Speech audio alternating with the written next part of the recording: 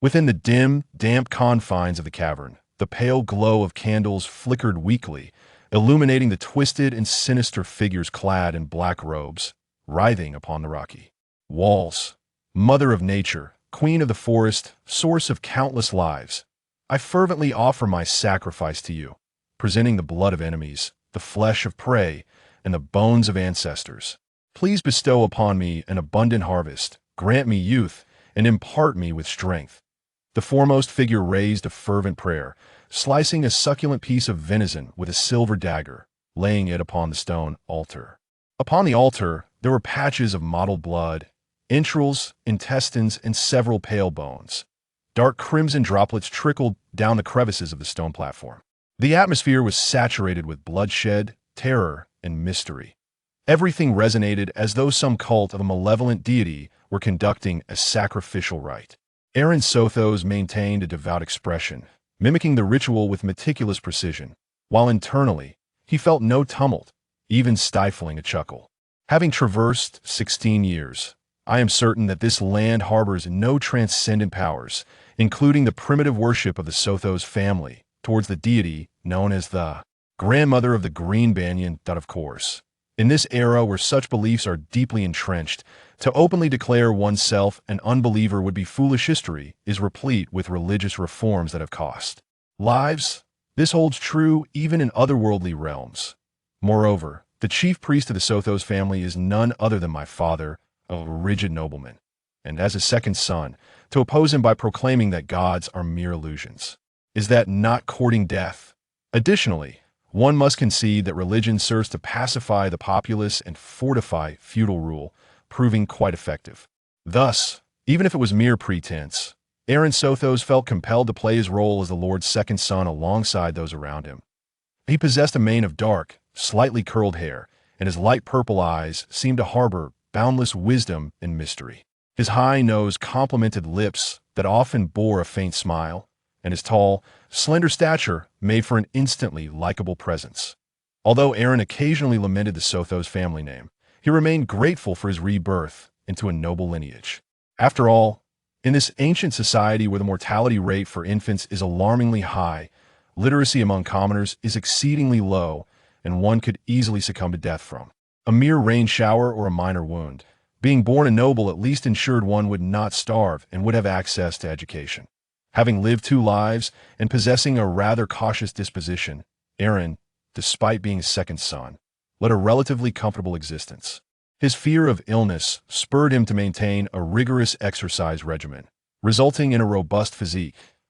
As he pondered these thoughts, he followed the throng of cloaked figures, who were in truth the upper echelons of Sotos territory, as they completed the ritual and gradually exited the cavern. With a rush, the refreshing air envelopes one, instinctively prompting a deep breath that, in the distance, the sun shines radiantly upon an unblemished azure sky. At the end of a road strewn with mud and pebbles stands an edifice constructed predominantly of round timber, adorned with logs that retain a few vibrant buds, their bark still unpeeled. A gentle breeze sweeps through, while dark crows circle overhead, emitting harsh and unpleasant cries. One particularly majestic black crow, bound with a cylindrical object, alights at the heart of the structure within a towering castle crafted from colossal stones, perched upon a window. The cawing of crows heralds an ominous portent. Yet in this realm, crows merely serve as messengers for the Lord, devoid of such ill-fated connotations. The arrival of the messenger crow suggests that matters of significance are afoot within the castle. Aaron mused idly. Leading the assembly, the figure in black, the high priest who presided over the recent rites, disrobed from his dark cloak, revealing a gray wolfskin coat, marred by a deep scar from a sword strike at the wolf's head. His feet were shod in deer-hide boots, and his visage, resolute as granite, bore deep violet eyes that also gazed toward the castle. This was Theodore Sotos, Aaron's father, the guardian of the Green Forest, lord of the Sotos domain, and a ruler of imposing stature. In a low, resonant voice, he issued his commands, casting the black cloak carelessly to Aaron without a glance, before mounting his warhorse. He rode a magnificent, pure white steed, closely trailing Theodore, a silent proclamation of his status as heir to the domain. Aaron, seemingly oblivious, felt little affection for his half-brother Colin, and quietly awaited the conclusion of events.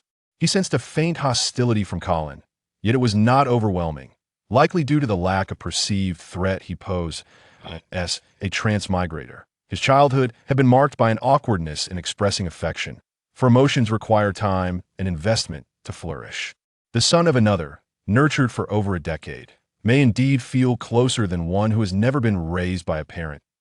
In his youth, Aaron found it exceedingly challenging to forge intimacy with a stranger. Thus, over time, Theodore's indifference and estrangement towards Aaron became a matter of course. Nonetheless, Aaron bore no regrets. A threatening heir would serve as a greater provocation to Colin, his younger brother, who suffered a broken leg from a fall while riding, stood as a prime example. This younger brother is the offspring of Theodore's third wife, Sonia, following the deaths of his first two wives, one in childbirth, the other succumbing to illness. Not only did this third union yield a son, but also a daughter, at the castle's entrance.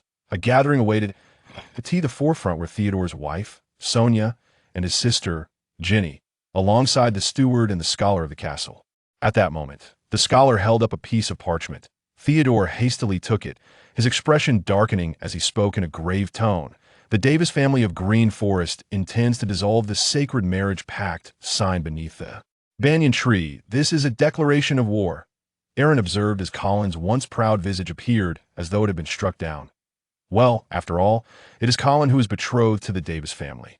It is rather peculiar that I, a time traveler, am not the one being jilted. It defies logic. Although I do not possess a fiancée. He silently scoffed at the absurdity, casting a sympathetic glance toward Colin. For certain reincarnated individuals, being jilted would be a profound humiliation. How much more so for an ordinary youth? Chapter 2. I truly do not wish to destroy the world. Medieval castles, in their pursuit of defense, were constructed from massive stones, with small windows that provided poor illumination. Particularly in the great hall of Sotos castle. Even during the day, numerous candles had to be lit.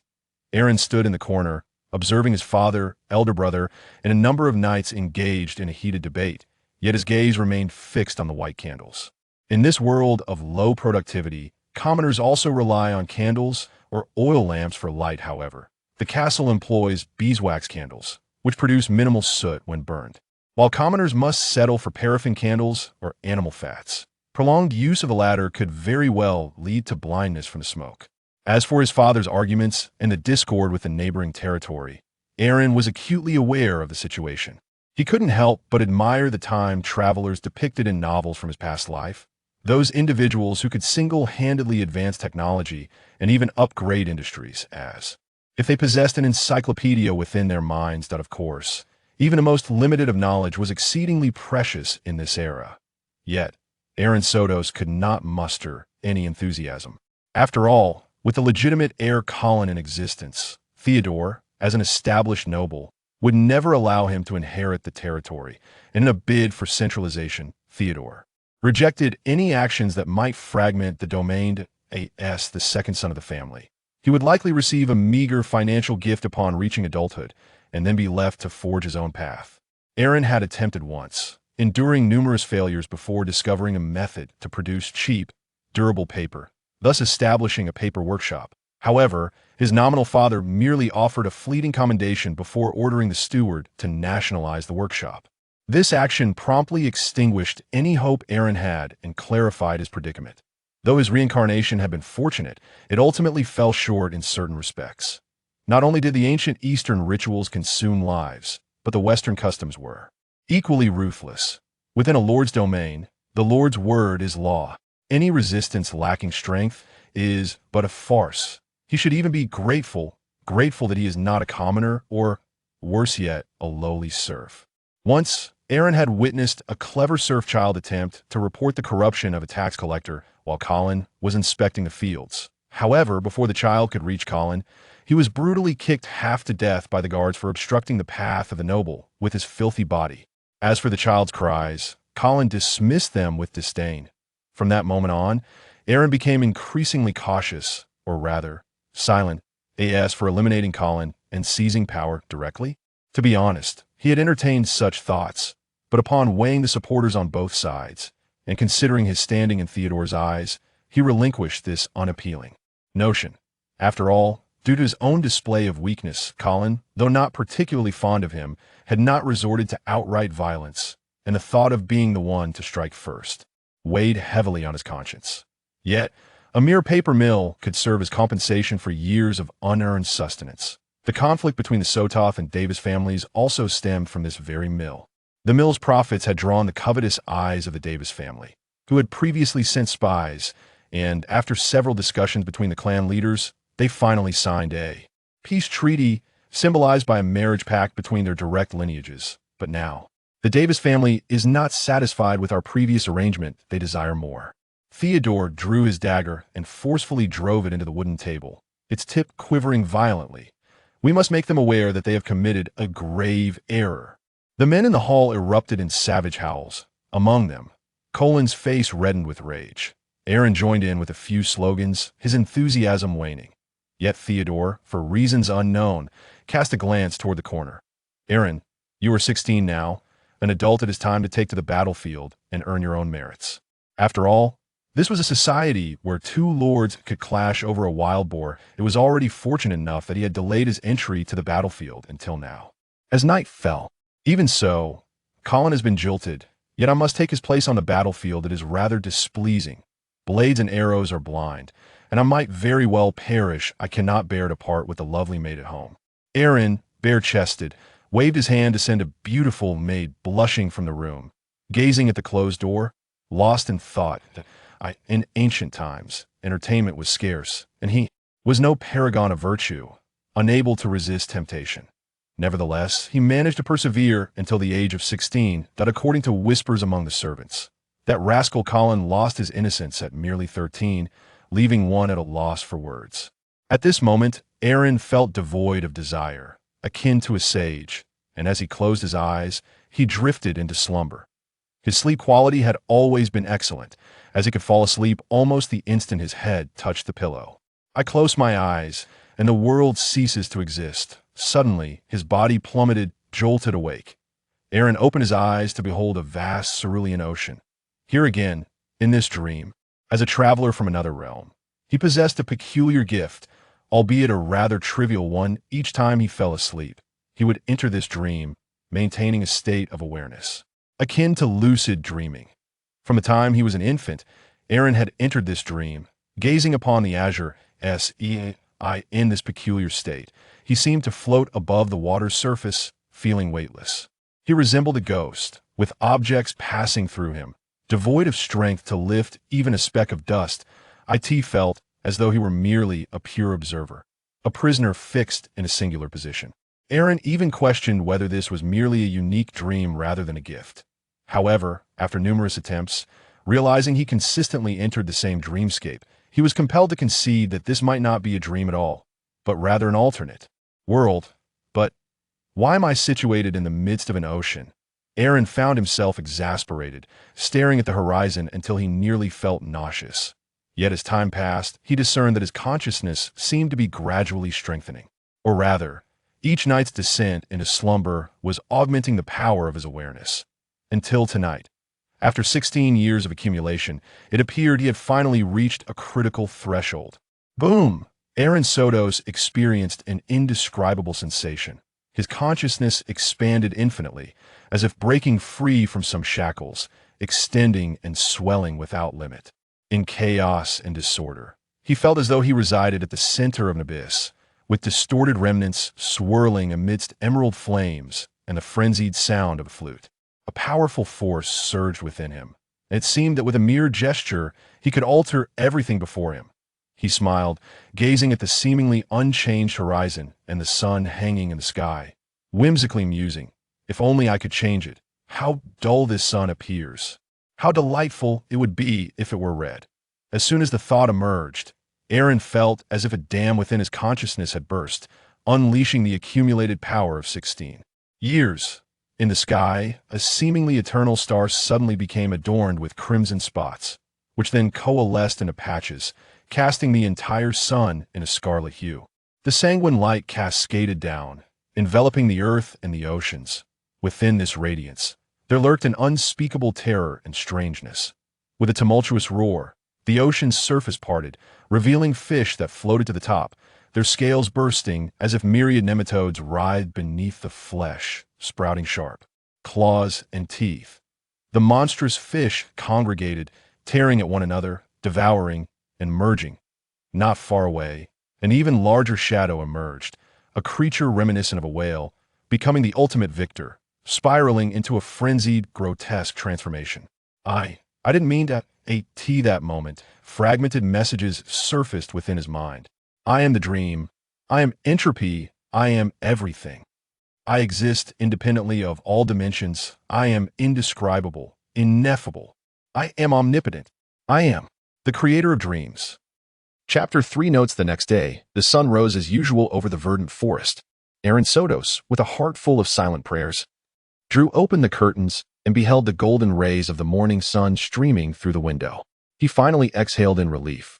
Thankfully, it is not here. The dream from last night, or rather, the scenes from that world of gilded fingers, were truly too horrifying. Aaron Sotos feared that what he had altered was indeed the fabric of reality itself, potentially leading to his own demise, epitomizing the archetypal folly of a time traveler. Yet, all I wished for was merely a change in the sun's hue. How could it result in such a cataclysmic transformation of the world? It seems that within the crimson rays of sunlight lies a dreadful contamination, instantaneously catalyzing a metamorphosis across the globe. And coupled with that madness inherent to the power, could it be that my golden touch is flawed? Aaron Soto opened the drawer and extracted a black notebook, his observer's diary, half filled with intricate characters comprehensible only to him. Through extensive inquiries, it has been established that the knights and scholars within the territory have yet to grasp any arcane powers. It is known that the grandmother of the green banyan is merely a common totem of primitive nature worship and has never exhibited any divine miracles. Moreover, through subtle probing of the maid and others, no one has traversed into a lucid world within their dreams.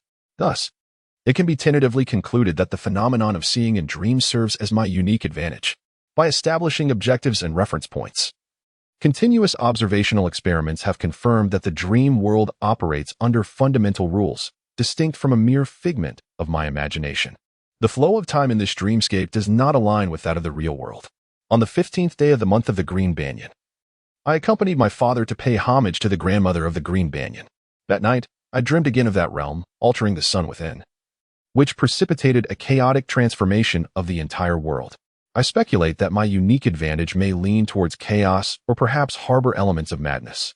The rigid quill, dipped in ink, left exquisite traces upon the slightly yellowed pages, yet Aaron's expression remained grave. He paused his writing, re-dipped the quill, and continued. I hypothesized that with each dream, or more precisely, with each passing day in reality, my dream power intensifies. Last night, it may have reached a certain threshold. Although the accumulated energy has dissipated, a qualitative change may have already occurred. Items from the dream cannot be transported to this world, and the powers within my dream seem incapable of influencing my reality. Therefore, what purpose does this dream serve? I cannot even conclusively determine its authenticity. In summary, a worthless advantage. Aaron drew the final stroke, closed the notebook, and let out a sigh.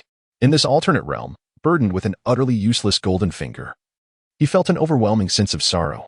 Although last night's performance suggested that the golden finger might not be entirely inept, it proved to be of little substantial benefit. Faced with the impending war, he found himself devoid of any viable solutions, even though it was merely a brawl of village chief proportions. A moment's carelessness could lead to fatal consequences. With a tinge of melancholy, Aaron made his way to the dining hall to share breakfast with his family. The morning meal was quite lavish, featuring crispy bacon, fresh white bread, a variety of ripe fruits, and milk. Theodore, Sonia, Colin, and Jenny were all present. Additionally, there was a young troublemaker, no more than a teenager, with white cloth and wooden boards wrapped around his legs, his younger brother, Sean Sotos. Following the death of Aaron's biological mother due to illness, the Lord swiftly took a third wife, and their relationship blossomed positively, especially after Sean's birth. Colin found himself facing a formidable rival in his own household. At that moment, however, the mischievous Sean, while cutting his food with knife and fork, cast a seemingly boastful glance at Aaron. What is this? Showing off your injuries to avoid the battlefield? No, you actually need not partake in the fighting at all. Aaron rolled his eyes and settled into his seat. Theodore maintained a profound silence during the meal, while the butlers and maids standing nearby dared not utter a sound. The dining table was enveloped in an atmosphere of stillness, interrupted only by the occasional soft clinking of cutlery. At last, Aaron heard his father's voice. Regarding this battle, Aaron, what are your thoughts? Father. Aaron organized his thoughts, considering that, from a moral standpoint, the opposing party had violated the sacred covenant of marriage, thereby providing ample justification for military action. However, geographically, the adversary occupied the upper reaches of the verdant forest, granting them a significant advantage in mobility as they could navigate downstream with ease. The expansive realm of the Green Forest was under the dominion of two lords, Davis and Sotos, who were rumored to have some ancestral ties. Yet, it was indisputable that, by this generation, such connections had become exceedingly tenuous. Presently, the two factions were on the brink of armed conflict. As breakfast swiftly came to an end, Aaron observed with a discerning eye. Noting that while Lady Sonia maintained an air of decorum, her occasional glances towards Colin were laden with intrigue. It seemed that she had likely interpreted Sean's recent fall from his horse as an act orchestrated by Colin, considering the latter was the firstborn and Sean's most formidable rival. Aaron mused, though my ambitions are modest, I must not underestimate the situation. Often, when the eldest and the second clash, the third may find himself perilously caught in the crossfire. With these thoughts lingering in his mind, Aaron made his way to the training grounds situated at the forefront of the castle. He had long been accustomed to daily exercise, and with the specter of war looming, it became imperative to continuously hone his skills. Aaron gazed upon his weapon rack, where two formidable weapons hung from the ebony frame. Among them, one sword featured a slender and elongated blade, adorned with an intricate and refined guard, exuding an air of grace and agility. It was a swift sword, a precursor to modern fencing. This was the weapon Aaron most frequently bore, albeit maliciously dubbed the sewing needle by Colin, implying it was a tool meant solely for women. Yet, Aaron merely chuckled in response, fully aware that the penetrating wounds inflicted by a thrust are far more perilous than those caused by a slash. The consequences of piercing vital organs leading to internal bleeding or the infections resulting from ruptured intestines are merciless afflictions in an era devoid of surgical intervention. Even the loss of an arm or a leg pales in comparison to the likelihood of surviving a thrust to a critical area. Beneath the elegant exterior of the swift sword lies an inherent lethality. Notably, its lightness grants it the advantage of prolonged combat. It can be asserted that, within the realms of daily life and self-defense on the streets, a thrusting sword stands unrivaled as the quintessential choice, reigning as the most formidable portable cold weapon for one-on-one encounters in the West. Aaron had indeed devoted considerable effort to mastering the art of thrusting with his sword. However, at this moment, he was compelled to set it aside with a sigh, lamenting its inopportune nature. While the thrusting sword is well suited for everyday combat and self-defense, since few venture outside clad in heavy armor, warfare presents a different scenario altogether. The commoners in Davis's ranks are certainly unarmored, yet the knights are not. Each knight has undergone rigorous training, honing their physiques and lethal skills to an extraordinary level, and they are clad in thick, metallic armor during battle. Such armor comprises a series of components: inner armor, breastplate, falds, helmet, and iron gauntlets, effectively transforming them into living fortresses. Indeed, a finely crafted suit of knightly armor could rival the value of an entire estate. It is precisely the nemesis of the slender and delicate thrusting sword. Aaron contemplated this and directly picked up another broadsword. Its blade was wide, the hilt a deep black, and its length approached 2 meters, requiring a tall man to wield it effectively. The blade featured serrations, all designed to enhance its lethality when cleaving through armor, a true weapon of war. Chapter 4. The Farmer Soldier, seeking continued reading, progress, regression, leaps, slashes, thrusts, defenses. Aaron wielded the cross sword with precision, training diligently until he was soon panting, large beads of sweat forming on his forehead. The formidable sword indeed possessed great lethality.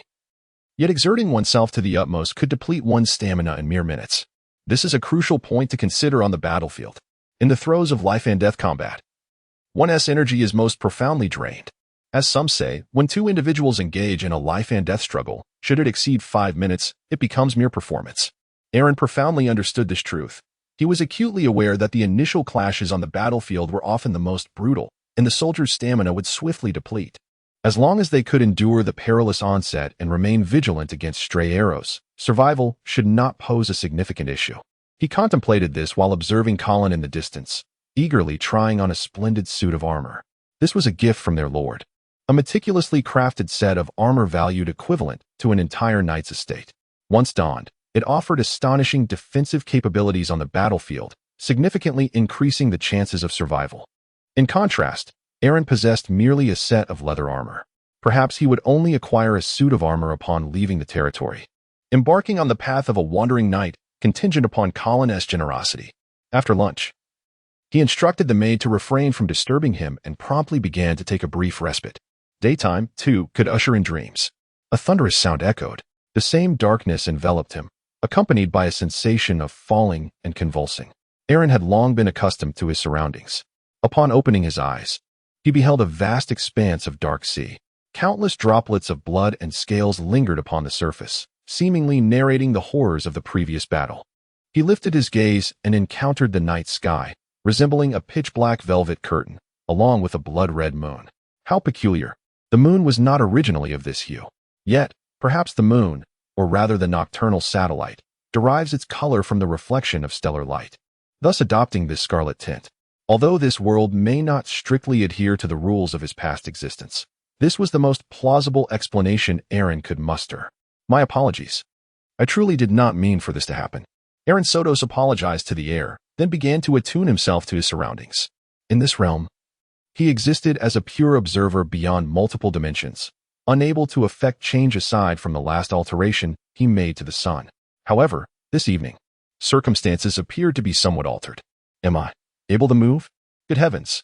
Since the inception of his dreams in infancy, he had been anchored at this coordinate, nearly nauseated by the monotony of the fixed scenery. Yet now, he could finally shift his perspective. It seemed that all transformations commenced with the alteration of the sun. Could it be that, as I surmised, the culmination of 16 years has ultimately led to a qualitative leap? Though I expended the power amassed over those 16 years to change the sun, my essence has also undergone a certain transformation, one that cannot regress. Thus, after entering this dream today and accumulating another unit of energy, I am now able to move. Aaron named the slight enhancement he acquires each day in his dreams as a unit of energy. However, his recent movement consumed this energy, and due to the limited accumulation from the real world in a single day, he could only traverse a short distance. This realization suggests that my future existence within the dream realm will no longer be so monotonous. Aaron exhaled deeply. To speak candidly, prior to the transformation of the sun, he had to acknowledge the tumultuous madness surging within him, encompassing certain dark and frenzied thoughts, even the occasional notion of annihilating the world. After all, to be confined in this place for 16 years without succumbing to madness was already a remarkable feat yet. What kind of world would this altered reality ultimately unveil? Aaron felt a sense of anticipation as he relied on the moon and stars above to select a direction and begin his journey. He hoped that at the ocean's end, a continent awaited him, although he was uncertain of his current circumstances. The Sotos family occupied the verdant forest with Sotos Castle at its heart, forming a settlement of modest size inhabited by thousands. Additionally, within the forest, a dozen or so villages had been gradually cultivated, and there were also several tribes of wild men who obeyed their command.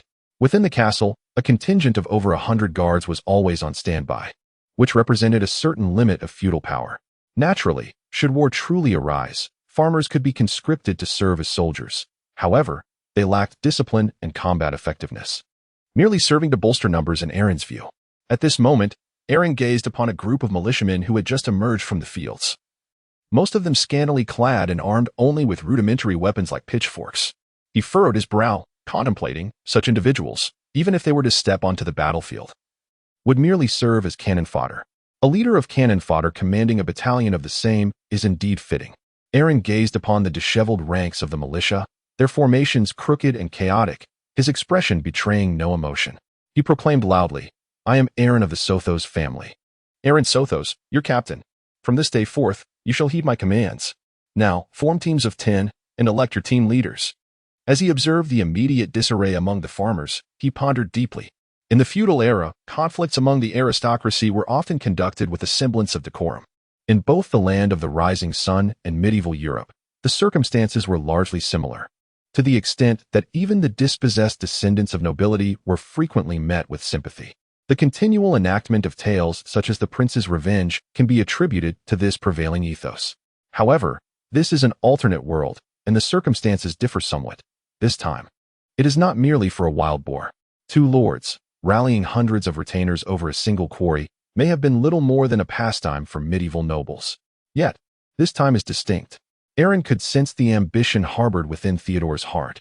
After all, the Green Forest was far too diminutive to accommodate two lords. Meanwhile, the Davis family upstream appeared to share a similar sentiment. This impending conflict, undoubtedly, would be unlike any other, and it was the very scenario that Aaron dreaded the most.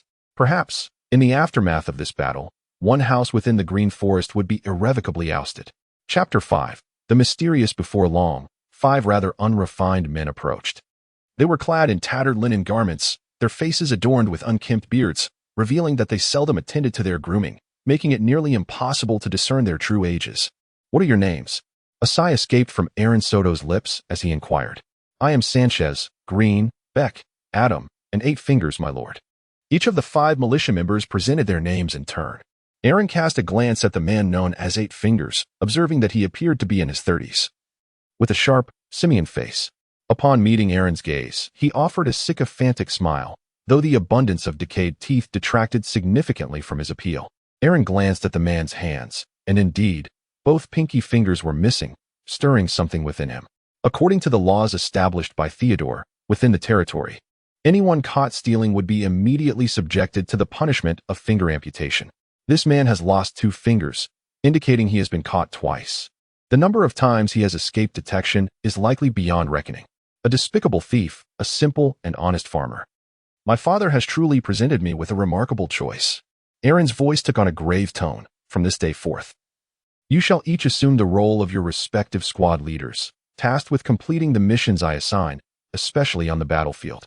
Do you comprehend? A weak murmur of agreement arose, revealing that this was merely a band of seasoned soldiers. Once on the battlefield, their primary instinct would undoubtedly be self-preservation.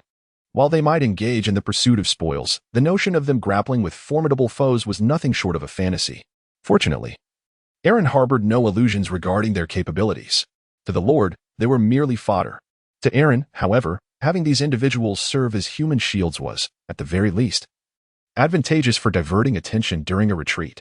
Now, let us commence training. He cleared his throat and pointed his longsword at the 8th member. You. Step forward and join me for practice. Aaron possessed a certain proficiency in the art of manipulation and was now poised to assert his authority.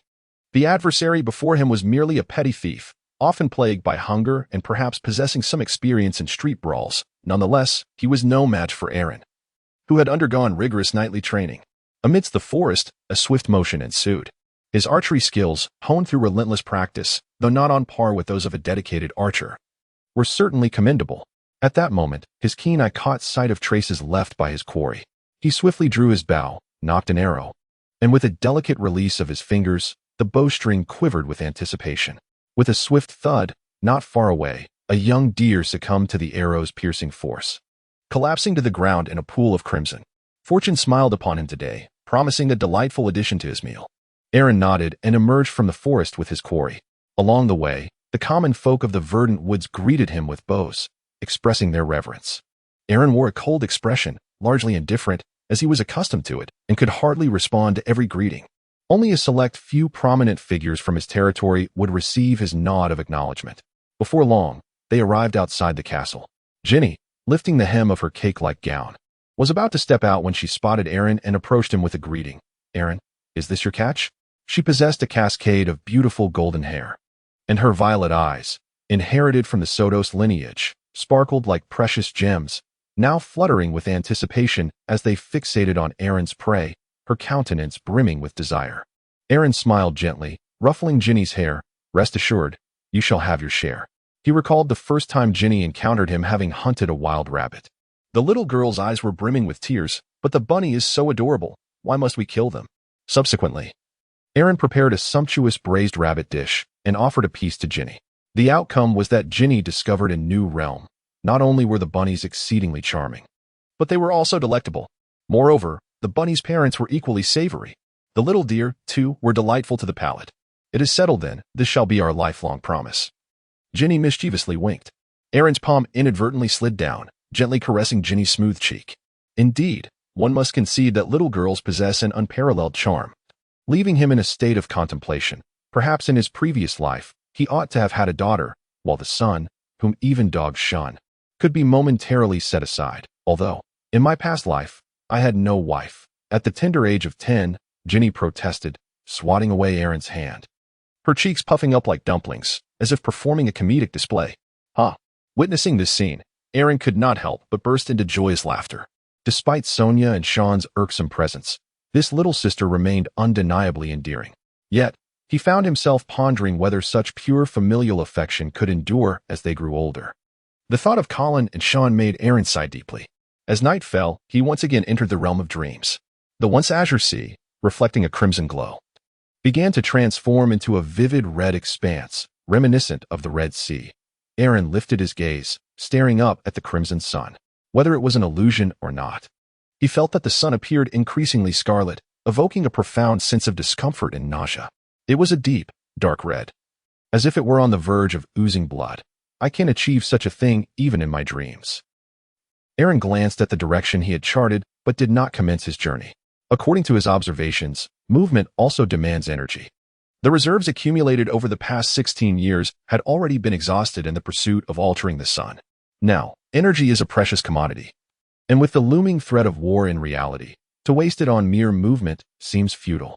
Instead, I shall endeavor to discover how to harness the mysterious powers from my dreams and bring them into the tangible world. I do not require world-altering abilities, even a fraction. A millionth of that power would be unparalleled in this realm. Perhaps it could even grant me immortality? In Aaron's eyes, a glimmer of yearning emerged as he endeavored to recall the sensation he experienced during the transformation of the sun. That profound authority of the dream creator. I shall grow stronger. I shall attain the arcane. I shall become extraordinary. In a manner akin to fervent supplication, Aaron silently recited his desires within. A cacophony of complex and terrifying sounds assailed his ears, reminiscent of that fateful day, as boundless chaos and madness surged forth. In a near-manic state, Aaron received his own feedback. Insufficient mystery. Mystery? Is this the very energy I previously defined, the essence that accompanies my nightly forays into dreams? Aaron discovered that in this state of semi-madness, his powers had been elevated, granting him a semblance of omniscience. In my current state, I am unable to transform my physical form, for I lack. Extraordinary consciousness can be attained, yet my energy is insufficient. Moreover, while achieving the extraordinary in this realm is relatively easy, manifesting it in the real world is exceedingly challenging. Chapter 6. The outbreak of war. The conflict with the verdant forest erupted with startling suddenness. During the month of the new green banyan, Aaron was training his motley crew of expendable subordinates when a knight named Turner Shorian, one of his father's retainers, galloped forth on horseback, exclaiming loudly, "The Davis family has launched an assault. The Lord commands you to proceed immediately to the Black Crow Dunes." "At your command." Aaron struck his chest with his fist, gazing at his bewildered subordinates, and bellowed, "What are you dawdling for? Equip yourselves immediately. We are about to engage in battle." The moment the words left his lips, the expressions of the expendables soured. Yet, the training and obedience they had undergone during these recent days had instilled in them an understanding of whom they ought to heed. With the encouragement of squad leaders like Sanchez and Green, they soon regained their composure. "My lord." At this moment, Botsy approached Aaron, donning a tattered iron helmet of unknown origin, with no other protective gear to speak of. Beneath the scruffy beard, a hint of bitterness marred his countenance. "Do you think we can win?" "We must win," he thought, cursing inwardly the ineptitude of his so-called advantage. At the very least, it should have allowed him to move swifter and perceive more. However, in the realm of reality, Aaron found himself devoid of even a semblance of vigor. Indeed, transferring the powers of his dreams to this world proved to be an arduous task. Suppressing his turbulent thoughts, Aaron led his team towards the Black Crow Dunes. This expanse lay at the juncture of the upper green forest and the lower green forest, surrounded by a desolate stretch of sand devoid of any value, making it a regrettably suitable battlefield. The timing of this choice is rather peculiar. Aaron gazed at the farmlands flanking the road, lost in contemplation. Why mention a mere dozen? The months here are shrouded in ambiguity. Above the realm of Sotos, there stands a verdant banyan tree, designated as the divine tree, and it is the condition of this tree that dictates the passage of time. Naturally, since the banyan is an evergreen, shedding no leaves, the concept of autumn within Sotos is rather nebulous. Yet now, it is the season of renewal, the springtime of growth. In antiquity, this marked the time for sowing.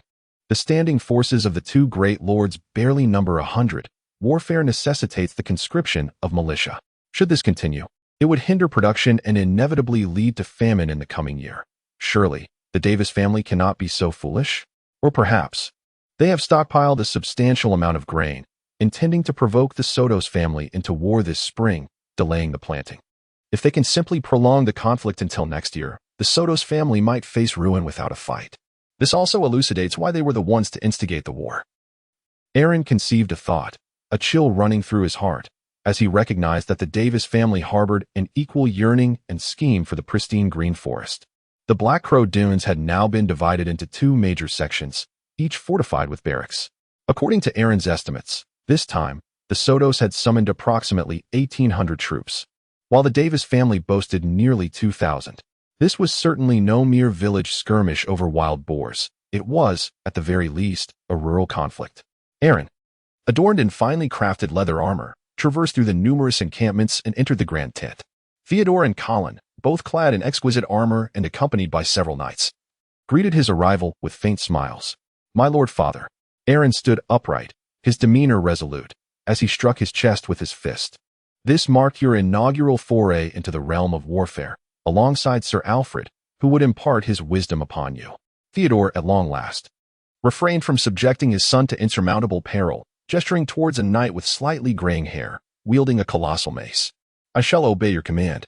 Aaron was acutely aware that this seasoned knight, battle-hardened and rich in experience, offered a sense of security, albeit not as profound as that which Colin provided by Theodore's side.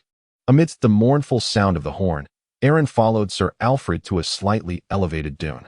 Nearly 4,000 soldiers formed two distinct formations, encircling the dune and creating an expansive battlefield adorned with dark green and blue banners that seemingly divided the earth into two factions.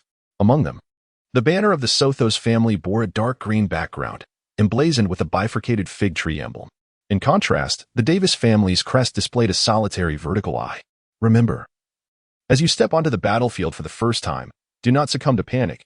Keep your family South motto close to your heart," Sir Alfred imparted. Casting a glance at Aaron, steadfast and unwavering, Aaron uttered the family maxim, recalling the Davis family's adage, "Perceive all."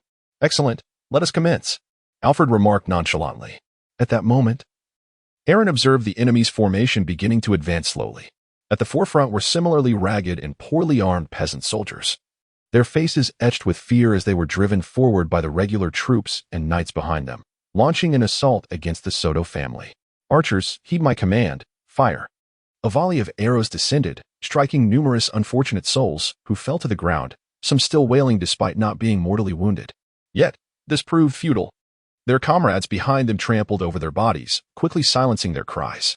A thunderous roar erupted as the two armies clashed. The arrows were but a mere handful, and soon the two forces converged like a torrential flood.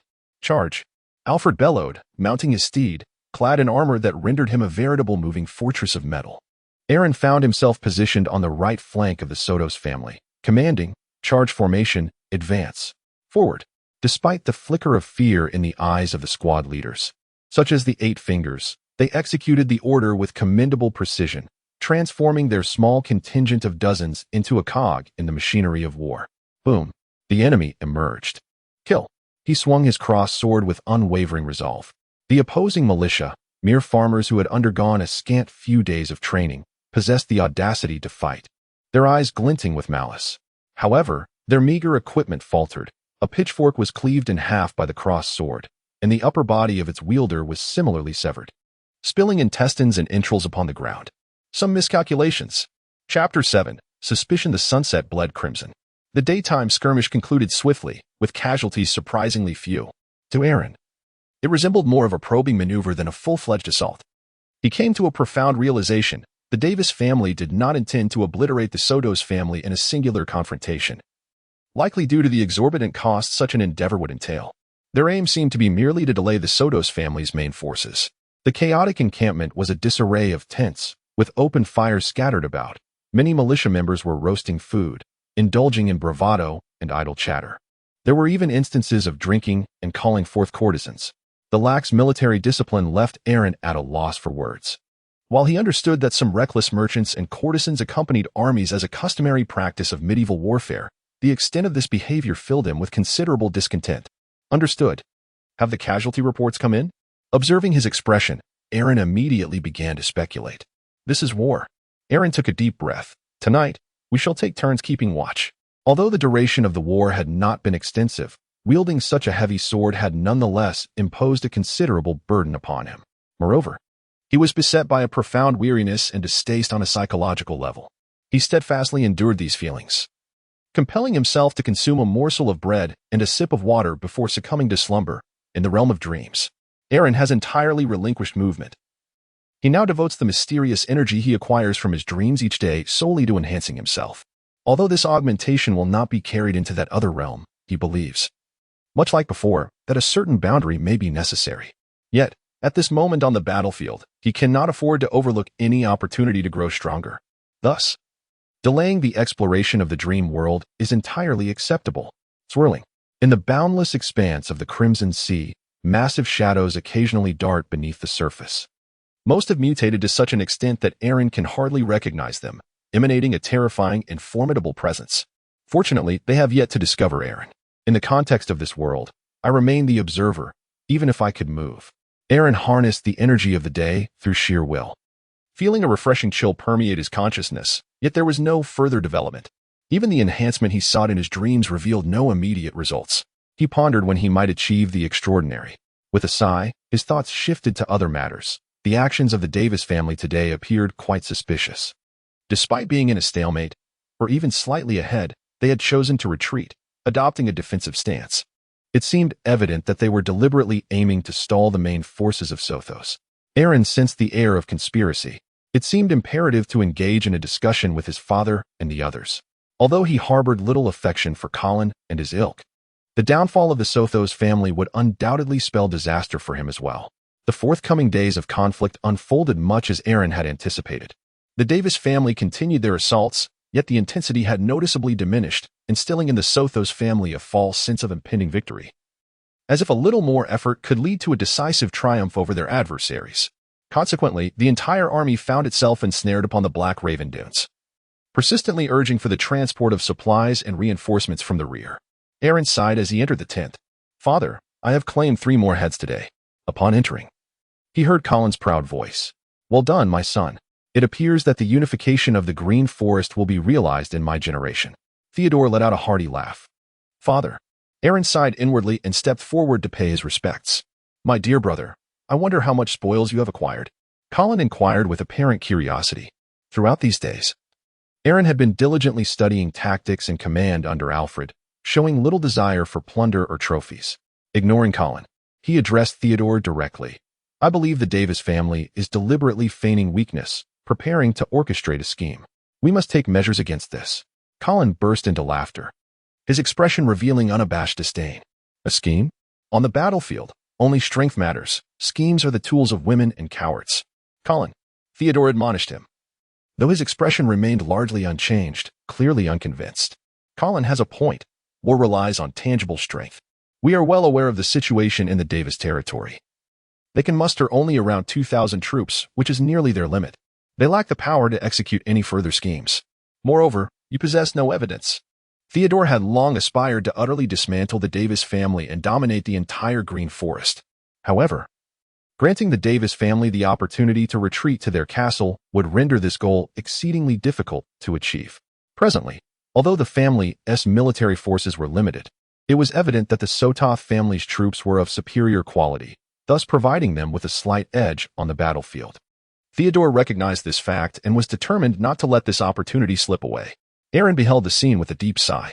At times, the likelihood of deception is greater among the astute, for the trickster lays bare their intentions, and it is the clever who unwittingly fill in the gaps for the deceiver. Thus, let me at least survey the surroundings. Perhaps I shall uncover some evidence. Aaron took a deep breath and spoke. "Ah, my dear brother, are you contemplating desertion?" Colin's eyes lit up as he responded immediately. At that moment, withdrawing from the battlefield would inevitably invite a scathing judgment in the valor-worshipping Middle Ages. Such an act was tantamount to a death sentence. Aaron cast a sweeping glance, and indeed caught sight of the scornful gazes from the knights. However, he remained unfazed. It mattered not if the Davis family harbored no schemes. Survival was of paramount importance. After a moment of silence, Theodore finally spoke. "Begone, along with your motley crew." Despite his disappointment in his own son, he chose not to refuse. "Thank you." Aaron straightened his back, performed a bow, and exited the tent. Chapter 8. Extraordinary Perception. The Mother River, vast and flowing, meandered onward, nourishing the fertile lands of the upper green forest and the lower green forest. At this moment, a contingent of several dozen individuals arrived at a certain point along the Mother River, commencing their patrol along its banks. Aaron Sotos nonchalantly plucked a blade of grass from the roadside, holding it between his lips, exuding an air of carefree defiance. In truth, Colin and the others were not entirely mistaken. The essence of warfare lies in tangible might. The Davis family's strength was undoubtedly known to them, and each knight possessed a wealth of experience, at the very least understanding that a widespread reconnaissance by light cavalry would likely thwart any attempts by the Davis family to enact surprise attacks. Consequently, the options remaining for the Davis family were limited. Upon reflection, their most viable course of action would be to traverse the battlefield with utmost swiftness and launch a surprise strike on the Sotos family's vital points. Given that large-scale troop movements through the forest would be impractical and time-consuming, the most expedient method would be via waterways. He gazed at the Mother River, a faint smile playing upon his lips. The Davis family was positioned upstream, and should they descend along the river, their speed would be remarkable. Although the main forces were engaged on the battlefield, a contingent of around 100 could easily circumvent the conflict, reaching the domain of the lower green forest and even mounting an assault on the castle. However, should the ambush be detected, it would render their efforts futile. Aaron's task is straightforward: to establish a camp in a strategically advantageous location along the river, while simultaneously setting up a river checkpoint.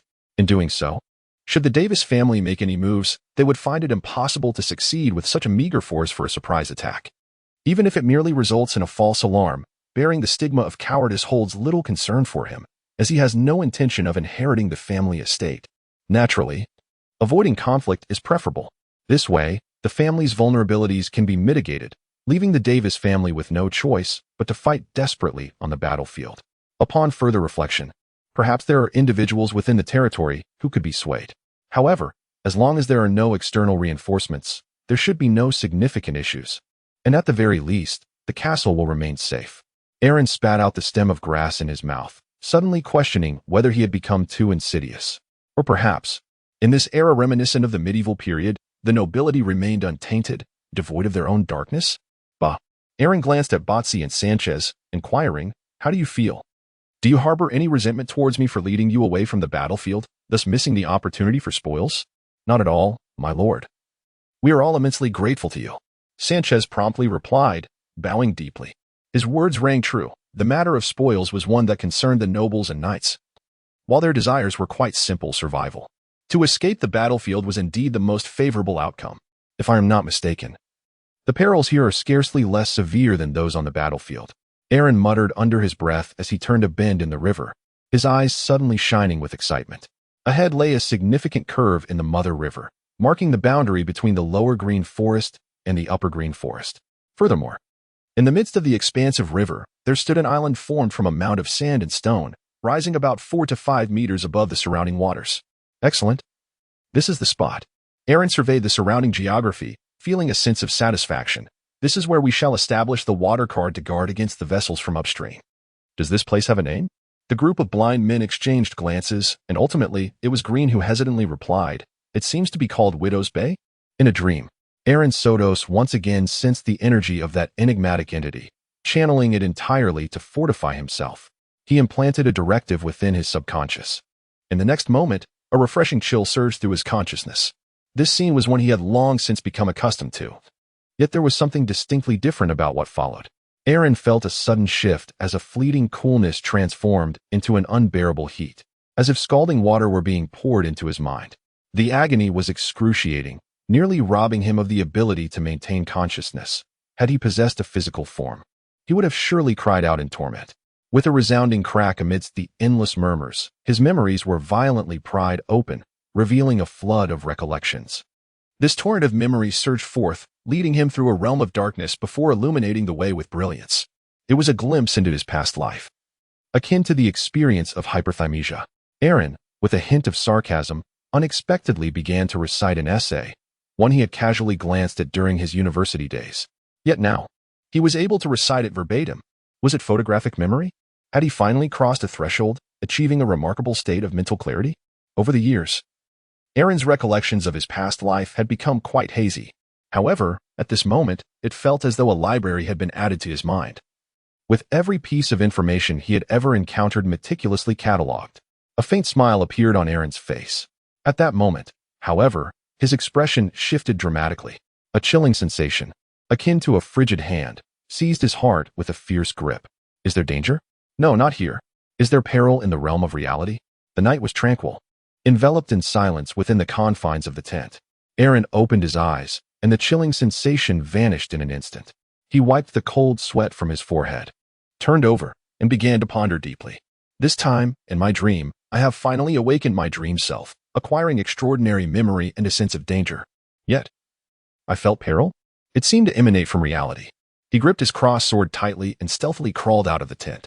Throughout the military march and battle, he had not removed his outer garment, allowing for swift and uncomplicated movement. Outside the tent, the sky was shrouded in a hazy moonlight.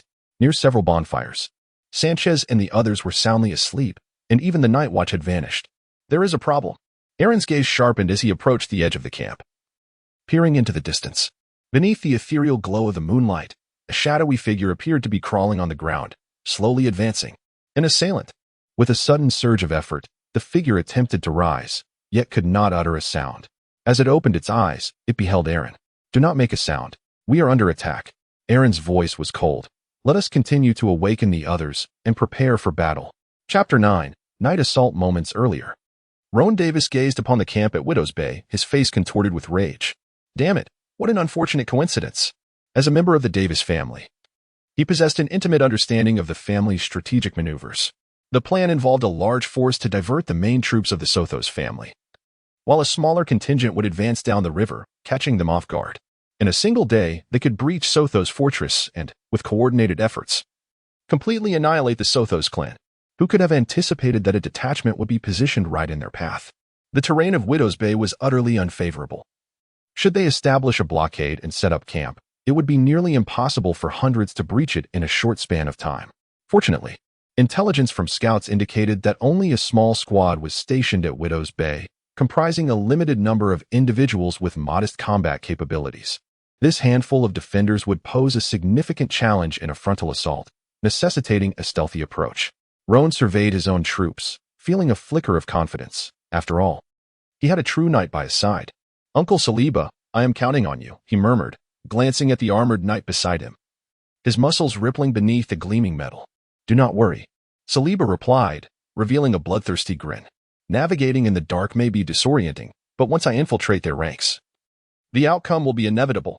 The collective emotions of a group are the most difficult to quell, especially under the cover of night, fraught with fear. Once the assault commenced, it was conceivable that the enemy would panic and collapse. Aaron refrained from immediately shouting enemy attack for this very reason. He understood that his militia, fundamentally composed of farmers, could easily fall into disarray if startled, resulting in utter catastrophe. Nevertheless, at this moment, he urged the squad leaders to rally their troops. Many militia members grasped their weapons. Although their expressions were tense, they managed to maintain a semblance of order. If enemies were to launch a nighttime assault, it was imperative to allow them to draw closer before engaging. Aaron grasped a bow and, lowering his voice, issued commands. In ancient times, the consumption of meat was scarce, leading to a prevalence of night blindness, rendering nocturnal assaults quite challenging. The notoriety of such nighttime raids stemmed solely from their rarity. However, as a noble accustomed to a meat-rich diet, he was not afflicted by this ailment. Under the moonlight, he swiftly assessed the enemy's numbers, barely 100. With our fortified position and the advantage of the night, most of the adversaries were effectively blind, some needing to grasp the shoulders of their comrades to navigate. He gradually drew back the bowstring, identifying two leaders among the enemy. One was clad in armor, which he promptly dismissed, instead aiming at a nearby youth. Almost there. Just a moment longer, Luo and S. heart raced with exhilaration. Securing this encampment would make him the greatest contributor to his family's conquest of the Green Forest. Such a feat could very well lead to his elevation to knighthood. Luowen charged into the camp without hindrance, slicing open a tent with his sword, only to find it utterly vacant. His expression shifted instantly, a chill running down his spine. At that moment, torches ignited from all directions, A line of armed peasant soldiers occupied the advantageous terrain, their gazes fixed on him with the intensity of death. "This is bad," Luoan shouted, just as he spotted a youth on the opposite side, elevated and poised to release an arrow. Whoosh! An arrow streaked past, piercing through his thigh, causing Luoan to collapse to the ground with a cry of anguish. "Close the gates, attack." Aaron surveyed the scene with a cold gaze and issued his command. They held a strategic advantage, elevated and fortified by barriers. Even with merely 50 men, they were more than capable of withstanding hundreds. The enemy's surprise attack had been thwarted, effectively ensnaring them in a trap, akin to closing the door on a dog. Allowing the enemy forces to be divided and vanquished in detail, truly, the elements of time, place, and manpower were all in their favor. Kill. Among the peasant soldiers, several hunters also knocked their arrows. Although their aim did not match Aaron's precision, they nonetheless struck the enemy, inciting further chaos among their ranks. Disastrous. Have we fallen into an ambush? Saliba's eyes widened as he beheld his disoriented subordinates. Their faces reflected sheer panic, and they began to retreat en masse towards the narrow camp gate, trampling over their comrades, even turning their weapons against each other. Their singular focus on the instinct to escape. At this moment, despite their superior training compared to the militia, it availed them little. Retreat is not an option. To withdraw now would be to walk straight into their trap. True to his knightly nature, Saliba quickly devised a plan. He brandished his broadsword, cleaving down one militia man who dared to advance, and bellowed, "Charge with me." Crash! A flurry of attacks rained upon his armor, leaving only shallow marks. Yet the imposing figure wielded his sword like a tempest, poised to break through the encirclement, and even charged directly at Aaron. Green stepped in the path of this knight's advance, but with a single downward strike, he was sent staggering to the ground. Upon witnessing this scene, Aaron was compelled to abandon his bow and arrows and grasp his cross-sword. It was indeed a miscalculation. The quality of his subordinates had deteriorated to an alarming degree. Not only did they exhibit a tendency to falter under pressure during favorable engagements, but they also delayed the implementation of the previously agreed-upon strategy to close the gates. However, perhaps this offered a glimmer of hope for escape, as the enemy would be less inclined to fight with fervor, transforming what could have been a dire confrontation into a mere struggle for survival. Aaron scoffed as he lunged forward, wielding his cross-sword, the blade carving an elegant arc through the air.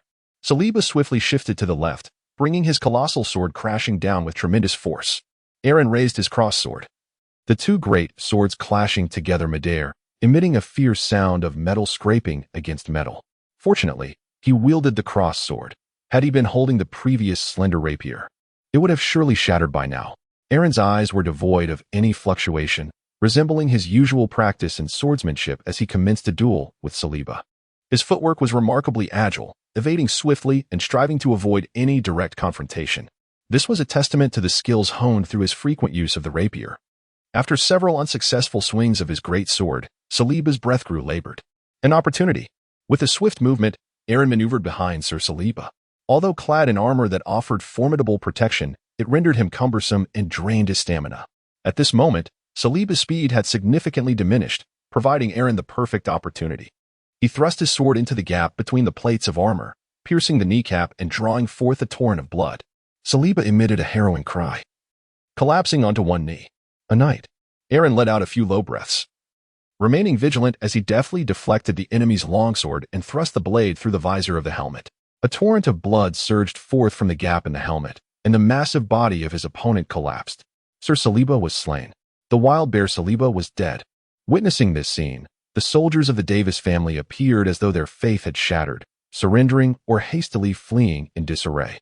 Boom. At that moment, the 8 Fingers finally arrived, sealing the camp's gates and seizing complete control. Chapter 10. Counterattack Widow's Bay Camp. Outside the tents, a cacophony ensued. Whether tending to prisoners of war, treating the wounded, or tallying losses, time was a necessity. However, Aaron enjoyed the privilege of not needing to engage directly, allowing him to await the outcomes in relative ease. At that moment, he sat within the tent, pen in hand, contemplating as he inscribed a few lines into his notebook. On the 19th of the month of New Green Ficus, I have acquired an extraordinary ability in my dreams, which I have named Extraordinary Memory and Danger Perception. Regarding danger perception, it is conjectured to be accessible solely in dreams and capable of sensing real-world threats. Though the range remains uncertain, perhaps it could be inferred through the distance of an enemy's ambush. It appears that in this world, obtaining the extraordinary is quite challenging. yet not devoid of cunning methods. Perhaps in the future, I shall become a dream oracle? After inscribing characters only he could comprehend, Aaron shook his head, tucked away his notebook, and surrendered himself to slumber. His sleep was typically profound, and with the exhaustion from battle, he soon felt a sensation of falling.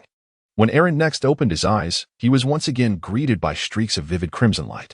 In the realm of dreams, he sensed a remarkable clarity of thought, indeed distinct from reality. Aaron sensed once more, nodding in satisfaction. The absence of a foreboding feeling indicated that he was likely safe in reality. Each night of slumber bestowed upon him a singular unit of mysterious energy within his dreams, albeit with a limitation. Throughout the course of a day, only one unit could be accrued. Thus, the notion of repeatedly entering dreams within a single day to accumulate energy proved impractical. Having previously acquired energy, Aaron felt no trace of new energy manifesting at this moment. The laws governing this dream world are indeed worthy of exploration. As there remain numerous rules yet to be uncovered, Aaron rested his chin on his hand, lost in contemplation. Due to his active mind, he often preferred to use dreams as a sanctuary for reflection, making significant decisions therein. Although I had thwarted the Davis family's sinister plans at this moment, the war on Black Raven Hill still harbored considerable uncertainty. Should the Sotos family meet defeat, it would be akin to a nest devoid of unbroken eggs. When external conflicts overshadow internal strife, concealing one's abilities becomes a farce. Thus, it is imperative to aid the Sotos family in vanquishing the Davis family. As for any potential hostility from Colin, one must weigh the lesser of two evils. Besides, would I truly fear him? At that moment, Aaron experienced a subtle sensation. It was not danger, yet someone was approaching. He closed his eyes and awakened from his reverie. Just then, Captain Eight Fingers and his squad entered, their faces alight with joy. "My lord, we have thwarted the Davis family's conspiracy and achieved a resounding victory." It appeared that through interrogation, they had also uncovered some secrets of the plot. "Very well, please elaborate." Aaron waved his hand. Eight Fingers rubbed his index finger, stating that thanks to the early discovery by the Lord, our casualties during this night raid were minimal, yet the spoils were abundant. We not only severed over 30 heads but also captured more than 20 prisoners, among whom the most significant is Roan Davis. Furthermore, congratulations are in order for the Lord for slaying the wild bear, Sir Saliba. In terms of spoils, 2 large ships are anchored not far from here. According to the prisoners' accounts, should we be defeated, they would immediately set sail to our territory to launch a surprise attack on the castle. At this point, Eight Fingers broke into a cold sweat. If the Davis family succeeded in their ambush, their fate would likely be grim. "Bring Roan over." Aaron pondered for a moment. Before long, a young nobleman was dragged forth, resembling a lifeless dog. The arrow wound on his leg had been hastily bandaged, yet blood continued to seep through the fabric. At that moment, Roan Davis lifted his gaze to the young man who had bested him, his expression a mixture of shock and disbelief. "Is it you?" Aaron had encountered him before when they forged their betrothal beneath the sacred green banyan tree, and he couldn't help but smile. "My Lord Roan. It has been quite some time." This individual was the nephew of Lord Davis, and indeed a trusted confidant. Had he not been deemed reliable, he would not have been entrusted with such a task. "Who would have thought we had underestimated you all along?" Roan sighed. "With such military acumen and qualities, you are indeed the finest heir." Even in the face of death, he still sought to sow discord. Aaron, undeterred by the varied expressions of his subordinates, remarked coolly, "However, you still possess a chance to survive. Take my men and launch a surprise assault on the Davis family stronghold." At the utterance of these words, Roan's countenance shifted dramatically. Indeed, warfare is fought with sheer might. While the Davis family's main forces are engaged on the front lines, managing to assemble a raiding party is a considerable sacrifice, leaving their territory exceedingly vulnerable. In such a moment, the convenience of ships becomes crucial. Roan could scarcely fathom that the very tools he intended to use against Sotos would instead become the news for the Davis family. "Of course, you may choose not to comply. I merely require a guide, and I am certain that among the other captives, someone will be willing." Aaron spoke slowly. "At that point, you will be of no use." Upon hearing this, Luo An's expression transformed into one of despair. Half an hour later, a group boarded the vessel that originally belonged to the Davis family. The captives fervently rowed towards the Davis territory. Under the moonlight, the Mother River lay tranquil and serene. Eight Fingers approached Aaron with a hint of unease. "My lord, can we outpace those deserters?" The fortifications of this era were formidable, with adequate preparation. They stood no chance against such defenses. "Who knows, perhaps we might tempt fate." Aaron nonchalantly remarked. "Moreover, Even if we are unable to seize the fortress, we can still plunder the surrounding residences and disrupt the enemy's rear, which would be a significant achievement in itself. Upon hearing these words, the expressions of his subordinates shifted, revealing a glimmer of greed. Even the Eight Fingers could not suppress their eagerness. Indeed, at this moment, the Davis territory lay vulnerable, akin to a sumptuous feast. To abstain from taking a bite would be an egregious oversight. Chapter 11. Breaching the gates. Please continue reading. The Davis territory. The two ships dared not anchor in the harbor, opting instead to find a secluded spot along the shore. Bind all the captives. Aaron issued a command. Accompanied by Roan and several captives, gazing up at the heavens. After a night filled with turmoil, the moment had arrived just before dawn. When the night was at its darkest, it was during this time that the human spirit felt most weary and vigilance waned. "Sir, what a splendid opportunity," remarked the figure with 8 fingers, licking his lips in anticipation. However, Roan could only manage a bitter smile. The desire for survival had triumphed within him, prompting his surrender. Yet witnessing the unguarded state of his homeland filled him with an unsettling dread. Indeed, such a prime opportunity seemed far too precious to squander on mere plundering of civilian homes. Aaron shook his head, gazing at Roan, and with a faint smile remarked, "My lord Roan, I shall trouble you shortly to call for the castle gates to be opened. I will personally follow closely behind you. It would be my honor to serve you." Roan's face clouded with bitterness as he replied, "Are you not concerned about the castle's defenses or the possibility of someone alerting them in advance, thus leading us into a trap? Rest assured, I will ascertain that in advance," Aaron assured him. In a world devoid of extraordinary powers, possessing even a hint of enigma felt akin to wielding an advantage. As they approached the castle, he intended to confirm the safety of their endeavor through the method of dream induction. Should his sense of danger resonate strongly, retreat would be prudent. He would not be foolish enough to walk into certain death. As dawn's first light broke, the sentry Abale yawned in boredom atop the castle. Within the Davis territory, the valiant had all been dispatched to the front lines, while those with a modicum of combat prowess had mostly been reassigned by Roan. What remained were only the aged, the weak, and the infirm. Having kept vigil throughout the night with no incidents, he felt exceedingly weary, eagerly anticipating the change of guard. To indulge in the special treat of oatmeal soup and salted meat reserved for night watchmen. Suddenly, he spied a group approaching, arriving at the base of the castle. At the forefront stood none other than Roan Davis. "My lord Roan?" Obale exclaimed in surprise. "It is I. Quickly, open the gates. Damn it, our plans have gone awry. And I must report to the lady at once," Roan Davis shouted. A closer look would reveal beads of sweat dripping from his brow, while behind him, Aaron wore a sly smile, pressing a dagger against Roan's waist. "Very well," Abale replied without a hint of suspicion, descending to summon the guards and open the castle gates to welcome Roan and his entourage. With a creak and a clatter, accompanied by the agonizing noise of gears and ropes, the drawbridge slowly descended, and the ancient wooden doors creaked open. Upon entering the castle, Abale approached. "My lord, how may I serve you?" "Ah." In the next instant, a long sword pierced through his chest, following Aaron's attack. The selected few from the 8 fingers swiftly drew their weapons, scattering those at the castle's entrance. Seizing the gates with such ease left even Aaron feeling it was almost too effortless. Yet, the divination in the dream had indeed indicated minimal danger. "My lord, let us charge forth." One of the 8 fingers bellowed, wielding a curved blade to sever a guard's head, his eyes tinged with bloodlust. Clearly, the wealth accumulated by a lord within the castle over the years had utterly consumed this man's sanity. "Send the order down, let the assault commence." Aaron nodded, allowing the 8-fingered individual to lead the way. Suddenly, from within the castle hall, a throng of guards surged forth. Though some appeared elderly and others were quite young, their numbers were surprisingly substantial. Could these be the nightly attendants? Aaron recognized it at a glance. Just as Theodore favored surrounding himself with the sons of his stewards and knights as attendants, the Davis family also upheld a similar tradition. Simultaneously, these children, nurtured from a young age, carried a semblance of hostageship. Their fathers, perhaps still fighting on the front lines for the Davis family, warranted that they be safeguarded at the rear.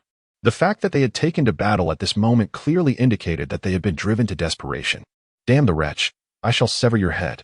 A cry of anguish echoed from Beck ahead, as he had inadvertently been stabbed by a half-grown child. Though the injury was not severe, it left him bleeding profusely.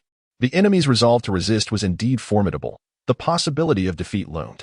Aaron gazed upon the scene, his expression as dark as the depths of water. Light the signal fires. This was his contingency plan. Upon seizing the city gates, they would immediately ignite the beacons. Meanwhile, a few eloquent individuals outside would fervently incite the common folk and release the captives to join in the plunder. One must not underestimate the darker instincts of humanity. Having been neighbors for so many years, Aaron was well aware of the Davis family's true nature. They would be unlikely to exploit the commoners any further. In times of peril, witnessing the castle under siege, the vassals would certainly not rush to their aid. On the contrary, they would likely take an interest in becoming marauders themselves. Once the castle is secured, the most strategically advantageous choice would be to hold this position tenaciously, coordinating with the frontline forces to utterly annihilate the Davis clan. Yet, this is fraught with danger. A mere few dozen defending a castle against an army of thousands may withstand an initial assault, but a single misstep could lead to total annihilation. Aaron certainly lacked the noble quality of self-sacrifice for the greater good of his family, even if it were merely a possibility. Consequently, utilizing the enemy's subjects to render the castle utterly desolate and thereby diminish the difficulty of subsequent assaults became the most prudent course of action. Aaron, brandishing a longsword, gazed at an approaching elderly knight, his white hair a testament to his age. Coldly, he remarked, "Even if you do not surrender directly, seizing the wealth within the castle would suffice for a comfortable life outside." The old knight, with a fierce shout, swung his sword. His experience was evident, yet his waning strength betrayed him. Ultimately, Aaron pierced his chest with a single thrust. The knight struggled, blood frothing at his lips, uttering, "You do not comprehend. The chivalric code is loyalty." With a final gasp, Aaron retorted, "Yet I have triumphed. I have survived, while you lay dead. Such is the reality. No noble proclamation can outweigh tangible gain." Chapter 12. Return. As Aaron observed his subordinates ushering in captives and more townsfolk into the castle, transformed into beasts in that moment, he understood he had secured victory today. By the time the sun reached its zenith, news of the fall of Davis Castle had spread throughout the vicinity. Many masked townsfolk had turned into marauders, joining in the fray. He merely guarded the castle gates, welcoming the marauders as they flooded in, exploring hall after hall, uncovering secret passages, engaging the enemy in a war of attrition, even prying every iron nail from the door. Almost there, surveying the chaotic castle, Aaron led Sanchez and others behind him into the grand hall. The corridor was stained with blood. Had his men forced their way in, it would have resulted in significant losses. However, among the fallen, few were his own. From various rooms echoed cries of anguish and manic laughter, while several brigands, clutching bottles of wine, staggered through the hall, draped in silks, some even wearing torn curtains.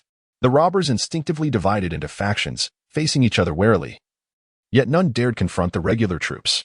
To expedite the castle's downfall, my spoils would diminish considerably. Aaron, deep in thought, ventured into the depths of the castle. This was the territory he rightfully claimed, a realm untouched by the marauders, who had long since become mere corpses upon daring to encroach upon it. At that moment, from behind a door, the muffled sobs of a young woman echoed through the air. "I recall stating that the spoils and the women are to be distributed equally." Aaron's countenance suddenly darkened. He was acutely aware of the disposition of his subordinates. Enforcing discipline seemed a most arduous task. However, such a blatant disregard for orders would inevitably diminish the combat efficacy of his troops. Should this insubordination proliferate, they would swiftly forfeit the advantages of a regular army, rendering them incapable of quelling the insurgents, and perhaps they would never escape this territory. Crack. Aaron approached with a stern expression and forcefully kicked open the door. Within lay the chamber of a refined lady, adorned with silk draperies that shielded a sumptuous velvet bed. Scattered across the floor were the lifeless bodies of several assailants, while a man, hastily disrobing, caught sight of Aaron. He quickly adjusted his trousers, a sheepish grin spreading across his face. "Chief, let me explain. It wasn't me. It was those ruffians. Indeed, it was not you who had acted, but you were poised to do so." Aaron stepped forward and struck 8 fingers with the hilt of his sword. Crack. 8 fingers swayed, a vivid crimson mark immediately appearing on his back. He advanced further, parting the curtain with his sword, and beheld a tear-streaked visage. Sylvie Davis? She was the only daughter of Lord Davis and the betrothed of Colin, the central figure behind this war. Aaron had encountered her at the engagement ceremony, recalling her as a woman of considerable pride. However, in this moment, taking this woman with him might prove advantageous. Aaron disregarded the woman's condition and issued a command, inquiring, "What of Lady Anna?" That woman was slain next door, leaving behind several children. As for the heir of Lord Davis, he is presently on the front lines, fighting alongside Lord Davis himself. Gather all the spoils. We must depart from here and board the grand vessel before noon. Aaron nodded and cast a glance at the lifeless body before issuing his commands. After all, he would never succumb to a futile defense of the castle, choosing instead to perish alongside the enemy's forces, thereby handing victory to Colin. Such a notion was utterly impractical. As the sun reached its zenith in the sky, 2 ships had already set sail. If his father possessed sufficient astuteness, he should have been prepared upon receiving my missive. The ensuing chaos among the enemy ranks served as the most opportune sign. Should the chance arise, it would be possible to bring this war to a decisive conclusion. Aaron Sotos stood at the bow of the ship, gazing at the countless boxes of seized spoils. Lost in contemplation, he mused that an early end to the war would lessen the number of lives lost. In comparison, today's sacrifices seemed insignificant. Should the conflict endure, it was conceivable that the toll could rise tenfold or even 100-fold. Nevertheless, my paramount objective remained self-serving. Aaron heard the soft sound of weeping, emanating from the young women, all regarded as spoils of war, including the maidens of the castle and the moderately attractive nurses, for his subordinates were nothing short of brutes. Among them, however, was a rare gem, Sylvie Davis. He had a premonition that this woman would prove to be quite valuable. From this moment on, the war bore little relevance to me. Aaron exhaled deeply. Widow's Bay Camp. 2 vessels lay anchored beyond the camp, while a jubilant band of brigands eagerly prepared to divide their spoils. This time, I intend to distribute the bounty into 3 portions, one to be surrendered to the Lord, one for myself, and the remaining share for you all to divide. Aaron Sotos, armed with pen and paper, commenced the distribution of the spoils. The abundance of items, including livestock and women, rendered the situation rather chaotic. Furthermore, all literary works shall belong to me. Aaron picked up a tome, bound in papyrus, which was nearly in tatters. After all, prior to his invention of the paper mill, the predominant writing material in the verdant forest was indeed papyrus. This medium paled in comparison to parchment, its only advantage being its affordability. Ultimately, it was completely overshadowed by the advent of new paper, which rendered it obsolete. However, prior to the operation of the paper mill, the exquisite parchment was seldom utilized, making papyrus the prevailing choice for books. As you wish, my lord, the 8-fingered figure bowed. Do not assume that this will spare you from the lash. Aaron let out a cold snort. As a consequence for disobeying military orders, although his misdeed had been thwarted, a whipping was still inevitable. He rummaged through a box filled with papers and suddenly felt something in his hand, a parchment made of sheepskin. Instantly, he understood that the information inscribed upon it must be exceedingly valuable. After discreetly stowing away the sheepskin scroll, he gestured towards a box filled with silver and copper coins, stating, "Distributed. The squad leader shall receive double. Furthermore, those desiring women and livestock will see their shares reduced." Upon opening it, a black map revealed itself. It turned out to be a map. In Aaron's eyes, a glimmer of interest appeared as he gazed upon the map, noting that the upper third was predominantly forested. Labeled as the Green Forest, below, a series of fortresses guarded the most accessible routes, forming a kingdom. The Kingdom of Kagash, the true sovereign of this land. I have indeed heard of its renown, he mused. Yet, in the hearts of the kingdom's subjects, we forest dwellers are likely regarded as nothing more than savage monkeys residing amidst the trees. Chapter 13. The Wedding, Gratitude to the esteemed master of the celestial heavens for his alliance, upon the Black Crow Dunes. Attack. Thousands of troops were fiercely entangled, unleashing a brutal onslaught. Unlike previous skirmishes, today, Theodore Sotos, upon realizing that the enemy truly began their retreat, launched a vigorous counterattack, achieving significant victories. As the sun descended, the battlefield was drenched in blood, the tattered banners drooping at an angle, reminiscent of an era's conclusion. Ultimately, it was the Sotos family that emerged triumphant from this conflict. Theodore, mounted upon his steed, surveyed the battlefield, his heart swelling with pride. And there was Aaron, whose intelligence had proven invaluable. Indeed, holding the Widow's Bay was a commendable achievement on his part. Theodore mumbled to himself, only to notice the slightly somber expression on his eldest son's face. However, he chose not to comment. At that moment, a ranger arrived bearing the messenger from the Davis family. "Esteemed Lord Theodore, I come bearing my master's goodwill, hoping for a truce. We acknowledge our defeat and are willing to cede a portion of our territory." The messenger, a corpulent man with a sycophantic demeanor, knelt before him. A truce? Theodore hesitated momentarily. Although he longed to obliterate the Davis family, such a task could not be accomplished overnight. If the adversary persisted in resistance, fortified within their castles, even a few hundred men could prolong the conflict significantly. Just then, a raven alighted, captured by Sir Turner, who retrieved a letter from its grasp. Upon reading it, his expression shifted dramatically as he approached Theodore, presenting the missive. "My lord, this is an urgent letter from young Master Aaron." "What?" Theodore exclaimed, his eyes widening as he turned to the kneeling man, advancing to deliver a sharp lash. "Are you deceiving me?" "My lord, I would not dare," the corpulent man pleaded, rolling on the ground, his splendid robes soiled. "My son has already breached your fortress, destroyed the drawbridge and gate, and set your supplies ablaze." Theodore erupted in laughter. "Andrew sent you to plead for peace. Did he not merely seek to buy time to rebuild his castle?" "What?" Colin gasped in astonishment. "Aaron actually breached a fortress?" Previously, there was a report of a battle, revealing that Aaron had slain a knight, which left him utterly astonished. Was this truly his younger brother, who had always been so modest and inconspicuous? A sense of urgency suddenly took root deep within Colin's heart. He commanded, "Send the orders. Advance. Advance. Advance." Theodore roared. "I shall seize the Davis family castle and unify the Green Forest. I will ensure that in the northern woods of Kagash, there exists but a singular voice." Days later, Aaron received news. Theodore Sotos had captured the Davis castle, beheading the clan leader, Andrew, and his heir, young Andrew, thereby completely claiming the territory of Upper Green Forest. Henceforth, the entire realm of Green Forest would be adorned with the verdant oak leaf banner of the Sotos family. The war had finally come to an end. Aaron let out a sigh, relieved that he had achieved the bare minimum and managed to survive. A month later, within the confines of the Green Banyan Tree Cave, Theodore, believing their victory in the great battle to be a blessing from the grandmother of the Green Banyan Tree, was determined to hold a grand ceremony. During this ritual, Aaron beheld the severed heads of Andrew and his son, as well as the gruesome spectacle of live sacrifices.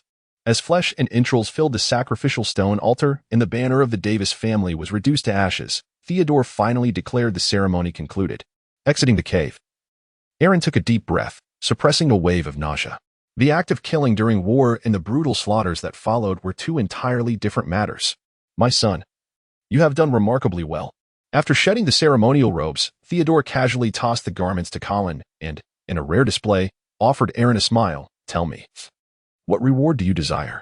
Perhaps a piece of land?" Aaron and Theodore exchanged glances, and without hesitation, spoke. It was nearly impossible to partition the lower Green Forest again. Yet after acquiring the Upper Green Forest, it was entirely plausible to designate several parcels of land for knights as rewards for their merits. Moreover, this served as a clear indication to Theodore that he harbored no ambition for the position of heir, regardless of how well he performed. It was unlikely that he could win Theodore's favor to displace the original heir. Perhaps this was merely a test. Aaron exhibited a hint of excitement. The feudal nobility of this era stands in stark contrast to that of Huaxia. Although the titles of Duke, Marquis, and Baron bear similar names, in reality, they possess neither genuine fiefs nor private armies. Thus, they are entirely at the mercy of the emperor's will. In the West, even a king cannot simply decree the execution of a baron. To Aaron, the kingdoms of the West resemble corporations, with the king being akin to a vulnerable chairman, perpetually at risk of being ousted by the board. In the verdant forests, once he becomes a knight, it would be exceedingly difficult for Colin to exert control over him. Regardless of his ascension, Theodore spoke a few more words, directing his gaze towards Colin. The Upper Green Forest has long been under the rule of the Davis family. Now that a new ruler has been hastily installed, the populace may naturally harbor some resistance. What course of action should we take? Theodore, somewhat disheartened, looked towards Aaron. At this juncture, the primary focus for Upper Green Forest should be on pacification, acknowledging the legitimacy of the territories held by the subservient knights. Moreover, although the direct line of the Davis family has perished, Sylvie still remains. A glimmer of amusement danced in Aaron's eyes as he proposed. Why not continue with the previous engagement? Let Colin marry Sylvie from the Davis family and declare that their offspring shall be the future heir of the Green Forest. What do you think? A splendid strategy, infused with the wisdom of governance. Theodore's face broke into a delighted smile. Did you hear that, Colin? Prepare at once for the grand celebration of your union with Sylvie. Colin felt as though he had been struck with a blow. The very thought of marrying that woman, who had brought him nothing but disgrace, was unbearable. Moreover, the fate that awaited her in Aaron's hands remained an unsettling mystery. Yet, such is the nature of political marriage. Even if Sylvie were akin to a sow, he would be compelled to wed her. This union was essential to solidify his position as heir. Once he wed Sylvie and sired an heir, Aaron Sotos and Sean Sotos would be rendered incomparable to him. Chapter 14. Venison in this era, should all heirs perish. A son-in-law retains the right to inherit, albeit strictly within the direct line. Those who are distantly related, separated by countless generations, need not apply. After the demise of the male members of the Davis family, Sylvie would become a prized asset. Furthermore, the ignorant populace persistently clings to the belief that they require a noble lord to govern them, harboring an inexplicable sympathy for the descendants of fallen nobility. This too serves as a compelling reason for the marriage, as it would extinguish any potential instability in its infancy. Aaron Soto contemplated quietly. By taking this step, I have irrevocably relinquished my claim to the position of heir, significantly mitigating the potential repercussions of this overly spectacular conflict. If Colin possesses any wisdom, he would understand this. To be frank, a mere piece of territory holds little allure for me. In this era of extraordinary possibilities, let those who desire the title of heir pursue it. Mortals yearn for eternal life, yet their aspirations often remain unfulfilled. Thus, alternatives arise, such as the pursuit of progeny for the sake of bloodline continuity, or the crafting of literary works to achieve a form of spiritual immortality. However, these are mere illusions. In the present moment, the true extraordinary lies before me, rendering all else devoid of significance. Aaron's gaze was resolute as he observed Theodore, who couldn't help but sigh inwardly at the scene before him. In his dreams, he had entered a realm akin to possessing a controllable hyperthymesia, where his memories resembled a vast library. Upon awakening, he grasped a pristine notebook beside him and began to inscribe his thoughts. This time, he chose not to write in Chinese, but rather in the Green Forest language. After all, these were not secrets. They might even be shared for the craftsman's study, and complicating matters would only serve to burden himself unnecessarily. With regards to organic fertilizers, cement, traditional steelmaking methods, and steam mechanisms, once his own territory was established, he could embark on these projects with abandon. It seemed that an abundance of resources might not be essential. A single organic fertilizer would suffice to ensure a bountiful harvest, especially given the lamentable state of current agricultural techniques, which were woefully inadequate. Organic fertilizers were remarkably simple and indeed served as a treasure for those who traversed worlds. With ingredients readily available, fresh cow dung, soybean powder, and gypsum would do the trick. Furthermore, the knight's territory was entirely private, whatever enterprises he chose to undertake there. He need not fear Theodore seizing them outright. Even in the event of rebellion, it would require Theodore to vanquish his private soldiers before any judgment could be rendered. As long as he refrained from insurrection and fulfilled his obligations as a vassal, his lord had no grounds to act against him. After carefully storing his notes, Aaron rang the bell on the table. A maid promptly entered, prepared to tidy up his desk and select attire for his outing. "Tia, this is yours," he remarked. Aaron slipped a gold coin into Tia's clothing, gazing at the young maid's bashful expression. Suddenly, he remarked, "After Colin's wedding, I shall likely be summoned to Blackstone Manor. Consider your options and inform me." Upon hearing this, Tia's expression shifted noticeably. The avenues available to these maids were limited, and becoming the Lord's mistress seemed to be the most promising path. In this era, even the most whimsical of maids never entertained the notion of becoming the mistress of the castle. Apart from that, their fates were often tied to the stewards and their sons. Of course, a maid with a particular skill could remain within the castle, taking on roles such as cook, maid, or governess to the ladies. The bleakest outcome would be to face expulsion from the castle in later years, marrying a farmer and toiling through a life of hardship. It must be acknowledged that he harbored little affection for this maid. Reaching this point was already a considerable limit. Once dressed, Aaron exited the room and made his way to the garden. Suddenly, his nose twitched as he caught a whiff of roasted meat. "Ginny, is that you?" Aaron turned in a certain direction and found little Ginny secretly roasting venison in a secluded corner. On the pristine marble surface lay a grill, a wire rack, and an array of bowls filled with exquisite spices and black pepper. A deer leg hung nearby as Ginny's maid, wielding a dagger, sliced off tender morsels of meat to place upon the grill.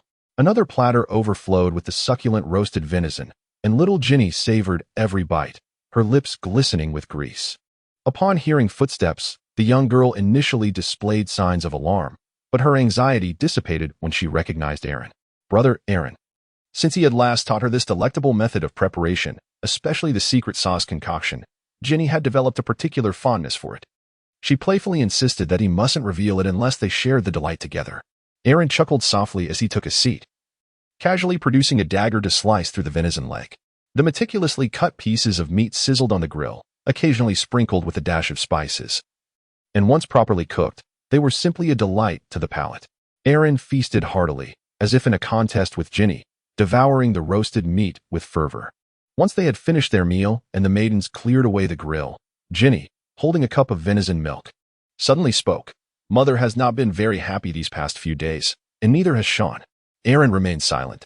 The castle was in the midst of preparations for a grand wedding, much to the delight of Lady Sonia.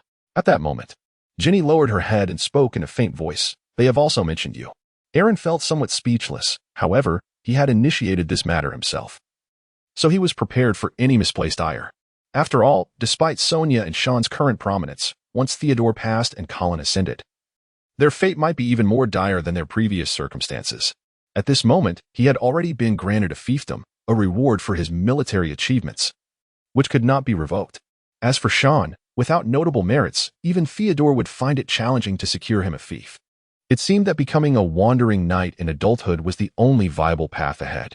Chapter 15. The Sun Has Gone Mad. Seeking recommendations. On the third day of the withered green banyan month, regardless of Lady Sonia's frantic protests, Colin's wedding proceeded as scheduled. Theodore appeared to be intent on treating this event as a grand celebration for the unification of Green Forest, thus making it quite lavish. Individuals of notable standing within Green Forest gathered at Sotos Castle. The vast castle was adorned with festive decorations, and the kitchens were bustling with numerous cooks preparing an array of exquisite delicacies. Roasted chick, lamb chops, steaks, roasted suckling pig, vegetable salads, raisin pudding, cheeses, and mead filled the long tables, and the hall resonated with laughter and joy. However, the true venue of the wedding was not here. According to the customs of the Green Forest people, marriage must take place beneath a banyan tree, where sacred bonds are established. The most renowned banyan tree in the Sotos territory is the Divine Tree, located behind Sotos Castle. Today, I am honored by your presence to witness the wedding of my son, Colin Sotos, and Havel Davis. Theodore, clad in priestly robes, spoke with grave solemnity. Aaron cast a fleeting glance at the bride. Noticing that Sylvie did not seem averse to her fate, it dawned on him that this woman had likely resigned herself to her circumstances. After all, what other choice did she have? Furthermore, although the direct line of the Davis family had perished, collateral branches still existed, and she must consider their interests. Lady Sonia and Sean were also present, their faces adorned with polite smiles that anyone could discern as insincere. Meanwhile, the vassals below exhibited a markedly different demeanor. The knights of the Sotos territory radiated joy and pride, reveling in their honor, while the new adherents of the Davis domain wore expressions that were far more complex and intriguing. As Aaron's gaze swept across the room, he spotted an unfamiliar figure. It was a peculiar noble, adorned in a flowing robe of silk as smooth as milk, his hair meticulously styled, and his eyes reflecting a hint of arrogance. Much like a city dweller surveying the rustic denizens of the countryside. Who might this individual be? A thought flickered in his mind as he tugged at the sleeve of Sir Turner Shorian beside him, whispering his inquiry. The envoy from the kingdom of Kagash. The king's jester, Felis Gatto. He bears the royal decree of nobility, apparently to bestow upon the lord the title of count or something of the sort. Turner replied, his disdain palpable. After all, the conflict between the kingdom of Kagash and the Green Forest had persisted since ancient times. Long ago, the forest barbarians, unable to sustain themselves, frequently descended southward to raid the lords of the warmer lands, forging a deep-rooted friendship through their encounters. It was only with the establishment of the kingdom of Kagash that this situation began to ease, for the denizens of the Green Forest were not fools. While it was easy to prey upon the soft and yielding south, uniting those soft ones proved to be a formidable challenge. Ultimately, the kingdom could not conquer the Green Forest and resorted to bestowing titles upon its powerful inhabitants, thus nominally incorporating the Green Forest into its dominion. Isn't this merely an expansion of territory on the map? Aaron contemplated the origins of his family's title in comparison to that of the Davis lineage, pondering whether it was bestowed by the king as a barony of sorts. Now, with the Green Forest united, it seemed only natural that the king might feel compelled to act. This latest ennoblement could very well be a gesture of goodwill. In truth, beyond the pleasing nomenclature, it serves little practical purpose. Even with the title of Baron, Sotos remains the true sovereign of the Green Forest. Rather than dwell on such matters, he found it more prudent to consider what delectable fare awaited him that evening. As night fell, the castle remained abuzz with activity. Darkness descended. Within the realm of dreams, it was still daylight, with a crimson sun hanging languidly in the sky. Press on, May I catch sight of land? Since the war's conclusion, Aaron had devoted the mysterious energies he generated each day towards exploration. Each time he entered the dream realm, he was determined to move in a singular direction, yearning for a glimpse of solid ground. Another mundane day of travel had passed. After confirming his bearings, Aaron pressed onward. Time slipped by until, suddenly, his sense of danger flared, his awareness sharpened like a needle's prick. The sun. Aaron suddenly lifted his gaze and beheld the sun, now tainted and transformed into a vivid crimson hue. At that moment, this scarlet orb emanated a terrifying radiance and heat, its redness deepening to an almost obsidian shade. Dark splotches began to materialize upon the surface of the sun, resembling sunspots yet akin to congealed clots of blood. The entire world seemed to fall into silence. In this instant, even the most frenzied of creatures ceased their hunting, looking up in awe at the sun's transformation. Tears welled in the corners of Aaron's eyes. And at that moment, he beheld the dark spots coalescing, emerging from the crimson sun. These sunspots condensed, coalescing into a smaller, black sun, which hung beside the scarlet orb. A sharp pang jolted through his consciousness as a vague sound suddenly resonated in his ears. It was as if thousands were shouting. Or perhaps some inexplicable entity was whispering softly. Within this murmur lay fragments of information, intertwined with a potent essence of madness. The sun creation darkness, the enigmatic messages manifested in a peculiar supernatural language, comprehensible even to the illiterate. Aaron felt a certain quality within his heart stirred, and in an instant, he gained a profound insight. Gazing at the two suns, one red and one black, he could not help but sigh. The sun has gone mad. At that moment, he harbored some conjectures about the unfolding events. Originally, stars existed without consciousness. However, his transformation had, in fact, endowed the sun with awareness. Though it was a madness tinged with chaos, it was nonetheless a form of consciousness. For a mere stone, possessing emotions signifies progress, even if those emotions are frenzied. It marks a pivotal step towards becoming a sentient being. The black sun, with just a fleeting glance, imparted a sense of decay, corruption, and darkness. Was it the mad manifestation of the crimson sun, a personification of its insanity? Aaron couldn't help but let out a bitter laugh. What on earth had he created? The previous crimson sun served as the very source of madness and pollution in this world.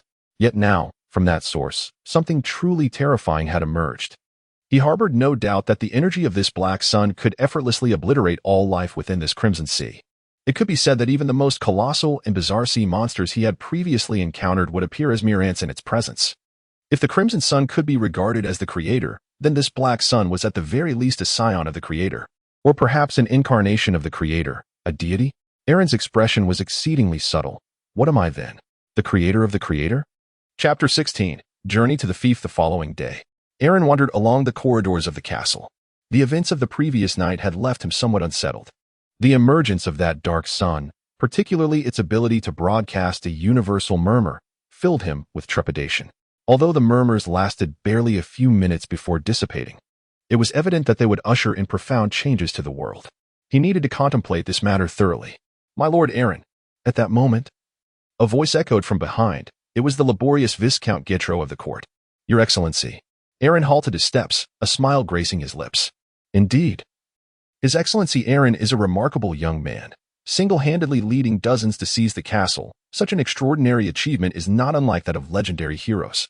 A look of delight illuminated Phaley's face. Had I known earlier, I would have surely spoken favorably before the king, advocating for a title for His Excellency Aaron. I am confident that a barony or even a viscountcy would pose no challenge. The magnitude of a title holds little significance. What truly matters is the territory and strength it commands. Aaron shrugged his shoulders.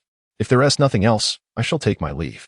He could hardly be bothered to engage in the family's intricate power struggles, much less become a pawn for the throne. Observing Aaron's retreating figure, Phaley's expression morphed into one of contemplation as he muttered to himself, he avoids even the slightest contact with me.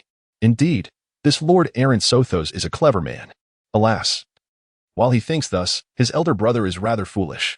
As the king's envoy, he certainly had his share of clandestine missions. If a few well-placed words could sow discord within the Sotos family, even lead to its fragmentation, it would be most advantageous. A united green forest does not align with the interests of the kingdom of Kagas. Following the conclusion of the wedding, amidst the gathered guests, the time was ripe for Aaron's coronation ceremony. Once again beneath the great banyan tree, Theodore bestowed upon Aaron the earth and saplings symbolizing the territory. simultaneously tapping his shoulder with the sword. "I swear to protect this land with my sword. I vow to uphold honor, today and every day henceforth." Aaron donned a brand new knight's attire and solemnly took his oath. Upon rising, he was transformed into a true knight. The territory bestowed upon him was, as anticipated, the previously designated Blackstone Manor, once the domain of the wild bear Saliba, encompassing a manor, a village, and extensive surrounding forests. Following the completion of these proceedings, Aaron, accompanied by his subordinates, made his way to the verdant forest. Notably, the maid Tia expressed a desire to remain within the castle, a wish that Aaron graciously granted, providing her with a sum of money. Blackstone Manor was expansive, featuring its own mill, brewery, and granary. It was evident that Saliba had meticulously arranged the estate. At this moment, all of this had become Aaron's possession. "My lord, our investigations reveal that the nearby village has approximately 500 inhabitants, and the cultivated land within the territory amounts to around 1,000 rams," reported the respectful Eight Fingers. Here, the rams refer to a unit of land measurement in the verdant forest, where 1 ram is roughly equivalent to 5 acres. This area of arable land is still insufficient, and coupled with the presence of the Lord, the impoverishment of the serfs is inevitable. Aaron contemplated within himself and casually remarked, "It is imperative that we swiftly mitigate the repercussions of war, promptly cultivate the barren lands, and replant where feasible. This winter, I do not wish to witness starvation among my subjects. I can temporarily lend some provisions from my private storehouse to those famished farmers, and they may return them after next year's harvest." "You are truly benevolent," exclaimed Baiji, reflecting on the grim reality of the era where winter fatalities due to hunger were commonplace. His previous small group had formed a commendable cohesion, and he was reluctant to let go of the manpower. "I have reached out to each individual," Becker declined, while Green and Sanchez showed a willingness to agree, along with a dozen other households. Baiji bowed respectfully. After all, he was the first freeman in this territory. "Indeed, with these individuals, my estate will be nearly operational. What remains is the need for a clerk, or perhaps a scholar." Aaron nodded, for he had long been prepared for this matter. The scholars within the castle should be able to recommend someone, provided they possess literacy and a basic understanding of arithmetic and writing. One cannot set expectations too high. Once these trivial affairs are resolved, he could finally devote all his energy to exploring the world of dreams. Within the estate, knights certainly did not reside in castles. Such structures, serving as residences, fortifications, and strongholds, were beyond the financial means of a knight. The previous Sir Saliba had merely mobilized his vassals to construct a wooden villa for him. At present, it naturally belonged to Aaron. Upon arriving at the villa, he found himself accompanied by an ample number of maidservants. The local farmers were more than willing to send their daughters to the Lord's house, even in the absence of any tangible benefits. Reducing the number of mouths to feed was advantageous. However, there was a small complication. Outside the villa stood a woman, approximately 30 years of age, anxiously awaiting, cradling 2 children in her arms. She was the wife of Sir Saliba, now to be referred to as a widow, Lady Rita. Aaron stepped forward, his tone composed. "Have you not yet departed?" "I find myself with nowhere left to go," Lady Rita replied with a bittersweet smile. It was evident that she was not the first wife of Saliba, yet she remained strikingly youthful and beautiful. "I believe, esteemed knight, that you might be in need of a steward?" At this moment, the significance of a frail woman pleading, having taken great care in her appearance, was unmistakably clear. Aaron shook his head, stating that he had already chosen a steward. If Lady Rita had nowhere to go, she could become a free citizen of his territory. He would allocate 10 rams of land for her, sufficient to hire farmers for cultivation, presumably enough to raise her children to adulthood. Rita yearned to express her discontent, clearly unsettled by this arrangement. However, Aaron waved his hand, unwilling to engage in further entanglement with her. He had slain her husband, and his family had obliterated hers. Even if she bore no malice, trust was utterly unwarranted. Had it been a different time, he might have relished in her despair as her schemes unraveled. But now his focus was singular, pursuing the extraordinary and the immortal. Chapter 17. The Land, Seeking Continuation. The matters of the territory have been thoroughly resolved. It is time to explore the extraordinary and the immortal. In the month of green pine covered by snow, 43 days have passed since the dream journey began. Yet the mainland remains elusive, causing me to waver. On the 46th day, I pondered the wastefulness of utilizing all mysterious energy solely for movement. Perhaps I should re-strategize, dividing the energy generated from dreams into 3 portions. one for movement, one for enhancement, and one for reserves. On the 50th day, amidst the night of the dream world, a horrifying scene unfolded before me. Under the crimson moon, it appeared that a dreadful entity had emerged. I beheld the undulating shadows of trees, each branch adorned with grotesque offerings of flesh and blood. Concurrently, I also heard whispers of a world-class nature. I speculated that another presence akin to the Black Sun had appeared. Summoned by my father, I attended the winter festival of the territory. Based on my observations, he seemed somewhat content with the title of Count of Green Forest. In the month of green pine silence, spring is on the cusp of arrival. However, for me, it bears little significance. The territory remains undisturbed, and I continue to dwell in the realm of dreams. Having completed his final notes, Aaron stifled a yawn, donned his nightclothes, and reclined on his grand bed, surrendering to slumber. If it were possible, he would willingly devote an entire day to that otherworldly realm. In the dream world, a consciousness swiftly navigated above the sea. For Aaron, this experience of an ever-approaching perspective had lost its novelty. His true concern lay with the emergence of those peculiar phenomena. Coupled with the strange occurrences and broadcasts he had witnessed previously, it appeared that approximately 5 terrifying entities had already descended upon this world. Each accompanied by that global broadcast, or rather, a call and a taint. Aaron found himself uncertain whether they could even discover their own existence. At this moment, he could not help but feel an increase in his worries. He gathered his thoughts and divided the mysterious energy he had encountered in his dreams into 3 portions, one to strengthen himself, another to aid in his journey, and the last to be reserved for future use. Initially, Aaron believed that everything would proceed as it had before, spent in monotony. However, today, the circumstances appeared somewhat altered. Before his eyes, a dark line suddenly leaped from the surface of the sea. Aaron was momentarily stunned, scarcely able to believe his eyes or thinking that he might be experiencing an illusion. Yet, after a brief pause, the dark line remained. It was land. Aaron's consciousness surged with fervor. At last, he had encountered land. He eagerly advanced, as the dark line continuously expanded, transforming into a coastline, gradually revealing more contours. Before him lay not a continent, but merely a diminutive island. Upon this isle, the pallid trees appeared to have undergone some form of mutation, resembling countless hands reaching toward the heavens. In the shadows, peculiar creatures stirred. It seemed that the beings of this land had also been tainted and influenced by the crimson sun. Aaron pondered as he circumnavigated the island, realizing it was modest in size, merely a few dozen square kilometers. Nonetheless, the inspiration it provided was profound. At the very least, it marked his first encounter with land. Perhaps, the true continental shelf was not far off. Despite such self-encouragement, it was only after more than 20 days of progress that Aaron finally discovered the genuine continent. An endless coastline stretched before him, its depths unknown.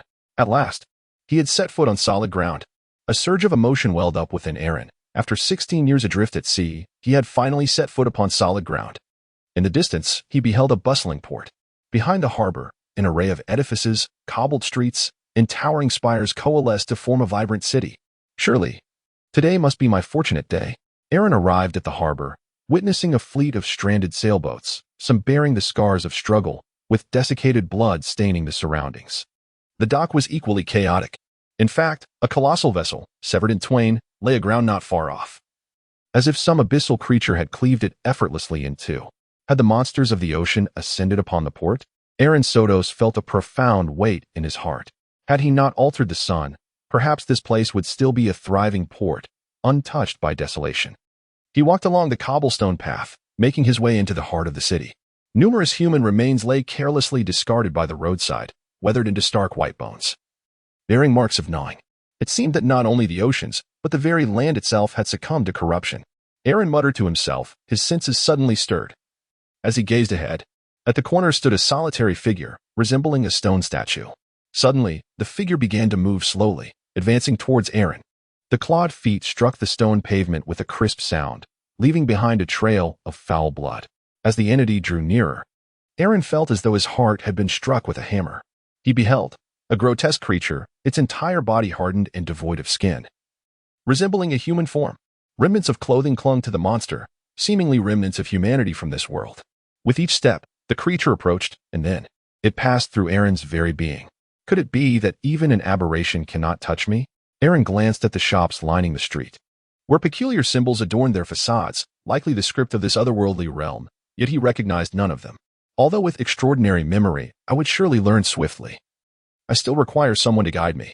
Aaron was suddenly seized by a chilling fear. Could it be that all the sentient beings in this world have succumbed to madness? At that moment, the creature shifted its direction, charging straight into the interior of a building. Its massive, mutated form, with bat-like ears quivering incessantly, seemed to be attuned to some distant sound. No, that was not correct. It was not sensing my presence, but rather detecting other prey. Suddenly, Aaron had a thought and swiftly passed through the wall, entering the building. It appeared to be a bakery, with numerous shelves toppled to the ground, and a desiccated corpse dangling in midair, swaying gently with the breeze. Leaning against the wall, Aaron surveyed his surroundings, but found nothing amiss. The creature mirrored his stillness, standing motionless upon the floor.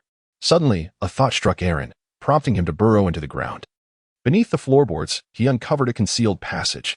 Within this secretive corridor, a boy with brown hair, clad in a shirt and jeans, was pressing a hand over the mouth of another girl, as if they were two writhing worms, incessantly squirming through the tunnel. The girl clutched a piece of black bread tightly in her hands. Chapter 18, Cataclysm. Aaron followed closely behind the two children, unable to intervene in this world, yet silently cheering for them. The passage was not long, and soon the children emerged, clutching their loaves of bread. This seemed to be the rear of the bakery. However, in their excitement, their movements became a bit too vigorous, inadvertently kicking a small wooden plank that emitted a faint sound. In an instant, the expressions of the boy and the girl turned pale. The boy let out a scream, likely a warning to run, as he pushed the girl back. Meanwhile, behind them, the terrifying creature had begun its frenzied pursuit, its tentacle-like arms stretching wildly, piercing through the wooden plank. Terror surged forth as it broke through the wall. Aaron yearned to take action, yet found himself utterly powerless. These two children stood no chance of surviving under the grasp of such a terrifying creature. At that moment, a sudden, thunderous noise erupted from the side. Whoosh! Accompanied by the deafening sound, several flying stones struck the monster, diverting its attention. A lithe and agile woman, resembling a female cheetah, swiftly approached, seizing the two children and making a hasty retreat. Clearly, the cacophony was merely a distraction. Excellent. It appears that not all individuals in this world have succumbed to madness, and there seems to be little variation among the races. Aaron followed closely behind the woman, scrutinizing her with keen interest. She was quite youthful, likely in her early 20s, clad in sturdy, durable attire that appeared somewhat soiled, reminiscent of a scavenger. Her hair, golden and reminiscent of the Germanic style, framed her striking blue eyes. Tall and athletic, her bronze-hued visage bore an expression of unwavering determination as she ran silently, without uttering a word. Each leap was executed with a remarkable lightness, her footfalls nearly inaudible, suggesting she had undergone specialized training. Despite carrying two children, one small and one larger, her demeanor betrayed no hint of strain as she swiftly exited the city. Arriving at a human encampment, this location, a mill nestled by the riverside, had been entirely transformed for military purposes, surrounded by a thorny iron fence, with dark remnants of flesh scattered upon the railings. Inside, several individuals emerged, weapons in hand, their faces etched with vigilance, but they broke into smiles upon recognizing the woman. Indeed, a gathering point had been established.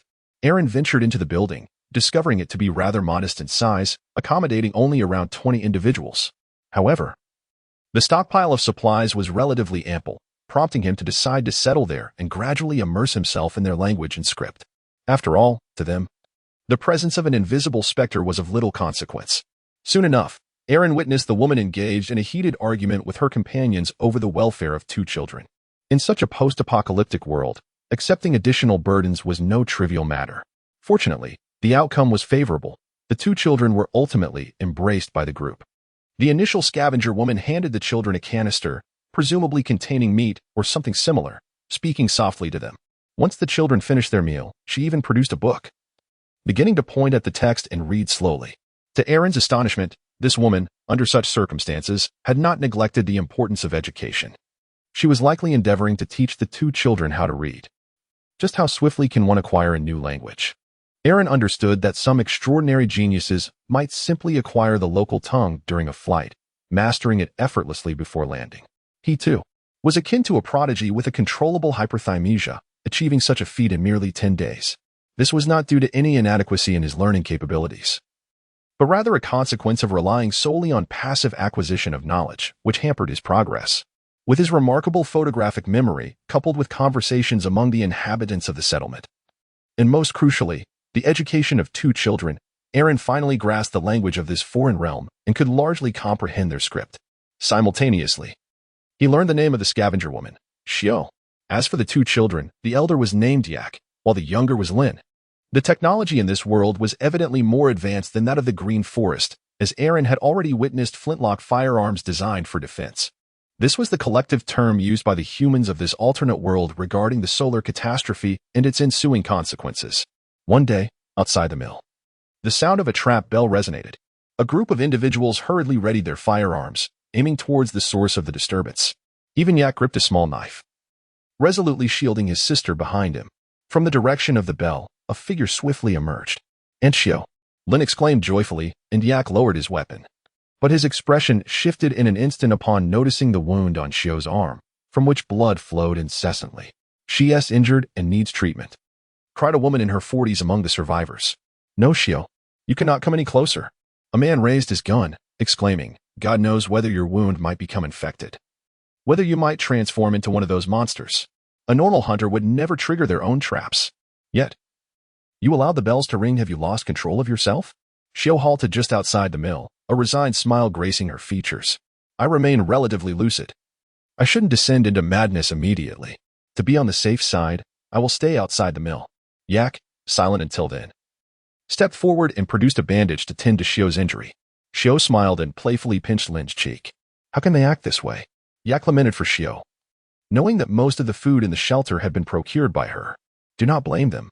Ever since the catastrophe, everyone has gone mad."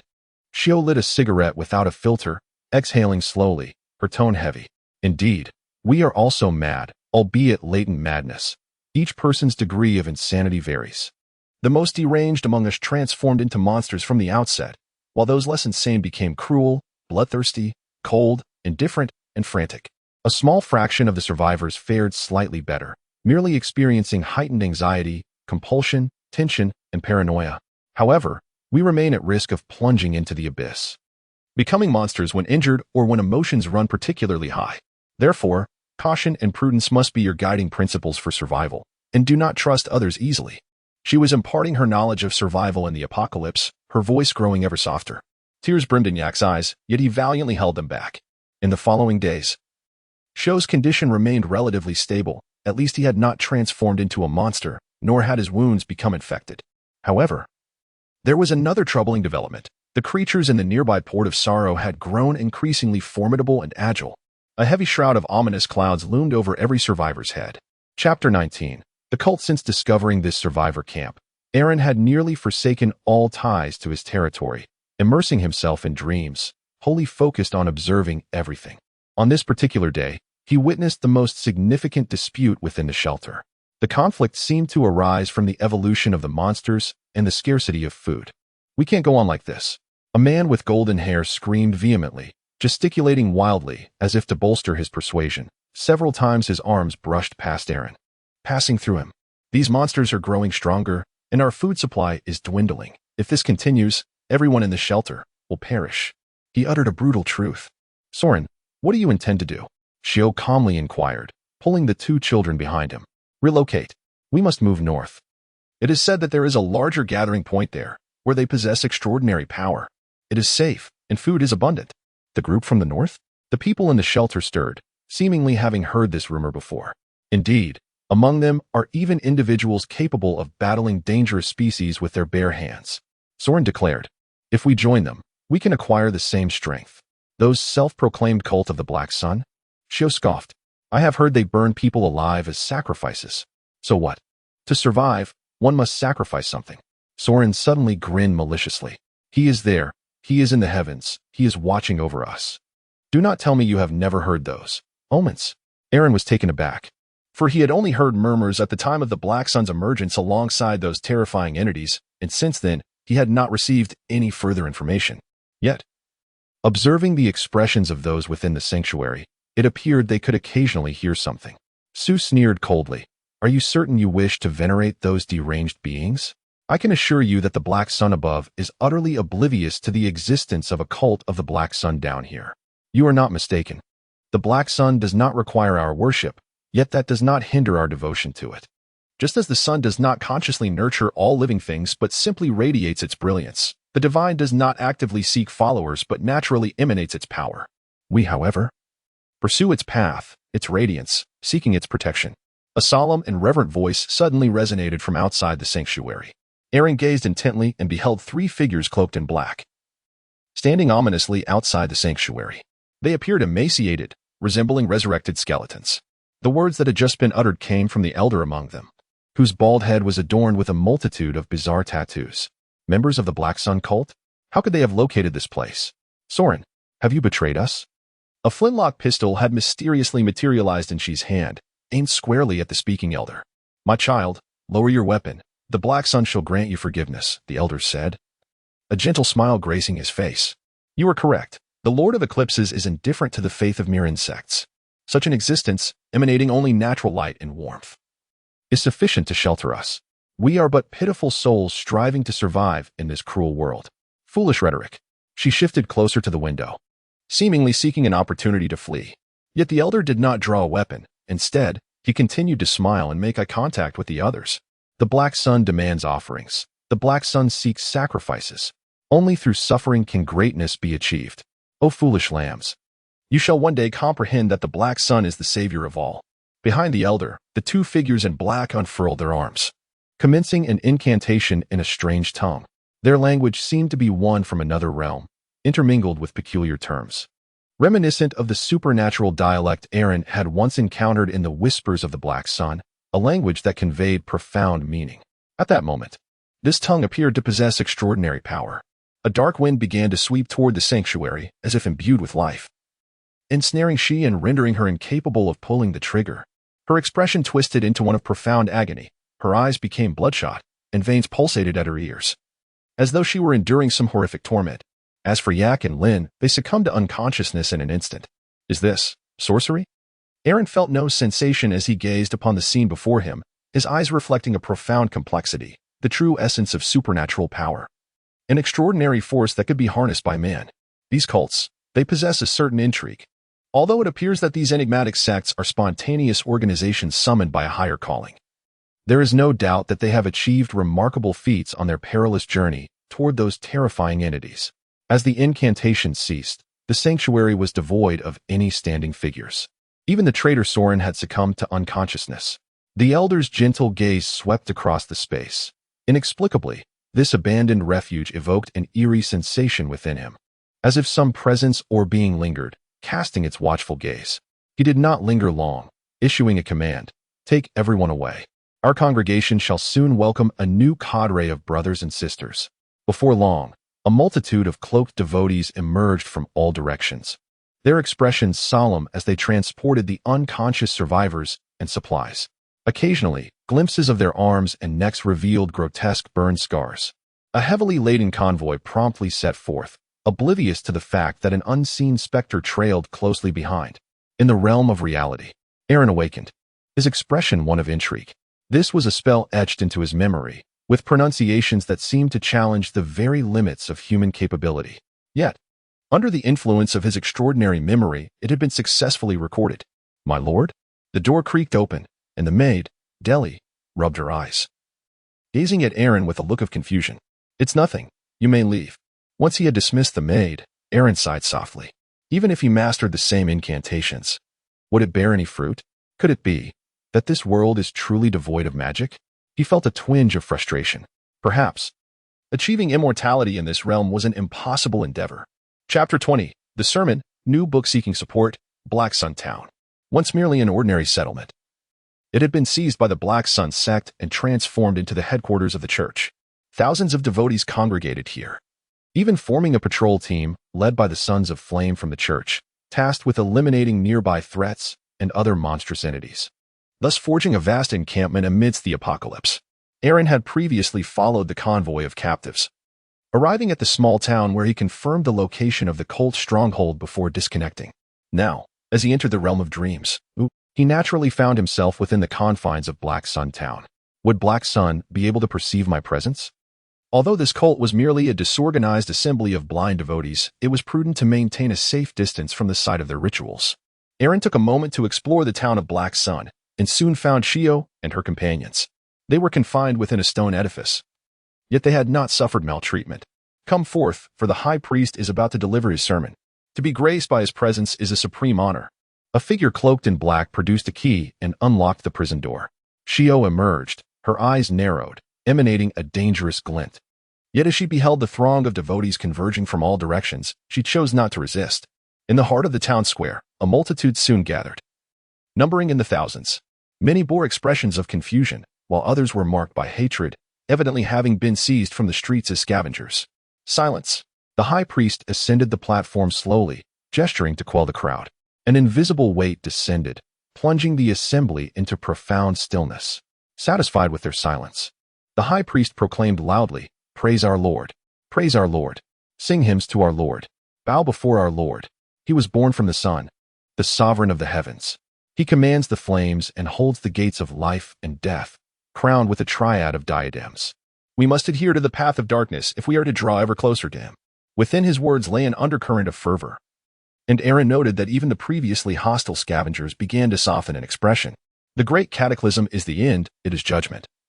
A trial bestowed upon us by the Creator, our Lord, in his mercy, offers redemption to the world, paving the way to lead us to his kingdom. To become extraordinary, one must awaken the spirit. The spirit is the cornerstone of the extraordinary. But from whence does the spirit arise? It is omnipresent. It exists within all things. It has lain dormant and requires awakening. It is the sublimation, it is the darkness. Darkness symbolizes both destruction and elevation. It can render us unscathed. To awaken the spirit of darkness, we must first incinerate ourselves, offering our flesh and blood as sacrifice, transcending the three great gates, undergoing the eclipse ritual. Those who complete it will be left as mere shadows of their former selves. This is indeed a grand achievement. Aaron's expression shifted continuously. This high priest indeed possesses some extraordinary knowledge, revealing remarkable secrets. This is the true essence of power, a precious hidden doctrine. Even in the midst of cultivation, one cannot help but be entranced. Perhaps, this is the customary method employed by the Black Sun cult to attract followers. Aaron calmly contemplated. Spiritual awakening, convergence, and the attainment of the extraordinary, could this be the transcendent path of this world? It appears that there are indeed various forms of spirituality, which implies that there is not merely one path to follow. However, within the Black Sun sect, the veneration of the path of darkness is paramount, as propagation necessitates it. Aaron felt that he had grasped the extraordinary path of the Black Sun cult. According to their doctrine, spirituality permeates all things, existing inherently within every individual. This is certainly not a theory that mortals could easily articulate in a brief span of time. Aaron's expression grew exceedingly grave. It seems the information was obtained from the Black Sun. The cult venerates the Black Sun and is inevitably immersed in its whispered delirium. Such terrifying entities are the very embodiment of mystery, naturally exuding fragments of arcane knowledge. When compiled, it likely resembles this. As for the extent to which the Black Sun cult has driven individuals to madness in pursuit of these insights, it is beyond my imagination. Master Priest, I wish to join the cult. A vagrant stumbled to the edge of the platform, his demeanor both devout and fervent. Child, welcome to the ranks of the unburned. The high priest graciously assisted him, a warm smile gracing his features. Once you enter the cult, we shall all be brothers and sisters. I will teach you the rite of the unburned, which will gradually awaken the spirit of darkness within you, transforming you into someone akin to myself. The vagrant broke into tears. I seek power. I wish to avenge my parents and children, even if it leads me to the abyss. Power. In this apocalyptic world, it has become ever more crucial, and vengeance serves as the flame that ignites emotion. In an instant, several more scavengers rose, loudly proclaiming their willingness to submit. The Black Sun cult welcomed all with open arms. Witnessing this scene stirred excitement within Ike. He too yearned for extraordinary power to protect all that he held dear. Ruat tightened his grip on his siblings and whispered, "You must be cautious of this individual. In this world of ruin, all are mad, albeit to varying degrees. I do not believe he is as selfless as a saint. He must be plotting something sinister." Aaron observed the group before him, sensing that their resolve would not endure for long, and that they would soon succumb to the embrace of the Black Sun cult. However, this did not trouble him greatly. What brought him greater joy was the fact that the high priest himself was personally elucidating the extraordinary path to those who had chosen to defect. Aaron observed numerous members of the Black Sun sect, each bearing the scars of burns, wounds they referred to as stigmata. Nonetheless, This did not deter a multitude of sect members from embarking upon this path. Chapter 21, Pregnancy. Blackstone Manor. This information was pieced together from eavesdropping and clandestine observations in Black Sun Town. It was likely quite close to the truth. It had consumed a considerable amount of time. Yet Aaron felt it was entirely worthwhile. He paused for a moment, then continued to write, based on various clues and traces. It is evident that the High Priest harbors a conspiracy. Perhaps he intends to use the unburned as a sacrifice, or it is connected to the eclipse ritual and great undertakings. After penning these thoughts, Aaron exhaled deeply. In that maddened world, how could a saint possibly exist? The so-called savior was likely nothing but a fabrication. He could vividly imagine the despair that would engulf the scavengers when the truth was finally unveiled. Aaron carefully tucked away his notebook, rising to his feet and making his way to the edge of the window. He exhaled, and the breath instantly transformed into frost. The estate was draped in a shroud of silvery snow, a clear indication of a heavy snowfall. Rarely did he don a cloak, but today he did. Stepping out of the villa and leaving a lengthy trail of footprints in the pristine snow, I have nearly unraveled the methods of the unburned. Perhaps it is time to attempt awakening my own spirituality. As Aaron pondered, he scooped up a handful of snow and fashioned it into a snowball. Goodness!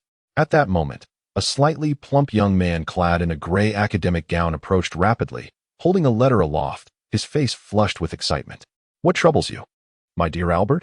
Aaron inquired with a smile.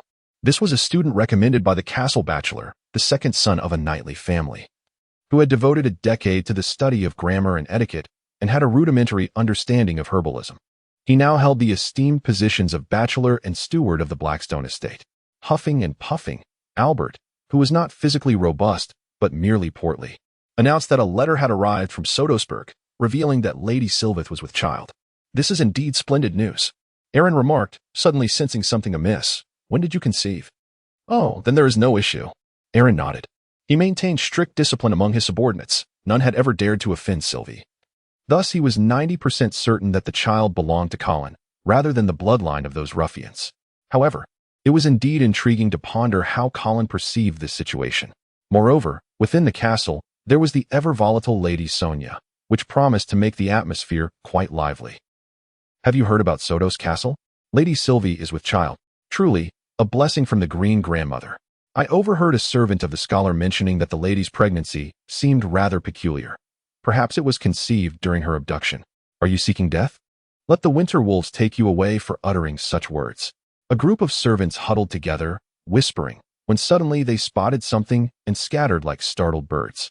From atop the high walls, Colin, dressed in noble attire, gazed down from the window, his face a stormy shade of blue. Initially, upon hearing the news of the lady's pregnancy, he felt a surge of joy. Yet before long, whispers began to circulate within the castle. This gnawed at his heart, for he had learned of his bride's infidelity on their wedding night. Fortunately, the people of the Greenwoods were not particularly concerned with such matters. Nevertheless, these rumors were intolerable. Do not succumb to anger. Do not succumb to anger. I am acutely aware that this is a trap set by Lady Sonia. It is highly likely that she is the one spreading these tales. I must not fall into her snare. Sylvie wore a serene smile, radiating maternal warmth. Upon noticing Colin's expression, she paused in surprise. "My dear, what troubles you?" "Aaron, what manner of person do you perceive my brother to be?" Colin, suppressing the fury within, inquired cautiously. "Your brother, Aaron, is a deeply conflicted individual, both cruel and gallant," Sylvie confessed, unable to suppress her feelings. Though she recognized that he had breached the castle, it was undeniable that he had commanded the soldiers to halt the violence. One could argue that had it not been for him, she might have perished within the castle, and her current life would never have existed. The mention of Aaron complicated Sylvie's sentiments. "Gentleman? A gentleman." Colin, resembling an enraged lion, abruptly seized a ceramic jug from the table and hurled it to the ground. Crash! The shards of porcelain scattered, and clear water spilled across the floor, partially reflecting Sylvie's pale visage. What are you doing? Tell me. Whose seed resides within you?" Colin's eyes blazed crimson, his breath heavy, nearly drawing his sword to point at Sylvie. "I swear by our shared faith, Colin." "This is your bloodline," Sylvie murmured, suddenly grasping a revelation. "Aaron, he did nothing to me." Yet she was oblivious to the fact that such matters only served to deepen the shadows. Upon hearing that name, Colin was driven to the brink of violence. "Oh!" he roared, overturning the table in his wrath. In the midst of a heated argument, the stubborn yet sorrowful voice of Sylvie echoed, "If you do not believe, you may try the herbal tea concocted by the scholar in the castle, reputed to be quite effective. You may even attempt to personally extinguish your own offspring." The sound of a loud bang followed.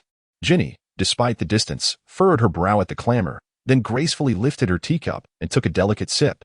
Beside her, Lady Sonia smugly remarked to her daughter, "Behold, Colin is a complete fool, a fact evident to anyone with discernment, yet he remains oblivious.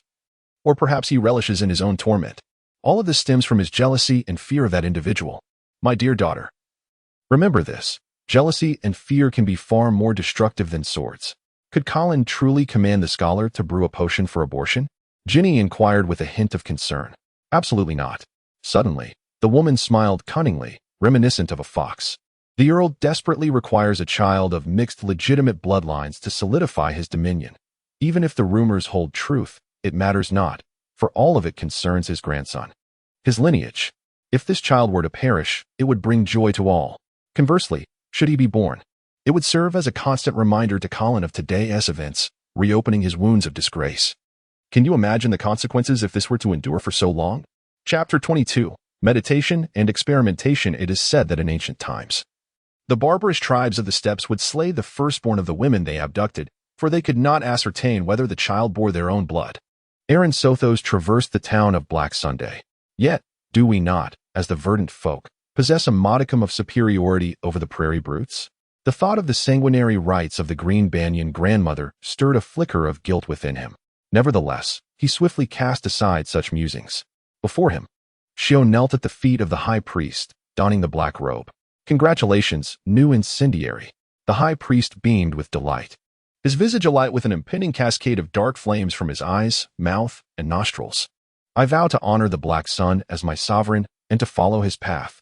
Shio's cheeks appeared somewhat gaunt, yet his eyes sparkled with a fervent brilliance. Aaron discerned that the woman had undoubtedly endeavored to master the church's techniques of breathing and meditation, achieving a commendable level of proficiency. The black flame meditation is categorized into 4 distinct temperatures: red flame, yellow flame, blue flame, and purple flame. You have successfully transcended the trial of the red flame. The high priest expressed his elation, proclaiming that the ceremony to become a true flame keeper could commence. He gestured for a nearby acolyte clad in black robes to approach, bringing forth a blazing brazier. "Once the spirit of darkness awakens, ordinary flames shall pose no threat to you." The high priest extended his hand into the flames. Shio gritted his teeth and thrust his hand into the fire.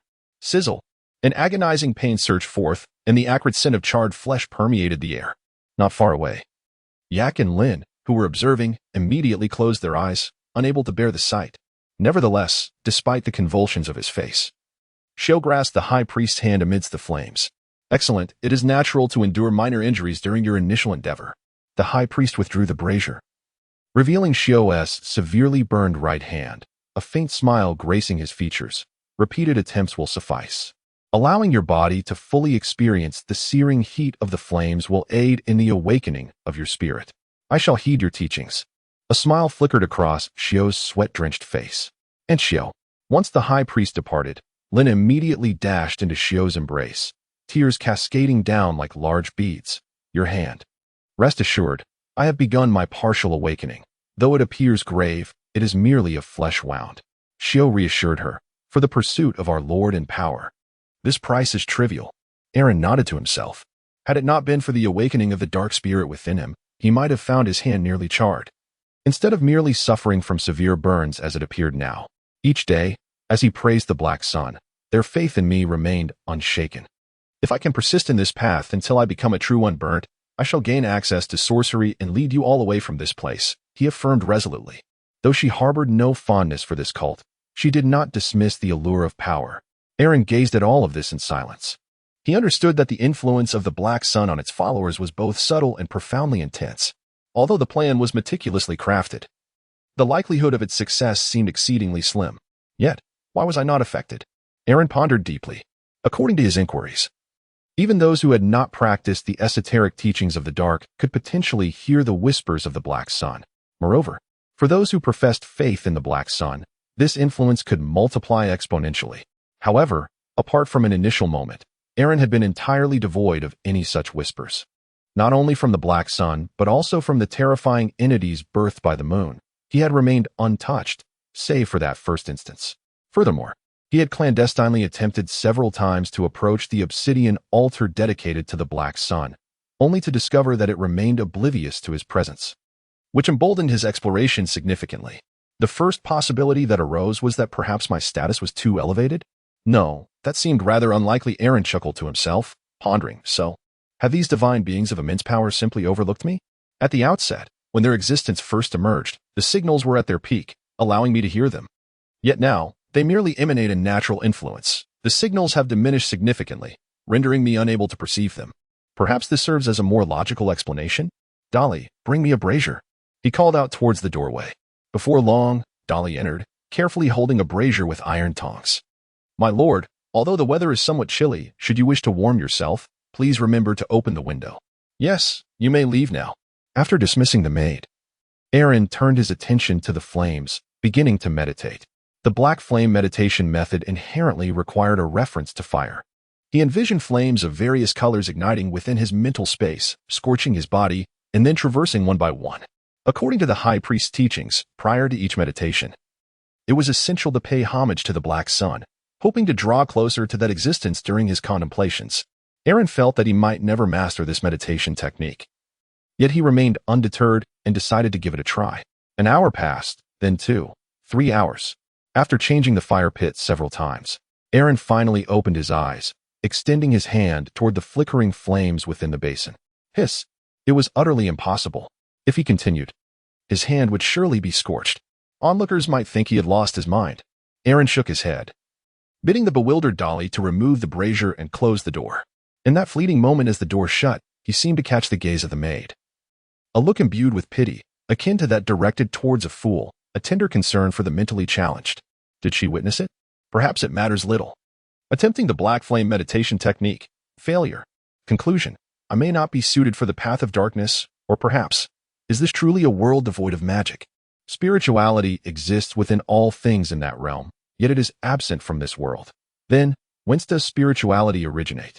Aaron suddenly recalled the crimson sun of the dreamlike realm, along with the information conveyed by Shio, that after the great catastrophe, all humanity descended into madness, with the most deranged among them transforming into monsters. Thus, it dawned upon him, did the inhabitants of that world lack spirituality inherently, only to be endowed with it by the crimson sun?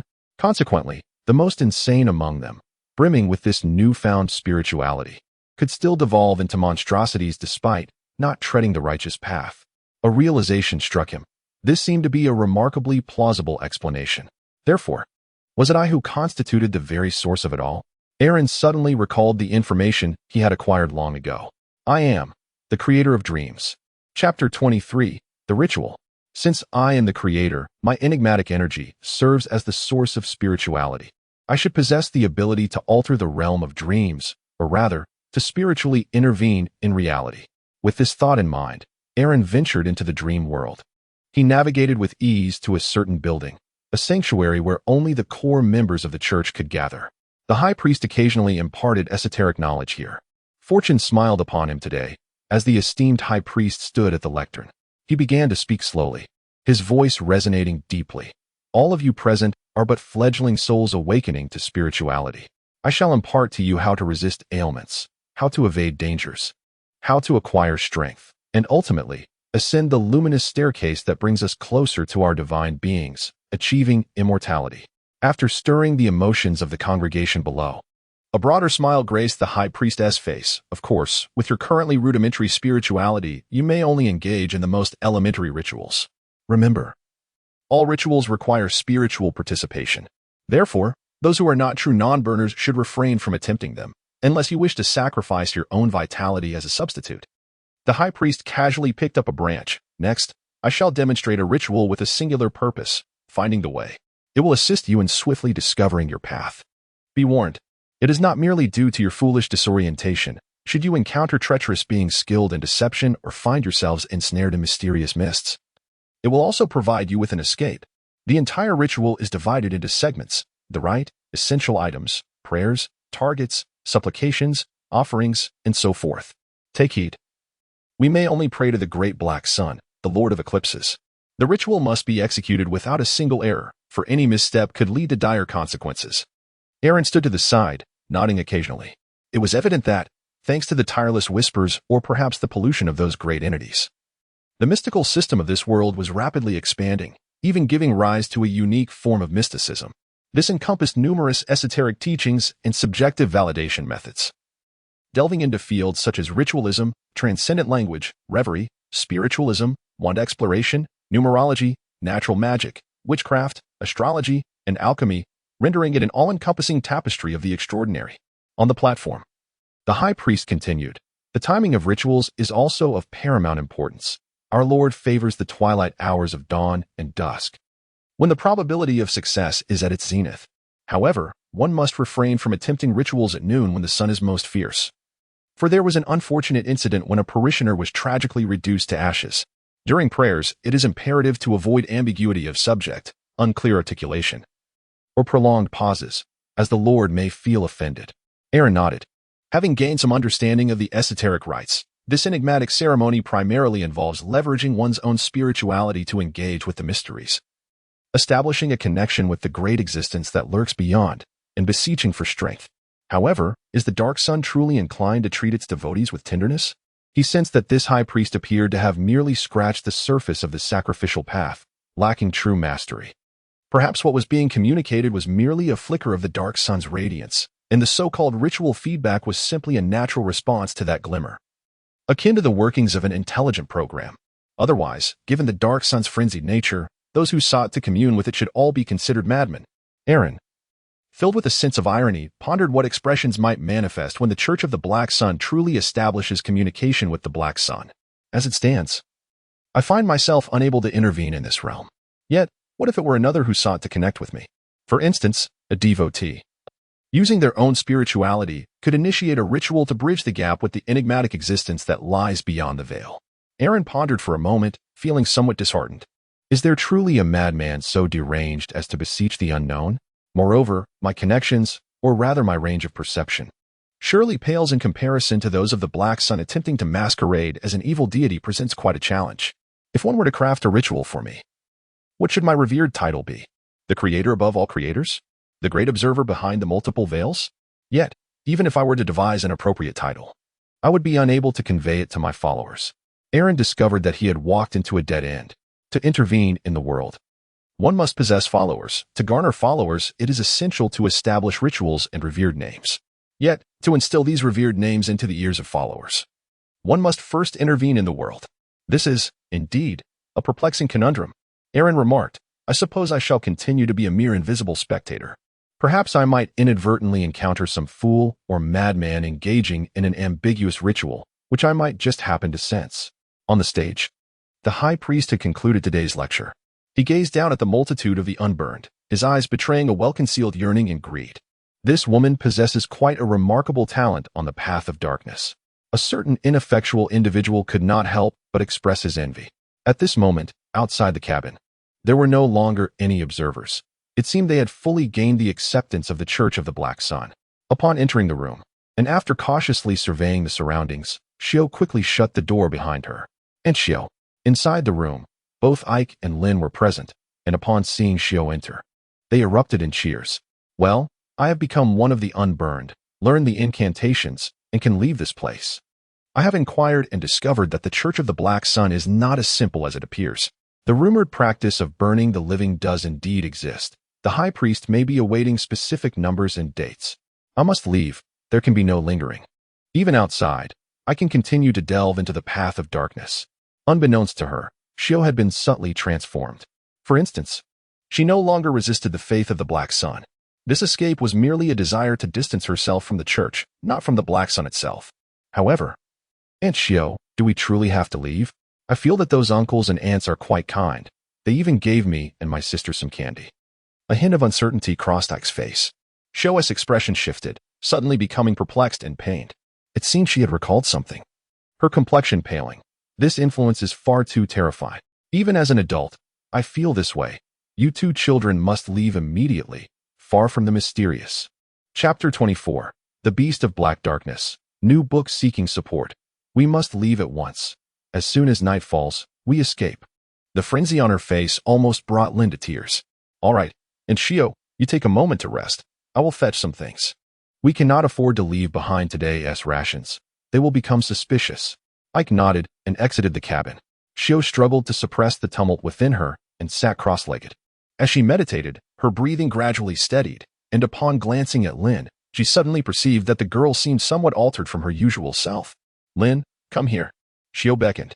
To her astonishment, Lin did not approach. Instead, she retreated in fear. Shio stood up, swiftly grasped Lin, and abruptly pulled back her clothing, revealing a circle of black tattoos adorning the young girl's delicate arm. What is this? Shio felt a chill run down her spine. With a sorrowful cry, Lin lamented, Ike told me he would undoubtedly become a significant figure, and you would serve as excellent kindling. Oh, how careless I was. Damn it. He must have gone to betray me. Shio pried open the floorboards, slung her backpack over her shoulder, and grasping Lin's hand, dashed out of the dwelling. Once outside, her pace quickened, and she soon reached the outskirts of the town.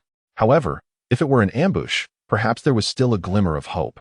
After all, the adversaries believed her to be a believer, and due to her deliberate evasion, she had become somewhat familiar to the patrols. Yet, fortune was not on Shio's side this time. She beheld a congregation of the Black Sun cultists at the town's entrance, with the high priest at their forefront, holding a child, none other than Ike. Are you employing the spells I taught you to assail me, Shio? The high priest's lips moved, and the dark wind dissipated into nothingness. Shio's heart sank heavily. Aaron gazed calmly at the scene before him. He understood that he was powerless until he discovered a way to intervene in this world. Ultimately, Shio had no choice but to surrender, especially since she was accompanied by Lin. Any conflict could inadvertently harm the girl. Furthermore, in the face of the opponent's formidable strength, resistance would prove futile. What does kindling mean? Shio finally inquired as she found herself bound. You shall see, the high priest replied with a faint smile. Aaron suddenly sensed that he was about to delve into the core secrets of the Black Sun Church. 2 days later, at the time of day and night's transition, in the town square, Aaron beheld a series of bound figures, resembling human pillars. Beneath their feet lay intricate and elaborate rituals, akin to exquisite works of art. Numerology and divination affirmed that this moment was the most opportune to please our Lord. The high priest removed his hood, revealing a head adorned with tattoos and incantations, and you shall become my kindling, together experiencing the allure of this elevated rite, known as the eclipse. Aaron suddenly recalled the initial sermon of the high priest, where darkness symbolizes both destruction and transcendence. It possesses the power to render us unscathed. To awaken the spirit of darkness, one must first incinerate oneself, offering up flesh and blood as a sacrifice. One must traverse the 3 grand gates and undergo the eclipse ritual. Those who complete this journey will find themselves transformed to the essence of being. A testament to a great achievement, Aaron stood amidst the crowd, quietly observing the high priest's ostentation. With a resounding command, the Black Sun cultists recited their incantations in unison. Amidst the eerie chant, dark flames suddenly ignited upon the altar, voraciously consuming one sacrificial offering after another. Aaron even beheld Soren, the traitor of this one sanctuary, transformed into mere kindling. He screamed as his body melted like wax.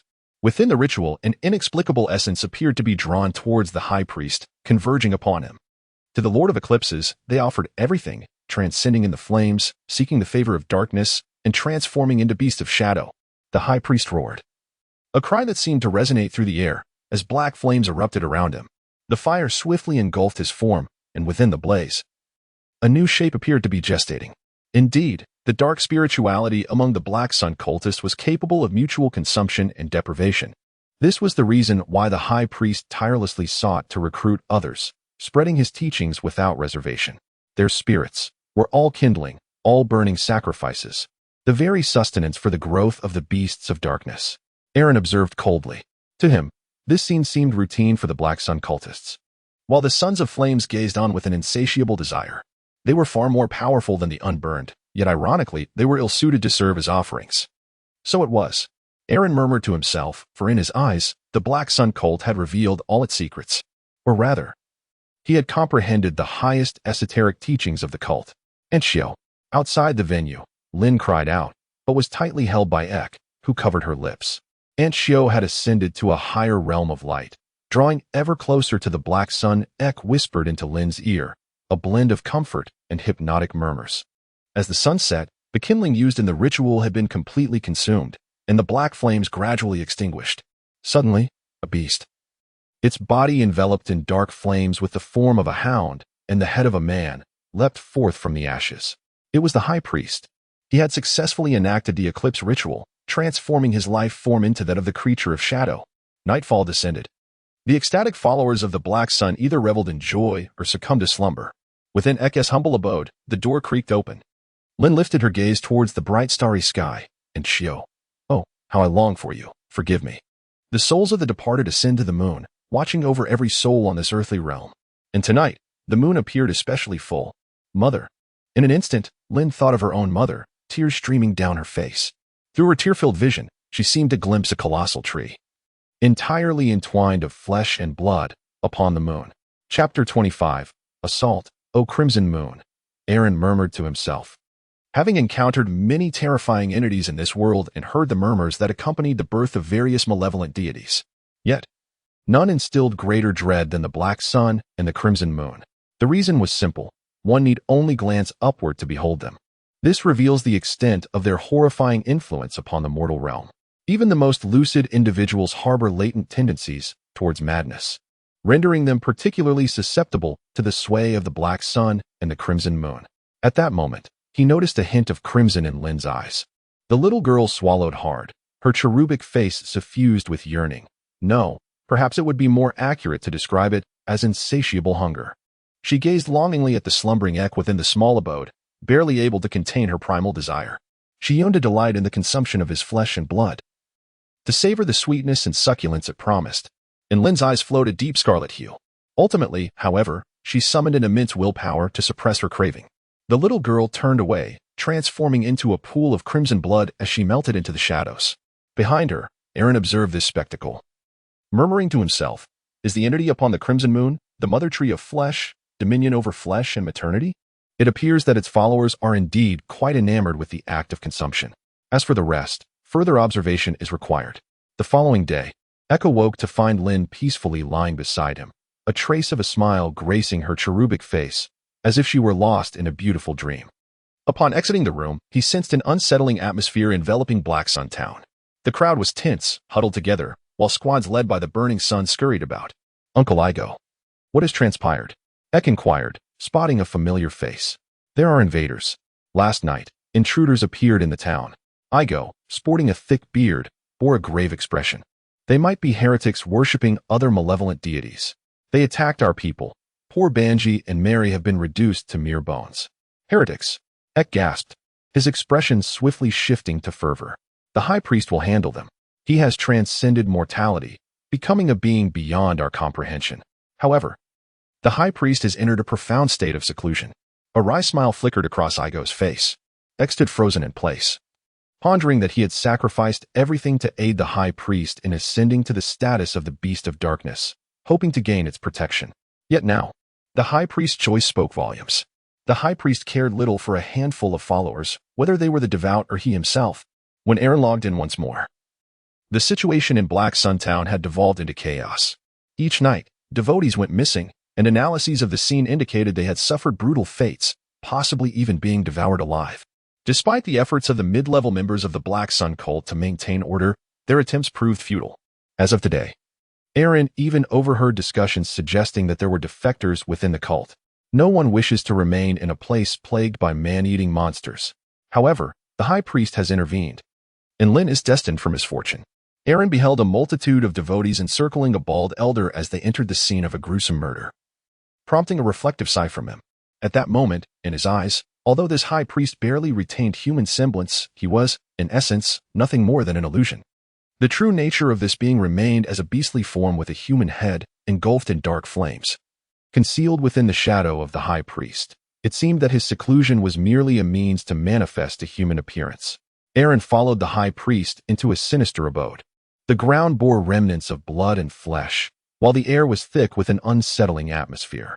The assailant was one who could entirely command their own flesh and pores, leaving not even a trace of an outsider's essence.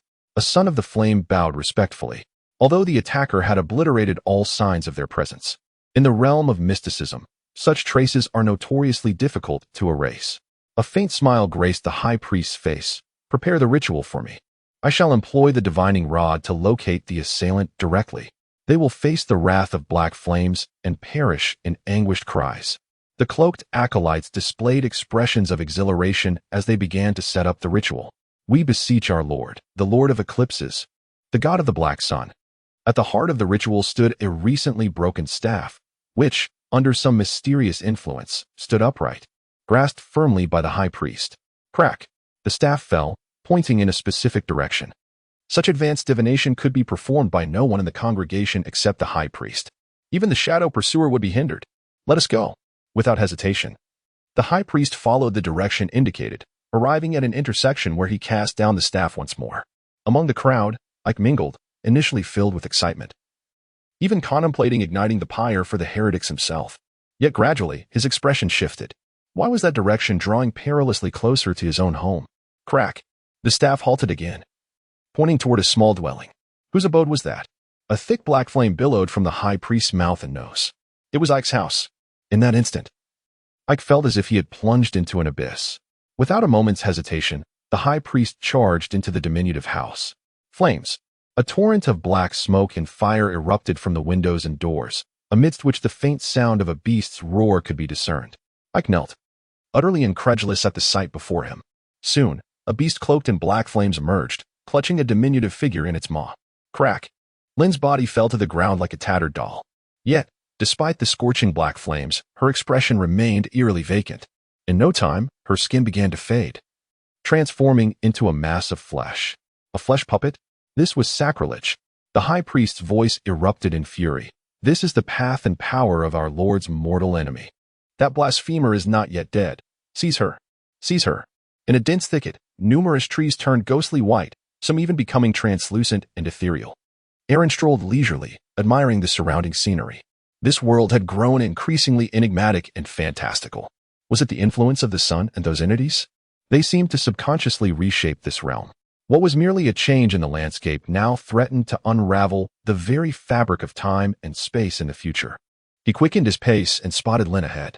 The little girl, at that moment, appeared to have accelerated in her development, transforming into a creature of wild beauty and allure. Long before the high priest ventured to the cottage, Lynn seemed to sense danger, leaving behind a flesh-and-blood puppet as she fled. The motherly figure she had known was now a shadow of her former self, her nocturnal hunts driven by an insatiable instinct. Despite her physical growth, she remained essentially a child hastily matured. Fear gripped her as she recalled that fateful night, gazing at the moon and inexplicably thinking of her mother. In her mind, strange knowledge began to surface, accompanied by an overwhelming thirst. Compelled by this craving, she ventured out at night to ambush members of the Black Sun cult. Deep within her heart, resentment festered towards those cultists, for they had sacrificed her beloved Aunt Shio. Thus, events had led to this moment.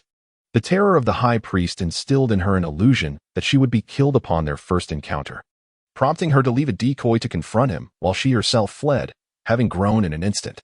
After a brief period of fear, Lynn began to inscribe a ritual upon the earth. Although lacking the requisite candles and essential oils, and her incantation deviating from standard practices, she commenced her prayer.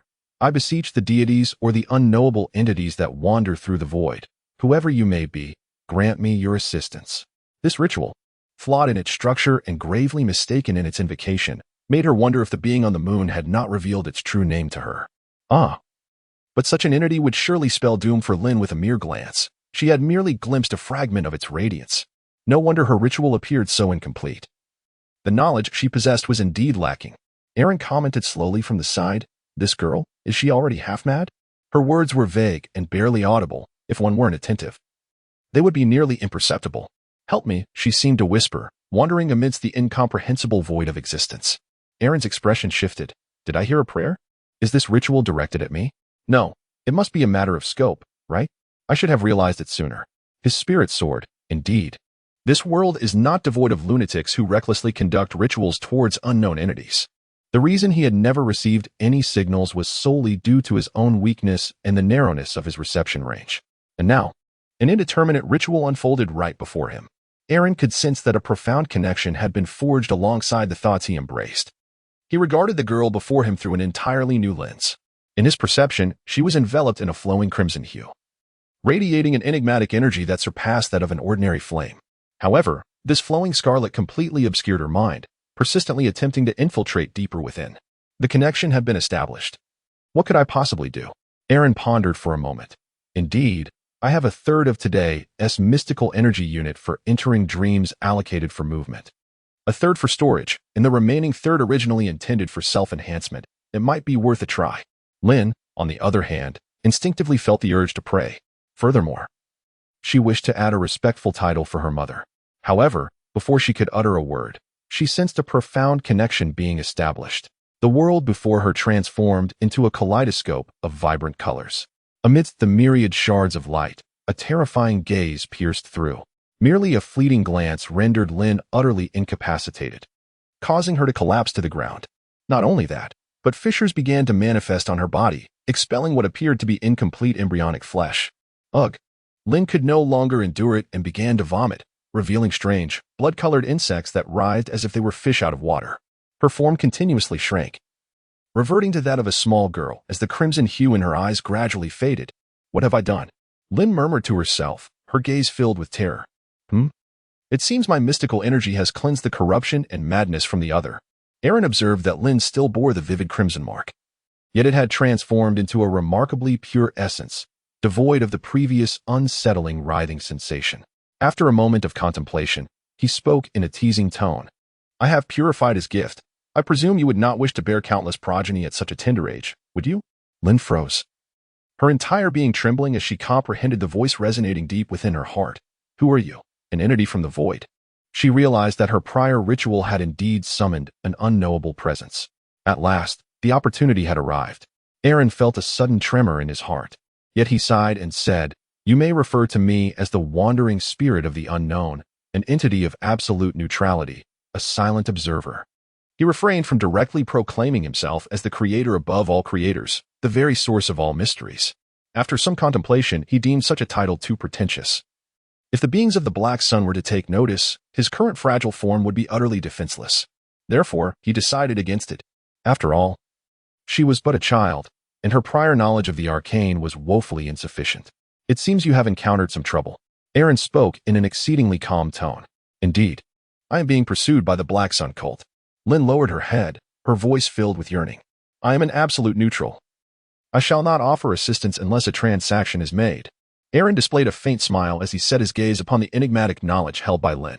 Although the manipulation of flesh and blood was repugnant, it nonetheless offered an opportunity to enrich his understanding and collection. Indeed, the unfortunate reality was that he lacked even the ability to directly excavate another's mind and scrutinize their memories, rendering him a truly unfortunate dark deity. A transaction? Aaron declared, all things, both tangible and intangible, may serve as offerings, such as the arcane knowledge. Among my most treasured possessions, the knowledge of the Crimson is perhaps the most precious. I am willing to bestow it upon you. Please, grant me deliverance from this peril. At the moment Lynn uttered these words, Aaron's gaze suddenly penetrated through her form, revealing a sphere of scarlet light. As his thoughts gently brushed against it, a cascade of information emerged within his consciousness. The methods for crafting flesh and blood puppets, the rituals of feasting, everything seemed to coalesce into a fragmented transmission of the Crimson secrets. Quite remarkable. Aaron cast a glance at Lynn and observed that the luminous orb of memory within her had not faded. Evidently, the transmission of knowledge remained unscathed, and she retained all that she had learned. Splendid. You possess a portion of sustenance, and I possess a portion of sustenance after our exchange. We are still left with but a single portion. Yet, you hold a piece of knowledge, and I hold a piece of knowledge. Upon our exchange, we both emerge enriched with 2 pieces of knowledge. Aaron silently complained to himself and then spoke. You may leave now. I shall safeguard you. Remember, do not pray to that entity upon the moon unless you desire to bear a child. This was a mystical protection, although he was reluctant to lose his sole believer. If she were to be pursued, Aaron would have no means to intervene. Chapter 27. Fainting. Ah, wait, something is amiss. Suddenly, Aaron realized that Lynn had already fled a considerable distance. Skilled in the art of concealing her essence and erasing all physical traces, she would be difficult to locate without mystical tracking. Could my abilities wash away such mystical traces for her? A strange sense of conviction washed over him. It seemed plausible. Setting aside reserves, he had a modicum of energy left today to attempt it. If it failed, he would be at a loss. As Aaron's thoughts moved, Lynn abruptly felt the urgency within her mind dissipate, as if some inexplicable threads in the air had been severed. "Thank you for your protection," she expressed her gratitude sincerely. Concluding the ritual, "Indeed, if I could cleanse the taint from that celestial entity upon the moon, I should similarly be able to purge the mystical connection of the Black Sun." However, both instances merely represented their spontaneous pollution, not an active assault. Thus, pride is unwarranted. At the Blackstone Manor, the essence of red existed within all corporeal life. Being the apex of all beings, the human body held the richest concentration of this essence. In contrast to the dark, the consumption of red's essence did not necessitate ritualistic assistance. Mere ingestion sufficed. Appropriate culinary preparation would enhance the amplification of this spirit. Aaron set down his pen with a sigh. Yet, in comparison to the awakening of Chi, it seemed almost docile. At the very least, the accumulation of darkness initially involved a rigorous self-discipline akin to that of a monk, rather than relying on external sources. Aaron shook the bell, beckoning Dolly to enter. "Prepare for me candles, rose essential oil, salt, and a dagger, preferably silver." Pausing, he gazed at the apprehensive maid and lowered his voice. "I do not wish for rumors of my obsession with the arcane to circulate within the territory. Otherwise, there shall be consequences for you.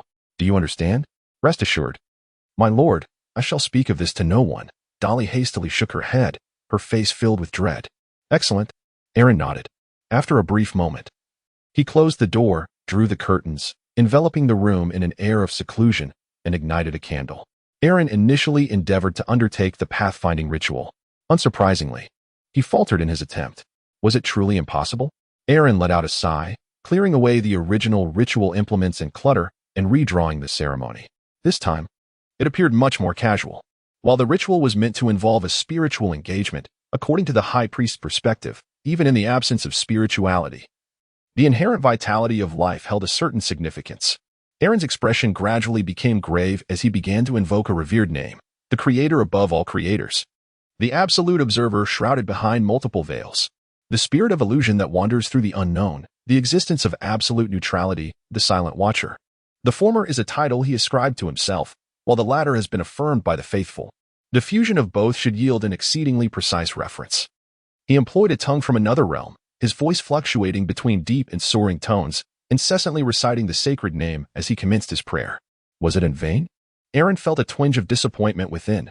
Surely, the object of his prayers stood right before him. There ought to be some semblance of change, wouldn't there? After a moment of contemplation, he grasped the silver dagger and sliced his fingertip, allowing his crimson blood to drip into the candle. The vibrant red hue gradually seeped into the ritual's essence. Suddenly, Aaron felt a wave of weakness, as if the vitality within him had surged forth through the tiny wound on his finger, spilling out in abundance. The flames of the ritual candles flared brightly. Splendid. Aaron immediately sought to establish contact. However, in the next instant, a dizzying sensation overcame him. Thud. He collapsed to the ground. In his hazy consciousness, he seemed to glimpse a flustered maid rushing towards him. When he finally opened his eyes again, he found himself lying on a grand bed. The once chaotic floor was now meticulously tidied, with Deli standing beside him and a portly figure seated in front, Bachelor Albert. Indeed, the title of bachelor is often bestowed upon the most learned individual within the territory, and Albert possessed a modicum of knowledge in herbalism, qualifying him as a sort of physician. Nevertheless, Aaron held profound skepticism regarding this, particularly when it came to that barbaric practice of bloodletting, which he could never accept. "My lord," he remarked, "it appears you have overexerted yourself, leading to a state of weakness. You should consume more nutritious food and partake of deer blood." Cough, cough. "I understand. It has been arduous for you." Aaron, with an unwavering demeanor, showed no signs of embarrassment as he glanced at Deli after Albert had departed. "Have you tidied up those items? Well done, but remember to keep it confidential." As he spoke, he tossed a silver coin in her direction. "This is your reward." "Thank you," Deli replied, her voice barely above a whisper, resembling a startled fawn. "I'm all right now. Please bring me some food." As Aaron observed Deli's retreating figure, he fell into a deep contemplation. In the final moments of his unconsciousness, he had indeed heard a distant call, yet he had been unable to establish any connection before succumbing to the void. He realized how feeble he truly was. With this understanding, Aaron could only sigh. To conduct a genuine ritual, one must substitute vitality with spirituality. Yet, in this world, spirituality was conspicuously absent, leaving everything seemingly ensnared in a deadlock. Aaron sighed and began to contemplate the subsequent developments in this matter. Indeed, Delhi had performed admirably, managing to keep everything under wraps. However, even if the news of my use of sorcery were to leak, it would be of little consequence. This is not the ancient Central Plains, where one would face immediate execution upon the discovery of employing witchcraft. There exists no unified and oppressive church to condemn and burn sorcerers. As a lord, even if I were to engage in the practice of human sacrifice, I suspect Theodore would merely seek to exchange insights with me as a priest. As long as I affirm my allegiance to Grandmother Green Banyan, there should be no issues. Delving into the study of sorcery poses no real danger. Yet should I declare a renunciation of faith, it would inevitably lead to a genuine religious conflict. Aaron, lost in thought, pondered the possibilities of the extraordinary in the present world. The path of darkness had met with failure. He certainly could not transform into Hannibal. Summoning himself had proven fruitless. An enigma yet unsolved. Perhaps it was time to delve into herbal studies. After all, within the realm of mysticism in that world, there existed knowledge of potions. Although the likelihood of concocting any potent elixirs was slim, it was worth attempting to create something that could enhance strength and vitality, enabling longer endurance for rituals. Chapter 28. Herbs. Seeking recommendations, the weather was splendid, with the warm spring breeze gently caressing the lush green forest. Grass grew tall, and the songbirds took flight. The trees flourished, and an invigorating spirit of renewal permeated the air. Two magnificent steeds trotted gracefully along the well-tended furrows, and Aaron, seated upon the horse behind, found his thoughts wandering. He gazed ahead at a girl clad in hunting attire, riding a chestnut mare that seemed perfectly suited to her stature. "Ginny, slow down. Squeeze the horse's sides, and don't fall off," he cautioned. The girl was Ginny, visiting Aaron's territory for leisure and hunting, or at least that was the official narrative. But what lay beneath the surface? Aaron sensed that the other party was enticed by the plethora of delectable dishes he had invented. After all, this was a true gourmand. This concern for Ginny's future development and weight briefly crossed Aaron's mind. However, it dissipated just as quickly. As the cherished daughter of the Count who ruled the verdant forest, Ginny would undoubtedly be quite competitive in the future marriage market. Many knights and distinguished gentlemen would vie for her favor, regardless of her beauty or domestic virtues. Contemplating this, a sense of tedium washed over him. The previous gossip regarding the several servants and maidens who had been hanged by the Count had finally quieted down.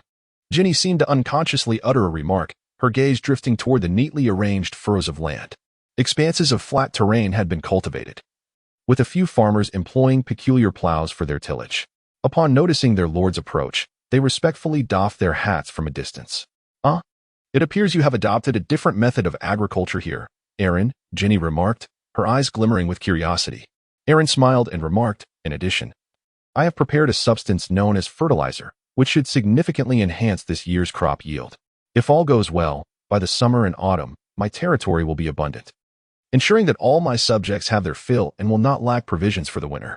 Ginny looked at Aaron with a sense of admiration. Her brother always possessed a touch of ingenuity, coupled with kindness. She couldn't help but exclaim, "I too shall employ such methods in my future territory." After speaking, Ginny fell into a contemplative silence.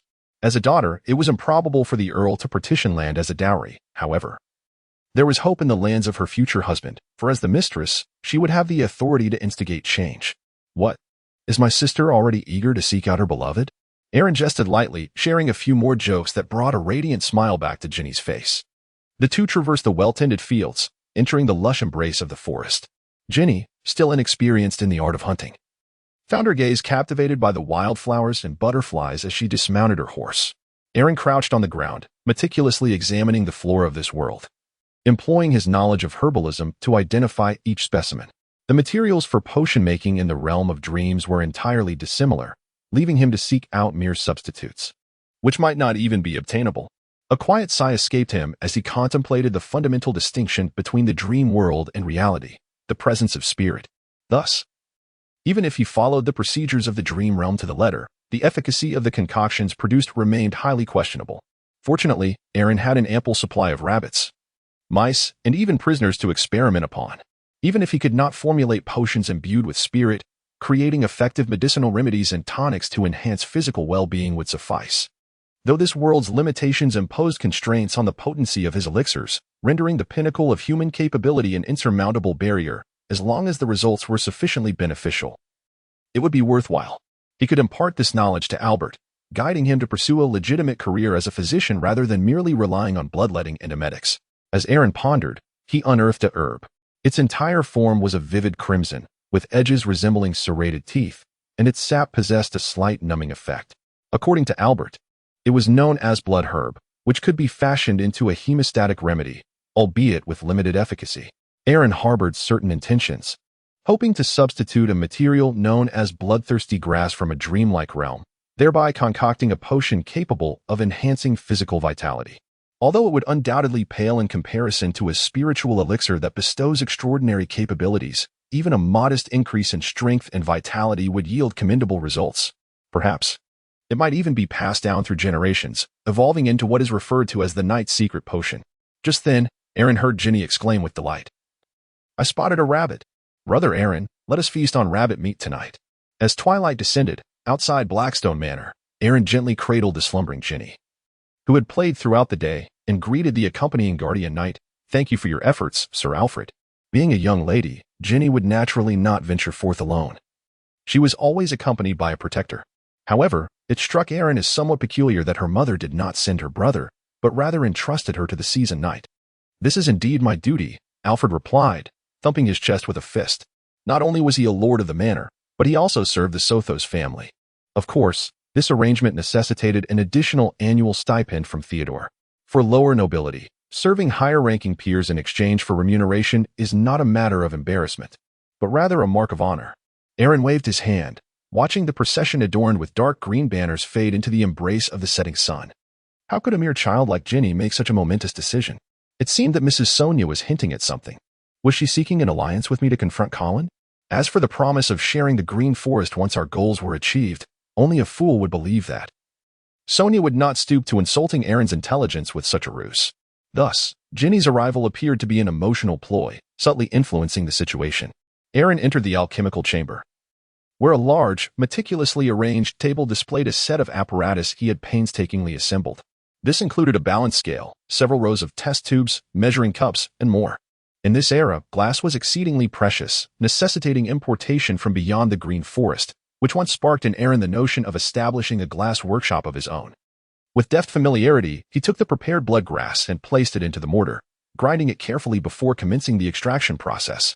Time slipped away unnoticed, and eventually, a dubious potion of black hue, emanating a foul stench, filled half a test tube. He decided to conduct the initial experiment, beginning with small animals. Gazing at the finished product, Aaron nodded in acknowledgement. Chapter 29, The Gift. The sweltering summer arrived abruptly, following a torrential downpour. Aaron stared at the dark red potion in his hand, feeling a fleeting sense of disorientation. At last, he had succeeded.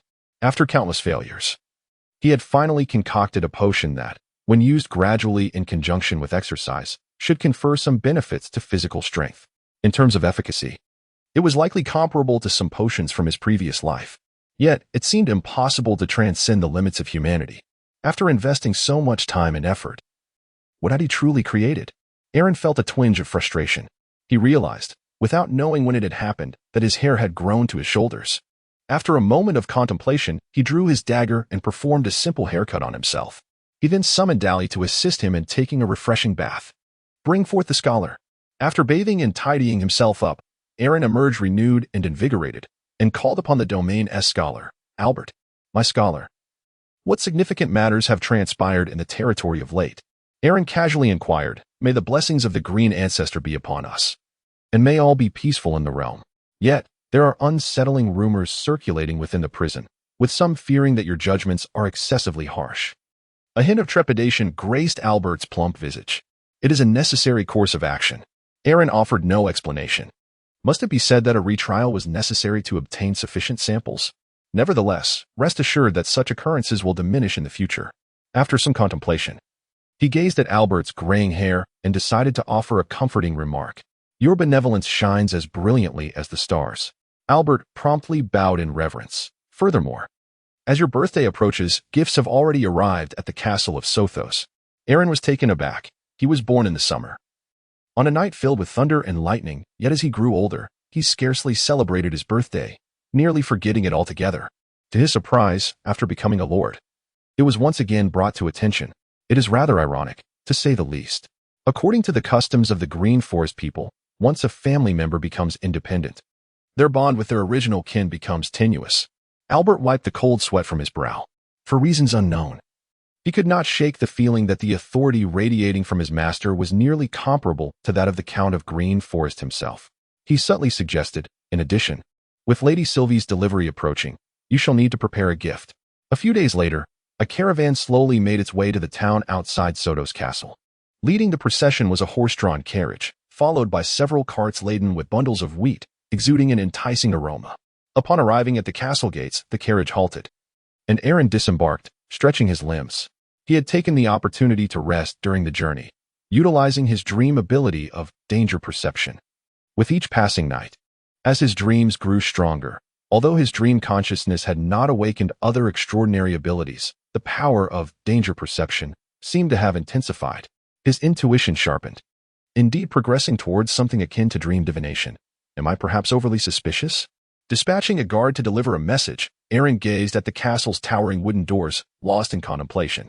Before long, the castle gates thunderously swung open, and Theodore, clad in a wolf fur coat, personally emerged to welcome him. Our wandering son has finally returned home. I salute you. Aaron first bowed respectfully and then gestured towards the cart behind him. I have brought the latest harvest from my territory, and I hope you will appreciate this gift. This spring wheat. Theodore stepped forward, drew a dagger, and casually pierced a pocket, feeling the vibrant essence of the spilling grain, which stirred his emotions. This is an excellent variety. What is the yield per acre in your territory? As a lord, he placed great importance on agriculture. Approximately around 1,500 pounds. A sharp intake of breath escaped Theodore's lips. So much? With that yield, your territory could garner 1,000 nars in one go. Green Forest did not possess a local currency. Nars was a unit of currency that had been passed down from the kingdom of Kagas. In reality, it's not that much, as I split the profits with the farmers. Additionally, grain needs to be reserved. I cannot sell it all to merchants. Thus, obtaining 200 nars would be quite commendable. Aaron shook his head. 50-50. You are far too merciful. Theodore instinctively furrowed his brow. This is inconsistent with your previous stringent measures. I believe that mercy and severity are akin to the two wheels of a carriage. Without either, one cannot effectively command the allegiance of the subjects. Aaron remarked. On one hand, I provide them sustenance. On the other, I must enforce stringent laws to deter them from transgressing my decrees. This was, in essence, mere nonsense. He was simply concocting an excuse to procure subjects for his experiments. As for the land rent, a 50% levy was already quite terrifying. Theodore wished to voice his thoughts but ultimately sighed. Well, suit yourself. After all, it is your domain. Come with me. He led Aaron into the vast castle, declaring, You have arrived at an opportune moment. Thanks to grandmother's blessing, Sylvie has just given birth to a male infant. Our castle is set to host 2 joyous occasions, and I believe we could organize a tournament to celebrate. The culture of the Green Forest is steeped in a savage and primal essence.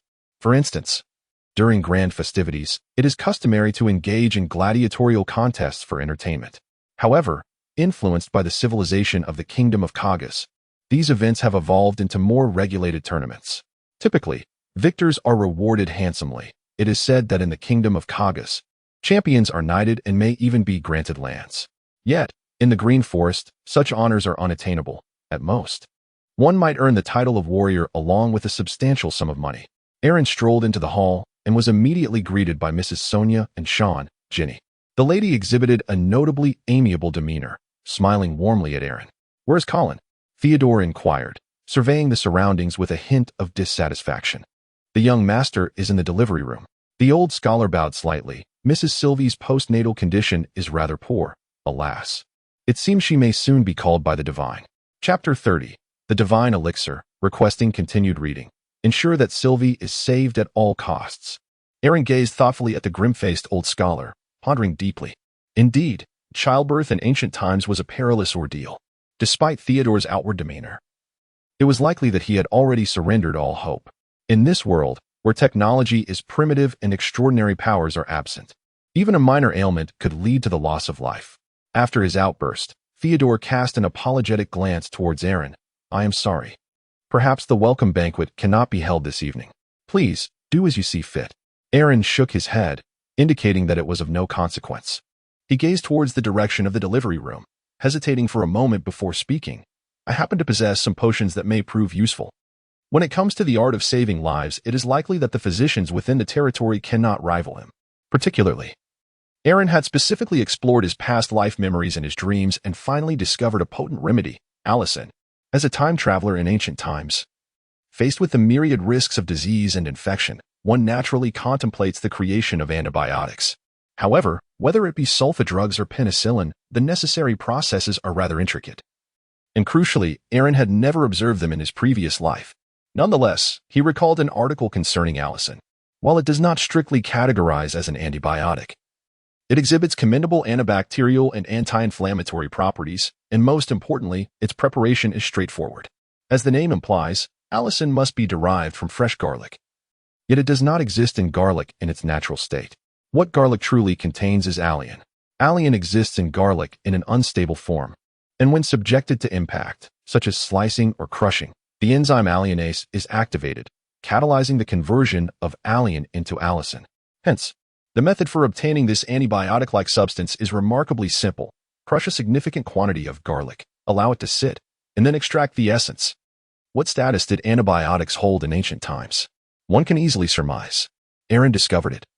Driven by a fear that his corporeal form in the real world might succumb to illness and infection, collapsing in the moment just before touching the extraordinary, meeting an utterly suffocating demise. He had not anticipated that it could prove useful at this juncture. However, while allicin is indeed a remarkable substance akin to antibiotics, it is primarily effective in preventing postpartum infections and remains powerless against the formidable issue of excessive hemorrhaging during childbirth. In the depths of his thoughts, Aaron was suddenly interrupted by Theodore's astonished voice. "You? A potion?" "Indeed," Aaron replied.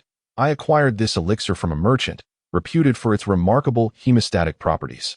It is one of the fruits of my labor in recent days, a commendable coagulant. Moreover, due to the limited number of trials conducted, Aaron was considering seeking additional subjects for experimentation.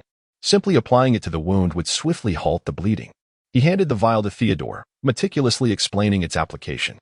Theodore's expression was momentarily peculiar, but he quickly suppressed it. "You are a good brother. Regardless of whether Sylvie endures, Colin and I will be grateful to you."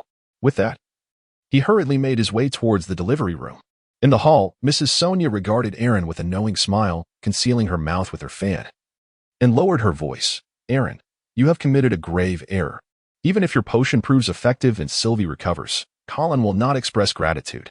Conversely, should Sylvie perish, you may find yourself bearing the burden of responsibility." "Indeed." Aaron stepped forward, gently ruffling Ginny's hair and playfully pinching Sean's cheek, eliciting a grimace from the mischievous boy. "But I am happy." Despite the absence of a motive linked to the experimental potion, he felt an irresistible urge to assist in such matters. After all, the fate of Sylvie bore no relevance to his personal interests. As long as it did not compromise his own benefits, he was more than willing to play the role of a benefactor, or rather, to relish the joy that stemmed from performing good deeds. "Is this the reason you have repeatedly turned me down?" Lady Sonia consoled Sean, holding the impish boy close and chuckling softly.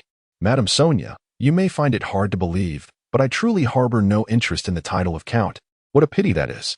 Perhaps you are unaware, but ever since the last battle, Theodore has been filled with regret," Sonia remarked. "He has yet to realize that you, once so unassuming, have blossomed into such an exceptional man, while Colin pales in comparison to your merits. However, Colin still holds the status of the firstborn and enjoys the long-standing support of the heirship's significance." Aaron shrugged his shoulders.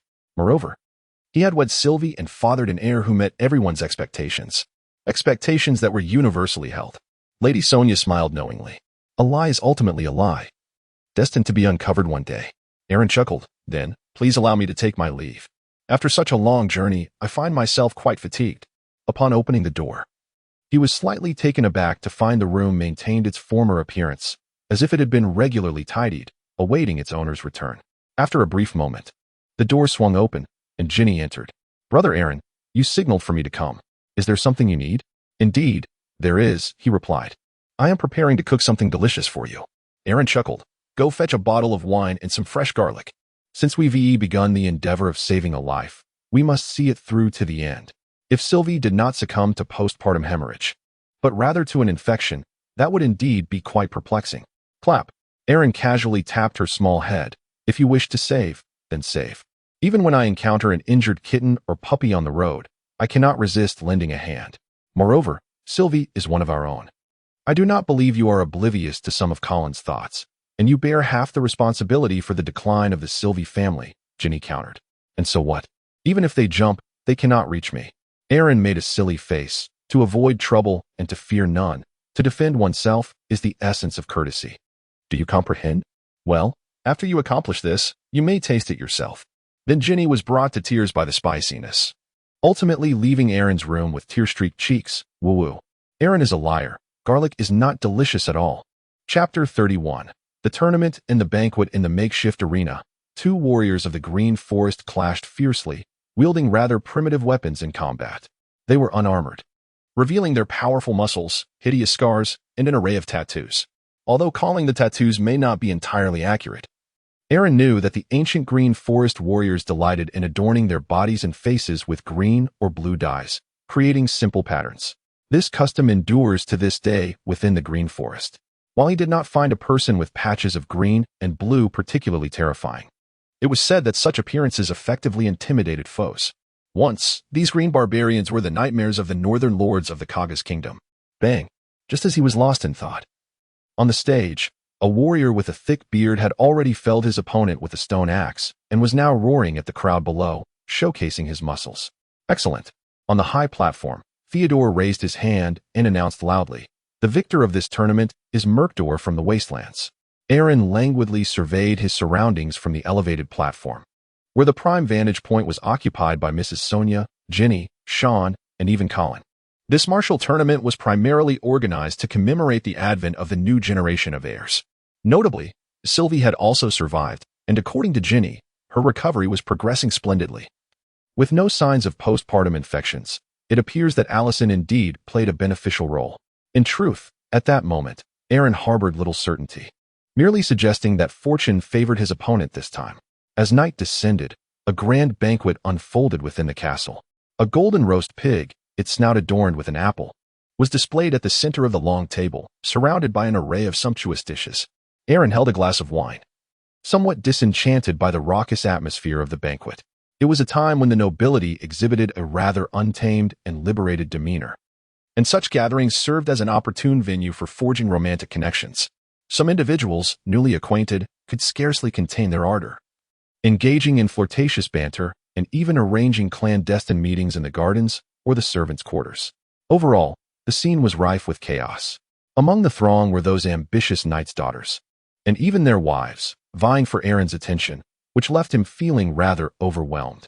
"Ah, my child, you remain as bashful as ever, unable to acclimate to such spectacles," Theodore remarked with a hearty laugh as he approached, the crowd parting instinctively, well aware that the esteemed count wished to converse with his younger son. "You ought to learn a thing or two from Colin. He navigates such encounters with ease. A woman's initiation can swiftly bridge the conversational gap," he added. Theodore's choice of words, while somewhat direct, conveyed a sense of politeness and regard, prompting a faint smile from Aaron. Colin is indeed a commendable heir. If only he could exhibit a touch more humility. "Father, have you summoned me for a specific purpose?" Aaron's forthrightness elicited a slight frown from Theodore, who then responded, "You are now 17. It is time to contemplate matrimony. According to the customs of Kagas, a count may confer titles upon lesser nobles. Perhaps you should consider pursuing a title, though it may not augment your lands. It certainly possesses a pleasing resonance. In the kingdom of Kagas, titles such as Baron and Viscount do not confer noble rank, not even that of a knight. Such authority is reserved for counts, who are typically regarded as genuine rulers of their domains, representing the threshold of high nobility. Of course, should barons or viscounts wish to obtain titles, they could submit the necessary documents for approval, which would invariably be granted if they had a count to advocate for them. In the absence of such a patron, the matter would be directly submitted to the king. Generally, high nobility would not decline, for such actions would only serve to weaken the standing of lesser nobles. However, in the Green Forest, circumstances were somewhat distinct. The vast expanse of land sustained numerous knights with substantial territories, often to a degree that incited envy among their peers within the kingdom. For instance, Aaron's domain was ripe for further cultivation, its size comparable to that of a barony within the kingdom, albeit with a lesser population.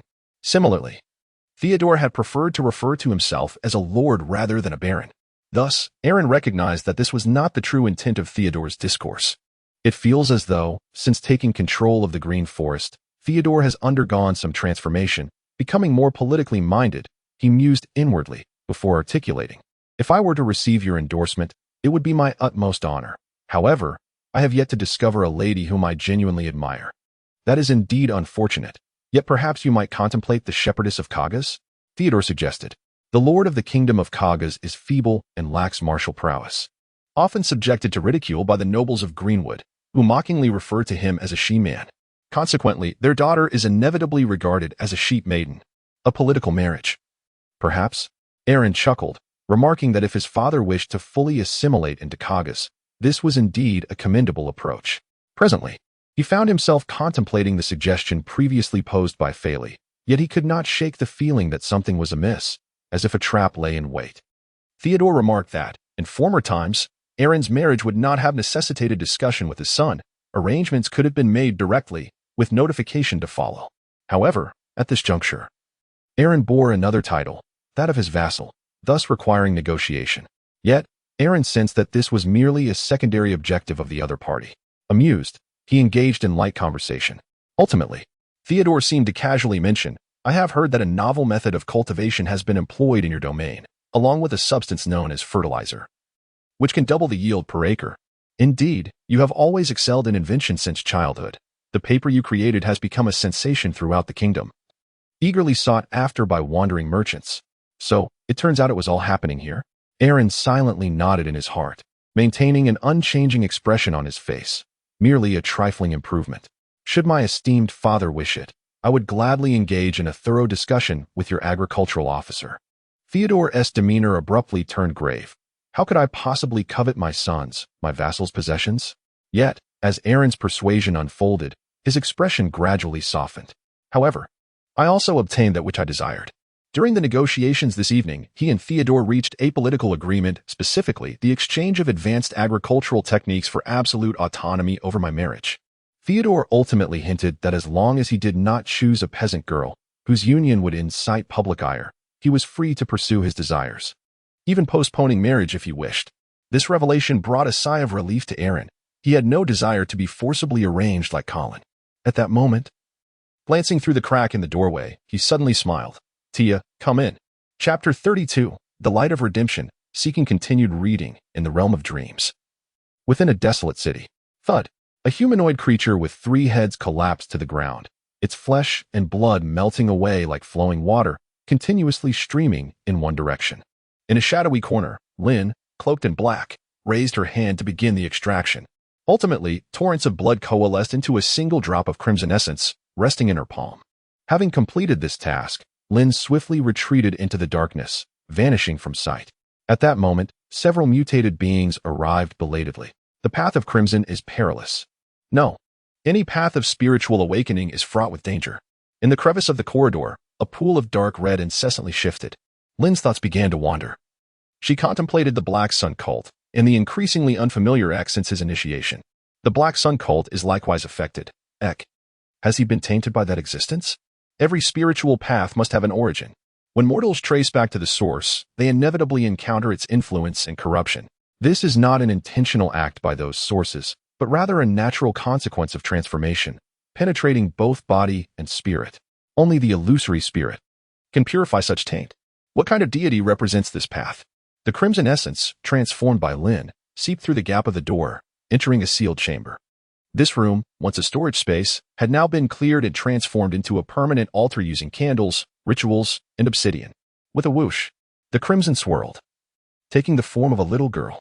She appeared to have grown slightly taller than before, and at this moment, she devoutly lit a candle and commenced her prayer. Wandering spirits of the unknown, the absolutely neutral existence, the silent observer, I beseech you, open the gates of your realm and descend with your radiant glory.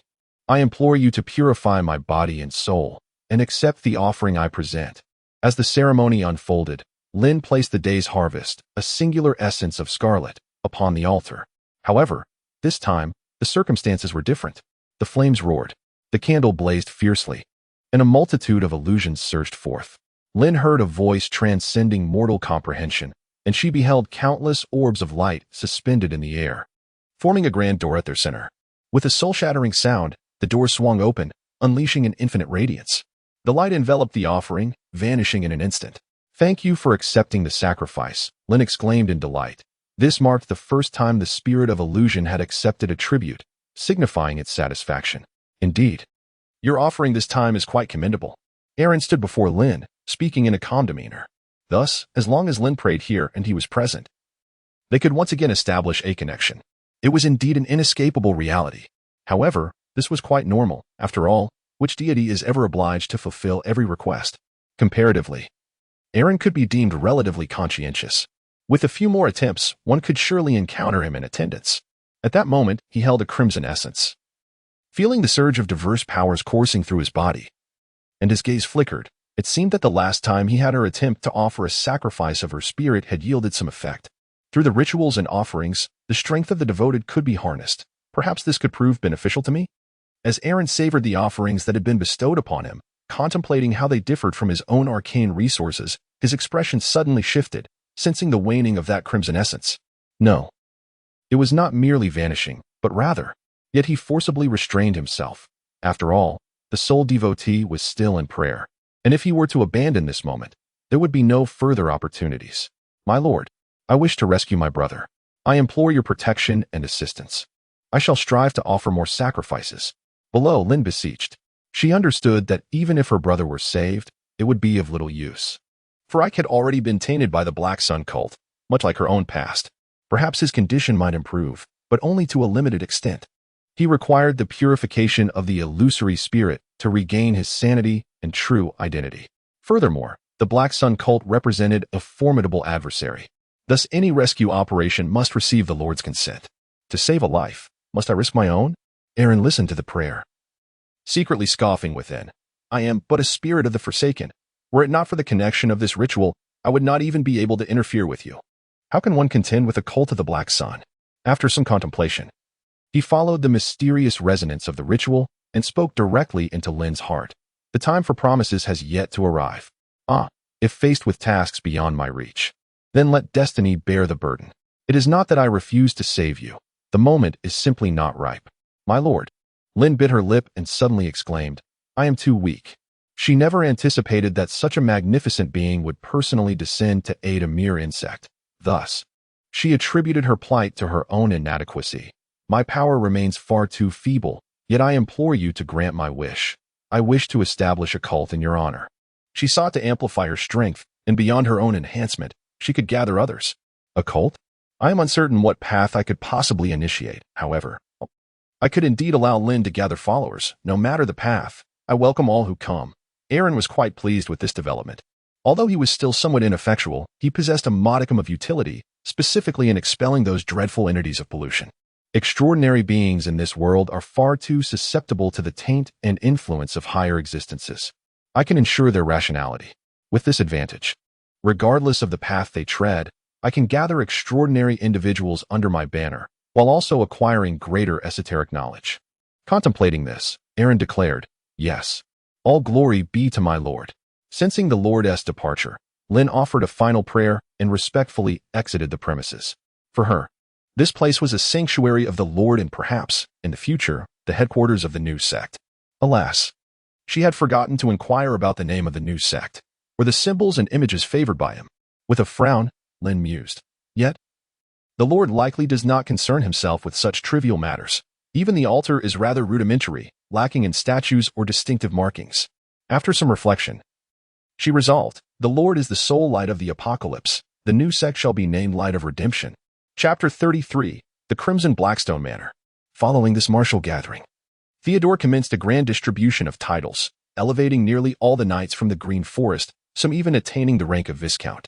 However, these were mere hollow titles, with no increase in their lands whatsoever. To Aaron, at least the title of Baron sounded far more prestigious than that of Knight. Additionally, a peculiar phenomenon arose. Colin's son, Shea, was bestowed the honorary title of Lord, yet he himself held no significant position.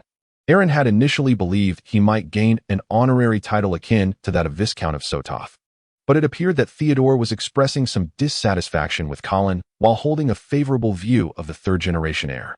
This seemed to hint at some undercurrents. though Aaron paid them little mind. In the bedroom, Aaron opened his eyes, acutely aware of the changes within his body.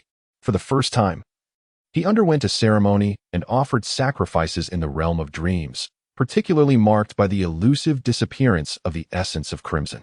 This experience imbued him with an ineffable sensation. The essence of crimson, serving as a sacrificial offering, was in fact the quintessence and distillation of crimson spirituality in terms of weight. It might possess enough potency to completely awaken the spirituality of an ordinary individual, guiding them onto an extraordinary path. At that moment, as the offerings and the ceremony vanished, my consciousness perceived that it might have arrived here, in the realm of reality, within me. Aaron's eyes sparkled with a glimmer of hope. If this were indeed the case, he might have finally discovered the extraordinary path within reality. My lord. He rang the bell, summoning Dolly to assist him in donning his garments, eagerly anticipating the sensations of his transformed physique. It may be mere illusion, yet I sense that today I feel particularly invigorated. Aaron gazed at Dolly before him, undeniably experiencing a subtle physical response. Dolly appeared to sense something as well, blushing as she assisted Aaron in straightening his attire. It's somewhat troublesome. I feel a surge of desire. Is it not inherently linked to procreation and vitality? Aaron appeared somewhat embarrassed, remarking, "It seems I must be more cautious in the future. One must not indulge indiscriminately in food, nor should offerings be accepted carelessly." At that moment, Dolly inquired, "What would you like for breakfast? Steak, well done?" "No, medium rare, and a glass of deer blood to accompany it," Aaron blurted out. Dolly's expression was one of surprise, but she quickly composed herself and stepped back. Inside the villa's dining room, nearly raw veal lay on a white porcelain plate, with blood still seeping out. Aaron's daily breakfast typically consists of a vegetable salad, accompanied by bread and jam, offering a rather mild flavor profile. This is precisely why Dolly found herself taken aback. At that moment, Dolly stood beside him, observing as Aaron elegantly grasped his knife and fork.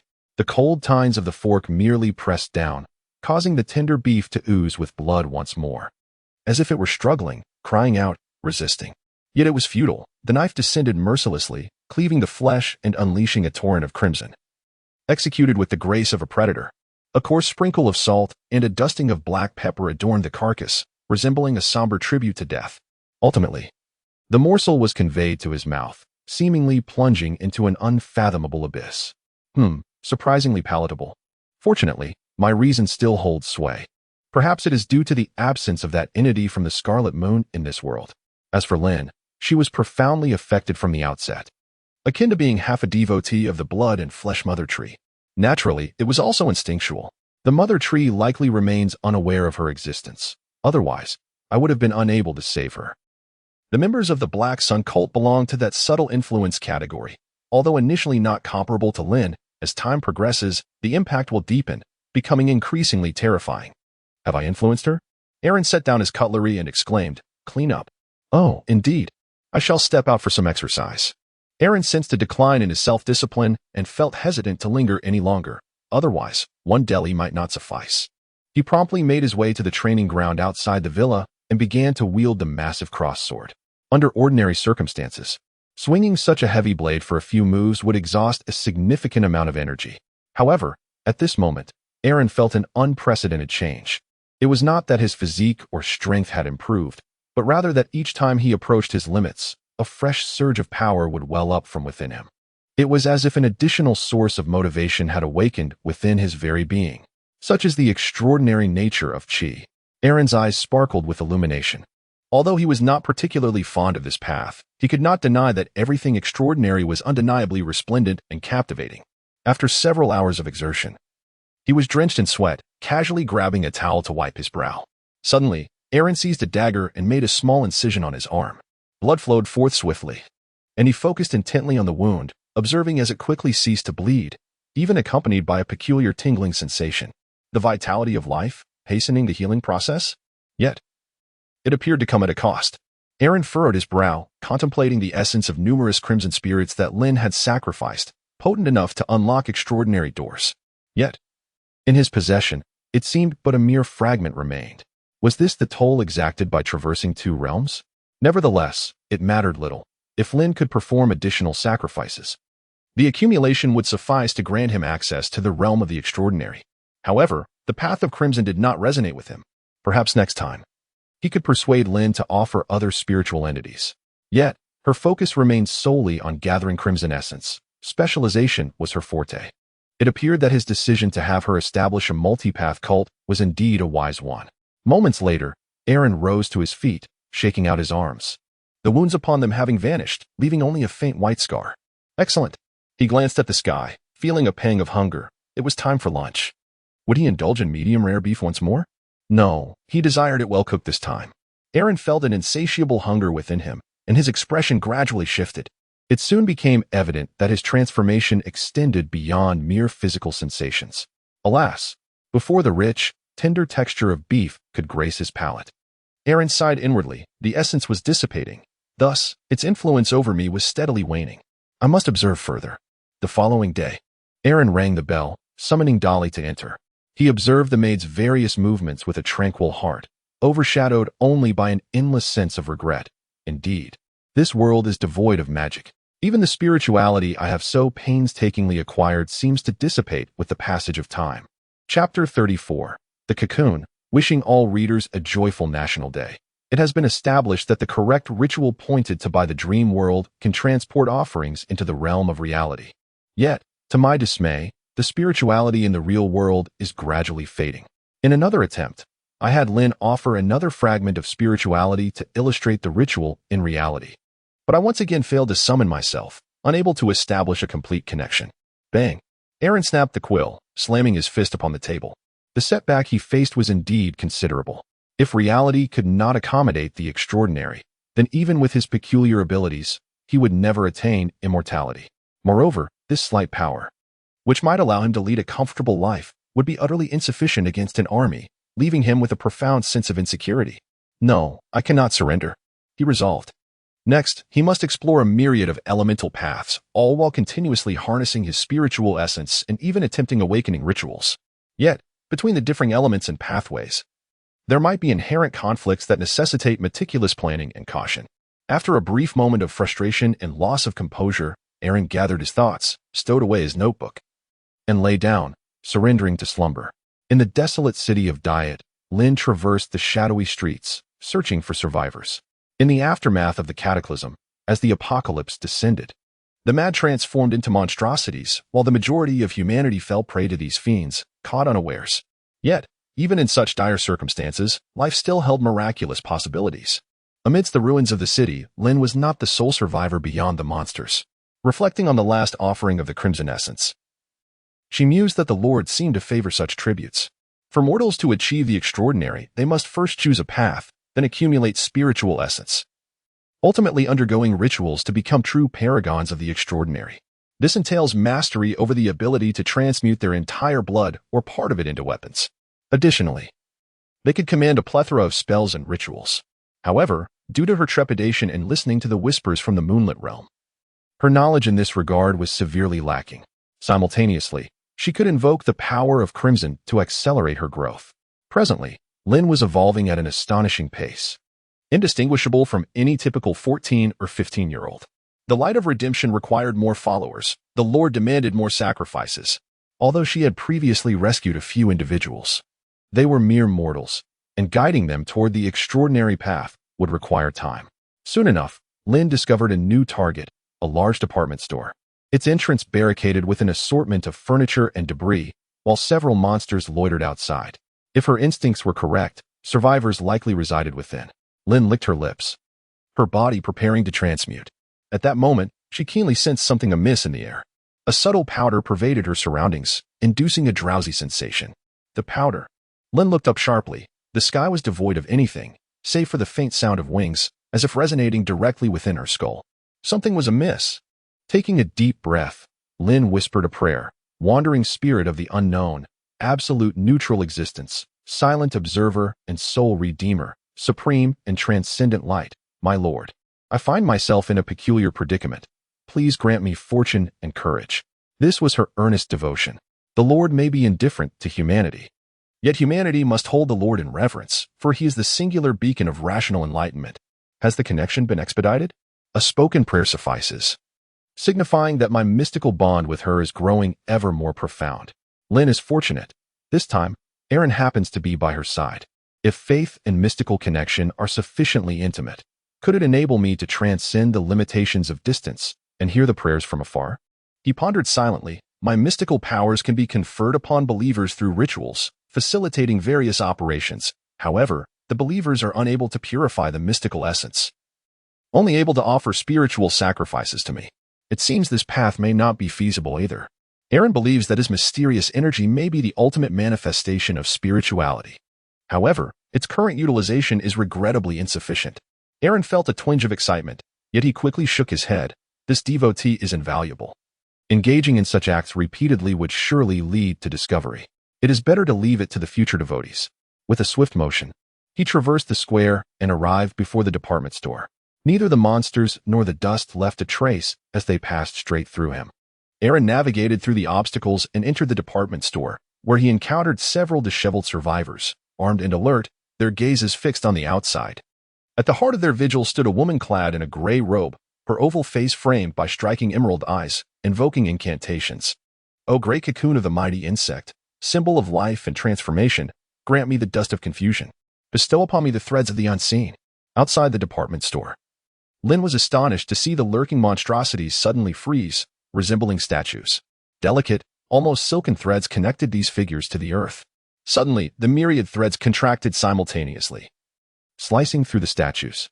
Those fine, translucent lines transformed into the sharpest of blades, effortlessly cleaving the creatures into smooth, cubical fragments. Thank you so much, Lady Olivia. The woman in gray concluded her ritual, and a throng of survivors gathered around her, expressing their gratitude. It is nothing, Mr. Ode. In this post-apocalyptic world, it is only right that we assist one another. Might I request a quiet room? Olivia shook her head, her pallor slightly exaggerated. I wish to rest without the distraction of food or water. Of course, replied a man, appearing to be in his 40s, his arms adorned with the roughness of stubble. As he promptly led Olivia to a tranquil chamber. With a decisive thud, Olivia closed the door behind her and leaned against it, her body beginning to tremble violently.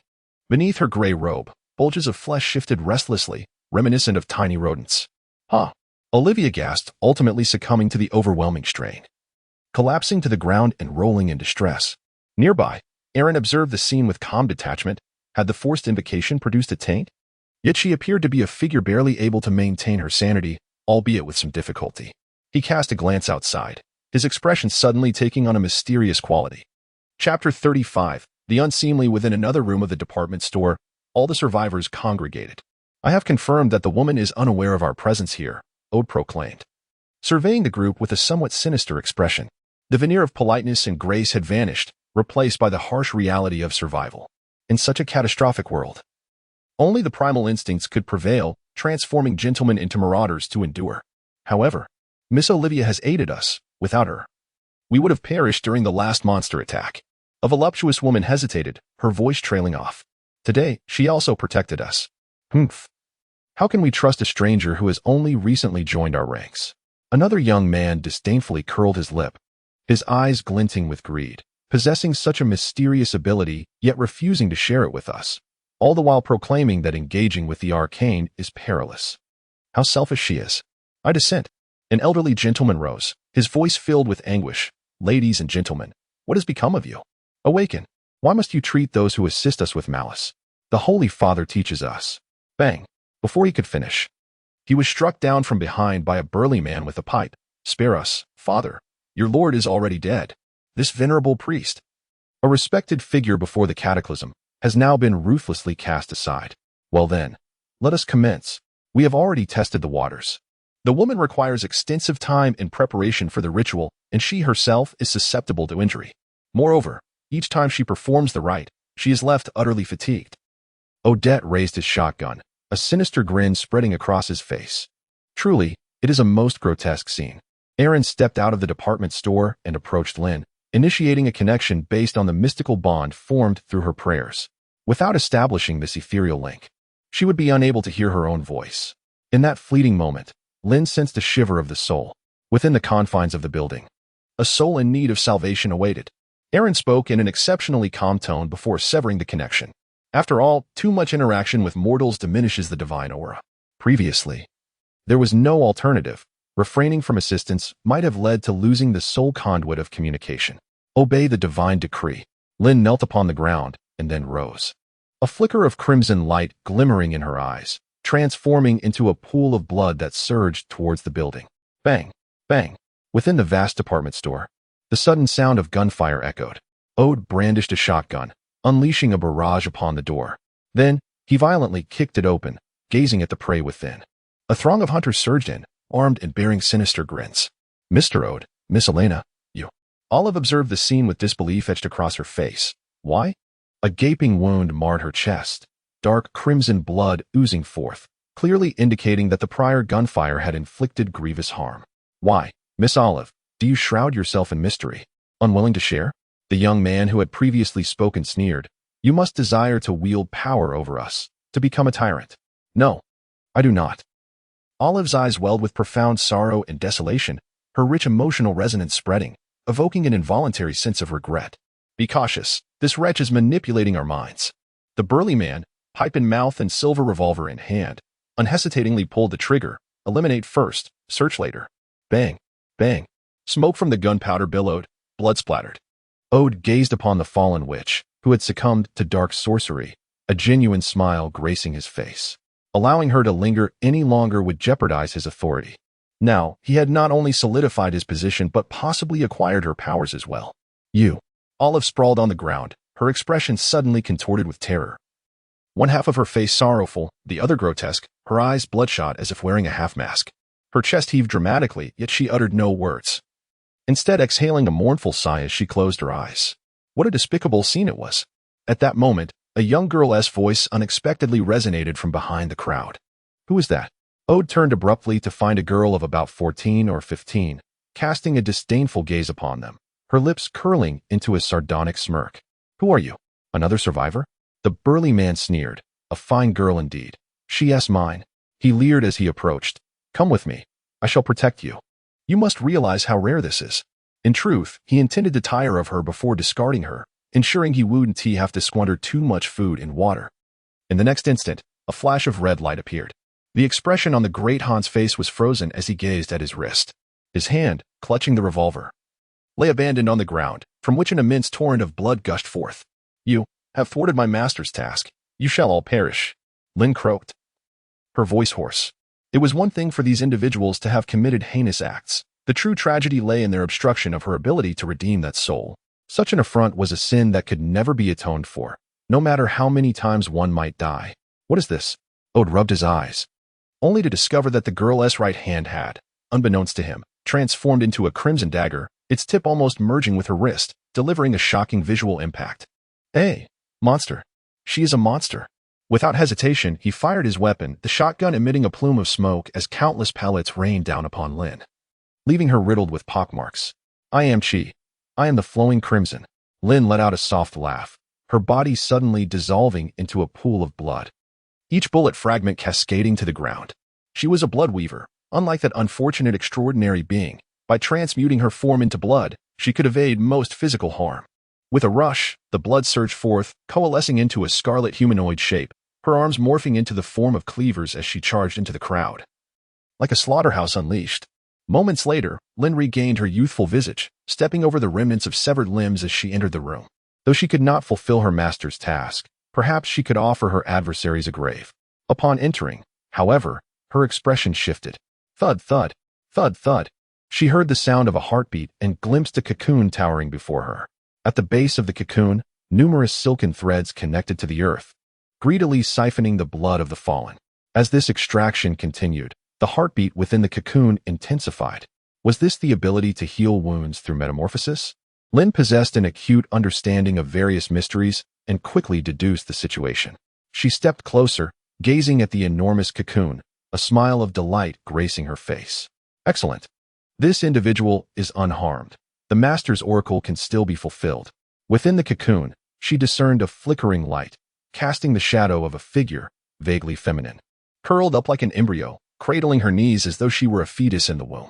Yet, with the heartbeat growing ever louder, it seemed that countless shadowy forms writhed behind the silhouette, rapidly expanding into a pair of grotesque wings.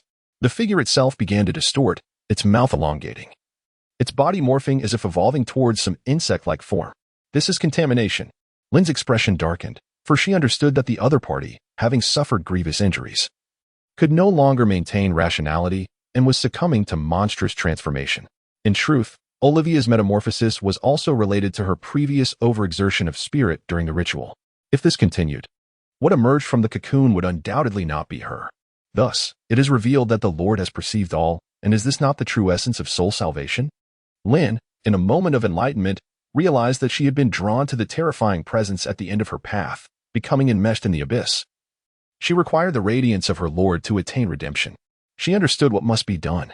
Lynn promptly commenced the ritual, beseeching the elusive spirit of illusion, a wandering spirit of the unknown, a being of absolute neutrality, a silent observer. I implore you to bestow your blessing and rescue this wayward soul before redemption.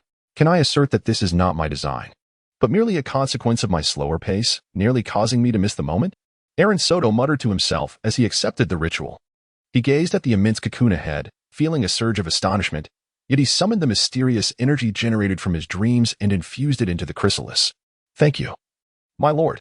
With a rip, the gray cocoon was torn open, and a bare Olivia struggled to emerge, her eyes landing on Lynn, her face flushing slightly with shyness, but more so with awe. You are the fortunate one. You have received the grace of our Lord and attained his redemption. Lynn cast a glance at Olivia, casually tearing a piece of clothing from the corpse on the ground and tossing it over. Put this on first. I will explain everything to you in due time. Moments later, in the department store. So, you have been summoned by a being of existence, established the light of redemption, and then received an oracle to save me? Olivia asked in astonishment. What a merciful being to show compassion towards an insignificant creature like me. Can such an entity truly communicate with mere mortals? The chrysalis never engages with its devotees, not even the highest-ranked cocooned ones. There are even rumors that those who have truly encountered the chrysalis have perished, regardless of their belief. Chrysalis? Cocoon beings? Aaron felt a tinge of confusion, prompting Lynn to inquire directly, what is a cocoon? It is the sovereign of the chrysalis, a symbol of life and transformation. Olivia's expression grew profoundly intricate. I hail from the southern forests, where many revere the cocoon, calling themselves the cocoon people, and have established a sect named the Blight of Iraqi. Many who joined underwent terrifying changes in temperament, and some, after multiple transformations, became inhuman entities. I chose to depart, seeking refuge in distant lands. Lynn, however, recalled the zealots of the Black Sun sect, and the high priest transformed into a creature of dark flames. Suddenly gaining insight, the path of mystery is perilous, fraught with madness and terror. Regardless of the path taken, the protection of our Lord is essential to preserve humanity. Praise be to our Lord. Might I be fortunate enough to hear his revered name? Olivia replied earnestly, after my departure from the sect. My own hallucinations and symptoms became quite severe. However, after receiving the grace of that being, I felt entirely healed. I wish to comprehend his doctrines. And does he accept those like me, a humble cocoon adherent? Certainly, our Lord embraces all. Lynn's eyes sparkled with revelation, and she immediately began her sermon. He resides at the pinnacle of the light realm, the beacon of redemption, the sole hope for humanity. Hey, I only mentioned that I am a spirit, just a spirit. Do not embellish with such peculiarities. Aaron felt an overwhelming sense of embarrassment as he stood aside. Particularly, it was disconcerting that Lynn had taken it upon herself to bestow upon him so many powers. Speaking of redemption and protection, matters he had yet to agree to. Nevertheless, it seemed inconsequential, as he had not acknowledged the other cocoon, had he? Aaron consoled himself momentarily, yet he found himself profoundly intrigued by the newly emerging elements and pathways. He contemplated devising a scheme to extract Olivia's clandestine communications, or rather, to engage in a transaction. However, do life and change not bear some resemblance to the essence of Crimson? Yet, this is not entirely accurate, for Crimson predominantly leans toward the realms of procreation and vitality. Moreover, the notion of a chrysalis evokes within him a sense of stubbornness, conservatism, and an essence of stasis. He observed as Olivia was beguiled by Lynn, thus becoming a member of the redeeming light. This was a perfectly ordinary occurrence. As long as Olivia wished to continue her enigmatic journey without succumbing to the influence of the chrysalis and transforming into a monstrosity, she would inevitably find herself kneeling at his feet. Aaron could discern that, although Olivia possessed a certain naivety, she was nonetheless more mature than Lynn. Could it be that she truly failed to perceive the issues entwined with this so-called light of redemption? Rather than suggesting that she was deceived into joining the cult, it would be more accurate to assert that she was captivated by the miracles they purportedly showcased. Olivia, since we have already become adherents, I shall now announce our first significant endeavor. Lynn surveyed the department store with evident satisfaction. I intend to requisition this place as a branch of our cult. The headquarters must remain untouched, for it houses the altar of our Lord. Relocation is only permissible with his consent. Olivia pursed her lips, observing Lynn's pretentious exuberance as she suddenly inquired, "Pray tell, revered lady, how many members does our cult comprise?" Olivia's expression froze momentarily, despite her mental preparations and speculations. She had not anticipated the peculiarity of this cult. It was well known that in genuine secret societies, the leader was invariably a formidable figure among the members. This organization seemed to be less cohesive than even a mere combat squad. Was it too late to withdraw from the cult? Chapter 37. I'm on the Blackstone Manor. Olivia found herself unable to alight from the vehicle, for as one favored by divine grace, her door had been sealed shut. With a faint smile, Aaron awakened. He observed Olivia's transformation from uncertainty to resolute determination, as she seemed intent on assisting Lynn in the expansion of the light of redemption. The pupa symbolizes life and transformation, while simultaneously embodying the essence of constancy. Aaron gazed at his own skin, and with the slightest shift in thought, he felt every hair upon it become extraordinarily sensitive, capable of detecting the subtle currents of air, thus discerning the movements of objects within a certain vicinity. Furthermore, by harnessing the properties of the pupa, he realized that he could also harden his skin within a defined range, thereby acquiring a form of defense. As he looked at his palms, he noticed, to his astonishment, translucent threads weaving between his fingers. "I am Spider-Man." Aaron let out a low growl, and, with a swift motion of his hand, a thread was propelled forth, ensnaring the garments upon the hanger. With a forceful tug, it snapped. The thread broke. A faint, bitter smile graced Aaron's lips as he mused, "Moreover, the essence of the pupa is steadily dissipating. I even harbor doubts that, even with the use of rituals to ascend and secure a path in reality, one might still be cast down. The weight of this world is indeed stifling." After his sigh, tranquility soon returned as he summoned his maid, Dolly, to assist him in dressing. During breakfast, he inquired about the day's agenda. Essentially, as a noble of this era, his daily existence was remarkably leisurely. Idling away the hours in hunting and feasting was the norm. Occasionally, he would inspect his territory as a lord or assume the role of a grand judge to resolve disputes among his subjects, merely for amusement. In comparison to other lords, Aaron could be considered relatively diligent. At that moment, the portly scholar Albert, clad in a gray academic robe, remarked, "My lord the Baron, you have a visitor today, the Knight from the Emerald Territory." He was Aaron's neighbor, originally sworn to the Davis family, who had surrendered rather early in the Black Crow War, thus managing to retain his fief. Of course, while his fief remained intact, this time, he would not partake in Theodore's generous distribution of titles. Aaron murmured to himself. In truth, it should have commenced long ago, yet the lingering aftermath of war, particularly the various minor disturbances in the Green Forest, had delayed it until now. A band of miscreants, having already lost the war, what more could they possibly desire? Aaron let out a cold laugh, dismissing the dissenters, which included the remnants of the Davis family and the dispossessed nobility. Unwilling to accept the defeat of war, they retreated into the deep mountains and forests, transforming into actual brigands. This, of course, posed a significant public order issue. Aside from a few direct fiefs, the Sotos family entrusted the remaining territories to the stewardship of various local lords. "What is the reputation of the Knight Amon?" Aaron pondered for a moment before inquiring. The surrenderers shared a close kinship with the rebels, possibly even being family. It is not inconceivable that they might offer protection.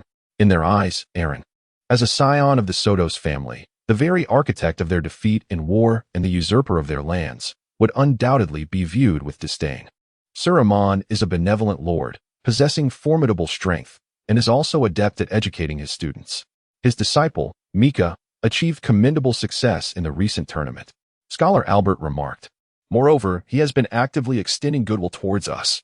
Therefore, do you surmise that he is a steadfast ally? Aaron's expression was one of intrigue. Indeed, it is evident to any discerning individual that the Green Forest now falls under the dominion of the Sotos family. Those who comprehend the dynamics of interest will not contravene this prevailing trend. In other words, those who oppose this current will be ruthlessly crushed, Albert remarked. Thus, I eagerly anticipate today's meeting. Aaron closed his eyes, feeling the steady rhythm of Albert's breath and heartbeat. indicating his sincerity in expressing those words. Meanwhile, not far from Blackstone Manor, a convoy was progressing slowly, with the mounted rangers holding aloft a banner emblazoned with a double-headed axe. The once azure background had now transformed to a deep green, symbolizing a significant change. Among the convoy, a carriage suddenly drew back its curtains, revealing the exquisite countenance of a young maiden. "How much longer until we arrive? Esteemed Miss Monica, I kindly ask for your patience. We shall surely reach our destination before the sun reaches its zenith," came the reply. "We are nearing Blackstone territory. Let us pause for a moment to rest and send word ahead, as is customary." Sir Amon, a middle-aged knight in his 40s, with graying hair cropped short yet a vigorous spirit, waved his hand to command the convoy to halt. The group came to a standstill, some tending to their horses while others quenched their thirst. The young knight approached the riverbank for water, glanced around, and then ventured into a thicket.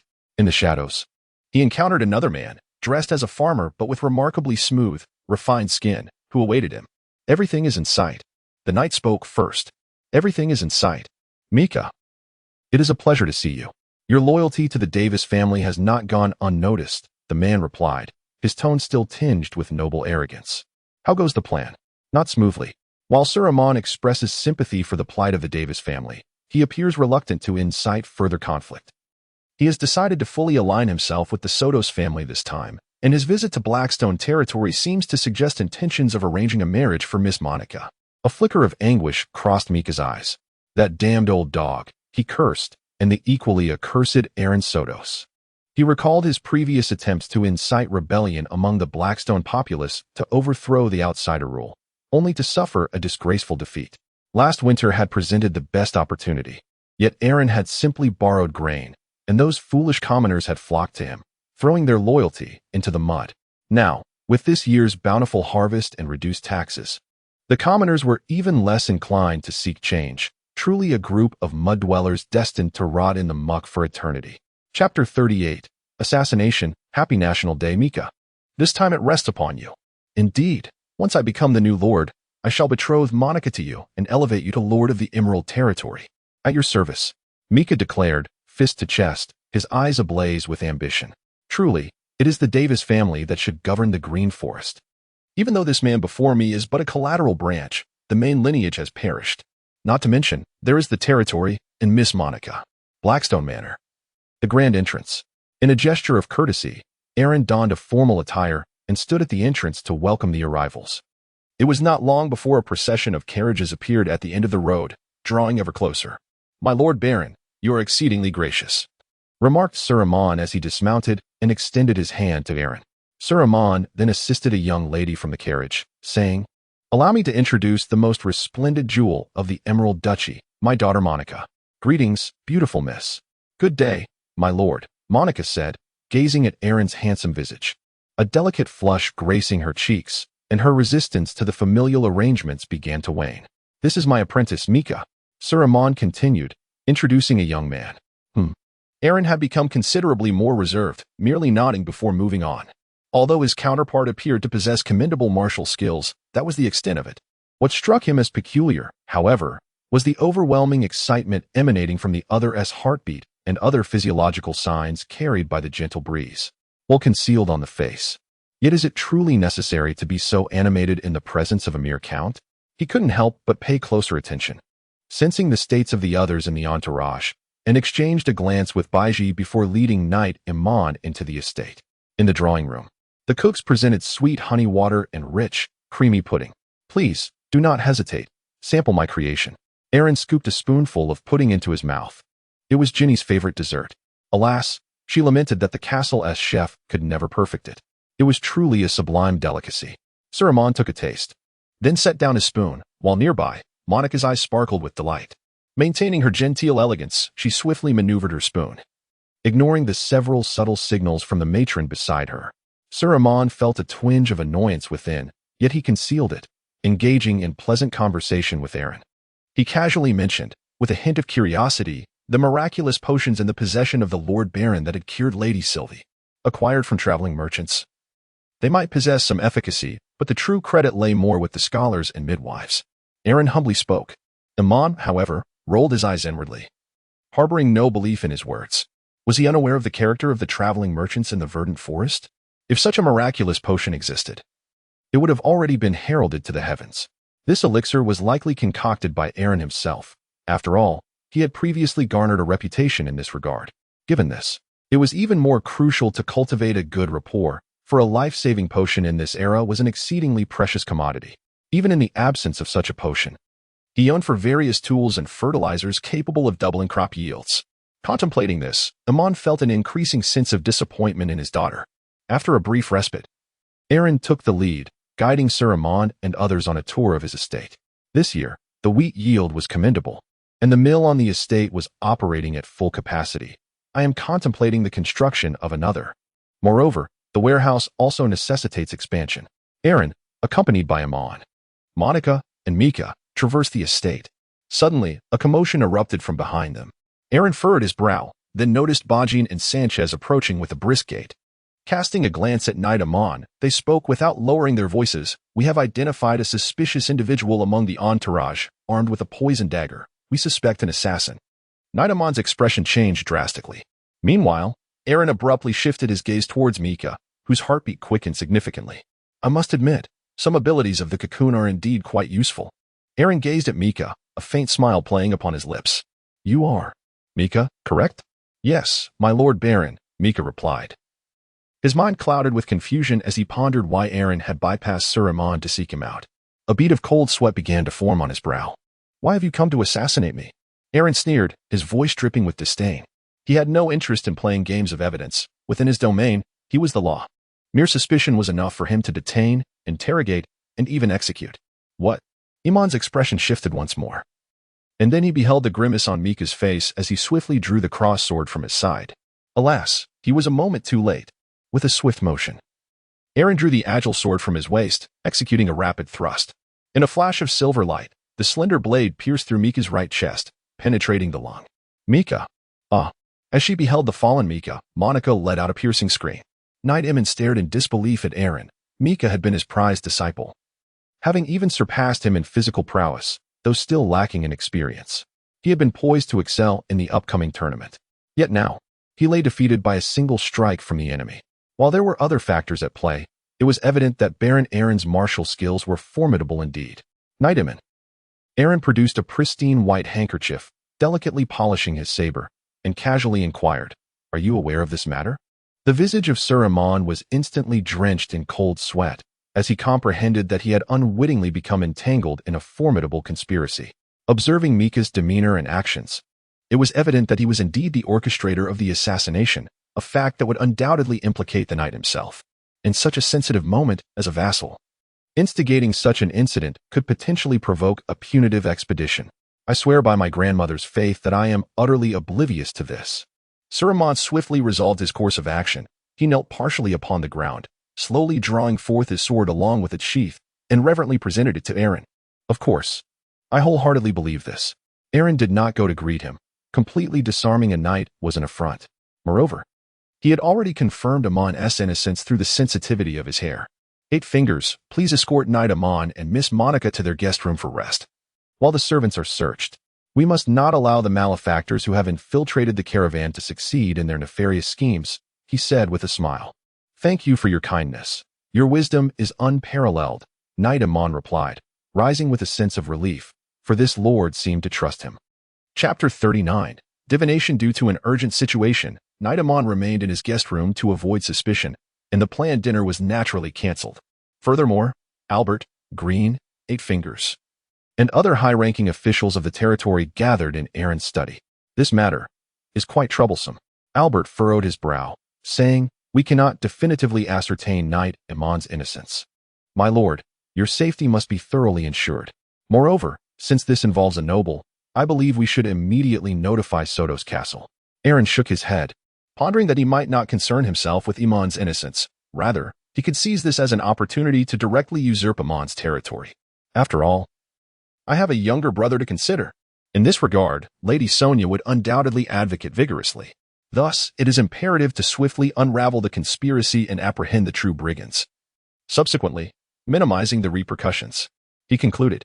Mika's condition was dire, making interrogation exceedingly difficult, and the assassins would yield little information. Albert furrowed his brow, hesitating. It matters not. You may leave for now. Aaron expelled everyone from the room and produced a detailed map of the territory, along with candles, incense, essential oils, pendulums, and other mystical implements. He was disinterested in the pursuit of evidence to solve the case. Instead, he chose to leverage the lingering spirit of the pupil within him to address the matter through the arcane. Divination for locating individuals transcended mere navigational techniques, constituting a rather sophisticated esoteric ritual. However, it was also susceptible to interference and opposition, whether from the mystical standing of the subject being divined, the presence of other magical artifacts on their person, or the possible protection from higher entities, all of which could introduce disturbances. Take Lynn, for instance. She not only possessed a rank equivalent to that of the Burning One, but also bore the taint of the flesh and blood mother tree, which acted as a form of scrutiny, rendering any attempts to divine her exceedingly challenging. Only the high priest of the Black Sun cult was capable of achieving such a feat. Yet, in the realm of reality, all were mortal.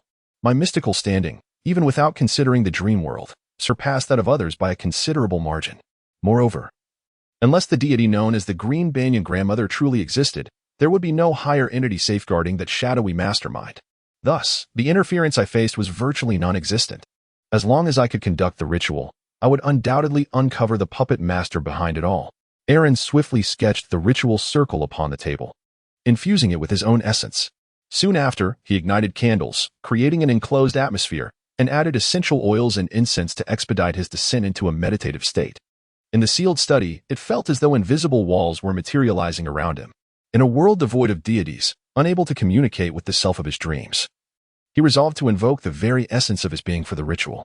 With this thought, Aaron stirred his spirit and uttered in an otherworldly tongue, I beseech you, Creator of the Creator, absolute observer beyond the veils of multiplicity, wandering spirit of the unknown, the embodiment of impartiality, the silent witness, I implore you to grant me the ability to perceive the threads of fate. After all, previous attempts had all ended in failure. He simply grasped the pendulum and placed it upon the map, allowing it to rotate clockwise. The true mastermind behind the assassination case. The true mastermind behind the assassination case. The true mastermind behind the assassination case. Meanwhile, Aaron silently recited the content he wished to divine. 1 circle, 2 circles, 3 circles. Ultimately, the pendulum, in a manner defying the laws of physics, pointed obliquely to a specific location on the map, as if drawn by an invisible force emanating from that very point. He had succeeded. Aaron gazed at the map, a cold smirk gracing his lips. Hiding within my territory, how audacious. He meticulously noted the location marked on the map before concluding the ritual. In the next instant, darkness enveloped him, nearly causing him to faint. My spiritual essence has entirely withered, and it has barely been a day. The dissipation is alarmingly swift, yet perhaps that is to be expected. What a pity. The essence of the pupil was quite useful. However, what I yearn for most are the abilities of healing, immortality, and mental manipulation. In this world devoid of magic, if one could select extraordinary powers, Aaron would undoubtedly favor mental manipulation and the art of longevity.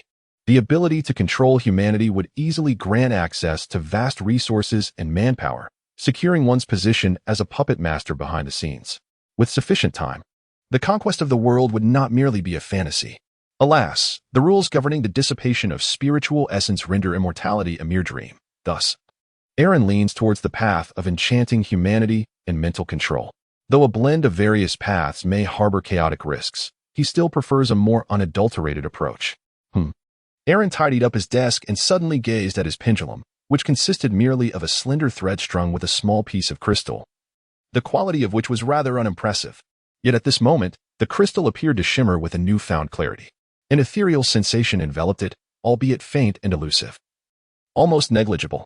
Was this a result of the ritual and my own influence? Aaron pondered. Perhaps this world is not a mere dissipation of spirituality, but rather a diffusion of its essence? Just as water flows from elevated heights to lower grounds, the minuscule amount of spirituality I possess disperses into the world, akin to a drop of ink merging into the vast ocean, rendering it seemingly non-existent. This presents a fascinating subject for exploration. He meticulously organized his belongings and summoned the individuals outside. I have ascertained that the mastermind is among us. Aaron pointed at the map. You all go and prepare. And also, please summon Night Amon. Albert wore a perplexed expression, pondering what he had missed. How could the esteemed Baron ascertain the existence of another hidden culprit after merely stepping outside for a brief moment, and even pinpoint the lair? The others, with less contemplation, promptly followed orders and brought forth Nidamon. Esteemed Baron, Nidamon said, his demeanor slightly weary, yet he executed his salute with utmost formality. Nidamon, I have identified the true culprit. Are you willing to apprehend him and vindicate your honor? Aaron smiled. Of course. Iman raised his head, his eyes brimming with astonishment and fervor. I am willing. Chapter 40. Aftermath. In a residential area of the Blackstone territory, a multitude of guards swiftly surrounded the premises. Knight Iman, clad in armor, boldly charged inside, forcefully kicking open the door. Bang. Oh, my lord. A woman by the cauldron, startled, let her spoon clatter to the ground. While a farmer knelt in fear, exclaiming, My lord, you. The cries of children echoed from behind. No one is there. Baiji entered as well, observing the scene with a look of confusion. Could the intelligence be flawed? This appears to be an ordinary household. How could it possibly be linked to the shadowy figures behind the scenes? Knight Iman's expression remained grave as he stepped forward, scooping a spoonful of soup and tasting it. A smile spread across his face. There is salt and meat in this soup. When can a common farmer afford such luxuries? Or is this prepared for someone else? Search. The farmer's face turned ashen, and soon a throng of soldiers burst in, wreaking havoc. There's a cellar, Baiji exclaimed, scouring every inch of the ground. Suddenly, he pulled on an iron ring and shouted. Upon lifting the cover, a downward passage was revealed. Knight Iman, his demeanor stern, was the first to plunge into the depths. This truly is a desperate attempt to clear one's name, Baiji remarked, shaking his head as he followed. Before long, the sounds of clashing weapons and anguished screams emanated from the cellar. A bloodied man was dragged out by Baiji, appearing like a beaten dog. This delicate fellow is most likely a noble. Knight Iman, do you recognize him? John Davis. Knight Iman nodded. A collateral descendant of the Davis family. Missing since the Black Raven War. Then, the case is solved. A faint smile appeared on Baiji's face. The following day, as Aaron savored his breakfast, he attentively listened to Albert's report. A gentleman does not place himself in perilous situations. As a lord, he possesses numerous subordinates, so why should he exert himself unnecessarily? The urgency of the moment had long passed, especially since a valiant knight, Imran, was charging forth on his behalf. All he needed to do was remain in the safety of his villa, patiently awaiting the outcome. After some interrogation, John disclosed the existence of a clandestine organization plotting against them, along with a list of its members. Albert presented this list to Aaron. Aaron took a sip of the meat soup and cast a casual glance. Indeed, it was the remnants of the Davis family. However, they would only grow weaker and pose no real threat. Regarding the follow-up on this matter, Albert hesitated and suggested, let the Knight Iman personally execute John. Then compile a report detailing the events and send a copy to Sotos Castle. That shall suffice. Aaron waved his hand dismissively. The aftermath of this matter would soon dissipate. In the realm of dreams, at the Diet headquarters, now the branch of the Redeemer's Light cult, Olive, Lynn, and a handful of ordinary individuals were engaged in prayer. Praise our Lord. You are the wandering spirit of illusion amidst the unknown, an entity of absolute neutrality, a silent observer. You embody free will, the sole savior of the apocalypse, the supreme and transcendent light. Please, heed the prayers of your faithful, bestow upon us your merciful gaze. The embodiment of free will? When did I acquire such authority? Do not fabricate tales. Aaron gazed at the scene, his eyelids fluttering momentarily before he established a connection. My lord. Lynn trembled all over, a look of reverence gracing her countenance. Meanwhile, Olivia's body quivered incessantly, having truly encountered this magnificent being. She could distinctly sense that it was an entity on par with the chrysalis, a horror beyond human comprehension, an existence so terrifying that it eludes description. Yet, rather than eroding her reason, it radiated a warmth akin to the sun in the depths of winter. Any lingering doubts and confusions she harbored vanished without a trace. Have so many already gathered? Aaron cast a glance at Lynn's congregation, noting that there were already over 20 individuals present, yet the extraordinary ones remained only 2. Thus, it was solely these 2 who could sense his presence after the mysterious connection was established. As for the other mortals, they could only gaze in bewilderment at the unfolding events or pray with even greater fervor. He listened intently to Lynn's report, affirming her contributions to the growth of the congregation, and granted her request to establish another permanent altar at this location before severing the connection. Our Lord has shifted his gaze. Lynn rose and proclaimed loudly, but he watches over us, observing each and every one. She affirmed their devotion, permitting them to construct a second sanctuary in his honor. The ordinary members of the Radiant Redemption erupted in cheers, and Olivia wore a bright smile as well. As the ordinary members began to gather materials to erect the altar, the two senior members of the Radiant Redemption convened. "Can you feel it? That is the grace of our Lord," Lynn whispered softly. "What kindness, what tolerance." Olivia wiped the corner of her eye. "I can hardly wait to draw closer to our Lord. Compared to the likes of the Black Sun and the Cocoon, this one is indeed benevolent, harboring goodwill towards humanity. Such rarity." Lynn's petite face scrunched slightly in concern. "Regrettably, we have yet to gain our Lord's recognition and receive his guidance. As long as we persist in our faith and offerings, there will come a day when the Lord shall bestow everything upon us," Olivia declared resolutely. "You are mistaken. I do not grant the path. It is indeed absent," the voice echoed in the silence. Aaron stood aside, his lips twitching with curiosity. However, he was also intrigued by the enigmatic energy generated during his dreams, pondering the pathways through which it manifested. "It is worth noting that the enhancement of my consciousness through this mysterious energy has grown increasingly feeble. The benefits no longer rival those derived from the protection of my devoted followers. The spiritual essence of the triangular trade, originally sourced from this mystic energy, originating from me, raises a perplexing question. Why, after the act of sacrifice, can one transcend the constraints of this world and be ushered into reality?" A doubt arose in Aaron's heart, yet he understood that it was beyond his current comprehension. At that moment, a member of the congregation rushed over in a state of panic, exclaiming, "Saint, something has happened to His Excellency the Bishop." Aaron followed Lynn and Olivia into another room, where they found an injured individual lying down. Upon the person's arm, there was a layer of pitch-black, viscous flames that continued to burn, strangely emitting a chilling sensation rather than heat. The injured devotee lay unconscious, their life force reduced to an extremely feeble state. Olivia turned to the informant. "We were ordered to venture out in search of supplies and survivors, only to encounter a group clad in black clerical robes, marked by burn scars. They attempted to recruit us into their cult, which we naturally rejected, resulting in a conflict," Bernard recounted with a sense of shame. Once a soldier, well-trained and among the most capable of the ordinary folk of Redemption's light, he could hold his own even against strange creatures with firearms. Yet now, sweat dripped from his forehead, clearly terrified. "It is the Black Sun cult. Their influence has extended to this place," Lynn said through gritted teeth. "Oh, the troublesome ones are upon us," Olivia sighed, fully aware of the true terror a genuine cult could wield, unlike their own. Bernard's eyes glistened with unshed tears. Lynn, with a stern expression, recounted her past experiences. "Ordinary medicine and water are ineffective. One must employ rituals and spiritual power to cleanse such afflictions." "If that is the case, I might be able to give it a try," Olivia remarked. Having received systematic instruction in ritualistic magic from the Iraqi cult, her understanding surpassed Lynn significantly. "This is no longer the primary concern. Those black-skinned hounds have extended their claws into this territory, and I shall not permit it. This is my Lord's city," Lynn asserted fiercely. Olivia offered words of reassurance. "And here is their home ground. We are far from the Black Sun cult. The High Priest and the Shadow Chaser will not pay too much attention. A mid-level agent of the Burning Child should suffice to manage the situation." Aaron pondered for a moment before stepping out of the edifice of the department store. He intended to embark on a solitary reconnaissance. After all, the establishment of the cult was no small feat. Should it face annihilation, the quest for suitable successors would be a matter of sheer fortune. In any case, they would be unable to detect my presence. I am indeed the most astute observer. Aaron, having absorbed the intelligence he had just encountered, set forth in a particular direction, toward the far end of the city. Moss retrieved an expired can, pried open its lid, and extracted a piece of luncheon meat, only to disdainfully discard it after a single bite.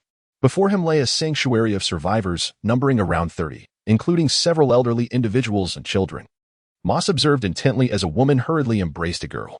The little girl, undeterred by anything else, began to dig out the luncheon meat with her hands, savored a piece herself, then offered a morsel to her mother. Quite the sight. Moss chose not to dwell on this act, feeling a quiet satisfaction as he mused. They would serve as excellent fuel, perhaps after another ascension ritual. I could elevate myself to the Shadow Seeker, a figure of great import, second only to the High Priest.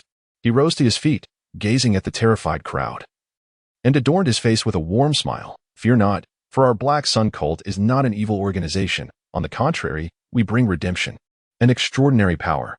Noticing a few men visibly intrigued, Moss spoke with increasing pride. Did you witness the flames from earlier?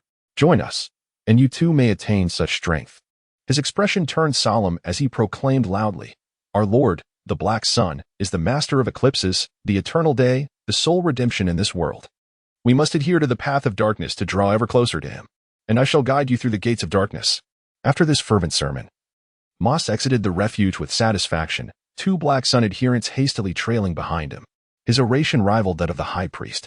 A red-haired figure named Rim marveled, I can only imagine how splendid it would be to witness those offerings ablaze. If the master could seize their essence, perhaps he could ascend to the Shadow Seeker, or even accomplish his grand ambitions. The resources required for the eclipse ritual are dreadfully taxing. Moss interjected sharply, Moreover, I am aware of your thoughts. Invoking spirituality through meditation and breathing techniques is far too slow. You yearn to hasten your ascension from the unburned. Moss regarded the 2 men, who appeared visibly anxious, with a scoff in his heart. He had completely discerned their intentions. Within the Black Sun cult, even the core unburned may find themselves as offerings. However, those who reach the level of children of flame enjoy a far more advantageous position. Recall the last instance. Even the high priest's eclipse ritual did not touch a single child of flame, not merely due to their unsuitability but also because they are the backbone of the cult. Positioned in the middle tier, the Black Sun Church is never lacking in various methods to plunder the essence of lower-tier extraordinary beings. This engenders a profound insecurity among the unburned, who seek to ascend by any means necessary. Curiously, despite such harsh regulations, defection among the unburned is exceedingly rare. Rem, the recent group, claimed allegiance to a force known as the Light of Redemption. Further investigation is warranted. Moss pondered for a moment and assigned a task. Moreover, do not forget the instructions of the high priest. We must track down that Lin and capture her for the sacrifice. After all, she is merely a girl, he murmured, even if she possesses formidable abilities. However, the high priest harbors suspicions that she may be favored by our Lord's greatest adversary. Should we succeed in offering her to our Lord, perhaps we shall all receive divine grace. A glint of ruthlessness flashed in Moss's eyes, if given the chance. He yearned to make the sacrifice himself. Such an act could elevate his status without the need for firewood. The Black Sun might directly promote him. Our Lord. The enemy? Rem's voice trembled. What kind of malevolent deity is that? The moon is his manifestation, and bloodshed is his domain. I cannot utter his complete name, but I can only refer to him as the mother tree of flesh and blood. Remember, any follower of the moon is our sworn enemy. Moss's demeanor was unprecedentedly grave. Aaron stood beside Mars, absorbing every word spoken. Indeed, it was merely an expansion squad. Yet he was taken aback to discover that they were also tasked with capturing Lin. He shook his head and turned his gaze toward these sinister devotees. Alas, without Yak's presence, one might ponder if this young lad had become entangled in the aftermath and perhaps sacrificed. As for these individuals, even if I were to redeem them and cleanse them of their corruption, it is likely they would continue to revere and worship the Black Sun. In simple terms, they are irrevocably poisoned, beyond salvation. Aaron felt that, to a certain extent, Lin's fumbling prayer was indeed correct. He truly embodied the symbols of reason and free will. For those extraordinary individuals who have yet to lose their sense of self, his gifts represent salvation, the brilliance of reason. However, for the believers who have completely surrendered their faith to a terrifying existence, they have long discarded their free will, their spirits altered by the subtle influence of the cult, leaving them with virtually no hope for redemption. Chapter 42. The trap. The strength of the heretical followers at the stronghold is indeed not formidable. There is no need to remind them. Allowing them to devise their own strategies will enhance their practical experience. Aaron weaved through the Black Sun stronghold. Fully aware of the cultists' capabilities within, he decided to merely observe the unfolding events. The following day, in Diet, along Wutong Street, a dilapidated and rusted sign lay discarded. While a gentle breeze stirred up discarded newspapers, red-haired Rem was languidly carrying out reconnaissance when suddenly his eyes brightened. He spotted a girl, approximately 14 or 15 years old, clutching a bag of food as she entered a building. Could it be Lin? Though she had grown taller, her face was unmistakable. Rem did not anticipate encountering the cult's wanted criminal, and a surge of excitement washed over his features. If he could offer her as a sacrifice to the Black Sun, perhaps his master would elevate him to the status of a son of flame or even a shadow hunter. He licked his lips, an insatiable greed emerging on his face. Yet, he quickly admonished himself, no, this woman is dangerous. She is a favorite of the moon, responsible for the Blood Moon massacre. and many an immolator has perished at her hands. I must hurry and inform Lord Moss. Rem crouched low, concealing himself in the shadows. Unbeknownst to him, in a corner, an old spider web trembled gently. An imperceptible vibration rippled through the strands, reaching into the building. Olivia opened her eyes. That person has departed, and it is evident he is quite cautious. Soon, the cultists will likely swarm out. I hope the trap we set proves effective. What a pity. I expected him to come charging in, providing me with some amusement. Lynn gazed regretfully at her hands. The amusement has vanished. What lies ahead is a fierce battle. Olivia's expression solidified with an unprecedented resolve. Unlike her previous timidity, she now possessed faith, and this time she would fight for that belief.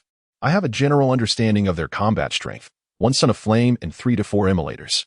They would never suspect that I have you. A faint smile graced Lynn's face. Is this the place? Moss surveyed the building before him. A predatory grin forming. Yes, the target has entered here and has not ventured out for quite some time. It must be a stronghold. Red-haired Rem ingratiated himself. Excellent. If we succeed this time, I will not forget your contribution. Moss was highly satisfied, feeling that today was indeed his fortunate day.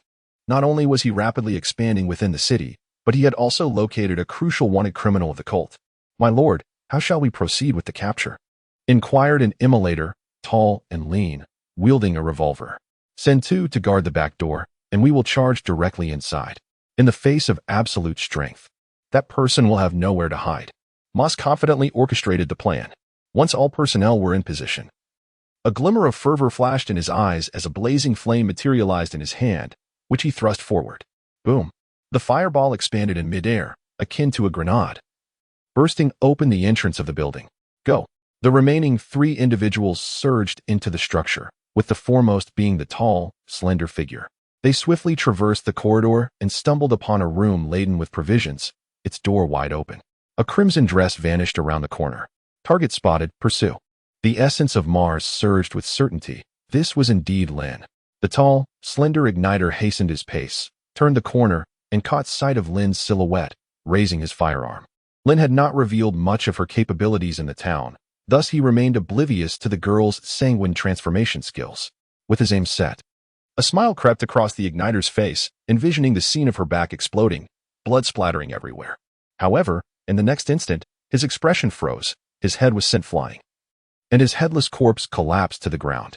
Mars and another acolyte halted, suddenly noticing a transparent thread suspended in the air, with droplets of blood cascading from it.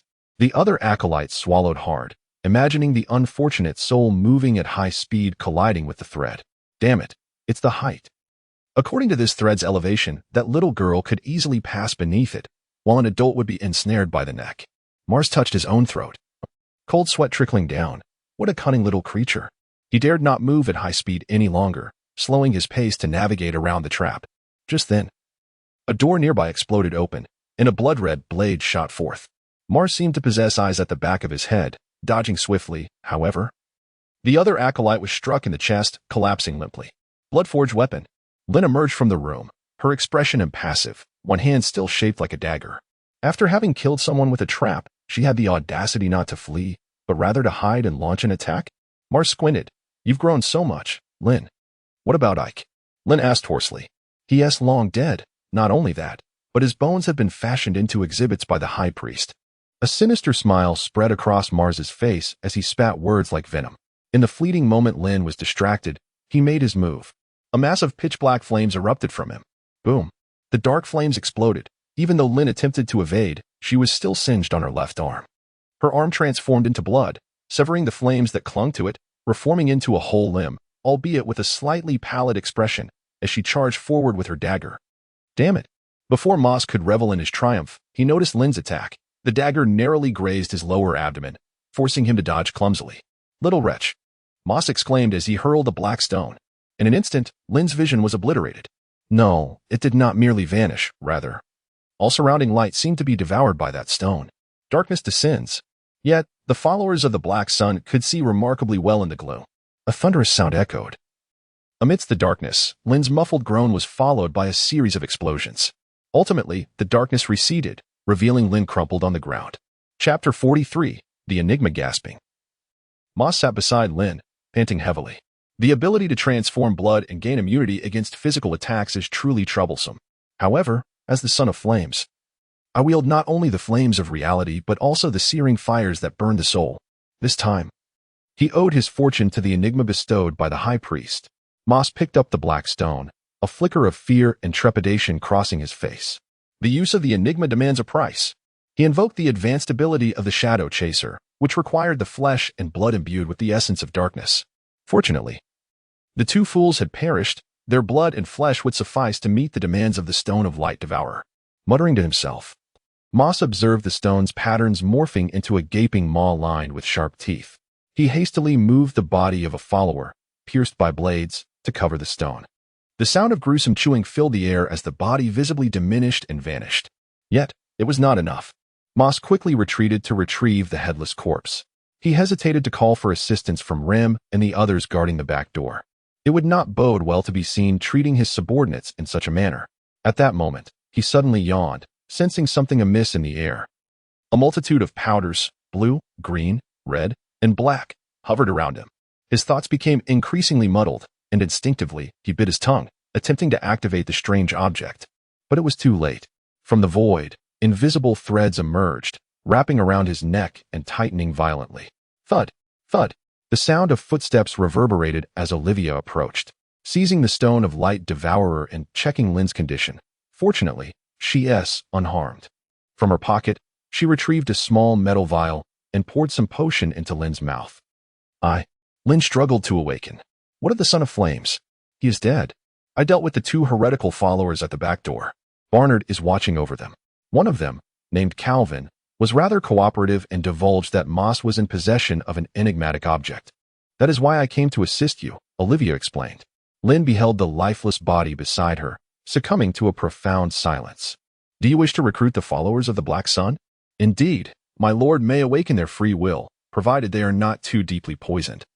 Olivia continued her search of Mars's remains, uncovering several spiritual materials along with a tome bound in black. The words of the Sun Chaser?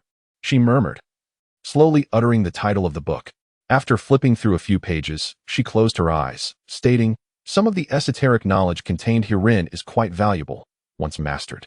It can be offered as a sacrifice to my lord. But one must exercise caution while reading, for it carries a slight mental taint. However, Lynn's gaze fixated on Mars's corpse itself, gritting her teeth as she declared, I shall offer the spiritual essence within him as a sacrifice to my lord. In the Blackstone Manor, Aaron placed his hand upon the burning candle, silently attuning himself to the shift in temperature. A warm sensation spread through his palm, pleasantly tepid yet devoid of any searing pain or discomfort. Is this the essence of the power of the spirit of darkness? Aaron murmured softly. It seems to serve little purpose, aside from aiding my escape during the conflagration. Had it not been for Olivia's intervention, Lynn might have even considered sacrificing the Stone of Devouring Light to Aaron. However, he had resolved at that moment that, regardless of the other's intentions to offer it, he would not accept. After all, both spirituality and knowledge are intangible entities. In contrast to the tangible, they inevitably present a distinct nature, one that remains uncharted in his current experience. It remains uncertain whether the so-called anomalous objects can transcend the barriers of this world. Aaron murmured softly to himself. The so-called anomalous objects, as described by Olivia, represent a fusion of the ethereal and tangible, often possessing extraordinary abilities. The majority of their origins stem from the ritualistic endeavors of cults and clandestine organizations, whether successful or otherwise. A smaller portion arises from the demise of formidable beings. It can be said that the element of coincidence is substantial, rendering their creation exceedingly challenging at present. More critically, they are exceedingly perilous. Merely carrying one incurs a persistent and subtle corruption and erosion. Not to mention that each use of an anomalous object incurs profoundly adverse effects that necessitate various methods of mitigation. Otherwise, it will inevitably rebound upon its wielder. However, the cost is great, as is the power. That fragment known as the Light-Devouring Stone is tantamount to half of a Shadowbane. With the Black Sun cult having suffered such significant losses and the loss of a crucial artifact, it is certain they will continue their pursuit. Aaron felt somewhat helpless. As a deity of the faith of the redeeming light, it was impossible for him to personally guide the two women on how to resist or conceal themselves. Lynn, clearly harboring a deep-seated animosity towards the Black Sun sect, immediately sought vengeance upon hearing of her enemy's arrival, even under the pretext of cleansing the territory of the divine, which left Aaron in a state of exasperation. Even with Olivia's assistance, it was uncertain whether they could restrain her.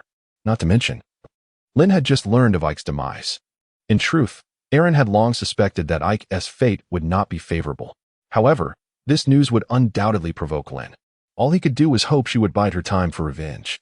At present, her involvement would only lead to her own demise. Aaron rubbed his forehead. "My Lord Baron, Bachelor Albert requests an audience." At that moment, Daly entered again to report. It seemed there were yet more matters at hand. This was to be expected. Then, glancing at the reluctant Albert, Aaron inquired with a smile, "And what is this uncertain news?" "The Count intends to appoint you as the godfather of young Shea." Chapter 44. The godfather me? A godfather to little Shea? Aaron found himself in a rather amusing predicament. The godfather, akin to an Eastern adoptive father, wields a significant authority, particularly in matters of guardianship. Should an unfortunate incident befall Xia's parents, he would theoretically bear the responsibility of their upbringing. Moreover, to entertain a darker thought, should the esteemed Count meet his demise and Colin also pass away, Aaron could, by virtue of his guardianship, directly assume the title of Count of Green Forest. Legally speaking, this would carry a greater semblance of legitimacy than Sean's claim. While I personally hold no objections, I suspect that Colin would vehemently oppose such a notion, and indeed, this is merely a rumor, possibly instigated by a certain lady with the intent to sow discord. Aaron shrugged his shoulders, stating, "We do not require this. Hence there is no need to advocate for anything, do you understand?" As he spoke, he pressed his fingers to his temples. Moments ago, a surge of intuition had stirred within him, as if it had sensed a vague scenario, yet nothing materialized. This led Aaron to ponder a conjecture. Has the dark spirit of divination heightened my instincts? Could it be that the sun or the black sun of the dream world possesses symbols of divination as well? The path of the black sun is shrouded in darkness, intertwined with themes of dissent. Might this imply that my intuition has detected some conspiracy? A conspiracy of the future? His expression grew grave. Albert, on the other hand, hunched lower, feeling an overwhelming and terrifying heat surging from ahead, as if what lay before him was not a lord, but rather a sinister furnace. Dark flames billowed forth, resembling the rise of a black sun, threatening to engulf him. Albert seemed to awaken from a nightmare, his forehead drenched in cold sweat. The authority of the adult surpassed that of the Count, transcending humanity itself. Sotosburg, the godfather? Why him? Jenny rolled her eyes upon hearing Colin's roar. Subsequently, she witnessed Colin being unceremoniously expelled from Theodore's study. Matters decided by their father were not to be altered, as he was unwavering, much like their grandmother. Jenny lowered her voice, casting a glance at her brother Sean, who bore a similarly troubled expression. In this case, should Colin encounter misfortune, Aaron would inevitably ascend to power. In the perspective of the Green Forest, only the firstborn's inheritance was deemed a semblance of righteousness. If the firstborn were to perish, the rights to inheritance enjoyed by his brothers were essentially equal, with no precedence among them. Thus, if Colin were to die, the title could be inherited by either Aaron or Sean, both being equally justified. Naturally, since he had a son, the son's claim to succession would supersede that of the uncles. Moreover, with Aaron under the godfather's guardianship, his precedence would surpass Sean's, at least until Shea reached adulthood. Should a female heir find herself in such a predicament, her situation would be even more dire. Perhaps her marriage would be directly arranged by the godfather. It was entirely plausible for the lands to be completely consumed before the heir reached maturity. Colin, as the firstborn, and Aaron, as his favorite son, what am I? I am nothing. Sean scoffed at himself. At least you recognize your own worth, Jenny interjected, pouting as she added, I crave caramel pudding. The kitchen in the castle never makes it quite right. Colin exited the castle and mounted his horse, heading to a villa in the town where he kept a mistress. For the people of Green Forest, this was not an unusual affair. Indeed, Colin occasionally relished the company of courtesans in town for amusement. In an apparent effort to atone for his wife's infidelity, he displayed an ardent enthusiasm in this regard. Dismounting outside the villa, Colin, lost in thought of his mistress's blushing visage, felt a stir within his heart. Elena, I have arrived.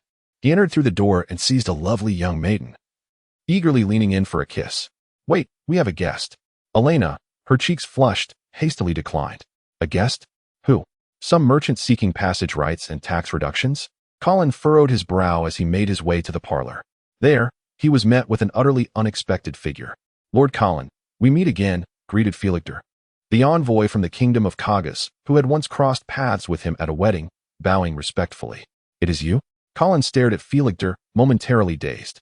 The former Felictor had donned a silk robe, his hair impeccably styled, his eyes brimming with pride, embodying the essence of high society. Yet now, he wore a tattered gray coat, his hair in disarray like a bird's nest, and bore a sycophantic smile, indistinguishable from the common merchants. This revelation made Colin realize that he might have underestimated this legendary courtier of the king. "What brings you to the verdant forest in such secrecy?" Colin inquired, his voice low as he stepped into the parlor. "I am here to assist you, Lord Colin. I have heard that you are facing some, shall we say, minor difficulties?" Felictor replied, "The kingdom of Kagas is willing to aid you in becoming the undisputed count of Verdant Forest. It would be mutually beneficial." "Are you the head of the Sheepman's spies?" Colin, no fool, immediately detected the sin of conspiracy and scoffed. "You wish for me to betray Verdant Forest?" "To betray my father? I am the rightful heir and require no assistance." His hand instinctively rested on the hilt of his sword, prepared to sever the head of the man before him at a moment's notice. No. According to the information I have received, your position as heir is precarious. And following the barbaric traditions of Verdant Forest, it is rumored that the legendary king of the Greenwood favors his second son, thereby eliminating the elder to clear the path for him. Felictor smiled. "Do you wish to be Aaron's stepping stone?" Observing Colin's sudden stillness, he inwardly scoffed. "Truly a fool. Even your brother knows to avoid contact with me at all costs. Yet, how advantageous it is to have a fool in the kingdom." Strangely, Felictor recalled the unperturbed young man. Should a ruler like Aaron ascend, his gaze would surely extend beyond Verdant Forest, putting the kingdom in jeopardy. Colin's expression shifted numerous times. Yet he fell into an eerie silence, his hand releasing its grip on the sword's hilt. "Indeed, esteemed sir, we have not compelled you to betray your father. Our target is merely your brother. Despite the arduous efforts to sway you, I internally resolved that whether the conspiracy succeeds or fails, I shall cast it aside to incite turmoil within the Green Forest, ideally leading to another schism, which would align perfectly with the interests of the kingdom. The remnants of the Davis family are utterly foolish, having been captured in droves, rendering them unworthy of further investment." Chapter 45, Dangerous Ventures. Dreamworld. Redemption Light Division. "I vehemently oppose this," Olivia declared solemnly. "Our congregation is still in its infancy. We are ill-suited for an expedition against another enigmatic sect." "I understand. I merely intend to go alone." Lynn bit her lip. Ever since the heart-rending news of her brother's demise reached her, an emptiness had settled in her heart, replaced only by an inferno of vengeance. Had she not been so deeply corrupted by the entities above the moon? Had she not lost her rationality? Perhaps she would have fled alongside her brother. "You cannot do this. You are our congregation as saintess and a crucial asset in battle." Olivia sighed, her voice laden with the weight of experience and resignation. "We have vanquished the vanguard of the Black Sun sect. They will assuredly send more. Diet is a city favored by our Lord. We cannot cede it to heretical believers. We must fight for it is also a matter of revenge. Furthermore, if your brother is indeed alive, it would be prudent to rescue him as soon as possible. However, for now we may wait until we grow stronger before enacting our vengeance." Strength. Revenge. Lynn's pupils seemed to sharpen with newfound clarity. "Thank you, Sister Olivia. I comprehend what I must do. Alas, I hope to dissuade her." Olivia gazed at Lynn's retreating figure, shaking her head bitterly. She was acutely aware of the arduous path that lay ahead in the realm of the mysterious. This world had not previously possessed extraordinary power to ascend. One must acquire profound esoteric knowledge, greater spirituality, and even blood sacrifices. Attaining all of this is fraught with immense challenges and dangers, especially as they tread upon the path of the arcane while striving to maintain their sanity and free will. The obstacles become insurmountable. Bang! Lynn shut the door to her chamber. "Olivia, thank you, but I can no longer wait," she murmured to herself as she opened the window. As the velvet curtains were drawn aside, the desolate and crumbling streets came into view, bathed in the sanguine glow of the moonlight, flowing like a river. Lynn's expression turned grave as she began to pray. "I beseech the wandering spirits of the unknown, the embodiment of absolute neutrality, the silent observer, the symbol of free will, the sole redeemer of the apocalypse, the supreme light. Yet, although the spirit of illusion may be benevolent, not every prayer is guaranteed to be answered. Time is running out." Lynn gazed out the window, where a velvet-like pitch-black sky was adorned with a resplendent crimson moon. It resembled the most exquisite ruby, its vibrant hue glistening, maintaining the perfect fullness of a full moon.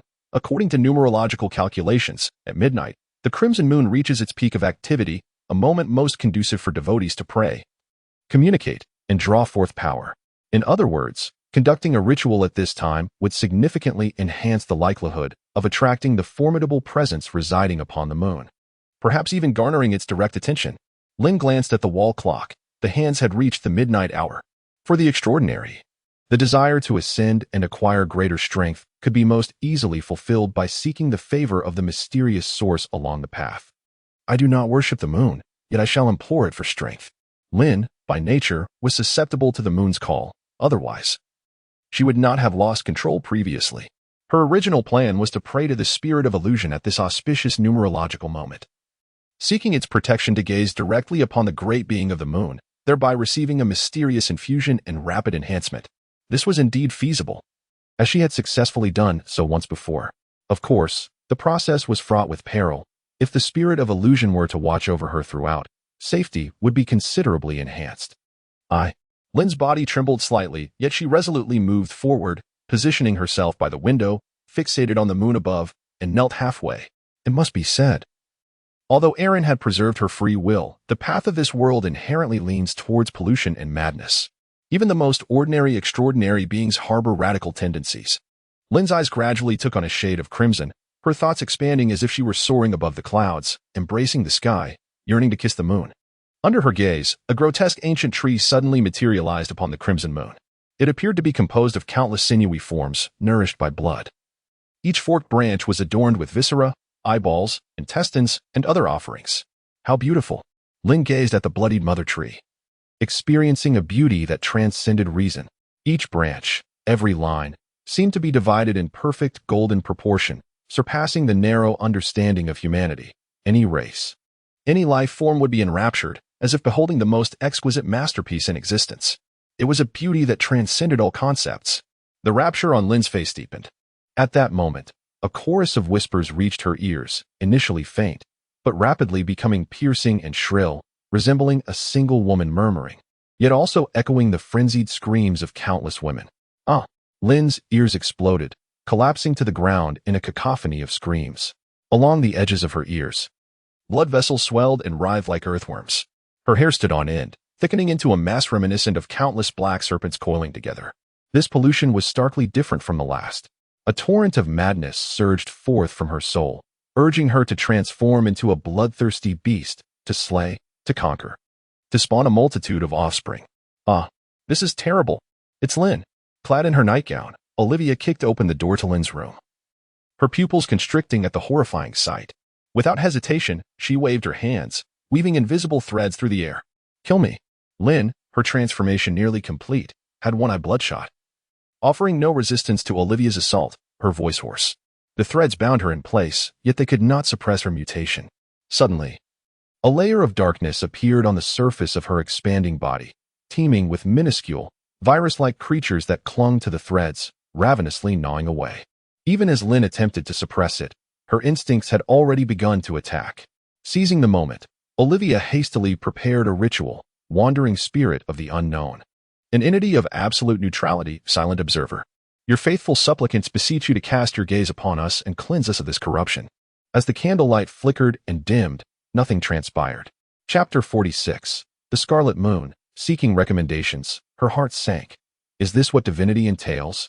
At that moment, a previous supplicant's description of the divine flashed unexpectedly in her mind. The deity seeks neither gain nor desire, devoid of love and hate, gazing down upon the mortal realm, indifferent to the rise and fall of the lowly. My lord, are you punishing me? Lynn watched the scene with a smile upon her face. No matter how you treat me, I shall continue to worship you. Countless flesh and blood enveloped her, resembling an embryo in gestation, as veins rapidly spread across Lynn's face, forming a mask that obscured most of her features, leaving only one eye visible, which continued to shrink. Just then, Olivia suddenly sensed the arrival of a terrifying presence. A single tear streamed from Lynn's solitary eye. Aaron Soto gazed upon the scene, at a loss for words. I merely stepped away for a meal, and my fervent follower is on the brink of disaster? He fixated on the blood and flesh-adorning Lynn, acutely aware that the situation had escalated to an exceedingly perilous juncture. Fortunately, Olivia had already performed the ritual. As Aaron swiftly initiated the connection ritual, His enigmatic energy surged forth like a tidal wave, cascading onto Lin. How could this Lin be so profoundly tainted? Once the connection was established, a chill crept into Aaron's heart. The pollution and grotesque metamorphosis of Lin's flesh were nothing short of shocking. It was as if every inch of her being was permeated with another formidable and frenzied will. The flesh mother tree, perhaps? Aaron's enigmatic energy continually annihilated these wills, momentarily halting the spread of the fleshly mask upon Lin's face. Yet, within Aaron's heart, a grave sense of foreboding took root, even evoking a tinge of terror. As the corruption receded, he could sense the frenzied will beginning to erupt in wrath.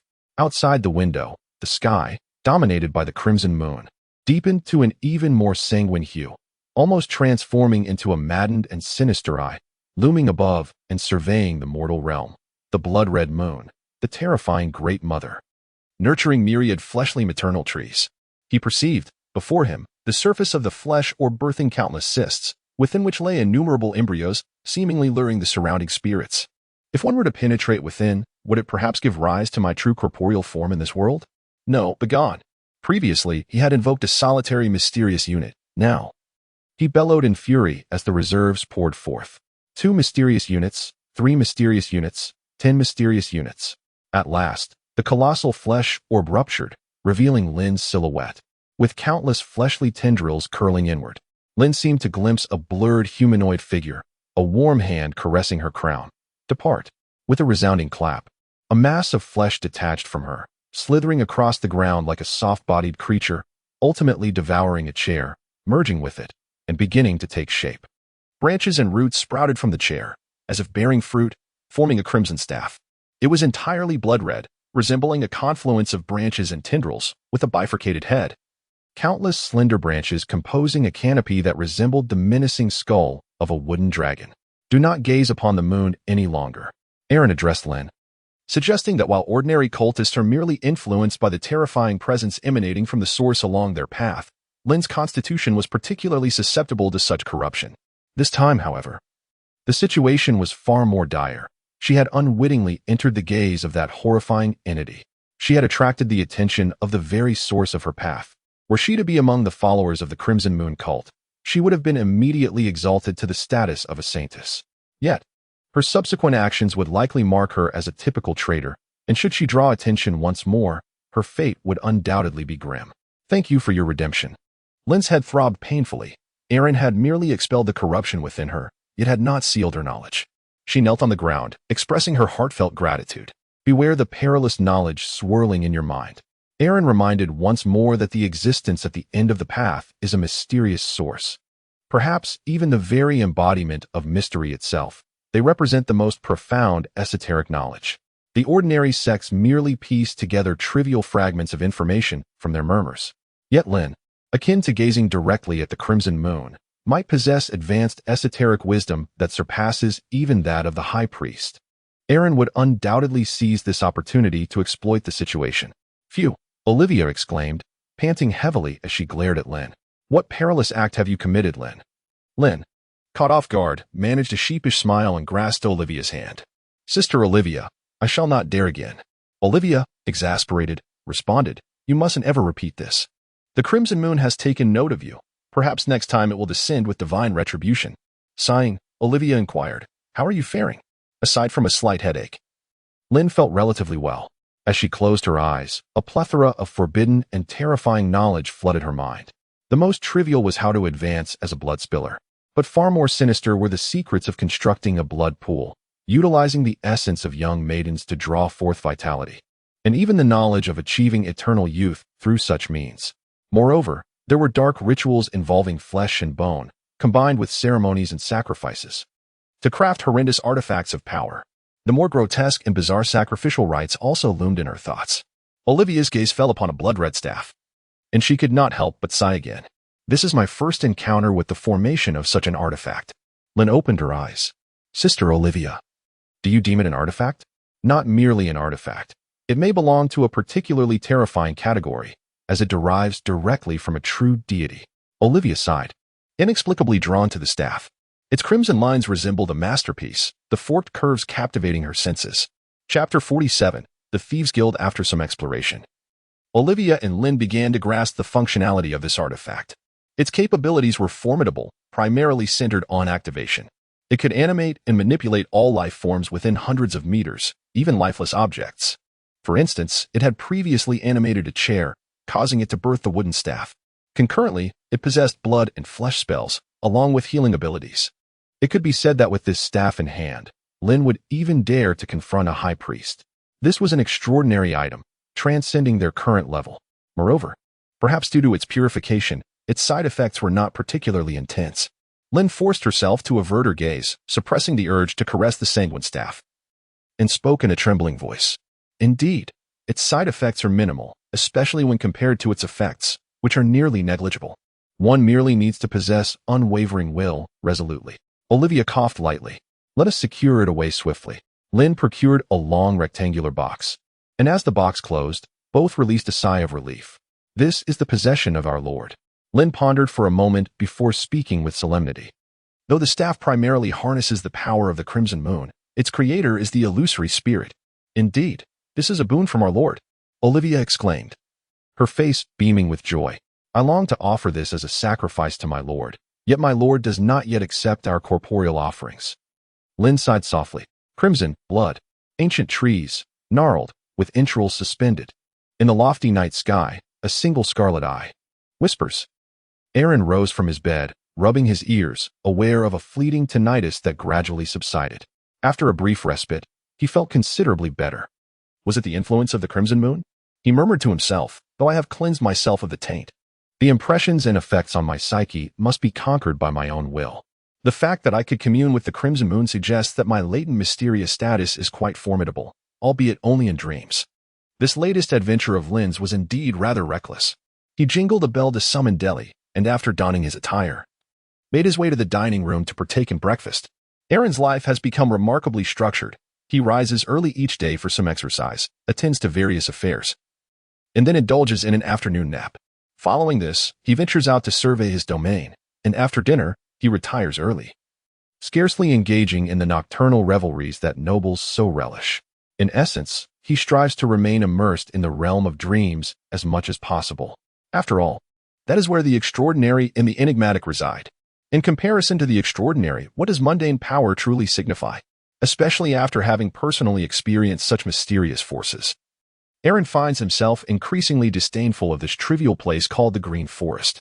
In this world, nothing compares to the joy of pursuing the extraordinary. As long as I walk this path, even if I do not attain immortality, there is little regret. At the very least, I am engaged in pursuits that genuinely captivate my interest. After Aaron finished his breakfast of fruit salad, he pulled a napkin to wipe the corners of his mouth and made his way to the office. At that moment, Baiji was unexpectedly waiting at the door, clearly with something on his mind. What could have happened?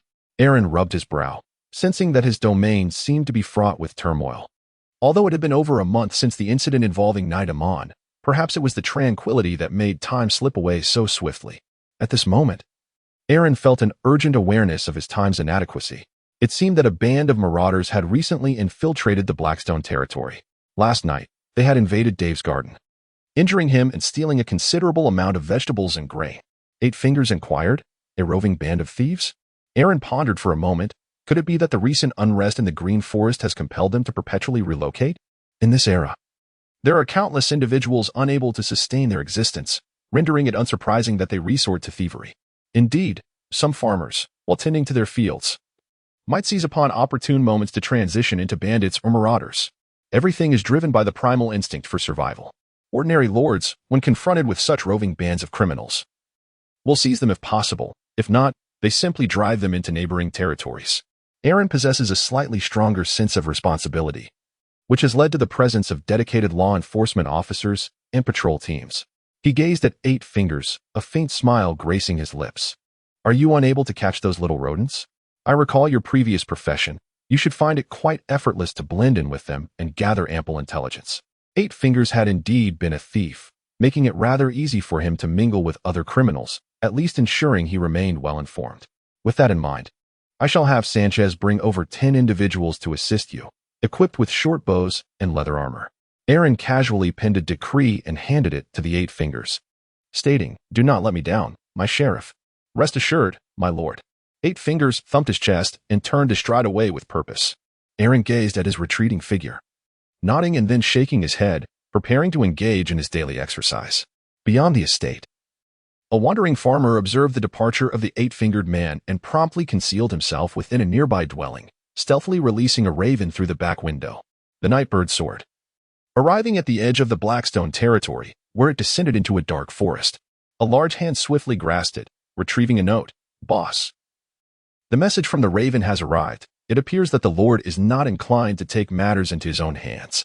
The boss, a towering figure standing at 2.5 meters, resembled a small giant as he sat upon a large stone, gnawing on a deer leg bone. This formidable man had a pronounced nose and deep-set eyes, with 3 claw marks upon one cheek, seemingly left by a beast. Upon hearing the news, he rose. It seems our inflicted damage is insufficient. Tonight, I shall take matters into my own hands and deliver a profound lesson to that little brat. Ahaha. Among the entire wolf thief gang, only a few were privy to the truth that they had been receiving backing, serving as a blade for certain individuals. At this juncture, an order had been issued from above to deal with the Baron of Blackstone. Chapter 48. Omen. A few days later, in the square before the granary, Aaron is engaged in his daily exercise, wielding the elongated sword with an effortless grace as if it were weightless in his hands. Or perhaps it is the result of the elixir I concocted earlier? Aaron felt a twinge of uncertainty, yet the prospect of further honing his skills was undeniably a positive development. My Lord Baron, an incident has occurred. Just as Aaron was about to proceed, Baji rushed over, his expression grim. Oh. Aaron set down his long sword and furrowed his brow. A murder has taken place in the village. The unfortunate entire family of Old Clue has perished, and it appears that outsiders are to blame, Baji reported. Take me to the scene. Aaron grasped his sword, allowing the 8-fingered individual to lead the way. In the village, outside a thatched hut, a throng of people gathered, gesturing and whispering amongst themselves. A few guards stood at the entrance, and upon noticing Aaron's approach, they promptly bowed in respect. Aaron slipped into the straw hut, where the walls, smeared with mud, bore only a small window, casting a dim light within. Scattered about were an overturned wooden bowl, its contents of pea porridge spilled, and on the ground lay a plate strewn with withered greens and carrots. A pool of dark crimson blood had stained the earth a deep red.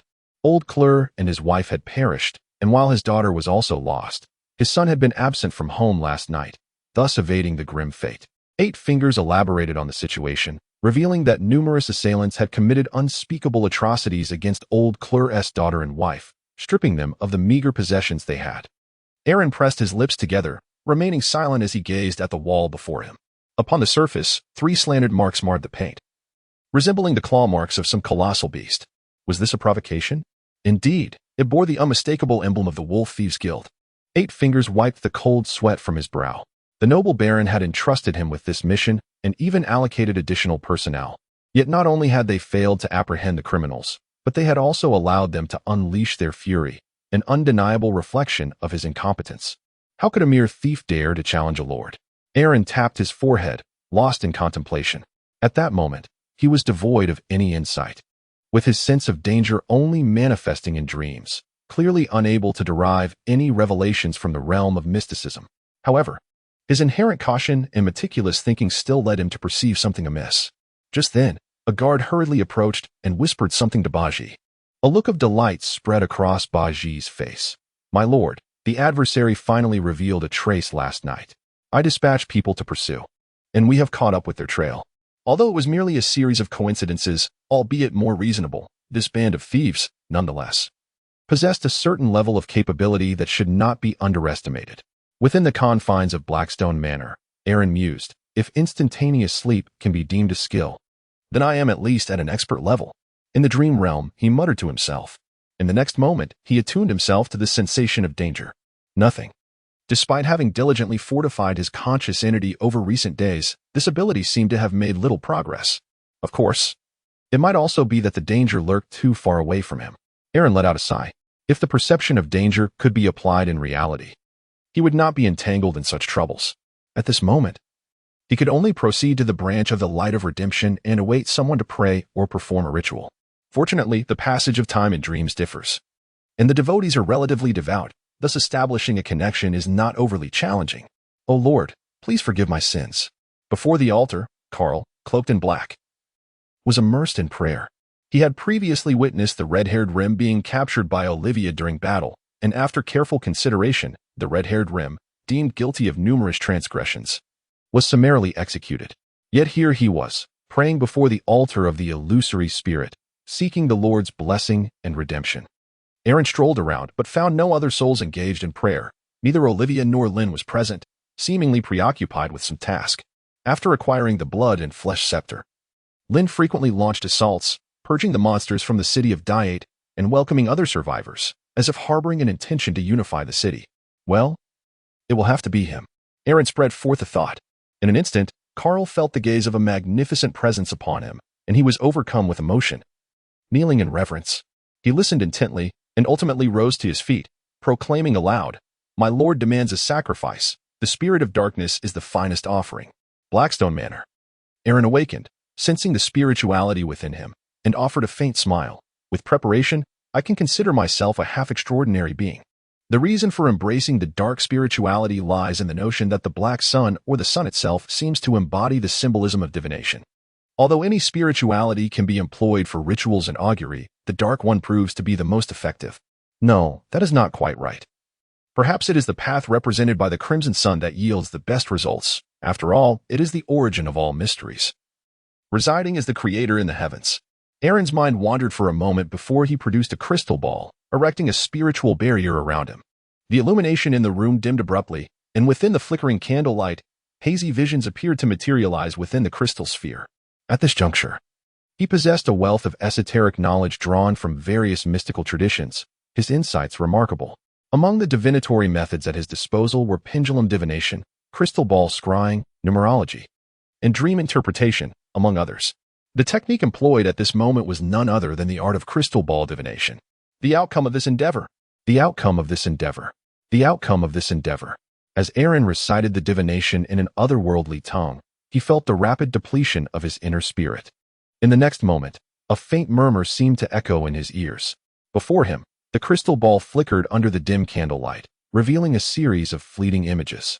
Among them were 3 parallel claw marks symbolizing a wild wolf, as well as flames and blood, ultimately dissolving into an abyss of unfathomable darkness. Aaron's expression was austere as he concluded the ceremony with a serene demeanor.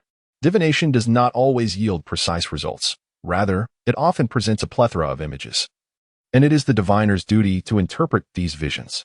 This particular matter is indeed connected to the wild wolf, with fire and blood symbolizing tremendous peril. The final darkness signifies the potential for my descent into the abyss, which poses a threat that could prove fatal. Aaron let out a cold laugh. Were it not for his preparations, he would still be an ordinary man at this moment, perhaps merely robust in physique and slightly adept in swordsmanship. Caught off guard by an ambush, he could still face the grim possibility of death. Chapter 49. The Hunt. How could a mere band of wolfish thieves bring about my demise? Moreover, how dare they assassinate a lord? Such an act is a provocation to all nobility. Who would pursue them to the ends of the earth? It appears that indeed, a grand conspiracy is afoot. Aaron recalled the premonition he experienced during his last encounter with the essence of darkness, suddenly feeling that everything was interconnected. The benefits of killing me are minimal. My enemies are few, merely the remnants of the Davis family. He gazed towards the direction of the Sotos castle, a hint of melancholy in his eyes. Moments later, at the threshing floor, Aaron, clad in full armor and resting his hand upon his sword, bore a solemn expression. The Baron, dressed in leather armor, gazed at this scene with a momentary sense of bewilderment. It had been quite some time since he had witnessed Aaron in such a manner, especially following the last war. The constabulary, along with the guards, numbered merely over 30, which was utterly insufficient. Aaron's countenance was grave as he proclaimed loudly, "Issue a call to arms. Each household must contribute 1 able-bodied man, so that we may assemble 100. In ancient feudal times, it was indeed a formidable challenge for minor lords to sustain a significant number of full-time soldiers. For instance, the castle of Sotos maintained a mere 100 troops. And even after seizing the entirety of the Green Forest, its ranks had only swelled to a few hundred. Aaron had previously relied on the soldiers within his territory, composed of veterans willing to relocate and a few recruits from the local populace, totaling a mere 30-odd men. However, with the knowledge of a grand conspiracy at hand, he resolved to exert every effort. He summoned over 100 militia. Within the expansive Green Forest, there were no marauding thieves who could withstand their force. If any such presence did exist, it would undoubtedly belong to a lord.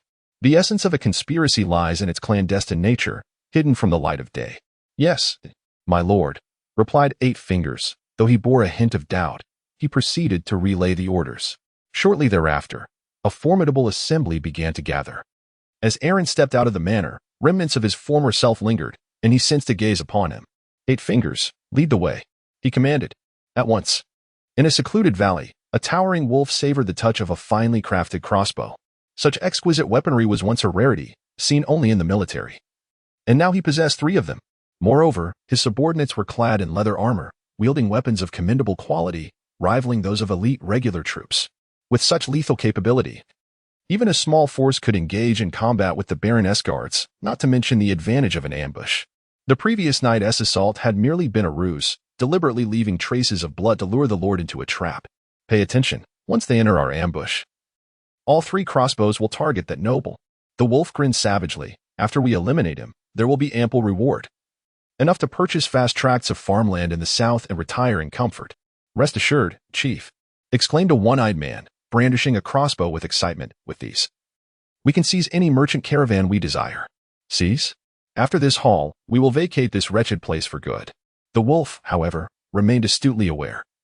He recognized that he was not a wolf but merely a vicious dog, compelled to bite at his master's command.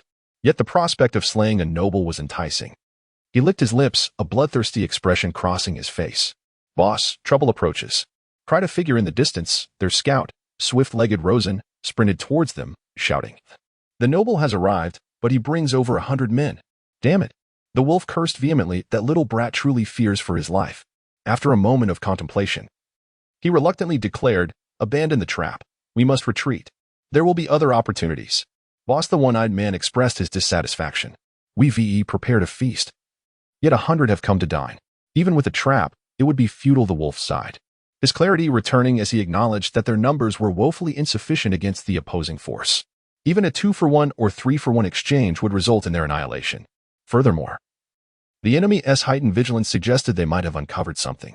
Aaron, accompanied by a substantial force, instructed the scouts to lead the way, soon discovering a quaint valley. My lord, the enemy lies within the valley, reported Baiji, bowing respectfully.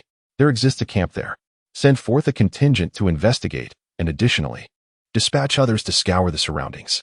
Aaron stood at the mouth of the valley, yet he did not venture further, speaking with an air of indifference. At this juncture, his forehead was slick with cold sweat.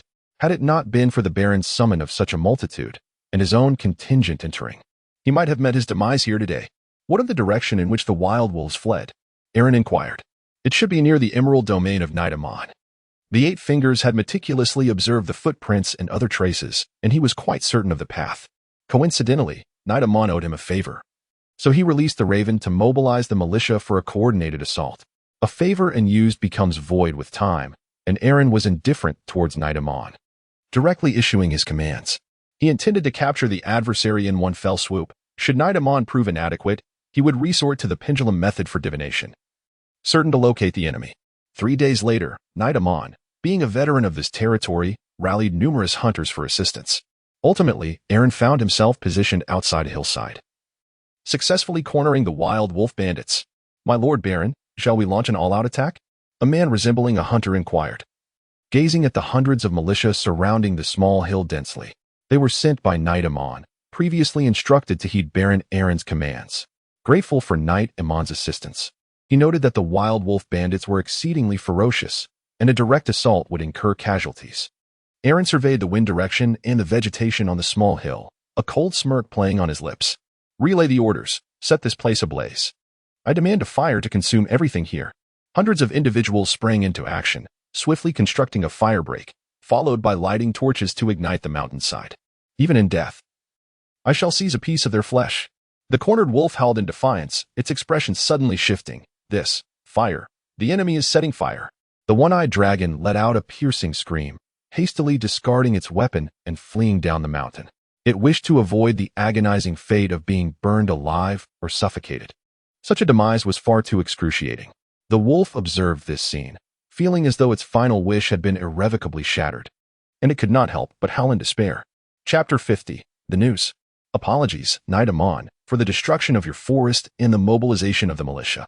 I shall ensure compensation is delivered shortly. Given the magnitude of the operation, Knight Amon eventually arrived as well.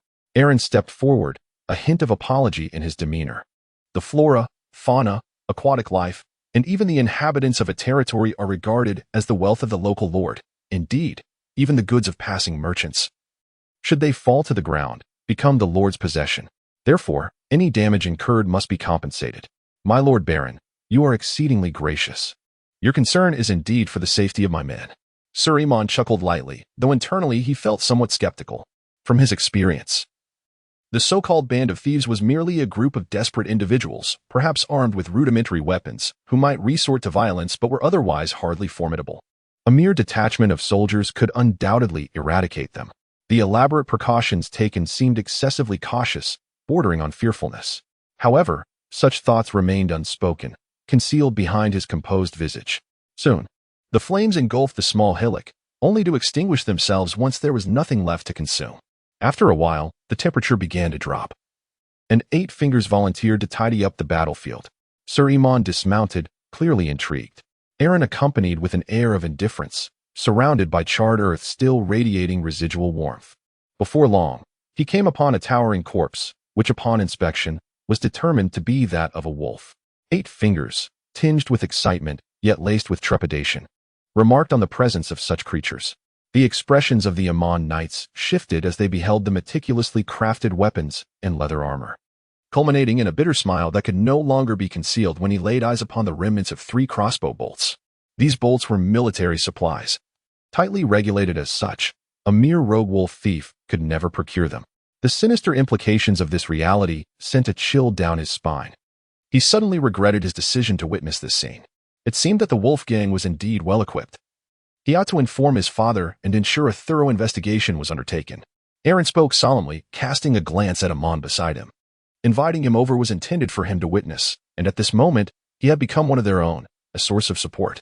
Sir Amon could only manage a wry smile, realizing there were no other alternatives available to him, and replied, "I shall lend my name as a witness." Aaron chuckled. Indeed. It was the recent happenings in the dream world that compelled Lin to stir up trouble, prompting him to stay vigilant. After all, it was the existence of the Order of the Radiant Redemption that allowed him to continuously receive offerings and occasionally gain extraordinary power in this realm. In the Sotos domain, at the Eileen villa, a raven swooped down and perched upon the window. Eileen retrieved a note. Upon a mere glance, her expression subtly shifted, and she hastened to her study. News from the Blackstone domain had arrived.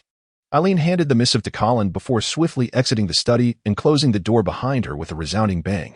As expected, the next moment, sounds of objects being hurled echoed within the study. "Did you not assure me that your men would succeed? How could this happen?" Colin exclaimed, grasping his collar in a fit of agitation, his voice hoarse. "This is beyond my control. Did you not see? Your brother has gathered hundreds of men. What can I do?" Faley managed to break free, adjusted his collar, and replied with remarkable calmness, "Now you should contemplate how to cover up this issue. For that batch of military supplies was indeed provided by you. You did this deliberately, did you not?" Colin shouted. It was entirely feasible to transport them. "The weaponry of the Kingdom of Kagash far surpasses that of the elites of the Green Forest. Why did you insist that I supply the arms? My lord, you are misunderstanding me. Though the Kingdom of Kagash possesses weaponry, the Green Forest has stringent controls over material transport." Faley spread his hands. "The fact that we can utilize the Wild Wolf Thieves Guild is already the most substantial support from the Kingdom's intelligence network. In truth, transporting military supplies was not particularly difficult, but Faley had no intention of aiding Colin in solidifying his title. Witnessing the discord between him and Aaron, even to the point of direct conflict, would be the most desirable outcome. Is there any possibility of covering this up? Impossible. Colin shook his head. Once my father inventories the military supplies, it cannot be concealed. And what if you were to go and plead for forgiveness from the Earl? Faley continued to inquire. I do not know, Colin replied, his eyes clouded with confusion, a shiver running down his spine. He fervently hoped his father would suppress the matter for his sake, yet felt it unlikely. If it were to be addressed, the outcome would be utterly unpredictable. Lord Colin, you still have one opportunity. Faley's gaze darkened. Your brother is simply too competent. If this continues, your father will inevitably waver. It would be prudent to act swiftly. What did you just say? Colin rose abruptly, nearly drawing his sword to slay the man before him. Yet, he ultimately refrained, bellowing, Get out. Faley remained unperturbed, rising to leave. Upon stepping out of the door, he exchanged a brief glance with Eileen, who smiled and nodded in acknowledgement. Moments later, Eileen re-entered the study, discovering Colin in a frenzy, pouring himself drink after drink. "Dear, I have splendid news to share with you." A nurturing smile graced Elaine's face as she placed Colin's hand upon her abdomen. "I am with child." The revelation struck Colin with a jolt, awakening him to a new reality, his expression transforming with profound emotion. He instinctively leaned down, resting his head against Elaine's bosom, as if he could hear the heartbeat of their unborn child. Such an intimate gesture had never been shared with Sylvie. Before long, Colin felt droplets cascading upon his face. He lifted his gaze, only to find Elaine's visage adorned with tears. "Why do you weep?" he inquired, unable to suppress his concern. "I am frightened," Elaine replied softly, nestling against Colin. "And Lady Sylvie will not accept me. Do not concern yourself with her. She is but a harlot. That wretched child is not mine, and I would gladly strangle him."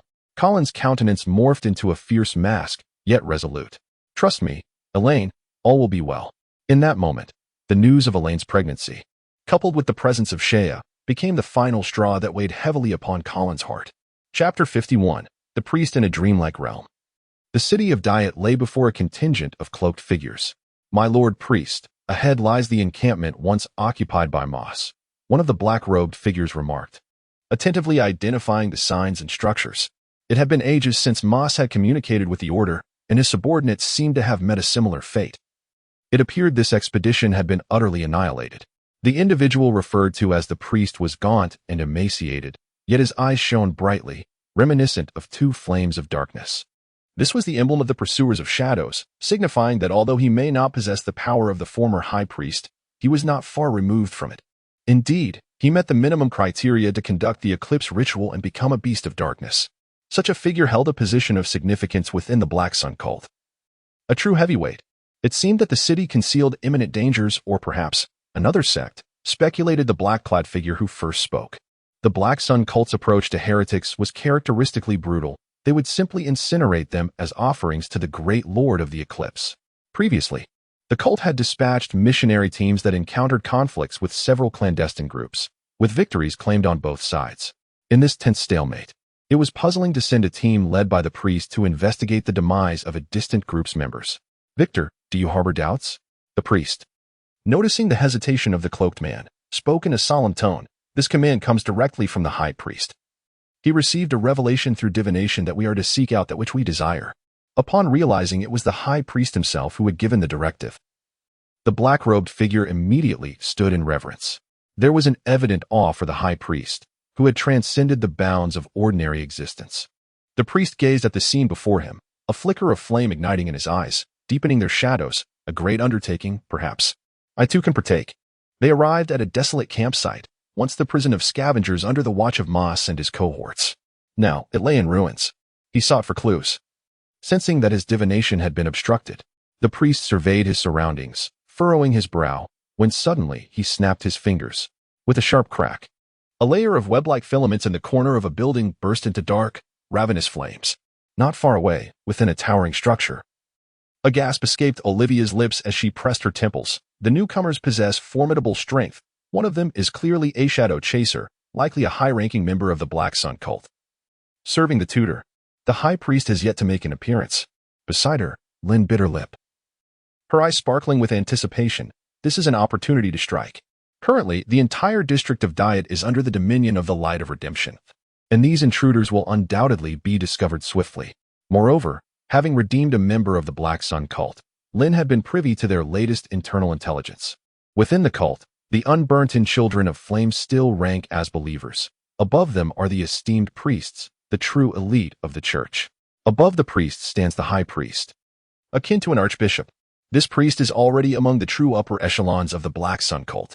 In terms of strength, we indeed hold the advantage. Olivia pondered, yet unease lingered. For safety's sake, let us take the bloodstaff. Remember, it should only be used when absolutely necessary, and once invoked. We must conclude the battle swiftly. Fear not, and besides, having an additional fascination is no great concern, Lynn remarked with a slight smile, her form suddenly transforming into a pool of blood, slipping through the crack of the door. This spectacle left Olivia's eyes twitching. Lynn was also endeavoring to cultivate members along the Crimson Path, yet she sensed that even among peers, Lynn surpassed the ordinary Crimson believers by a considerable margin. Without our Lord, she might very well be the finest of the favored.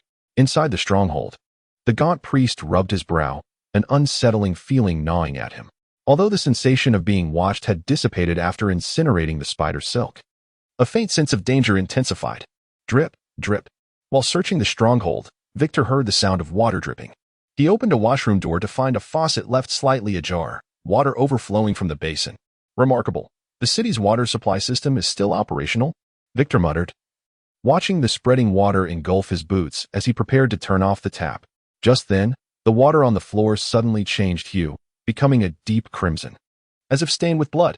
A humanoid figure emerged, its right hand resembling a dagger, plunged mercilessly into Victor's back while its left hand covered his mouth. The elite of the Black Sun cult could not even muster a semblance of resistance as he collapsed into a pool of blood, his flesh and blood beginning to dissolve. First, Lynn stated calmly as she rose, her voice barely above a whisper. This was a new ability she had awakened after the previous incident. Utilizing the knowledge she had gained, mimicry, it allowed the blood spiller to transform the flowing blood into a simulation of water or any other liquid, possessing a potent corrosive quality. In the center of the building, the priest was in prayer when he suddenly sprang to his feet, rushing towards a direction. With a thunderous crash, he burst open a door with a fireball, only to be met with the sight of a fallen member's corpse. Damn it, the enemy is attacking, he bellowed, alerting the remaining members. At that moment, from the blood-soaked ground, an arm emerged, its tip bearing a dagger, which embedded itself into the priest's back. With a gasp, the priest turned around, a strange smile creeping across his face. Suddenly, his entire body ignited, resembling a raging inferno, exploding violently. The black flame avatar. This was also a power of the Shadow Chaser, enabling him to create a false body from flames, which would detonate upon taking damage. A colossal shockwave shattered the floor and fragmented the mirrors on the walls, while the intense heat surged outward like a tidal wave. Lynn tumbled out through the door, her body bearing burns that could not be washed away with blood. So it is you, the blasphemer Lynn, the priest proclaimed from a short distance, flanked by two followers. A look of delight gracing his features. This must surely be a gift from my lord. His expression suddenly turned serene as he clenched his hands, murmuring, the Lord said, "Let there be darkness." A pitch-black domain abruptly manifested, expanding outward from him and consuming all light in its path. Darkness descended. In the shadows, the followers of the Black Sun clearly gained an advantage, reveling in the dominion of the terrain. Lynn suddenly felt an oppressive limitation on her vision. The circumstances had turned decidedly unfavorable for her. Whoosh! Lynn sensed two strong gusts of wind rushing towards her. Without a moment's hesitation, a blood-red staff materialized in her hand, and she swung it fiercely. Crack! The staff stem seemed to strike someone, causing the individual to cry out in agony and tumble to the ground, emitting terrified shrieks. Activate! Lynn gripped the flesh and blood staff and thrust it into the ground. Boom! The entire building began to tremble as if it had come alive, transforming into a monstrous entity of terror. Another attacking follower was swiftly consumed by the softening ground, leaving no trace behind. After revitalizing the entire building, Lynn, though still enveloped in darkness, could perceive the pulsations of life around her. Among them, one presence was overwhelmingly vast, accompanied by fierce black flames. Was that an aberration? The intensity of this aura evoked a profound sense of peril within the priest, who turned to flee, yet found his legs firmly ensnared by the ground. The earth, once solid, had transformed into a quagmire. Moreover, a newspaper that had been lying on the floor suddenly soared into the air, obscuring his face and pressing down with suffocating force. Desperately, he clawed at the paper, but what had once been fragile now felt as resilient and vibrant as the hide of some creature. This rendered him incapable of focusing, casting spells, or employing any abilities. With a crack, the shroud of darkness was lifted, revealing the unfortunate soul Lynn had previously targeted. The individual lay on the ground, their abdomen grotesquely swollen, resembling a woman in the late stages of pregnancy. Furthermore, they bore multiple grotesque tumors, transforming into a hideous sight. Yet, Lynn merely glanced at them before charging forth. Her target unmistakably the ensnared priest. Dark flames erupted from the priest's form, as if he wished to resist, but it was far too late. Thrust. The tip of the blood and flesh staff became alarmingly sharp, piercing directly into his heart. With a low growl, Lynn unleashed a multitude of tendrils from the staff, which burrowed into the priest's body, greedily siphoning off his essence and lifeblood. Before long, Only a skeleton remained. Bang! The fallen, wailing follower exploded.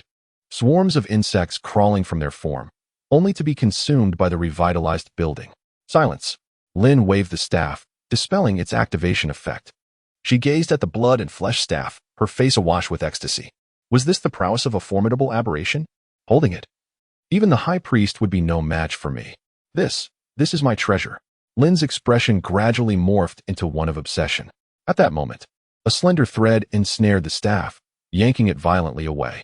The staff slipped from her grasp and landed within a black box, which snapped shut with force. In an instant, Lynn was consumed by profound disappointment, her eyes glinting with a hint of danger. Then, she closed her eyes. Thank you, Olivia.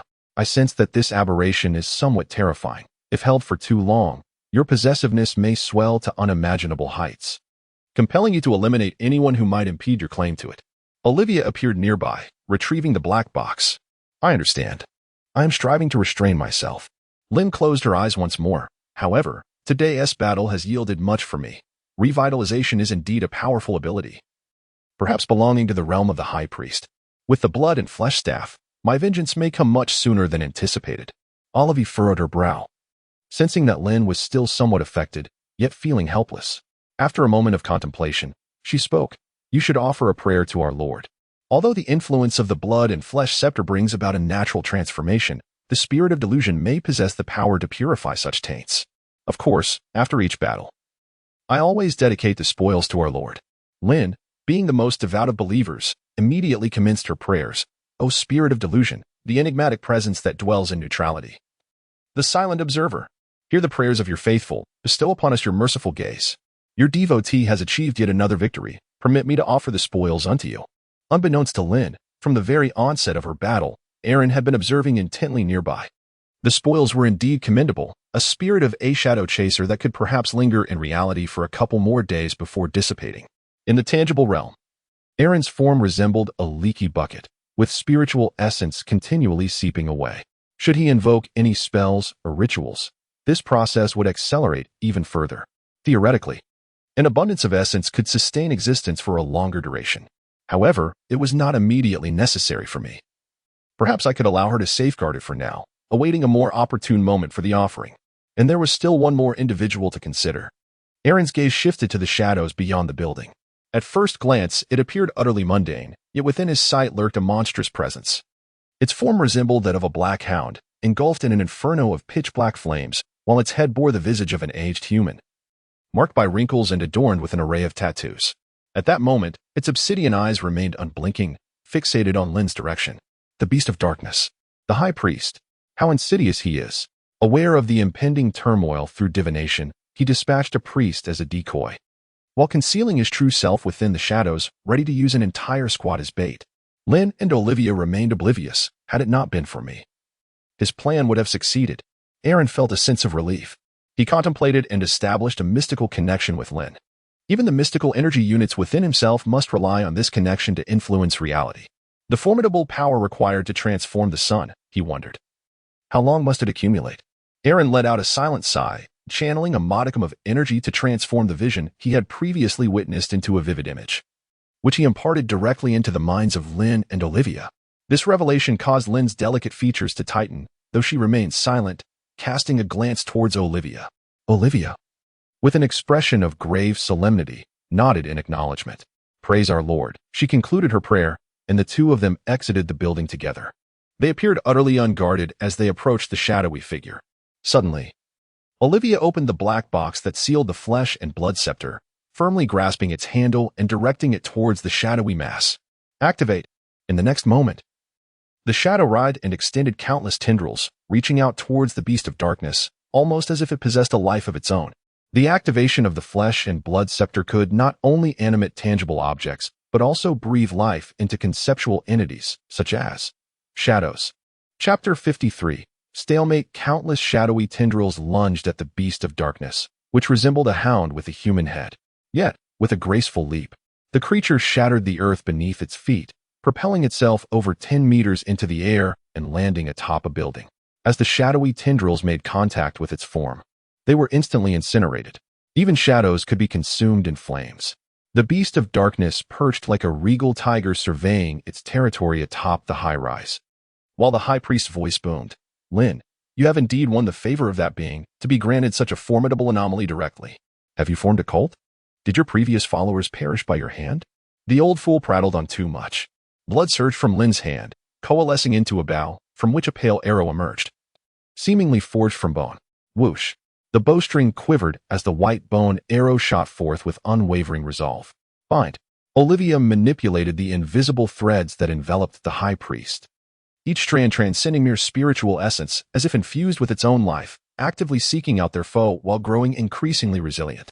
This was the culmination of her ability to intertwine the powers of anomalies with her own, yielding an effect greater than the sum of its parts. Hiss! The intangible threads sliced through metal streetlights and walls with seamless precision.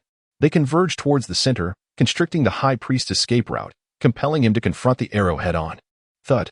The white bone arrow collided with the high priest's outstretched claw, piercing through the surface and embedding itself within the depths of his dark flesh. The ebony flames enveloping the beast of darkness flared up intensely, melting the white arrow. The high priest, in his desperate attempt to find an escape route, clearly harbored a deep-seated fear of the animated threats. He fixed his gaze upon Olivia, his expression subtly shifting. Have the cocoon of insects, allied with the crimson moon? You. Olivia could only watch Lyn's retreating figure, unable to voice any words of admonition. Aaron gazed upon the scene, feeling utterly powerless. The two girls could not possibly engage in battle while simultaneously maintaining a prayer or ritual. Yet, could it be that the high priest's combat awareness was so lacking? A sudden chill coursed through him as he contemplated the incongruity of the situation. After all, the high priest had completed the solar eclipse ritual, transcending the mundane to become an extraordinary being. How could such a formidable presence, having barely detached from the constraints of humanity, be coerced into this predicament by lower-tier extraordinary beings? Old fool, meet your demise. Lyn surged onto the rooftop, where she beheld the high priest confined within a very limited space. With a sudden leap, she plunged into the shadows, her form vanishing instantaneously. Shadow leap. This was a latent ability of the high priest, and in the next moment, it emerged directly from the shadow behind Olivia, its sharp claws piercing her lower abdomen. To it, Olivia, wielding the staff of flesh and blood, was the true adversary. Once she was dealt with, Lyn could effortlessly handle the remainder. Gasping, Olivia coughed up blood. Yet the wound on her abdomen began to heal at an astonishing rate, flesh rapidly regenerating. This was the healing magic derived from the staff of flesh and blood, clearly exceeding the high priest's expectations. Seizing the opportunity, Olivia pivoted and swung her staff with fervor. A resounding impact echoed as she struck an object. The high priest let out a wretched cry before plunging back into the shadows, vanishing from sight. Olivia? Lyn leapt from a height of several meters, the sound of her bones fracturing resonating upon landing. However, she paid it no mind. Her lower body transformed into a sanguine mist, only to reconstitute into complete legs as she sprinted forth. I am unharmed. Olivia strained to survey her surroundings, beware of ambushes from the shadows. I pray to my lord. Lyn, having not detected any foes, immediately resumed her prayers. Aaron shook his head, aware that the high priest had departed. After all, Olivia's earlier strike had inflicted injury upon him, especially the life essence derived from the flesh and blood mother tree, which was akin to poison for the followers of the Black Sun. Perhaps the high priest might even spawn a beast of darkness? Olivia employed a blood and flesh spell to instantly heal herself, successfully countering the attack. While this was indeed a commendable move, such healing came with a taint and required purification. I regret. Had I been more cautious today, perhaps I could have detained him. Olivia began. She felt a sense of miscalculation. Despite having the upper hand under the Lord's guidance, she had failed to retain the high priest, inadvertently revealing her trump card. It is not your fault. I am merely too weak, and the previous battle has greatly affected me, rendering me unable to continue wielding the staff of flesh and blood. Lyn calmly assessed. If I, as an extraordinary being of the crimson element, were to wield the staff, the results would undoubtedly be superior. She paused. I admit I erred this time. I assure you, before my next ascension, I will not seek trouble with those Black Sun heretics. On the contrary, Olivia interjected suddenly, this is precisely the opportunity. The healing spell of the staff of flesh and blood carries a level of corruption. The high priest, struck directly by it, will undoubtedly suffer severe damage and be unable to recover in the short term. This is our prime opportunity. Are you suggesting? Lyn's eyes sparkled with intrigue. We should seize this moment to launch a surprise attack on the headquarters of the Black Sun cult in Black Sun Town, Olivia declared. It would be ideal to slay the high priest outright. As for completely annihilating this cult, Olivia had not contemplated such a notion. After all, as long as the Black Sun persisted, even if they were eradicated, it was inevitable that the cult would rise again from the ashes in due time. What a troublesome predicament you have presented me with. Aaron pressed his forehead, his face etched with helplessness. I apologize. If the Black Sun truly descends, I have no means to respond. Chapter 54, The Incident at Sotosburg. Colin entered the study to find Count Theodore wearing a grim expression, clearing his throat. He gazed at the parchment in his hands, two unusual flushes appearing on his face as he began to cough violently. Tell me, what is your relationship with the wolf thieves? Theodore shouted, flinging an investigative report at Colin's face.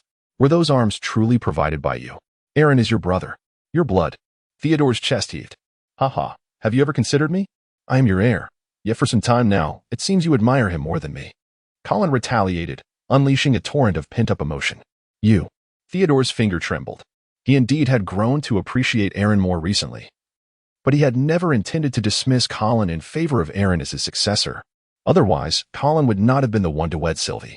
However, faced with a second son he had never truly connected with, who had been distanced from him, he felt a mix of expectation and guilt.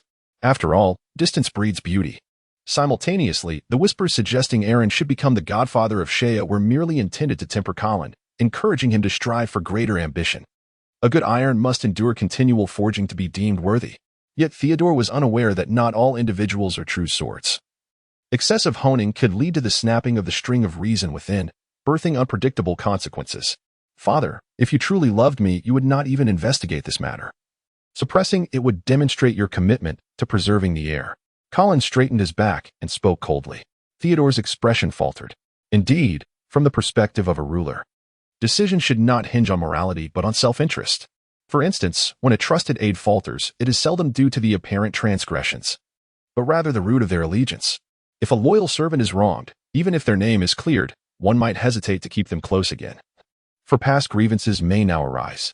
This principle applies even more so to heirs. One must either trust unreservedly or eliminate them entirely. There is no middle ground. Theodore had not considered these complexities. Instinctively, he felt he had mishandled the situation. Or perhaps, deep within, he harbored doubts about his treatment of the heir. After all, compared to Aaron, Colin was indeed lacking.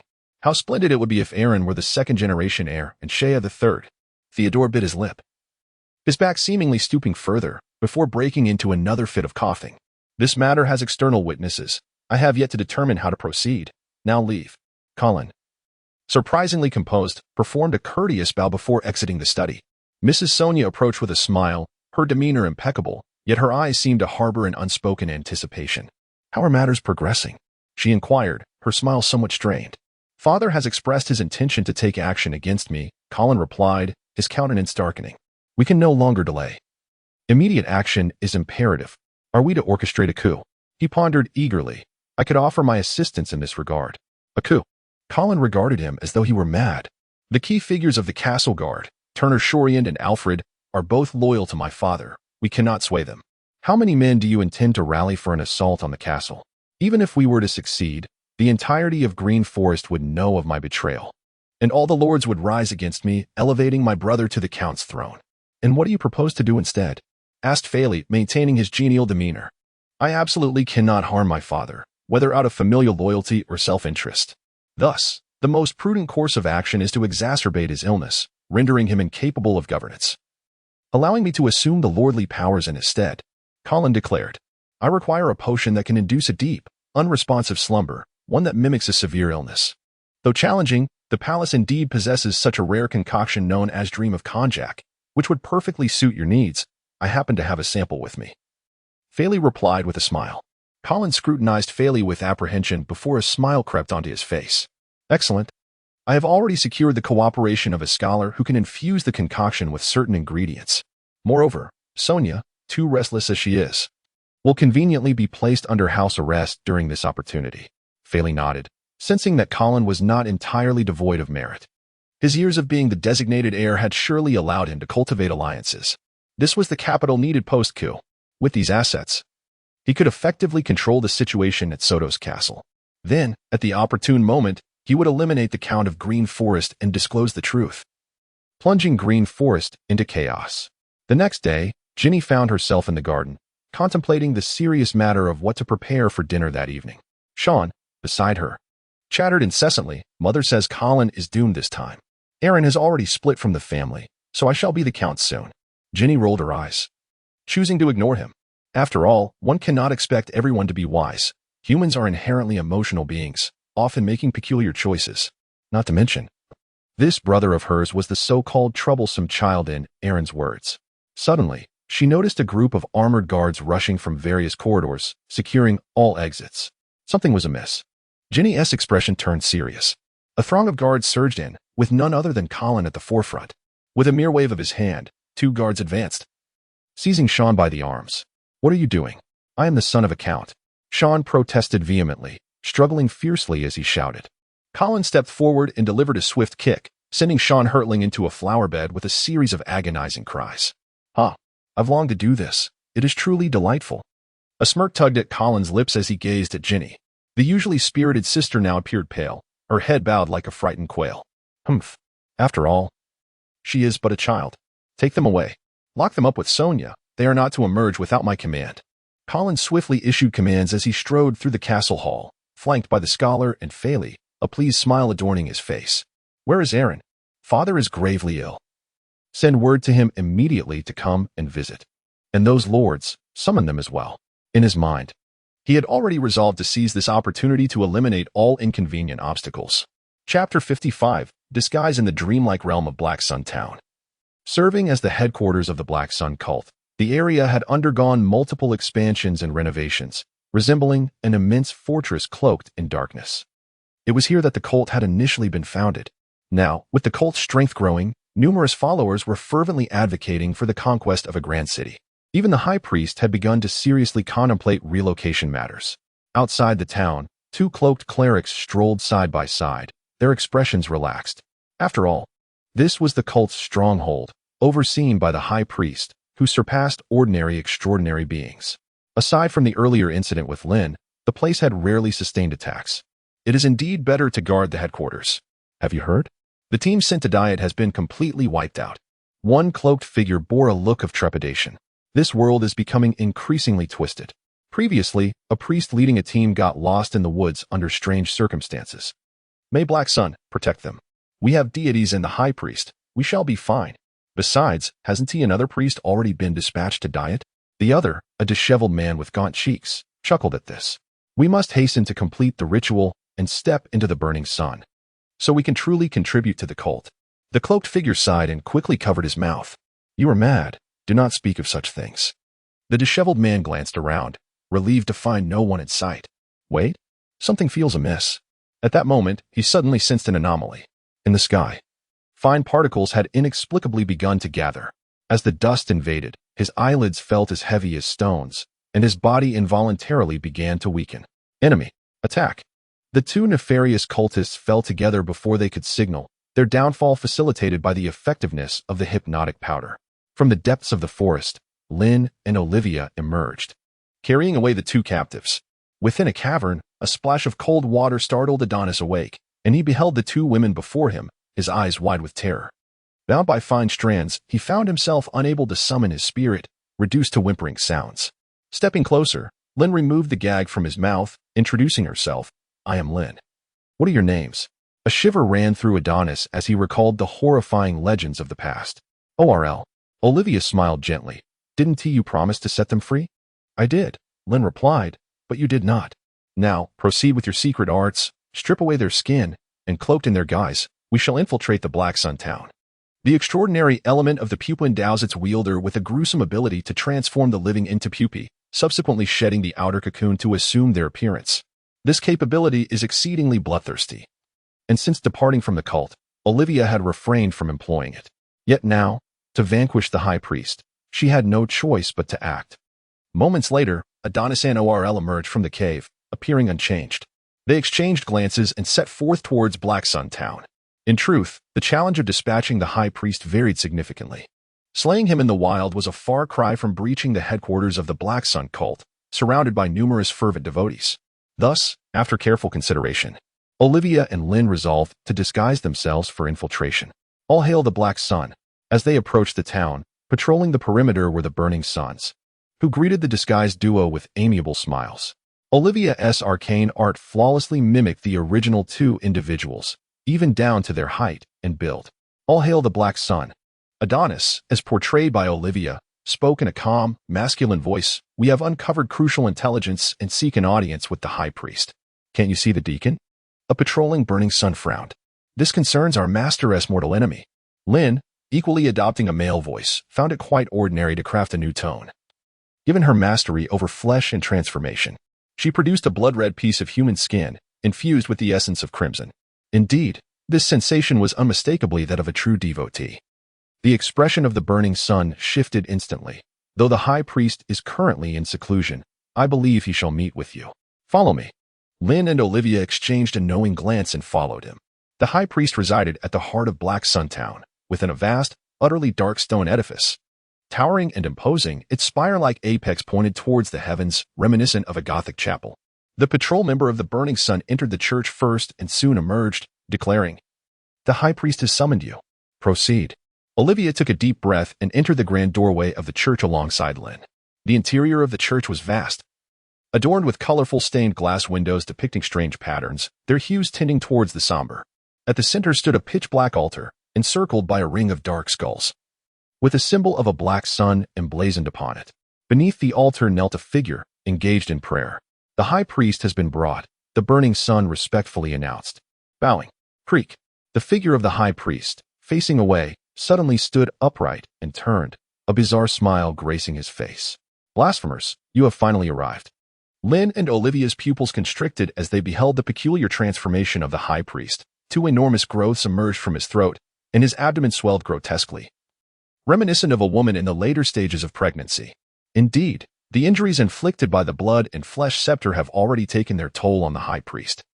Olivia mused, only to see the High Priest clutching a small black skull. "Lynn, do you still recognize your brother?" The skull appeared to be engulfed in dark flames, from which the vengeful spirit of a young boy slowly emerged. "Ah!" Lynn, draped in Orpheus, emitted a piercing scream, as though struck by a profound psychological shock. This is the skull of Lynn's brother, transformed into a cursed object? Not only does it possess a bloodline connection to Sense Lynn, but it can also launch attacks through this link? Olivia's gaze turned frigid as Adonis's skin peeled back, revealing a gaping mouth that widened ominously like a dark abyss. Chapter 56. The Kill with a Crash. Adonis's skin stretched further, and Olivia's figure materialized. "Ah, heretic!" the nearby Burning Sun exclaimed in alarm. Yet, before he could act, his expression shifted to one of cold indifference as he plunged his hand into his own chest, extracting a heart ablaze with black flames, still pulsating vigorously. Boom! The heart exploded, sending shockwaves radiating outward, dissipating notably near the altar. Crack! Countless shards of glass shattered, producing a crisp sound as fragments scattered in all directions. This Burning Sun had gone mad, willing to endanger his life alongside theirs. Olivia scrambled to evade, casting a glance at the High Priest. It was evident that the contamination had occurred when the adversary had informed the High Priest earlier. The condition of the Burning Sun was dire, and the High Priest's plight would only worsen. "This is the sacred domain of our Lord. Those consumed by the black flames are offerings made to serve our master," the High Priest proclaimed, as dark flames erupted around him. Some translucent souls emerged from the flames, advancing slowly, seemingly untouched by the fire's heat. If it were Lynn, she might recognize many among them. Shiosoren, those sacrificial souls were indeed present. Moreover, they had transformed into controllable undead. Such a sacrilege of the departed spirits. Olivia let out a furious rebuke, and without her noticing, a revolver had materialized in her hand, which she abruptly fired. Bang! The High Priest had exploded. Yet his shadow still retained the visage. His hunched form detonated, scattering into countless flesh bombs, while the dark shadow writhed incessantly, from which emerged a human head. Its body below the neck transformed into that of a black hound. However, the canine form was also covered in a multitude of grotesque tumors that sent shivers down one's spine. The corruption of the flesh scepter is alarmingly potent. If we lacked our Lord's protection, we would surely. A chill gripped Olivia's heart. The essence of this world appeared to be spiraling into madness, with even a figure as formidable as the High Priest not exempt from its grasp. Puffs. The flesh bombs landed before her, thwarted by a massive white cocoon. Meanwhile, Lynn seemed to have emerged from the previous mental assault, clutching the flesh scepter, despite the horrific wounds left by the earlier explosions and the flesh bombs. She rapidly healed. "I want you dead." She brandished the flesh scepter, invigorating the surrounding darkness, which began to erode and suppress the spirits. The expressionless souls were consecutively devoured by the encroaching dark. The activation power of the flesh scepter was not limited to flesh and blood entities. Even the dark beast transformed by the high priest experienced its flesh tumors bursting, sending out bloody tendrils that sought to bind the high priest in return. Initially, the life forms transformed by the high priest were composed entirely of fire and darkness, rendering them largely immune to the flesh scepter. However, since the last encounter, they had been tainted. The high priest's once pure essence of darkness was now mingled with crimson essence, and even here, it could not be suppressed or extricated. At this moment, Lynn ignited the situation completely. The dark beast's attempt to plunge into the shadows became sluggish. In the void, countless threads had inexplicably appeared, ensnaring it. The blasphemers. "The Black Sun shall not spare you." In this final moment, the high priest's head seemed to regain a semblance of sanity, screaming loudly, "My lord, Black Sun, please bestow your gaze upon us. I offer all of this to you." It was too late. Blood erupted from Lynn's entire being. Her form turned crimson. Yet her speed surged dramatically. She appeared before the high priest as if by teleportation, the tip of her staff transforming into a razor-sharp point that pierced the high priest's body. Darkness. The high priest's canine form rapidly withered, and before his skull turned to bone, he uttered his final words. "Let us depart." Olivia screamed, sensing an overwhelming threat. This danger did not emanate directly from the high priest, but from the altar itself, from the sunwheel above. Outside the church, amidst the sky, the Black Sun seemed drawn to something, its obsidian corona shimmering violently. Above Black Sun Town, all adherents trembled, feeling a gaze that descended from the heavens. It was the embodiment of darkness, the true gaze of the Black Sun, chaotic, frenzied, yet extraordinarily potent.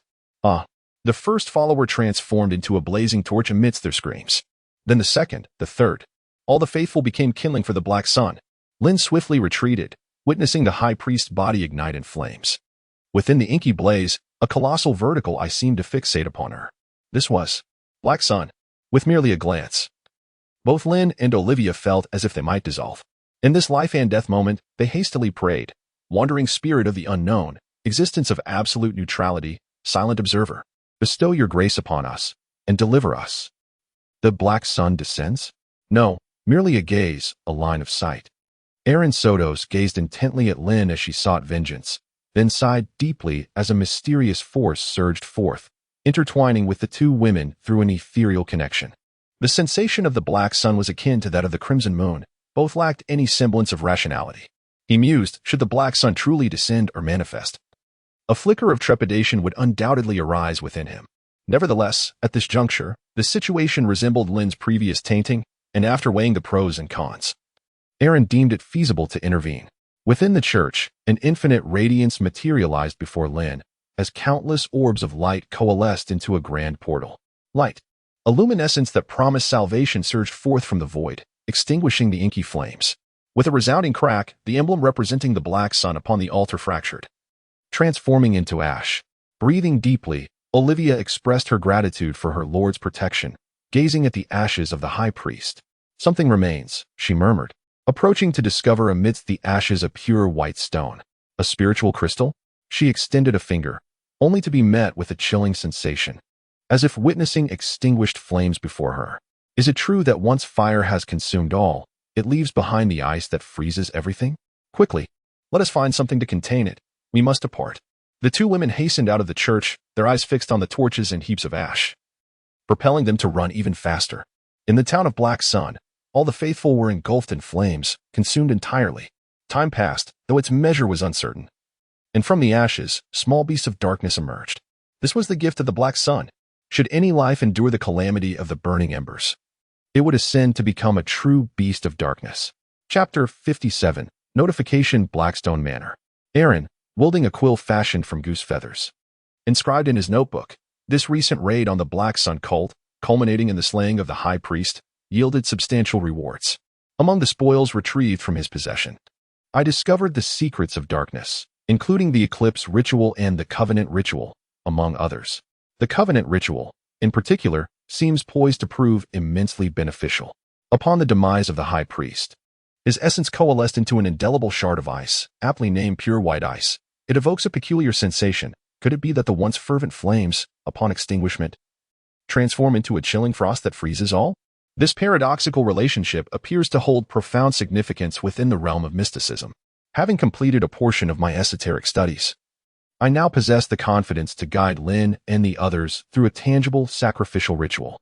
With a grave expression, Aaron meticulously penned the final line. His demeanor turned solemn as he retrieved candles, essential oils, and incense. He intended to orchestrate a covenant ritual. This ceremony primarily serves as a binding agreement between humanity and the spiritual realm, and it may also function as a means of sealing. The tattoos adorning the high priest's visage manifest this very principle, allowing the accumulation of spiritual energy for pivotal moments. When Aaron beheld this, a spark of inspiration ignited within him, revealing its potential application to himself. At that moment, he too bore a fragment of the sacrificial darkness energy. After igniting the candle, Aaron's gaze darkened, and he murmured, "We beseech the Creator above all creators, the absolute observer concealed beyond myriad veils, the elusive spirit that roams in the realm of the unknown, the utterly neutral existence, the silent observer. I implore your grace, seal my spirit." Having previously attempted this communion, he understood the daunting toll it exacted. The cost of such engagement was perilously high, risking another fainting spell. He then seized the quill, dipping it into the distinctive ink.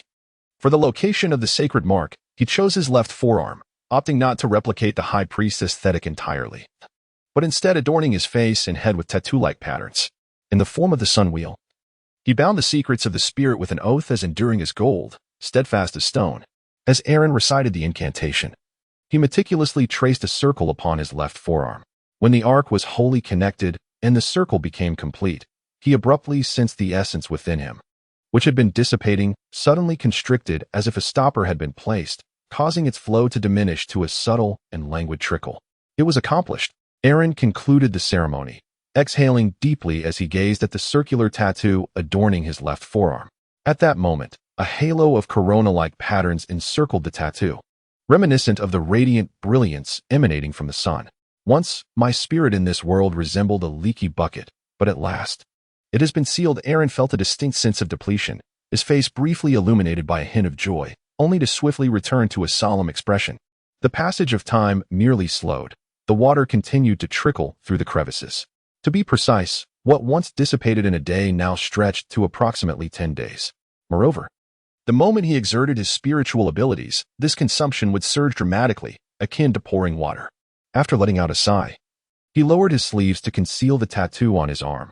The pursuit of permanent, extraordinary power remained a formidable journey. Just then, a knock echoed from the doorway, calling out to the noble baron. Aaron furrowed his brow as he opened the door, revealing Deli.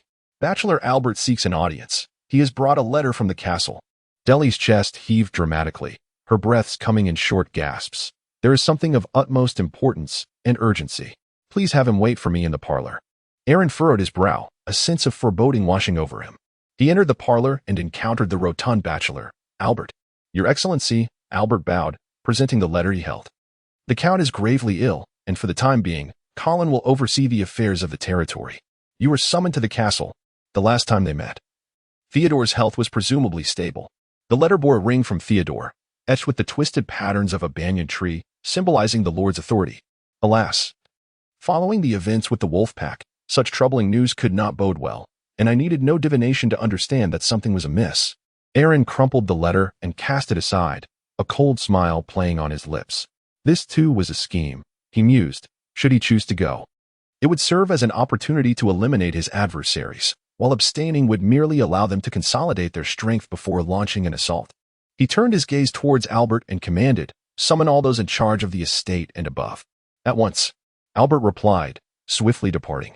Aaron retrieved a gold coin from his pocket and tossed it towards the sky. "This time, my journey to the castle will be fraught with peril." With a satisfying thud, the coin landed firmly on the back of his hand, its face upward, signifying affirmation. "Phew," Aaron let out a long sigh. "Colin, I must admit I underestimated you in the past." Given the prior intelligence and conjectures, he was nearly certain that Theodore's critical condition was orchestrated by Colin, and furthermore, The latter had at least gained control over the castle guards. This divination, based on my current possession of spiritual essence, equates to that of a half-exceptional being. Signifies that, even for me at this moment, the castle is exceedingly perilous. He was not particularly surprised by this revelation. After all, Aaron was acutely aware of his own circumstances. Although he had temporarily acquired a semblance of spiritual essence through various cunning methods, it was akin to an ordinary individual who had just undergone a spiritual awakening without having achieved any advancement. Without ascending to a sufficient rank and lacking extraordinary abilities, he would inevitably be vulnerable to physical attacks in reality. Not to mention, those low-tier extraordinary beings, unless they possessed unique abilities like Lin's blood transformation, could very well succumb to fatal gunshots from ordinary individuals. However, advancement? This body cannot generate spiritual essence on its own. It relies entirely on external sources, thus failing to meet the criteria for ascension, and time is not on my side. Therefore, there remains but one course of action: to acquire more spiritual essence, significantly surpassing that of lower-tier beings, even if it is wasteful and subject to continual dissipation. Just as Aaron was pondering this, Sanchez, Baiji, and others, along with the head-maid Dolly, arrived. Aaron recounted the matter and concluded, "I shall make my way to the castle. You all should attend to your own affairs. My lord, the castle is currently under the stewardship of Colin.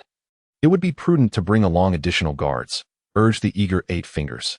They did not impede the Baron from journeying to the castle, for his father lay gravely ill, and it was a son's duty to pay a visit. "There is no need for further discussion. I require only 2 attendants," he replied resolutely. Aaron waved his hand, his gaze shrouded in shadows. He had always been disinterested in competing with Colin, for he aspired to loftier pursuits and deemed such trivialities beneath him.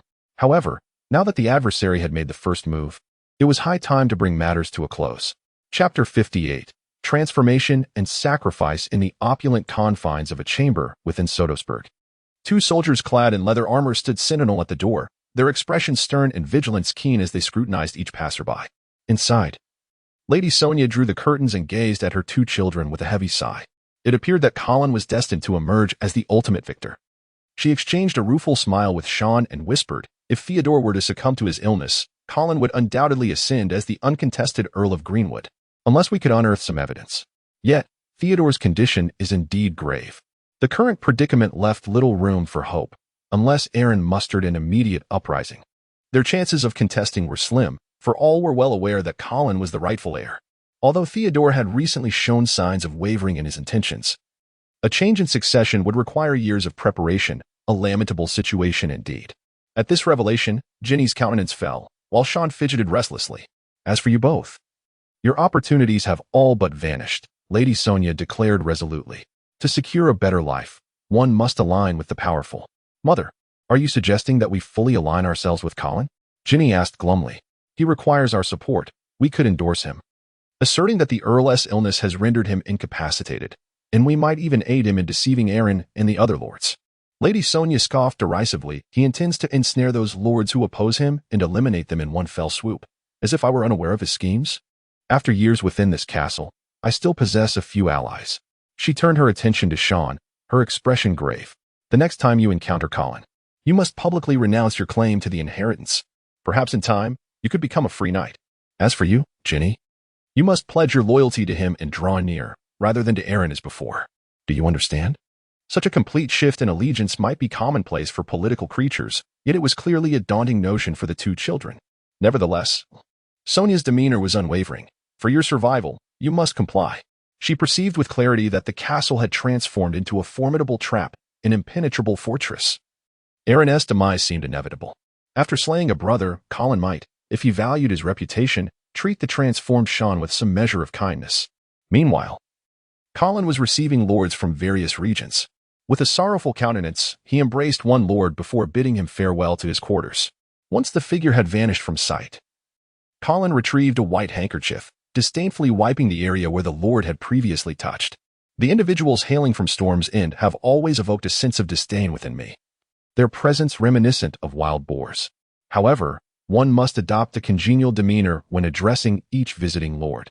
Colin turned and ventured into the castle's dungeon. Within the confines of the prison, a knight was bound in a cruciform manner upon a wooden frame, his body marred by bloodstains. Upon lifting his head, it was none other than Turner Shorian. Beside him stood a burly man with a thick beard, a formidable guardian whose muscular physique bore the semblance of a true killing machine. He hailed from the desolate lands of Murkdor, the champion of the tournament. Colin gazed at the robust figure and smiled, stating, "I am more generous than my father. Should you fulfill the task I set before you, you shall be granted a fief and elevated to the status of lord." Following the capture of Turner Shorian, another knight responsible for the castle's defense, Alfred, had already pledged his allegiance to him. At present, Colin had complete dominion over the castle, commanding hundreds of rigorously trained and well-equipped soldiers. Such a force was sufficient to wreak havoc in the verdant forest. "At your service, my lord," Murkdor replied, his voice tinged with a thirst for blood. "My hammer yearns to be drenched in fresh blood." Just then, a squire hurried in with tidings. "Let us proceed," Colin remarked, a smile illuminating his face. "To welcome my dear brother." Aaron, traveling light this time, brought along 2 attendants, one named Ava and the other Bill. They guided their carriage into the town of Sotos, where the imposing castle loomed into view. The earnest-looking Ava halted the carriage and inquired of his companion, "Have we arrived? Should we not awaken the Baron?" "Let us wait," Bill replied, his elongated face adorned with a shrewd gaze as he surveyed the bustling streets. "Have you forgotten that the Baron detests being disturbed during his rest?" A flicker of envy crossed Bill's countenance as he mused on this visit to the castle. "We cannot anticipate the rewards that await us." Within the carriage, Aaron is deep in slumber, in the realm of his dreams. He presses his fingertips to his brow. The sense of danger is also alerting him, chuckling softly. Aaron paid little mind, his gaze fixed upon the altar, transmitting a thought into the ether.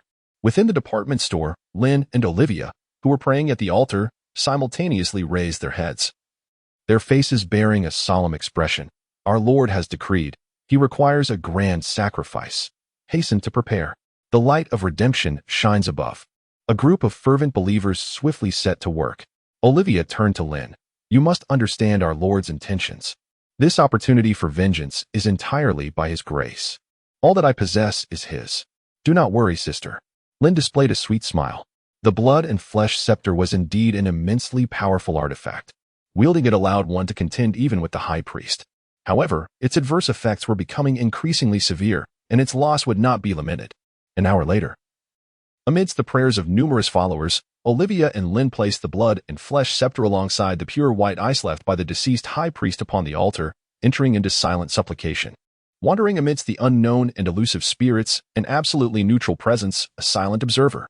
You are the embodiment of free will, the sole redeemer of the apocalypse, the supreme light. Please hear the prayers of your devotees. Bestow upon us your merciful gaze, open the gates of your kingdom, and accept our offerings. With a thunderous resonance. In the midst of their prayers, they seemed to behold countless lights converging above the boundless mysteries, forming a grand portal. That portal appeared to embrace all. And upon first sight, it seemed to reveal every ultimate truth, the final answer. The door of truth suddenly opened a crack, pure white light emanating forth, enveloping the entire altar. Moments later, the light vanished, leaving the altar bare. "The Lord has accepted our offerings. Let us rejoice." Lynn raised her small hand, proclaiming loudly. All the followers erupted into fervent cheers. Chapter 59, Arrangements Sototh Town. Ava suddenly sensed an unsettling atmosphere surrounding him. In the nearby butcher shop, the butcher gazed greedily at the meat in his hands. 2 men and women walking down the street exchanged a glance and, unable to contain themselves, hurriedly clasped hands and slipped into a nearby grove. Upon the wooden fence, a small cat emitted cries akin to an infant's wail. Below, 2 wild dogs, having appeared from nowhere, were entangled in a rather intimate manner. Ava looked at Bill beside him, suddenly realizing that the lad appeared rather handsome. Desire surged within him, yet he found himself at a loss. Even more unsettling was the realization that he saw the same fire in Bill's eyes. Cough, cough. In the next moment, a cough echoed, akin to a bucket of ice water in winter, sending shivers down the spines of both Ava and Bill. Oh dear, how could I have harbored such thoughts? Ugh, ugh. Ava turned his head aside, nearly retching. Bill's complexion was ashen. Yet he dutifully fulfilled his role as a servant. "My Lord Baron, we have arrived in the town." "Excellent. Proceed directly to the castle." A voice emerged from within the carriage, Aaron's. At that moment, Aaron was gazing at his hands, as if he could perceive the immensely powerful essence of the crimson spirit coursing through his veins. The sacrifice of tangible objects, even after traversing the divide between 2 worlds, has been largely diminished, leaving only the pure essence behind. Is this so? Well, at least I am spared from dealing with the adverse effects of the strange artifacts. Aaron's thoughts raced. However, there is no need for a ceremony. It will inevitably fall in due time. Thus, it is still necessary. Aaron gently touched his heart, sensing it was as cold as a block of ice, effectively freezing his fervent desires. The slightest hint of the crimson spirit had nearly overwhelmed him before, and now this escalating force promised even more terrifying consequences. The recent changes in the external world were a manifestation of this spiritual overflow.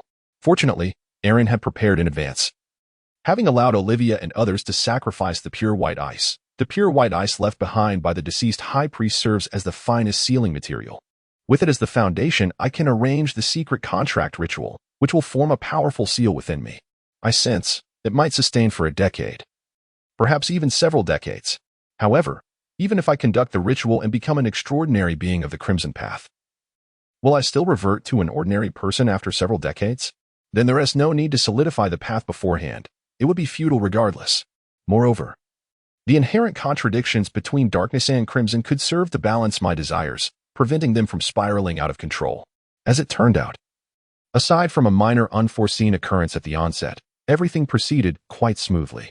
Aaron dismounted from the carriage, gazing at the familiar silhouette of the castle, a complex expression crossing his face. Aaron, my brother, you have finally arrived. Colin stepped forward and embraced Aaron. Father is still awaiting your return. Aaron cast a fleeting glance at the elite soldiers trailing behind Colin and Murkdor, seemingly oblivious to their presence, as he made his way into the castle. I shall pay a visit, he remarked, of course. Aaron entered Theodore's hospital room and beheld the unconscious Theodore. Beside him was the weeping Mrs. Sonia, along with Sean. Oh, my husband, he is as strong as a bear, yet he neglects his own body. Mrs. Sonia cried with profound sorrow. The doctor has declared him beyond help. What am I to do?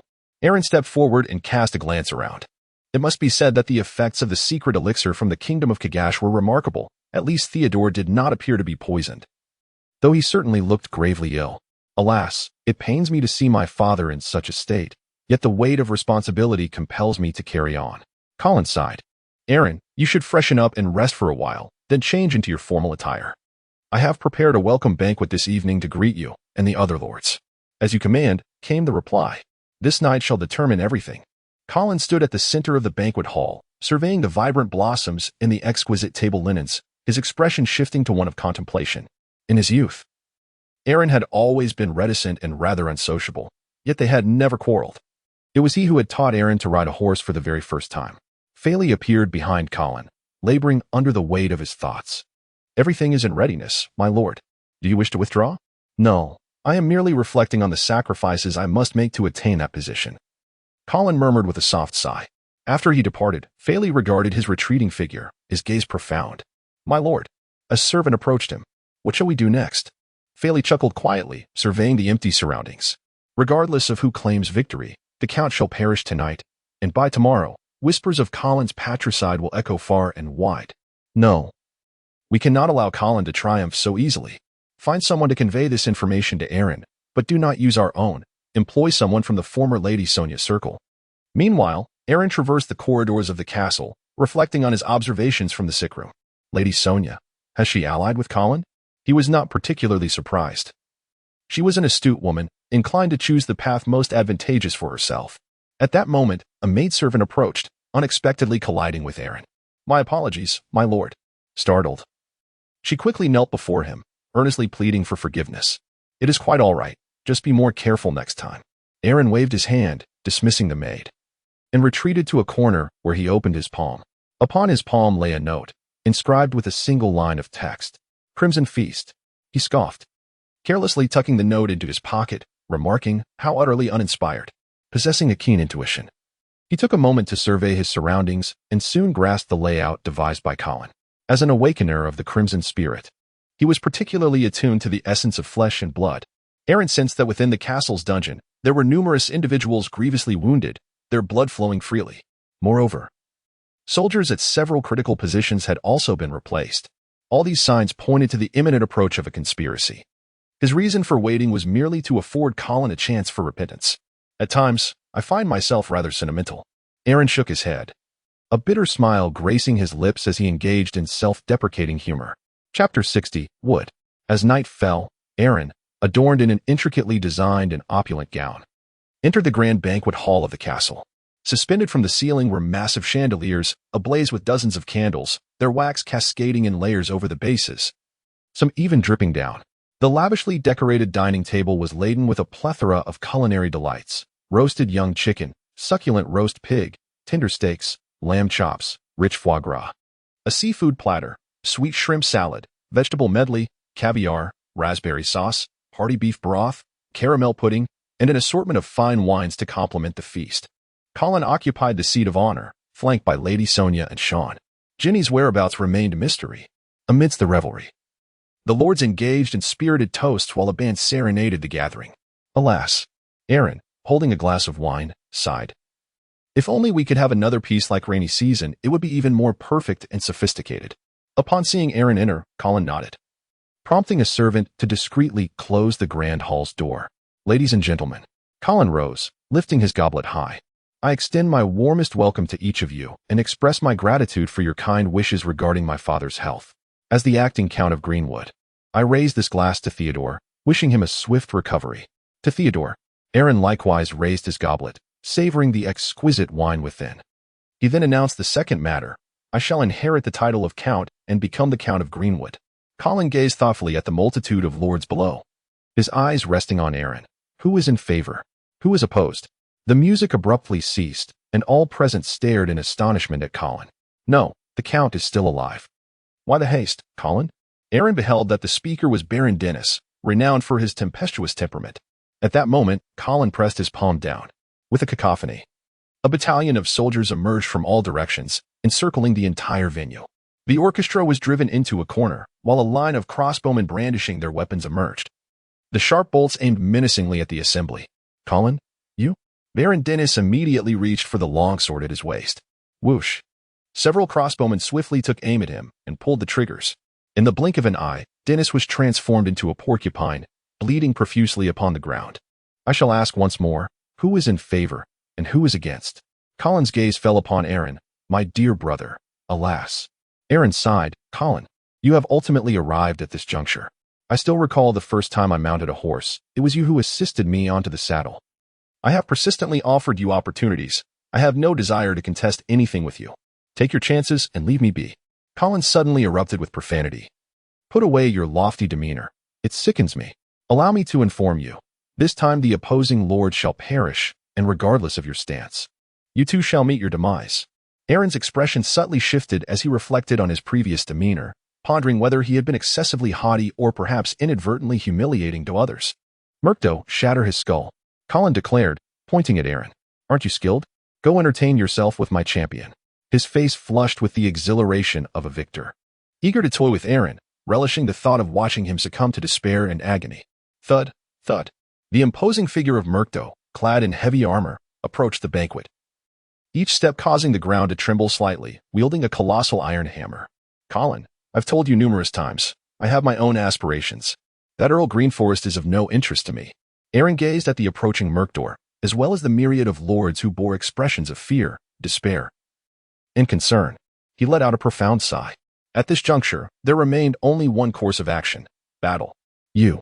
Aaron gazed upon the multitude of rebellious soldiers, the arrogant Colin, and the sneering Murkdor, and calmly inquired, have you ever heard of Wood Release?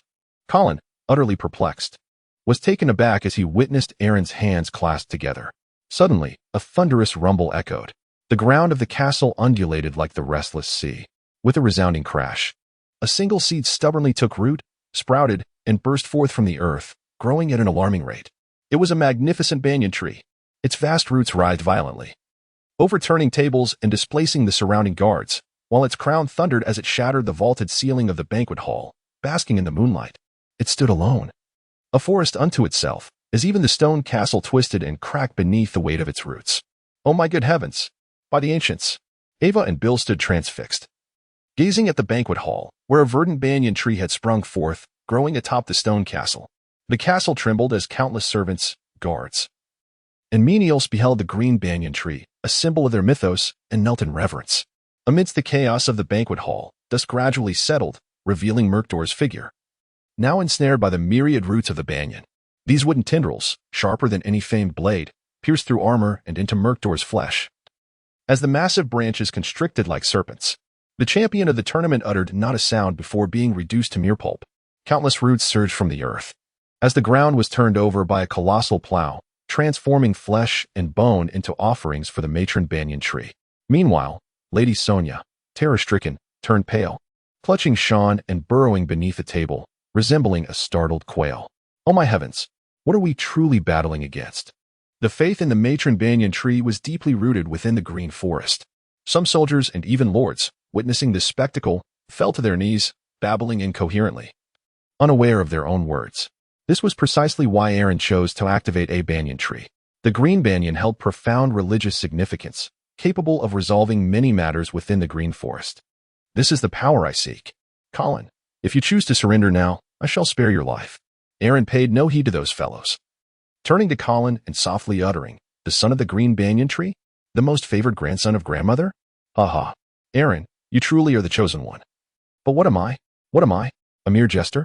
Colin's eyes blazed crimson as he drew his sword from his waist, exclaiming, "Kill me, slay him. Vanquish that wretched creature. He is not seeking survival. He is yearning for death." Aaron closed his eyes. Suddenly, with a series of soft thuds, numerous aerial roots cascaded down from the expansive branches of the great banyan tree, seemingly animated with a will of their own, precisely targeting the enemies below. These were the soldiers and the lord previously confirmed by Aaron to be loyal to Colin. Amidst their piercing screams, one by one, they were impaled by the roots. Suspended in midair, swaying helplessly, Colin stood among them, his body rapidly desiccating, his once vibrant purple eyes now utterly devoid of luster. Chapter 61. The Reckoning. King of the Green Woods. King of the Green Woods. In the banquet hall, a lord gazed at Aaron, who stood serenely atop the banyan tree, and suddenly erupted into a hoarse, fervent cry. This is the miracle of the grandmother. Aaron is the chosen of the grandmother, the true sovereign of the green forest, king of the green woods. Aaron waved his hand, and the sound ceased immediately. It seems, this banyan tree, which hangs the corpse, also carries a certain psychological impact? He mused to himself. With the fervor of these lords at this moment, even if Theodore were before us, it would be a trivial matter to topple him with their aid. You all, gather your men, maintain order in the castle, and apprehend all of Colin's accomplices. Remember, unless they resist, not a single one shall be slain. Aaron swiftly exited the banquet hall. Based on the observations made during the day and the divinations obtained, there remained numerous matters yet to be addressed that night. What was that? What was that? Oh God! In a corner of the castle, as the green banyan tree burst forth into the banquet hall, thriving in its growth, Phaley was momentarily taken aback. As the head of spies in the kingdom of Kagash, he was no stranger to the extraordinary and held little belief in deities. Rather, it was those inept magicians, self-proclaimed diviners or prophets, who would invariably fall prey to his keen gaze, their deceitful tricks laid bare. This further solidified Phaley's conviction that the gods had long departed, leaving no miracles behind in this world. Yet now, what had he witnessed? A banyan tree, ripping through the stone fortress and emerging from within? The ancestral banyan tree. Had it descended as a miracle? No. Phaley's expression contorted. If the green forest people were to gain such power, the kingdom would plunge into the abyss. My lord, we must flee. Beside him, his trusted aide was also gripped by fear, instinctively yearning for escape. Suddenly, a sword pierced through the chest of the aide. I am a man of the kingdom. The plan remains unchanged. The count shall die tonight. I must convey the message. Phaley dashed out of the castle, intent on reaching Ilian's villa. From the outset, Ilian had been his most exceptional spy. There, he had prepared ample coins, horses, weapons, and a pass issued by Colin, ready for a swift escape. Upon entering the villa, Phaley's expression froze as he detected the scent of blood. Is that you, Sir Phaley? Aaron stood in the living room, clutching a candlestick, when a look of distress crossed his face, and he turned to flee. Suddenly, from various corners of the room, tendrils of a green banyan tree erupted, piercing through his limbs and suspending him in midair. His anguished cries echoed, and after a moment, he panted heavily, his eyes filled with disbelief. That banyan tree? Was it your doing? What exactly are you? A sorcerer? A green demon? I am merely an ordinary person in pursuit of the mysterious. Aaron gazed intently at Ferris. My dear Ferris, he began, to be precise, we are but acquaintances. You shall not suffer too greatly before your demise. Ferris let out a bitter laugh. Should I congratulate you, son of the Green Banyan? The future Earl of Greenwood?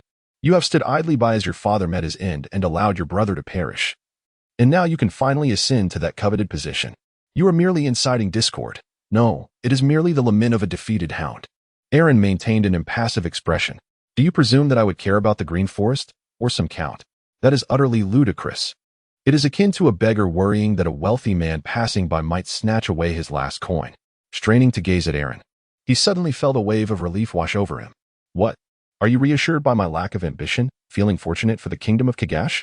Aaron's eyes shimmered with a hint of crimson, as if capable of piercing through the veil of one's soul. I had no interest initially.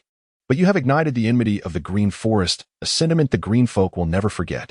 Because of you. The calamity that has been quelled for centuries will once again resurface, and the entire kingdom of Kagash shall plunge into ruin. No, you are a fiend, a green fiend. He lamented with great effort, engulfed by the despair of shattered dreams. Aaron, uninterested in further conversation, exited the villa. With a thunderous roar, fierce flames swiftly engulfed the abode. The following day, the marvel of a green banyan tree atop the castle of Sotos attracted a multitude of townsfolk. They gathered outside the castle, pointing and murmuring, some even bowing in reverence. The miraculous creation of the king of the verdant realm, the offspring of the green banyan, spread rapidly in all directions. Suddenly, the curtains were drawn back, and blinding sunlight streamed into the bedroom, illuminating Theodore's face. His eyelids fluttered before he opened his eyes, shielding them from the glaring light with his hand. You have finally awakened. He heard the voice of his second son, and puzzled, glanced around to see Aaron peeling an apple. What has happened? Theodore's mind was filled with confusion. From the outset, Phaley had no intention of allowing Theodore to live, and the elixir he provided was, in fact, a poison. Having calculated the dosage, he was always prepared to bring about Theodore's demise. However, mere mortal poison proves ineffective in the face of the mysterious. Colin. Theodore fell silent, deep furrows forming on his brow. Please rest well. You may summon your knights and steward. We shall discuss matters further afterward. With that, Aaron rose and departed without a moment's hesitation. Aaron walked down the corridor, and at that moment, whether servants or soldiers, all who caught sight of him from afar knelt upon the ground, none daring to meet his gaze. Indeed, there were even the devout who kissed the very ground he traversed. Damn it. One underestimates the religious fervor of this era. Aaron rolled his eyes internally as he entered a small room. Brother Aaron. Ginny wept, resembling a small kitten. Do not worry, everything will be all right. All will turn out for the best. Aaron embraced Ginny gently, offering her comfort. This sister, unlike Colin, did not succumb to the prevailing tide and firmly opposed their mother's suggestions. Consequently, she was absent from the banquet last night, having been placed under house arrest. So, Aaron, did you really conjure a tree? Ginny inquired curiously, pointing towards the canopy of the banyan tree outside the window. It seems that should be the case, he replied. Aaron nodded. Is this divine grace? Or is it the legendary magic? Ginny wore an expression of relentless curiosity. Well, let us simply regard it as magic. Aaron's lips curled into a smile. Your brother, I am quite the formidable magician. As he spoke, he picked up a seed and transformed it into a splendid tulip, leaving Ginny wide-eyed and astonished. Chapter 62, Transition 3 days later. The Sotos castle had barely returned to its normal state. On the balcony of the castle, Aaron and Theodore sat across from each other, 2 cups of honey water resting upon the table before them. They remained enveloped in silence for an extended period, until Theodore finally broke the stillness. It appears that I have consistently underestimated you. From a young age, you have been remarkably distinct, and you have only grown more so with time. Should I address you as Aaron, or perhaps son of the Green Banyan, or even king of the verdant forest? It matters not. Aaron sighed deeply, acknowledging that at this juncture, he had no choice but to become the Count of Green Forest. I once heard a saying, with great power comes great responsibility, but this is, in fact, a deception. The complete adage ought to state that with greater abilities come greater power and higher status, which in turn necessitate an even heavier burden of responsibility. To truncate it and speak solely of the extremes is to act disingenuously. In reality, those in elevated positions often go to great lengths to evade responsibility. That is the truth. However, at this point, if I do not attain the utmost power in Green Forest, no matter who ascends, there will inevitably be divisions and conflicts in the future. Thus, I must become the Count. Theodore took a sip of honey water, only to be met with a lingering bitterness. As a previous symbol of the will to power in Green Forest, he instinctively resisted relinquishing authority, even feeling a tinge of dissatisfaction and wariness towards his own son. This realization only reinforced the truth of Aaron's words. If those who wield power do not grasp authority, Green Forest will inevitably descend into fragmentation, leading once more to civil strife. The blood of the Green Forest people has already been shed abundantly. I understand now. I shall announce my abdication shortly, appointing you as the Count of Green Forest. Or, if you wish to declare yourself king, that too would be acceptable. Theodore sighed once more. The heir he had once favored was Shea. Yet now, that possibility was lost. Should he wait for him to mature, only to seek vengeance and replay the events of the past? The notion of a king of Green Forest was a feudal one. Aaron merely envisioned himself adorned with a crown crafted from the branches of a banyan tree, participating in a grand ritual alongside a host of lords. And an involuntary shiver coursed through him. I have but one demand, my sole request, Theodore declared with grave intensity, tinged with a hint of sorrow. I require the kingdom of Kagas to pay the price. I beseech you to avenge Colin. To this father, Colin was not inherently malevolent. He had merely fallen under the insidious influence of the spies from the kingdom of Kagas. Aaron sighed. I will. To be candid, his participation in battle at this juncture would be tantamount to bullying, setting aside the full force of weaponry. Even relying solely on divination and prophecy would be akin to employing a cheat code, illuminating every obscured aspect of warfare, leaving the enemy's strengths and weaknesses starkly revealed, ensuring victory in every encounter. Concerning this demand, he had no intention of declining. It is instinctual for those in power to shift blame and evade responsibility. Thus, the death of Colin was neither Aaron's fault nor Theodore's, but solely the fault of the kingdom of Kagas. Regarding Colin, could you ensure he is laid to rest properly? At this point, a hint of awkwardness crossed Theodore's face. Colin's desiccated remains still hung from the banyan tree. Have you not taken him down? Aaron was taken aback. He had scarcely paid attention to the events unfolding over there. They all proclaimed it a miracle, and no one dared approach, let alone touch it, said Theodore. Moreover, the day the ancient banyan tree unleashed its fury, resulting in the tragic demise of dozens, was still vividly etched in memory. Even the mightiest warriors feared to draw near, lest they be ensnared by the banyan tree and drained of life. I shall personally go there shortly. Aaron had no objections and readily consented. As for Sylvie and Sia, what shall be done with them? Let us delineate a knightly domain and bestow it upon Sia, allowing Sylvie to relocate there with Sia, thus ensuring the comfort of both parties. Aaron sighed softly. After all, these two could not reach him even if they jumped. He gazed at the racetrack outside the castle, his expression tinged with a hint of tenderness. It was time to prepare for the ceremony. Theodore had numerous inquiries swirling in his mind. Yet he found himself at a loss for words as he rose to his feet. My lord Aaron. At that moment, a guard rushed in, his demeanor somewhat frantic. What has happened? Theodore inquired. Lady Sonia has taken her own life in her chamber. Sonia. Was she unwilling to bring calamity upon her children, hoping to atone for her misjudgment with her own demise? Aaron let out a sigh, feeling undervalued. To be honest, he had no intention of resorting to violence against Sonia. He merely aimed to teach that unruly child, Sean, a lesson. I shall go see her. Theodore stumbled, his posture betraying a hint of stoop. Observing this scene, Aaron was acutely aware that he had truly aged. My heart is frozen, and my desire is eternal. Aaron placed his hand upon his heart, feeling that even with the pure white ice of the secret seal, the crimson essence within him was slowly yet resolutely ebbing away each day.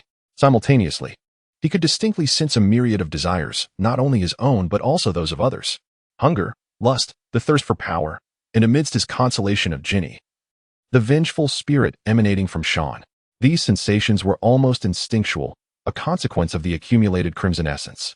Were it not for the perpetual chill of rationality residing in his heart, he might question whether he would undergo a profound transformation or succumb to corruption. The death of Lady Sonia was a cataclysm for Sean and Ginny. Yet for the Green Forest as a whole, it was hardly a significant event. Days later, the lords of the Green Forest gathered at the Sotos castle. Due to the destruction of the banquet hall, the meeting was held in the outer square. Nonetheless, there were no objections. Instead, they gazed at the ancient green banyan tree with eyes filled with reverence and trepidation. Upon the makeshift platform, Theodore cleared his throat, removed the ring of authority from his hand, and presented it to Aaron. I hereby declare, Aaron Sotos, the new Count of the Green Forest, under the witness of the green banyan tree, you shall pledge your allegiance to him and offer your swords. Son of the Green Banyan, King of the Green Forest. The lords from below disregarded the title of count, erupting into a cacophony of shouts. In their eyes, Aaron was nothing short of a divine incarnation, a true ruler. Observing this scene, Theodore's complexion turned ashen. He coughed again and retreated, yielding the stage to Aaron. It was evident that he understood the inexorable transfer of power had taken place.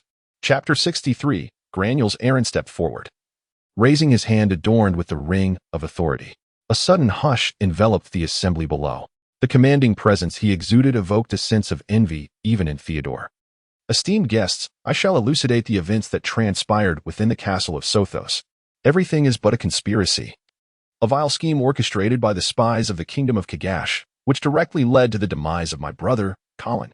Aaron, his demeanor serene and his voice measured yet resolute, proclaimed, "Yet the green forest dwellers shall not forget their animosity. We shall incite the green calamity once more, causing the southern she-folk to tremble at the mere utterance of our name. We shall march southward, plundering riches, iron, and captives.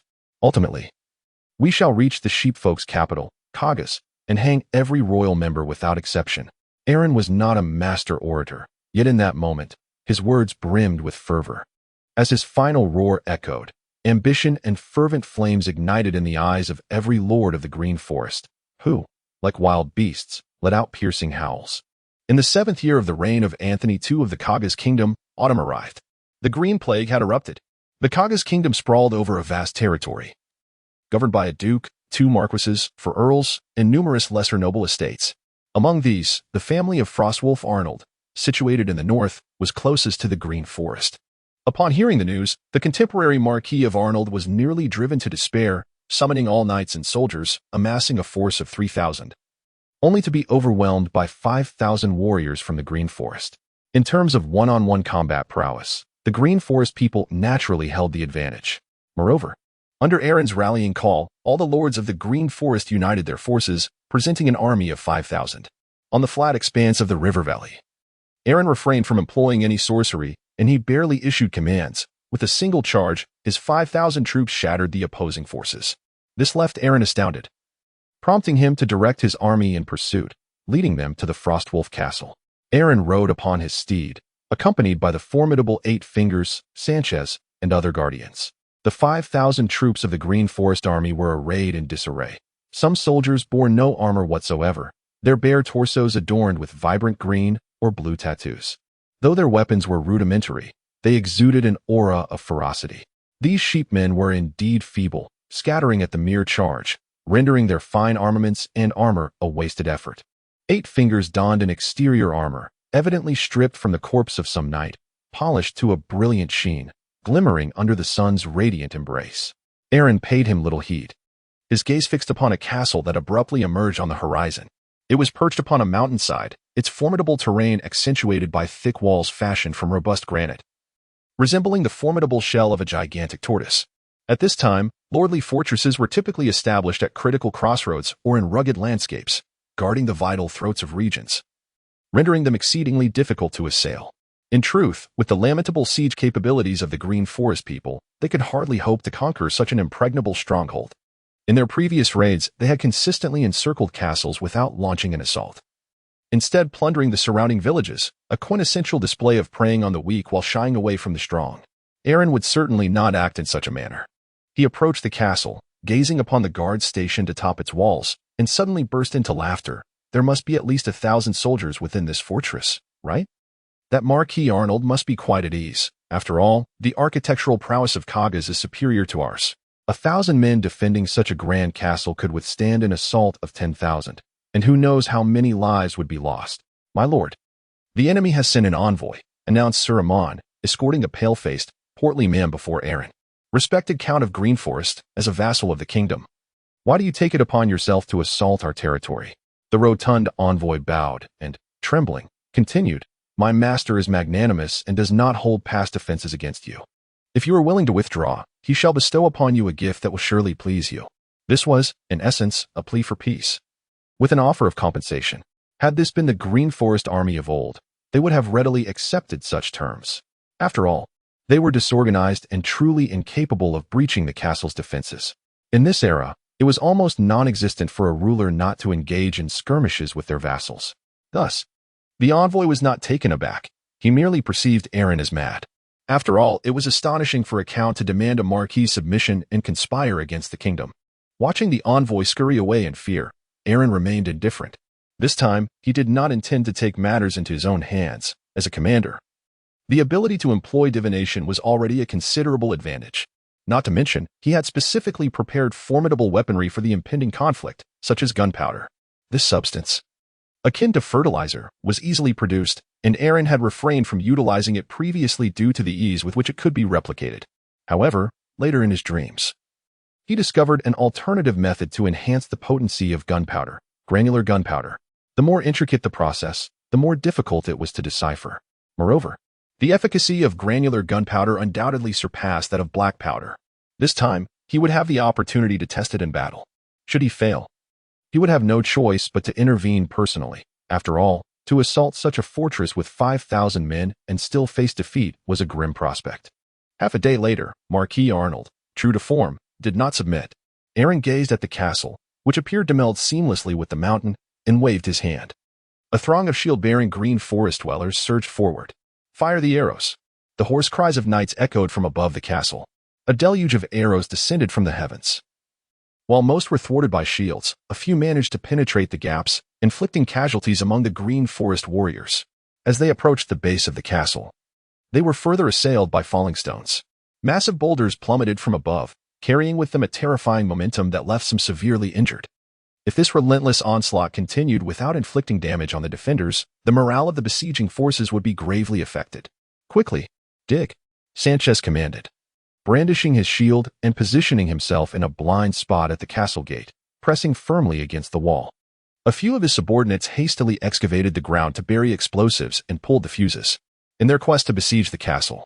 The armies of this era had devised various strategies, with tunneling being one of them, though it had long been compromised. Fortunately, Sanchez was not attempting to tunnel directly in. He merely intended to insert the gunpowder. Once completed, a torrent of men retreated. Ignite! Sanchez lit the fuse and then darted away like a rabbit. Boom! A tremendous explosion erupted at the castle gate, shattering the door into splinters and causing part of the adjacent wall to collapse. The besieging green forest warriors were momentarily stunned, then erupted into cheers as they wildly surged through the breach. Chapter 64. The Great War in the royal capital of Kagas, King Anthony II, a charismatic monarch with a penchant for oil paintings and poetry, frequently hosted cultural salons within the palace and was adept at playing the accordion, earning him the title of the bard-like king. At this moment, however, clutching the latest news brought by a raven, the poetic king's face was marred by fury. Those damned green forest barbarians had unleashed the green calamity once more. Prime Minister Mason, a landless court earl with graying hair and eyes filled with wisdom, surveyed the chaotic court session, fully aware of the underlying issues. With a cough, he stated, "It is futile to assign blame at this juncture. The critical matter is how to respond. What does the Minister of Military Affairs propose?" The Minister of Military Affairs, the kingdom's sole field duke, the Duke of the Purple Blossom, and also a relative of the king, rose and cleared his throat. The green forest dwellers number around 5,000, yet they are far from a match for the kingdom. Each lord will pledge allegiance to the king, allowing us to muster an army of 30,000. The crux of the matter lies in the fall of Arnold Castle and the subsequent series of fortresses, which is fraught with errors and peculiarities. Lord Caston Anthony II's gaze turned towards the Minister of Intelligence, a stout, middle-aged man devoid of facial hair, exuding a prosperous demeanor. "I apologize, Your Majesty." Caston bowed slightly, a bittersweet smile gracing his lips. "The arrangements we made in the Green Forest have been uprooted, and we seldom receive news. According to reports from the Northern Lords, I have heard some rather peculiar rumors. Firstly, it is certain that the former Earl of Green Forest, Theodore, has abdicated, and his successor is his second son, Aaron Sotos. This young earl, previously of little renown, has suddenly unveiled extraordinary talents. Recently, it is said that he has gained the favor of the guardian deity of the Green Forest people, capable of manifesting miracles, summoning colossal banyan trees, and wielding the thunder from the heavens. It is rumored that the castle of Marquis Arnold was shattered by the very lightning he summoned." "Nonsense," Duke of the Bougainvillea scoffed. "Having witnessed the tricks of minstrels and the so-called diviners, which serve merely as entertainment during feasts. When it comes to genuine warfare, these notions are laughable. Is the kingdom to rely on these so-called wizards and prophets for protection? Only iron and blood can safeguard our lands. The aged yet vigorous duke gazed at the king. "Your Majesty, permit me to represent you in battle. Everything is entrusted to you," responded Anthony II with reassuring confidence. In this era, the king possesses but a limited number of personal soldiers, with 10,000 being the maximum. To muster a grand army, the assistance of various lords is essential. Among them, the duke with the most extensive territory will naturally contribute significantly, with combined forces reaching 20,000. Together, that amounts to 30,000, a true manifestation of a kingdom's pinnacle strength. Meanwhile, within the castle of the Twin Rivers, Aaron was casually slicing a piece of steak. This castle belonged to a noble family, serving as a gateway to the northern and central borders of the kingdom. Once captured, the army could surge directly into the heart of the realm. Due to its strategic significance, a count was stationed here, yet the gates were easily breached by explosives. This was partly due to his divination, which revealed the vulnerabilities of the count's forces. It was quite bothersome. After the city's fall, numerous matters demanded his attention, forcing Aaron to dine while managing affairs. This encroached upon his nightly dream time. Fortunately, the development of the redemptive light within Diet City was progressing well, without encountering formidable foes. However, just yesterday, Lynn and Olivia reported that the Black Sun cult had resurfaced, giving rise to several dark beasts, and their actions had become increasingly radical and frenzied. It was evident that future conflicts would escalate in intensity. "My lord, what shall we do with the original count of this castle and his family?" Not long after, Sanchez approached and inquired softly. "Use the count as a hostage and command the remaining vassals to send their troops to follow us as a servile army." "Must I teach you this?" Aaron gazed incredulously at his subordinates, lamenting the scarcity of their numbers. Although their losses in each battle were minimal, the cumulative effect over time would inevitably lead to their extinction. Thus, in the endeavor of a smaller nation confronting a larger one, it is imperative to attract defectors and establish a vassal army. Watching Sanchez depart, Aaron felt a profound weariness. The Green Forest people were still rather savage, making it exceedingly difficult to find suitable ministers to govern. Initially, he had contemplated the complete conquest of the kingdom of Kagash, but now he realized the futility of such aspirations. The chasm of animosity and misunderstanding between the Green Forest people and the Kagashans was far too vast, rendering any hope of integration a daunting challenge. Of course, if he were resolutely determined to seize this territory entirely, it was not beyond the realm of possibility. Yet, it seemed to require an extraordinary expenditure of energy. Aaron rubbed his brow. Such troublesome matters should be left to the next generation.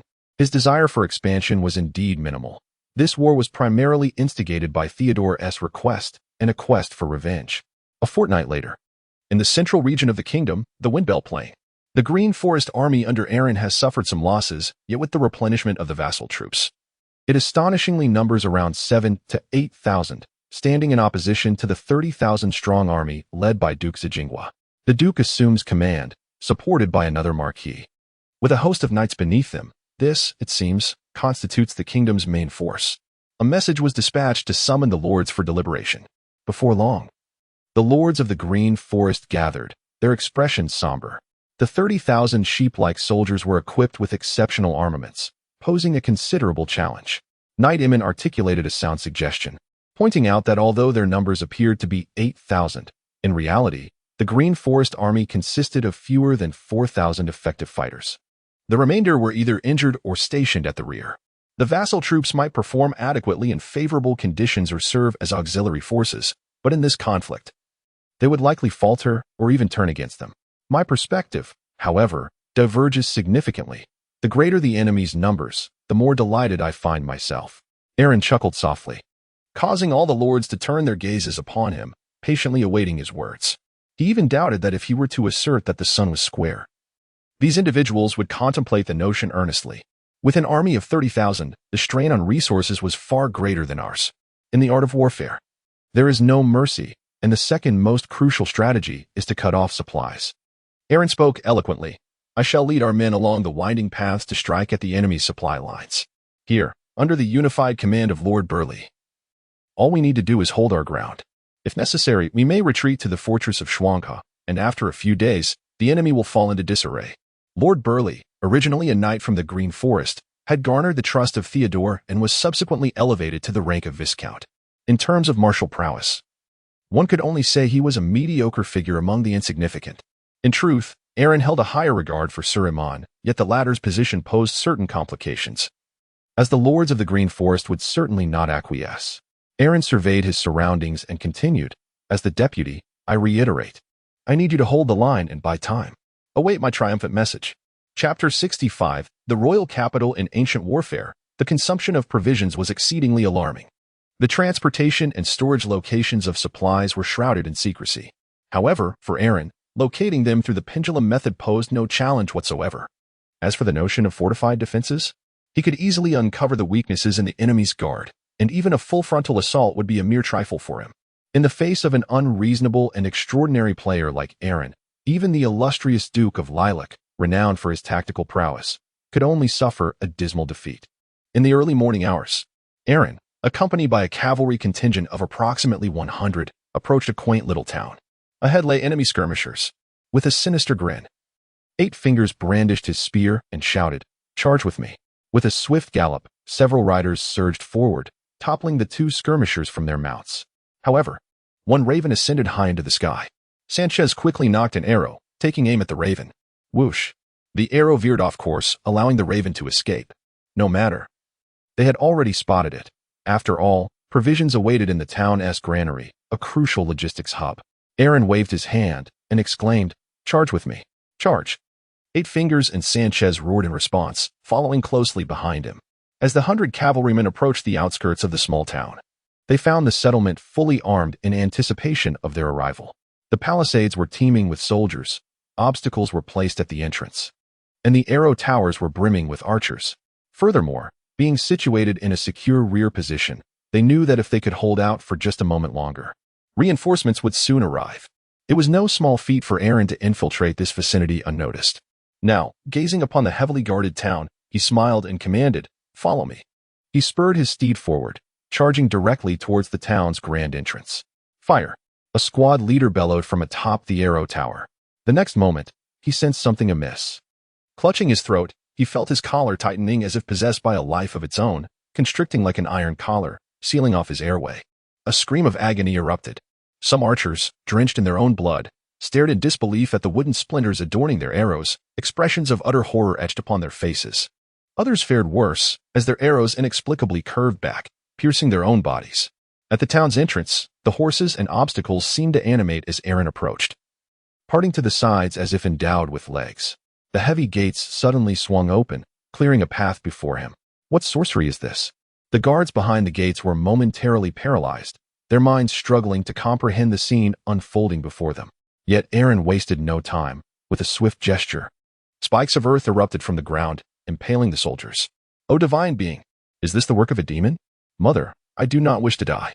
The sight shattered the resolve of the other soldiers, plunging them into despair. "Kill. Huh. By the grace of our ancestors, annihilate them." Following Aaron into the town, the Green Forest cavalry, still reeling from disbelief, grinned wickedly as they began to reap the lives of their foes as one would harvest hay. Aaron charged ahead, racing towards the warehouse. Suddenly, a cloud of salt cascaded down, followed by a fully armored knight who raised his colossal sword and bellowed, "In the name of the divine. Begone, fiend." Aaron allowed the grains of salt to cascade upon him, yet nothing transpired. Then, a shard of earth pierced through the knight's chest, impaling him to the ground. I had naively hoped to encounter the enigmatic forces of this realm, but it appears I was mistaken. Aaron opened the warehouse and beheld mountains of grain. Unable to suppress a sigh, what a pity, it cannot be moved. The spiritual depletion he experienced equated to several years of natural passage. After a brief moment, the cavalry, led by Beji and Sanchez, arrived, their bodies drenched in blood, clearly having relished in their earlier triumph over the defeated. "Set it ablaze, let it burn." Aaron issued his command with an air of detachment, and moments later, a colossal inferno engulfed the entire warehouse, relentlessly spreading outward. When reinforcements finally arrived, all that remained was a desolate landscape of charred ruins. "My lord, what shall we do next?" In a secluded forest, Sanchez, filled with the exhilaration of victory, respectfully inquired of Aaron. Aaron gazed in the direction of Kagas, feeling a twinge of impatience within.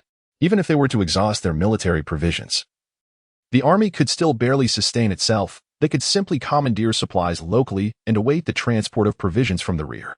However, what if the higher-ups at the rear were to perish? The swift conclusion of the war would indeed be the most prudent course of action. Aaron smiled as he thought, "My lord, allow us to accompany you." The numerous knights knelt on one knee, pleading earnestly, with the one named Eight Fingers being the most fervent. However, Aaron sensed that their true intention was merely to venture to the wealthiest regions of the kingdom to seize a fortune. That will not be necessary. A maximum of 2 companions will suffice. Aaron waved his hand dismissively. Kagas, as the capital of the kingdom, boasted towering walls and a resident population nearing 100,000. In this era, such a feat was indeed remarkable. However, the substantial populace necessitated the support of hundreds of surrounding villages, which diligently transported various supplies into the city daily. At dawn, the gates of Kagas swung open, revealing a bustling scene of horse-drawn carts laden with fresh vegetables, fruits, and grains entering the royal capital. The soldiers stationed at the gates bore serious expressions, scrutinizing each entrant, and even the previous instances of bribery had become exceedingly rare. After all, this was a time of war, markedly different from the ordinary. Aaron led his horse, trailing behind a cart laden with vegetables, resembling a solitary traveler. "Aha, old Jack. You too have arrived?" Indeed, with the recent surge in food prices within the city, the grain accumulated from last year can finally be sold. Moreover, the prices of fruits and vegetables have also risen by 3 nars per 10 pounds. Yet, given the ongoing conflict, perhaps it would be prudent to keep some at home? As Aaron listened to the boastful proclamations of the vegetable vendor, it was his turn to enter the city. "I am Yeso, a wandering bard from the northern lands, seeking refuge in the capital amidst the chaos of the north," while also looking for some work, he calmly articulated, gazing at the patrolling guards. In this era, the kingdom lacked a proper household registration system or identification protocols. Even if the city guards were to stretch their imaginations, they could never fathom that the youth before them was none other than the notorious Count Greenforest, who instilled fear throughout the entire realm. "Do not cause trouble." Thus, after scrutinizing the bundle Aaron carried on his horse and finding no weapons such as a sword, the guards issued a warning and permitted his passage. Chapter 66. Recruitment in the capital city of Kagash. Aaron ambled through the streets, his curiosity piqued by the surroundings. Despite being a royal capital, the streets bore the marks of disorder, littered with refuse and the excrement of livestock, exuding an unpleasant odor. The thoroughfare bustled with a throng of bare-chested laborers and vendors hawking fruits and vegetables from their carts.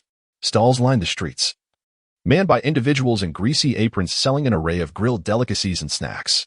Small traders peddled oils and various dubious potions, their cries mingling with the din of the marketplace. Not far off, a wooden enclosure formed a circle, within which a crowd was tethered with hemp ropes, while outside, slave traders vociferously advertised their wares and bargained with potential buyers. Occasionally, a few heavily made-up women strolled by, the courtesans from nearby taverns and inns, brazenly soliciting patrons along the bustling street. Aaron walked along a street and beheld a vast square. In one corner of the square, 2 guards maintained order, standing sentinel over a colossal notice board. Surrounding the notice board was a large crowd of onlookers. Aaron squeezed through the crowd, gazing at the notice. It was written plainly, "His Majesty the King seeks to recruit individuals endowed with extraordinary abilities.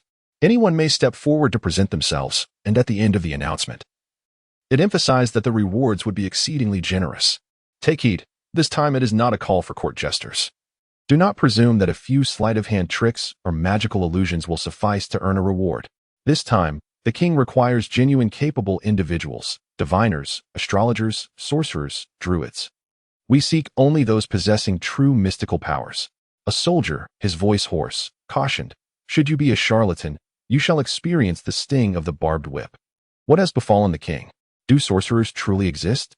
A multitude gathered to witness the spectacle, yet none stepped forward.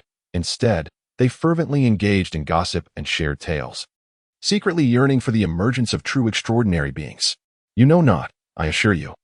The king's summons for capable individuals must be to confront the Count of Greenforest, that green devil." A disheveled young man boasted, "I have heard he wields wicked sorcery, capable of animating trees." "No," another retorted. "He is said to be a sorcerer who poisoned his own brother and father to inherit the title of count." A robust woman, as broad as a water barrel, interjected, "He is clearly a savage from the north, towering at 3 meters, able to lift boulders, consuming an entire cow, 3 sheep, and 6 children in a single meal." A voice from the crowd emerged, causing Aaron's face to twitch. He sensed his reputation was in ruins. Though, disparaging the enemy through public opinion is, after all, A political necessity? And is there truly no indigenous mystical power in this world? Aaron pondered for a moment, then suddenly chuckled softly. He stepped forward and addressed the soldier. I am a sorcerer seeking to enlist. Must I remove the proclamation? Sorcerer? The crowd surrounding Aaron abruptly parted, revealing him to the soldier. The soldier scrutinized him with suspicion. Are you truly a sorcerer? His Majesty requires genuine practitioners of power, not charlatans. Indeed. Aaron snapped his fingers. Crack. A flicker of flame materialized above his fingertips. Though his being was suffused with the essence of crimson, he had also employed the purest white ice as a seal, thus, invoking a modicum of darkness posed no challenge. It was fire. He unleashed flames from his hand. A sorcerer. A true sorcerer. The crowd erupted into commotion. Those in the inner circle panicked, scattering outward, while those on the periphery pressed inward, resulting in a chaotic congestion. How about that? Am I deemed worthy? I shall escort you to meet Lord Dean Alixis, the captain of the Royal Guards. If he grants his approval, he will introduce you to the king. The soldier swallowed hard and guided Aaron towards a building adjacent to the square. After announcing their arrival, the guard at the entrance cast a skeptical glance at Aaron but ultimately opened the door. Aaron waited in the hall for a brief moment before he beheld a middle-aged nobleman clad in golden armor, his countenance austere. Are you a wizard? Dean inquired, his hand resting on the hilt of his long sword, filled with suspicion. Indeed, I am. Aaron approached a candelabrum and snapped his fingers, igniting the candles that adorned it. Simultaneously, he placed his palm upon it, expressionless as he endured the searing heat. I am Yasuo. This was far more impressive than the preceding prophets and diviners. Dean, evidently still skeptical, regarded it as mere sorcery. Follow me. He guided Aaron through the winding paths, arriving at the heart of Kaga's, a magnificent palace. Thanks to his guidance, Aaron was granted immediate access to the interior of the palace. What is this? Aaron gazed upon the entrance of the palace, where a row of long spears stood, each adorned with severed heads, the blood long since congealed. These were the ill-fated souls who had attempted to swindle money, their ruse uncovered by Prince Scene. At this moment, Dean's face was suffused with a mocking expression. Is it Yasuo? Pray that your sorcery can deceive His Highness the Prince. Aaron shrugged his shoulders, seemingly indifferent to the situation. He followed Dean into a certain room. The space was filled with the heavy scent of incense, and the lighting was rather dim. Within, there were already several oddly attired individuals. One elderly man was fixated on a crystal ball, muttering incessantly to himself. A middle-aged man adorned with an array of enigmatic tattoos occupied another corner. Lastly, there was a woman whose hair resembled a tangle of weeds. She was draped in various pockets and wore a dark shadow on her cheeks, resembling a witch. These individuals were. Aaron inquired with curiosity. His Majesty is exceedingly occupied. You can only await his summons, for not everyone can casually meet the sovereign. To behave yourself, Dean cautioned before departing. Aaron surveyed his surroundings and noticed that the three individuals were casting furtive glances in his direction, as if appraising a fellow traveler. After a moment of contemplation, he approached the witch and introduced himself. Greetings, I am Yasuo, a sorcerer. The witch glanced at him, her silence profound as her gaze remained fixed on the cauldron before her. What are you concocting? A soup, perhaps? The legendary witch's brew? Aaron inquired, with frog's legs, bat wings, lavender essential oil, and 3 drops of sinful blood. It can curse a person to death. I am cursing that green fiend. I can sense his frailty. The witch lifted her head, revealing a mysterious smile, albeit marred by her decayed, discolored teeth, which rather spoiled the atmosphere. Very well. Despite feeling no hint of weakness, Aaron nodded gravely and resumed conversation with the middle-aged man. In time, he learned that among this assembly, the most renowned was the elderly crystal ball gazer, a famed divination master from the royal capital, who had once accurately predicted the sex of the queen's unborn child. Chapter 67. The Audience. Is that so? How utterly remarkable. Aaron gasped in astonishment and inwardly lamented. With a 50% chance of failure, the unsuccessful fade into obscurity, while only the victors are remembered. It seems that even without extraordinary abilities, one could thrive as a charlatan in the capital. The elderly man, exuding an air of superiority, chose not to engage in conversation, fully embodying the demeanor of a master. After a brief interval, a cacophony erupted outside, and a boy with golden hair and azure eyes entered the room, adorned in opulent attire, followed closely by several guards clad in golden armor. A mocking smile danced upon his lips as he surveyed those present with an air of disdain. Aaron sensed that the other 3, even the elderly man, were subtly trembling, exuding an aura of fear. Are you the newcomer? The boy lifted his chin defiantly. Before you stands the heir to the kingdom of Kagash, His Highness Prince Scene. Greetings. Your Highness. Aaron greeted with a smile, feeling as though he had encountered a doppelganger of Sean. He was already certain in his heart that this was a larger version of a mischievous child. Indeed, a rustic individual, lacking in manners. Prince Sean's lips curled into a smirk, adorned with a teasing smile.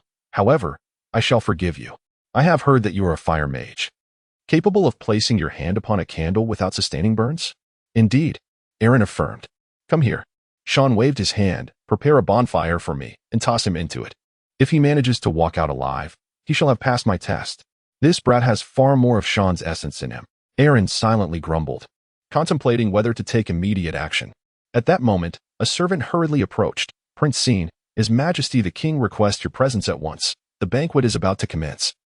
And these esteemed guests, the king will summon you all during the feast. You are fortunate, though such fortune may not endure. Scene shot a furious glare at Aaron before departing with his guards. Meanwhile, the witch and others cast sympathetic glances, clearly believing that soon Aaron would join the ranks of the severed heads.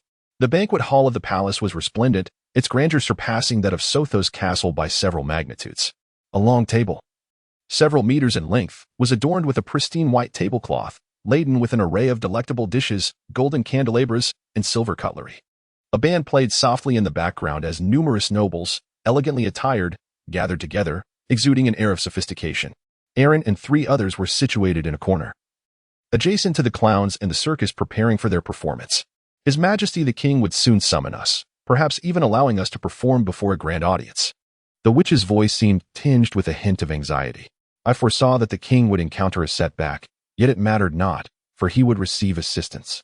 The old fortune teller cradled his crystal ball.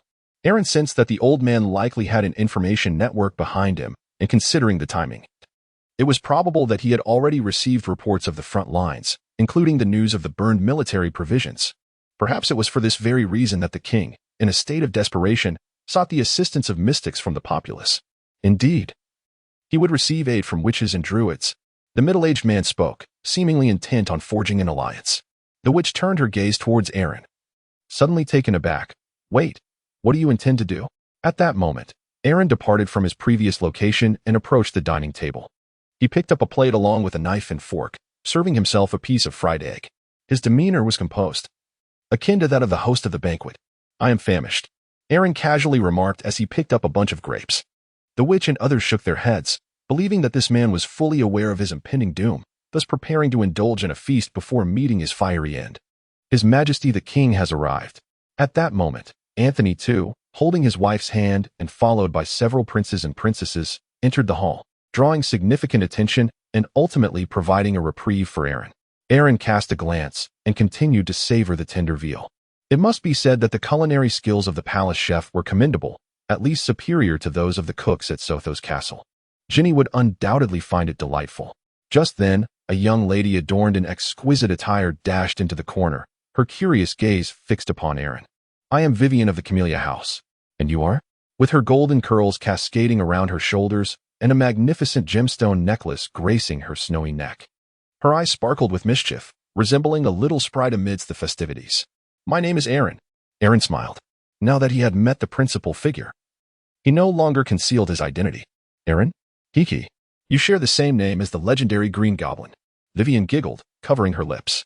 Although folklore depicts that Green Goblin as a sorcerous creature, possessing 3 heads and 6 arms, perhaps even a tree spirit. My tutor informed me that the green men are akin to us, merely more robust and towering. Moreover, the Sotos family is a perfectly respectable noble lineage, their family motto being unwavering, with a distinctive green hair. Erudite young lady, you harbor a slight misconception. Aaron smiled as he corrected. The Sototh family members possess varying hair colors, which is not a definitive criterion.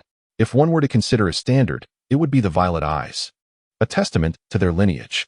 Beyond the Sototh family, I seldom encounter violet irises. Thus, the Sototh family is also known as the purple-eyed clan.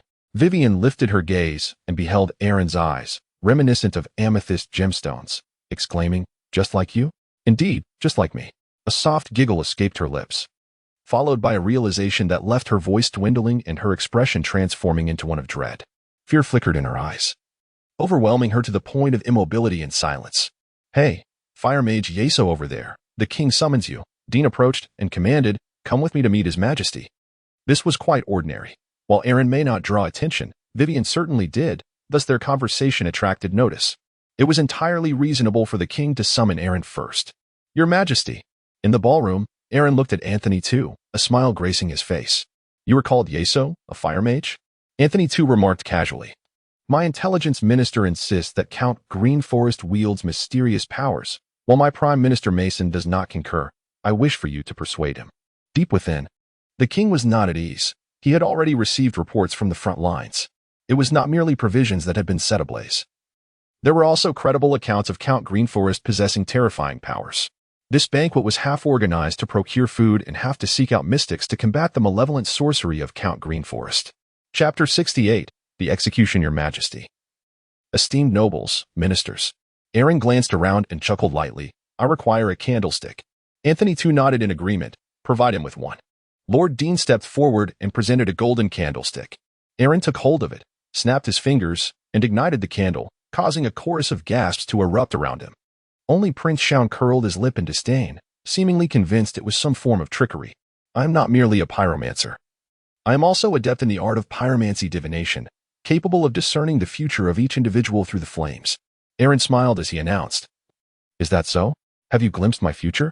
Prince Shaun replied disdainfully, "If you are mistaken, I shall sever your head." "Of course, I have seen it."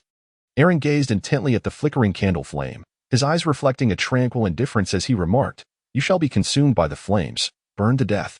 You scoundrel, seize him." The furious cries of Prince Shaun and the Queen echoed through the hall, but as they resonated, Aaron merely snapped his fingers. With a sharp crack, a swirling vortex of inky black fire materialized from the void, descending upon Prince Shaun and igniting him in a fierce blaze. "Ah!"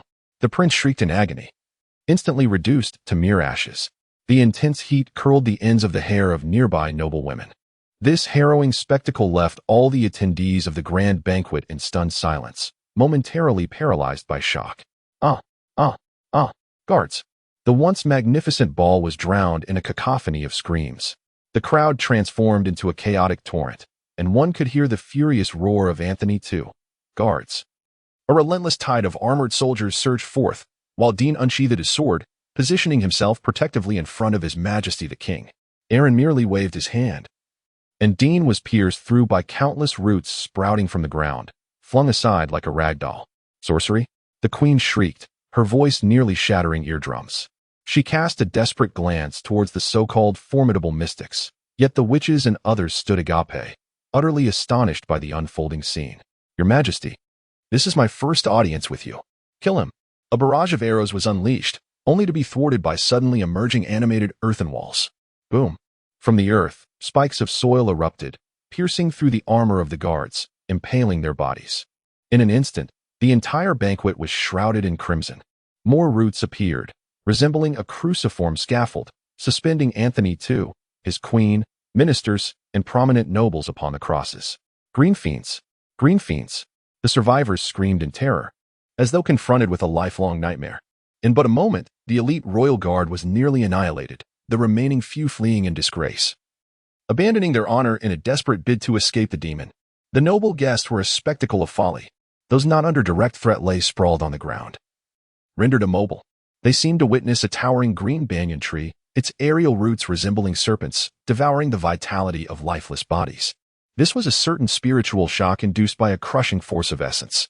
It could even be perceived as a form of spiritual contamination. The Prime Minister of the Kingdom. Aaron approached an elderly man, thrusting the wooden prism directly towards him. Though it did not strike a fatal blow, the old man let out a wretched scream. "Minister of Intelligence." He then turned his gaze to the next individual, a chubby man devoid of facial hair, and drove 2 wooden spikes into Caston's hands, causing the poor soul to weep uncontrollably. "As the Minister of Intelligence, your efforts may be deemed worthy, yet you shall ultimately succumb to a slow death from relentless bleeding." Subsequently, Aaron's attention shifted to King Anthony II. Spare me," pleaded the king, who possessed an artistic demeanor but now bore a pallor that rendered him scarcely better than an ordinary person. "Since war has commenced, how could it possibly be brought to a swift conclusion?"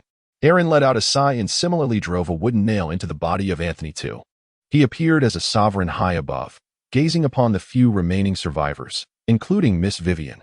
With the king deceased, the direct bloodline of the kingdom would be irrevocably severed. Miss Vivian, untouched by harm, resembled a mere wooden figure as tears, akin to pearls, cascaded down her cheeks. Congratulations, you may soon ascend to the throne as queen. The Duke of Hibiscus has always been closely related to the royal lineage, and with both the old duke and the heir engaged in battle at the front lines, the likelihood of their survival seemed grim. Henceforth, it is possible that Vivian may indeed become queen. Under the previous arrangement, it is unrealistic for the Green Forest to consume the entire kingdom at this juncture. A settlement involving land cessions, reparations, and a gradual assimilation would be quite favorable. As for future matters, they must be entrusted to the judgment of posterity. Within the opulent banquet hall, the Minister of Intelligence, the Minister of Finance, the Prime Minister, alongside various noblemen and the king, were all lamenting, ceaselessly bleating out, their voices gradually diminishing in volume. The lesser nobles and inconsequential ladies appeared as though they had succumbed to a mental breakdown, collapsing to the ground, some emanating a foul odor from below. Undoubtedly, everything that transpired during this evening's banquet would transform into their eternal nightmare, tormenting them for a lifetime, possibly even leading to the onset of some form of mental illness. Aaron poured himself a glass of wine, his gaze lingering on the lifeless form of Anthony II. He then approached the trio of witches. My lords, I beseech your forgiveness for our previous insolence. The elderly witch and the middle-aged man trembled as they knelt, pleading for mercy. We are merely humble deceivers. I am not a slayer. Aaron spoke words that no one could possibly believe. I must tell you, witch. You ought to add more salt to your brew, followed by cinnamon, cloves, cardamom, orange peel, and red wine. Finally, incorporate some pasta. Perhaps it could transform into a delightful delicacy, which we shall dub witch's soup pasta, ha ha ha. Even if he could not blend in. He had fully intended to barge in directly, thus stepping outside posed no challenge whatsoever. The blood-soaked hall remained enveloped in a haunting silence. After a considerable time, a guard, summoning great courage, ventured inside. Upon gazing at the bodies of the king and high officials crucified, he let out a gut-wrenching scream, his face contorting in horror. Ah, the Majesty is dead. Chapter 69. A grand victory from this day forth. Count Greenwood shall be the eternal nightmare of the kingdom of Kagas. I can't shake the feeling that I will be further demonized in the days to come, needing to consume at least 100 children each day. Aaron casually inquired, aware that he was not a qualified commander. Recognizing this truth, he entrusted the matters to those more capable. Even if disappointment ensued, it mattered little. Should the army face defeat, it would merely lead to an assault on the enemy camp to eliminate the Duke of Bougainvillea. The strength derived from one's own existence provided a certain audacity. According to the intelligence from the Raven, although there were initial setbacks, the news of the enemy supplies being targeted soon spread, granting us a significant advantage. We are currently engaged in a war of attrition. Thus, victory is assured. Aaron smiled faintly. The Duke of the Rhododendron was perhaps still striving to suppress the military camp, hoping that the royal capital could swiftly gather supplies to support them. Yet, when the news of the palace's annihilation spread, it was likely that the adversary would no longer wish to engage in battle. Reflecting on this, it seemed rather despicable to exploit an elderly individual. However, Aaron remained unperturbed. In reality, he wished for his advantages to be as pronounced as possible. 3 magnificent steeds galloped forth, swiftly vanishing at the road's end. Winchine Plain. Within the camp, adorned with the kingdom's banners, elite soldiers clad in leather armor, marked with the rhododendron motif, patrolled the periphery, casting watchful glances akin to those of thieves upon their fellow soldiers. The remaining troops, dispirited, sat on the ground clutching their weapons, gazing longingly at the smoking cauldron. Although only scant food was contained within, the rest consisted of wild vegetables and rat meat, anything they could scavenge. Following the food shortages, the Duke of the Rhododendron promptly dispatched personnel to gather any edible resources in the vicinity, prioritizing the sustenance of his loyal troops, while simultaneously monitoring and suppressing other units to maintain order. Now, they had begun to slaughter horses, yet supplies remained insufficient. Within the command tent, Lord Unisis, the Duke's son, spoke anxiously, "Father, the horses in the camp are nearly depleted, and the starving soldiers have even resorted to boiling their belts. Support from His Majesty has yet to arrive, and the green savages harass us daily. Coordinating the interests of various factions requires time." The Duke of the Rhododendron still held faith in Anthony II, yet he was acutely aware of the nature of the nobility. Requesting aid from them was akin to carving flesh with a knife. They were all a bunch of short-sighted donkeys. Did they not realize that if the kingdom fell, their fates would not fare much better? Perhaps they did, but ultimately, they were reluctant to part with their wealth, merely hoping that others would generously contribute. Even if provisions were ample, we could not wage war against an opponent wielding sorcery. A hint of fear crossed Lord Unisys's face. That Earl of the Green Forest truly possesses arcane powers. According to survivors, he can cause arrows to sprout thorns, make the earth boil, and compel projectiles to retreat. We cannot confront such a formidable entity. What do you intend to do? Abandon the honor of your nobility? The Duke of the Rhododendron abruptly turned, his gaze sharp, yet he seemed to age significantly in that moment. Our bloodline is too closely intertwined with the royal family. If the kingdom faces calamity, the rhododendron shall wither too. For now, we can only hope to uncover some mystics within the kingdom to counteract this. Surely, the god's blessings cannot rest solely upon a single individual. Lord Unisys's eyes sparkled with a certain yearning. He too desired that legendary power. Suddenly, the tent flaps were thrown open, and a scholar rushed in, clutching a letter, his lips quivering, nearly unable to speak. What transpired? The Duke of the Hibiscus, upon receiving a letter, turned pale as all color drained from his face, and he collapsed into darkness. Father, Lord Unisys hurriedly supported him, exclaiming, "Quick, summon a doctor." The Green Devil. The Green Devil. The Duke murmured in Unisys's ear, "You were right. The war cannot continue. We must retreat, not in an orderly fashion, but as many as we can, preserving the last remnants of Hibiscus's vitality." Father. Unisys was bewildered by the sudden transformation of his father. His gaze inadvertently fell upon the letter that had fluttered to the ground. He picked it up, and his expression turned grim. The bloody banquet. The king has passed away. The nobility has suffered grievously. The Green Devil. Unisys could scarcely breathe, clutching his heart tightly. Could this truly be the actions of a human being? Outside the military camp, Saruman stood upon a slightly elevated hill, gazing intently at the enemy's encampment. As a sees at night, it was instinctual to closely monitor the movements of the adversary during wartime. At that moment, he discerned a strategic opportunity. The enemy intended to retreat? A chance. Saruman immediately turned his steed and raced towards his own camp. He needed to inform the Viscount that now was the optimal moment to strike the encampment. Perhaps this war would reach its conclusion here. Several hours later, the plains were strewn with discarded corpses, dismembered and bearing grotesque visages.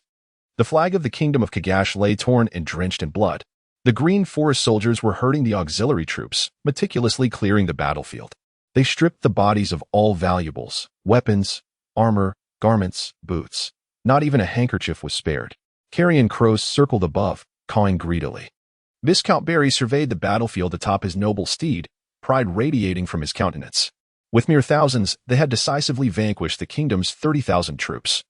Slaying over 10,000 and capturing an equal number, this was a resounding victory, one to be etched in history and sung by countless bards. Just as he reveled in his triumph, Saruman approached, his expression peculiar. The interrogation of the important captives has concluded. The enemy's disarray stemmed from the fact that the Hibiscus family fled first, and their retreat was precipitated by a grave incident in the royal city. The count single-handedly breached the palace, slaying the king, the prime minister, ministers, and countless nobles. Even Saruman found it hard to fathom upon hearing this news. Meanwhile, the smile on Viscount Barry's face froze into a mask of disbelief. Chapter 70. 6 years. The Battle of Windbell Plain concluded dramatically with the catastrophic collapse of the kingdom's army.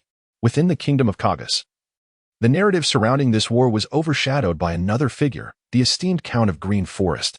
Wielding enigmatic powers, he single-handedly nearly obliterated the entire royal palace.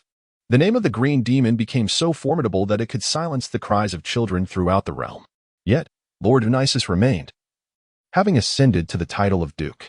For reasons unknown, perhaps a jest once uttered by Aaron, he elevated Vivian to the throne of Queen, while he proclaimed himself as the Regent.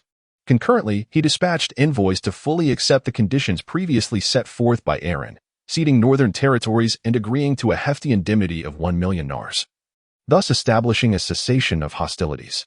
The Green Forest and the kingdom of Kagas tentatively returned to a semblance of tranquility, while the lamentations of the northern lords faded into insignificance. After all, they were the ones who bore the brunt of the green calamity and were now left powerless. Their castles shattered. Instead, a wave of fascination with mysticism surged throughout the kingdom, continuing to spread fervently. In the fortress of Sotos, a warm welcome awaited. Welcome, My son, you have conquered a territory equivalent in size to another green forest. At the grand entrance, all returning warriors were granted a hero's reception, with Aaron being particularly honored. Even Theodore waited patiently by the roadside for a considerable time. Father, I have slain the king and avenged Colin. Aaron dismounted from his warhorse, gazing at the ancient castle adorned with a sprawling banyan tree, and instantly felt that it was ill-suited for habitation. Given the current dominion of the Sotos family over the vast territories of the Green Forest and the North, establishing the central hub here seemed rather inappropriate. Strictly speaking, Frostwolf Castle would serve as a far more commendable location. Originally a Marquis stronghold, its strategic position was formidable, and the North was significantly more prosperous than the Green Forest, boasting a greater populace and arable land. However, Theodore would undoubtedly be resistant to such a notion. He was a staunch localist of the Green Forest, and many shared his sentiments. This obstinacy hindered the Green Forest's ability to assimilate or integrate with the Kingdom of Kagas. Nevertheless, Aaron was disinclined to concern himself with these matters. In truth, after having ceded a substantial portion of the northern territories to the kingdom, he felt a twinge of regret. The overwhelming burden of daily governance severely impacted his sleep, an intolerable circumstance indeed. He commanded the preparation of a grand banquet to honor the valiant contributors to this recent conflict. Aaron dismounted and calmly instructed Albert, "Rest assured, my lord. I shall ensure the matter is resolved." Albert had initially been recommended by the Bachelor of Sotos Castle, who later became embroiled in a rebellion and was subsequently captured and hanged. Consequently, Albert felt the peculiar gaze of those around him. Now, witnessing the enduring trust of the noble lord in him, he was nearly moved to tears. Aaron was well aware that Albert was, in fact, innocent, after all. There were numerous individuals who had studied under that bachelor, and it was implausible that they were all traitors. Moreover, at this point, such considerations held little significance. The entirety of the Green Forest had wholly submitted to his command, whether it be the upper or lower Green Forest.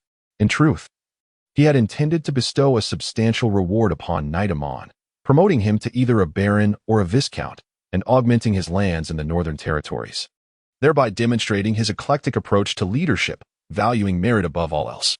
Theodore observed Aaron as he issued directives one after another, with everyone refraining from defiance. A sense of bittersweet satisfaction washed over him, yet a veil of melancholy lingered as he clasped his hands behind his back and gradually departed. This was, after all, no longer his era. With such thoughts, a deeper sorrow enveloped him, rendering even the forthcoming grand banquet devoid of its former brilliance. Time, like an arrow, flew swiftly by, and in the blink of an eye, 6 years had slipped away. Within Frostwolf Castle, Aaron completed the final letter, sealing it with wax before entrusting it to the scholar beside him, instructing it to be sent to Lord Amon. The scholar bowed respectfully and withdrew. Aaron rose to his feet and approached a full-length mirror.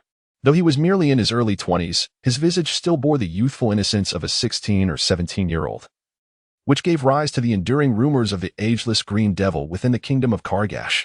These tales, however, were often accompanied by unsavory whispers of bloodshed and the siphoning of vitality from children. As for Frostwolf Castle, now serving as the new seat of governance, it had been renovated to stand even more majestically and opulently than before. Regrettably, both Theodore and Jenny preferred to reside in Sotos Castle. Aaron stood upon the balcony, gazing at the distant river and mountains, letting out a gentle sigh. In recent days, he had been engaged in official duties by day and lost in dreams by night, with little of significance transpiring on either front. The verdant forests in the north remained exceedingly tranquil, as none dared to defy the dominion of the Green Devil, while the outer kingdoms had retreated into their shells like turtles. With the introduction of new organic fertilizers and advanced agricultural techniques, the farmers of the north had enjoyed several bountiful harvests, leading to a gradual improvement in their livelihoods, and large-scale famine had become a rarity. Truth be told, although Aaron had harnessed the powers of his dreams to document the design of the steam engine and certain advanced scientific technologies, he had yet to entrust these revelations to craftsmen for development, not even paying much attention to the enhancement of gunpowder weaponry. The fundamental reason lay in a lack of enthusiasm. It felt as if the essence of crimson within him was nearing its depletion. I had slightly miscalculated. The utilization of my abilities during those few battles had equated to a consumption equivalent to over 5 years. In this world, even the extraordinary is a challenge, let alone the pursuit of immortality. Aaron sighed. Even in dreams, akin to a creator, the mysterious energies and personas merely linger within the dream realm. In reality, He remains an ordinary individual, with every fragment of spirituality being exceedingly precious. Furthermore, even now, he is unable to summon his true self. As if a crucial element always eludes him when attempting to communicate with his dream consciousness through ritual. This leaves Aaron quite disheartened.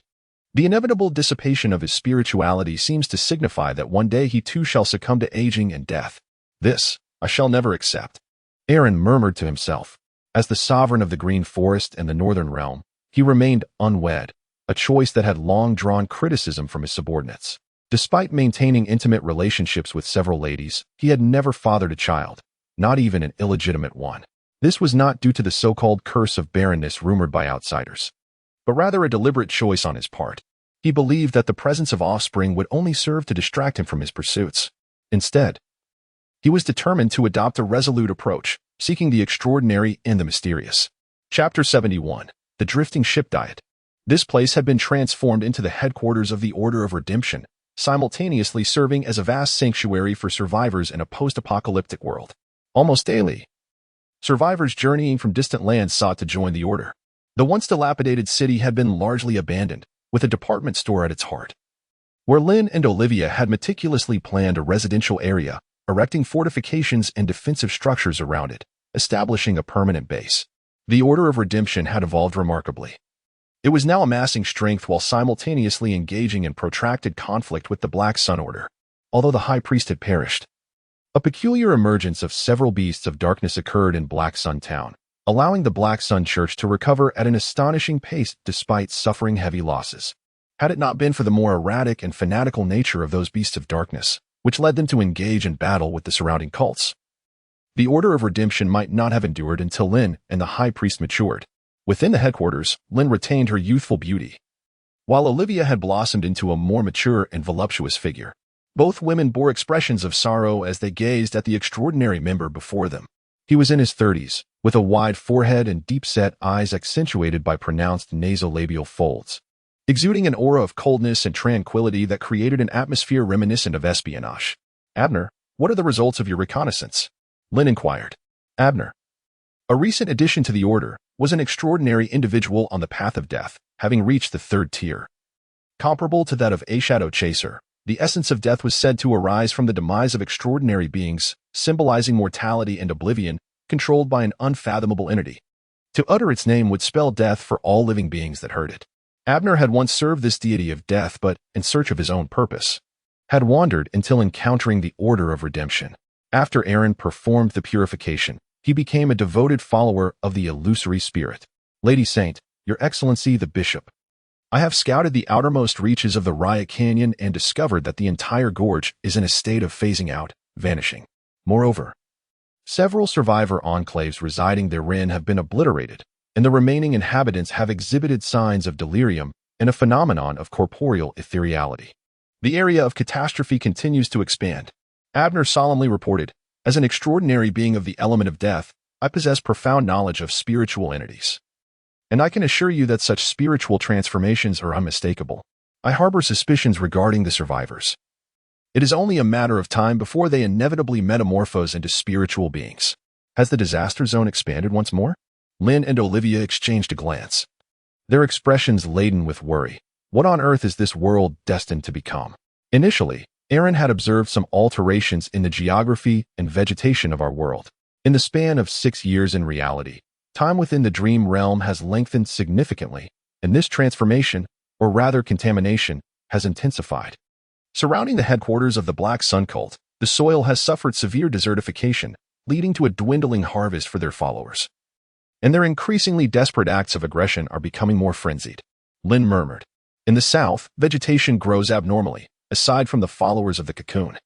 Outsiders are preyed upon by various bizarre plants. Now, the area of phantasm in the west has also expanded considerably. Olivia sighed with a bitter smile. Is this world on the brink of annihilation by the gods? Aaron gazed calmly at the scene before him. In truth, he had long sensed this ominous trend, yet he had yet to devise an effective solution. Entities emerging from a mysterious origin were steadily eroding this world, substituting their own rules and symbols for those that once governed reality. A sudden conjecture surged within Aaron's mind. He then beheld Lynn and Olivia reverently approach the altar, commencing their daily ritual. Before the spirit of chi within him was exhausted, Aaron had no intention of accepting the offerings, resulting in yet another failed sacrifice. Following the conclusion of the prayers, an extraordinary individual entered and bowed, addressing, "Saint, Bishop, we have captured a follower of the Black Sun sect and acquired some intelligence. Speak." Lynn's eyes glimmered with a crimson hue. Her interest piqued by any activity opposing the Black Sun sect.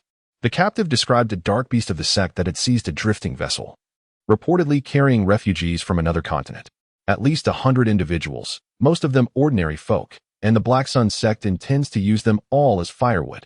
The other continent, now submerged in the ocean, harbors terrifying behemoths. The fact that they managed to drift near us is nothing short of miraculous. Olivia exclaimed. "This is too good to be true. Whether it's true or not, I shall ascertain for myself," Lynn replied with a gentle smile. After all, her vitality was remarkably resilient, and she cared little for injury or corruption, as the elusive spirit could mend her wounds, earning her the moniker of the Undying Sorceress, especially considering that the Black Sun sect had already seen other dark beasts fall by her hand. At an abandoned port, a vessel lay stranded at the dock. If Lynn were present, it would surely evoke memories, for this was where she once lived with Ike. At this moment, a group of survivors was being overseen by the Black Sun acolytes, tethered together like cattle and herded into the distance. A dark beast cloaked in obsidian flames lurked in the shadows, observing everything. Resistance was not absent. Piles of charred ashes attested to their fate. Among the captured ordinary folk, a man with gray hair and crimson eyes lifted his gaze. His appearance was unremarkable, so mundane that even the Black Sun acolytes guarding him might inadvertently overlook his presence. A new continent? The ordinary gray-haired man raised his head, gazing upon the blood-red sun, a land of hope. "May it grant me the miracle, a small miracle. The hope of the entire world lies here." Chapter 72, Shadow to Believe in the Darkness. To embrace the flames, a line of captives moved forward, resembling a colossal gray worm, inching along the ground at a sluggish pace. Occasionally, a robed Black Sun acolyte would loudly proclaim their doctrine. "If you convert, you may rest and receive bread and water." The gray-haired man, blending in with the ordinary captives, followed quietly, exceedingly docile. Only when he lowered his head did a glimmer of brilliance flash in his eyes. After these days of observation, "It is regrettable that the cult of the Black Sun, you are not the saviors." He cast a subtle glance toward a shadowy corner. The beast of darkness concealed within remained utterly unaware. At that moment, several disciples of the Black Sun, who were drinking water, suddenly turned pale, clutching their throats, collapsing to the ground in death. Poison in the water? The crowd erupted into chaos. A few shadow chasers stepped forward to examine the bodies and the water bags. In a heartbeat, the water transformed into sharp blades, piercing their bodies with such swiftness that they could hardly react. Countless streams of water spilled onto the ground, turning crimson like blood, resembling a scarlet mirror, from which emerged the figure of a beautiful maiden, her skirt billowing as she walked. A smile that could enchant all of creation blossomed on her face, a long spear manifesting in her hand, directed toward the shadows. Thud! The blood-red spear ignited in flames mid-air, piercing into the darkness. The beast of darkness within the undead shadow let out a roar, performing a shadow leap. Crawling out from another patch of shadow, "You are provoking me. You are eagerly stepping toward the abyss of annihilation. The festival of the Black Sun is approaching, and you shall all be reduced to ashes in the flames." The Black Sun Festival. Lynn's expression turned grave. Understanding that this was the grand ceremony of the cult of the Black Sun, likely to draw the attention of the Black Sun itself, igniting all its followers. At the cost of the majority of the faithful perishing, it could summon several beasts of darkness, shattering the balance of power. "You cannot fulfill it. I shall dismantle your cult before it begins and slay every single disciple." Lynn's voice was cold and severe. The remaining disciples of the Black Sun turned red in the face, their fine blood vessels bursting, followed by arteries, hearts. This was her newfound ability gained after her ascension, the power to manipulate blood within a certain range, regardless of its owner. "You are so favored by the Scarlet Moon yet pledge allegiance to an unfathomable entity." The beast of darkness sneered, evidently attempting to provoke Lynn deliberately. "Be cautious, my lady. He is intentionally inciting you. The flames of anger can also be wielded." The gray-haired man cast a glance at Lynn, a flicker of light flashing in his eyes, before suddenly speaking. "Damn!" The beast of darkness roared, leaping high and pressing down with a claw. Crack! The gray-haired man was instantly torn apart by the sharp talon, his body igniting in flames. Yet the beast of darkness was not unscathed. A blood-red spear had appeared lodged in its back, clearly struck by Lin seizing the opportunity. Just as it let out a wail and prepared to leap back into the shadows, translucent threads abruptly materialized in the void, binding its limbs. Puppet sorceress. The cult shall seek vengeance for me. The black sun will ultimately incinerate everything. The beast of darkness roared, its body immobilized, pierced through by Lin's spear, igniting in flames. Lin turned to the side and asked, Olivia, what brings you here? I am rather concerned about this operation. Olivia sighed. We have eliminated yet another high-ranking member of the Sun Cult. Following the Sun Festival, they will surely launch an all-out assault on Diet.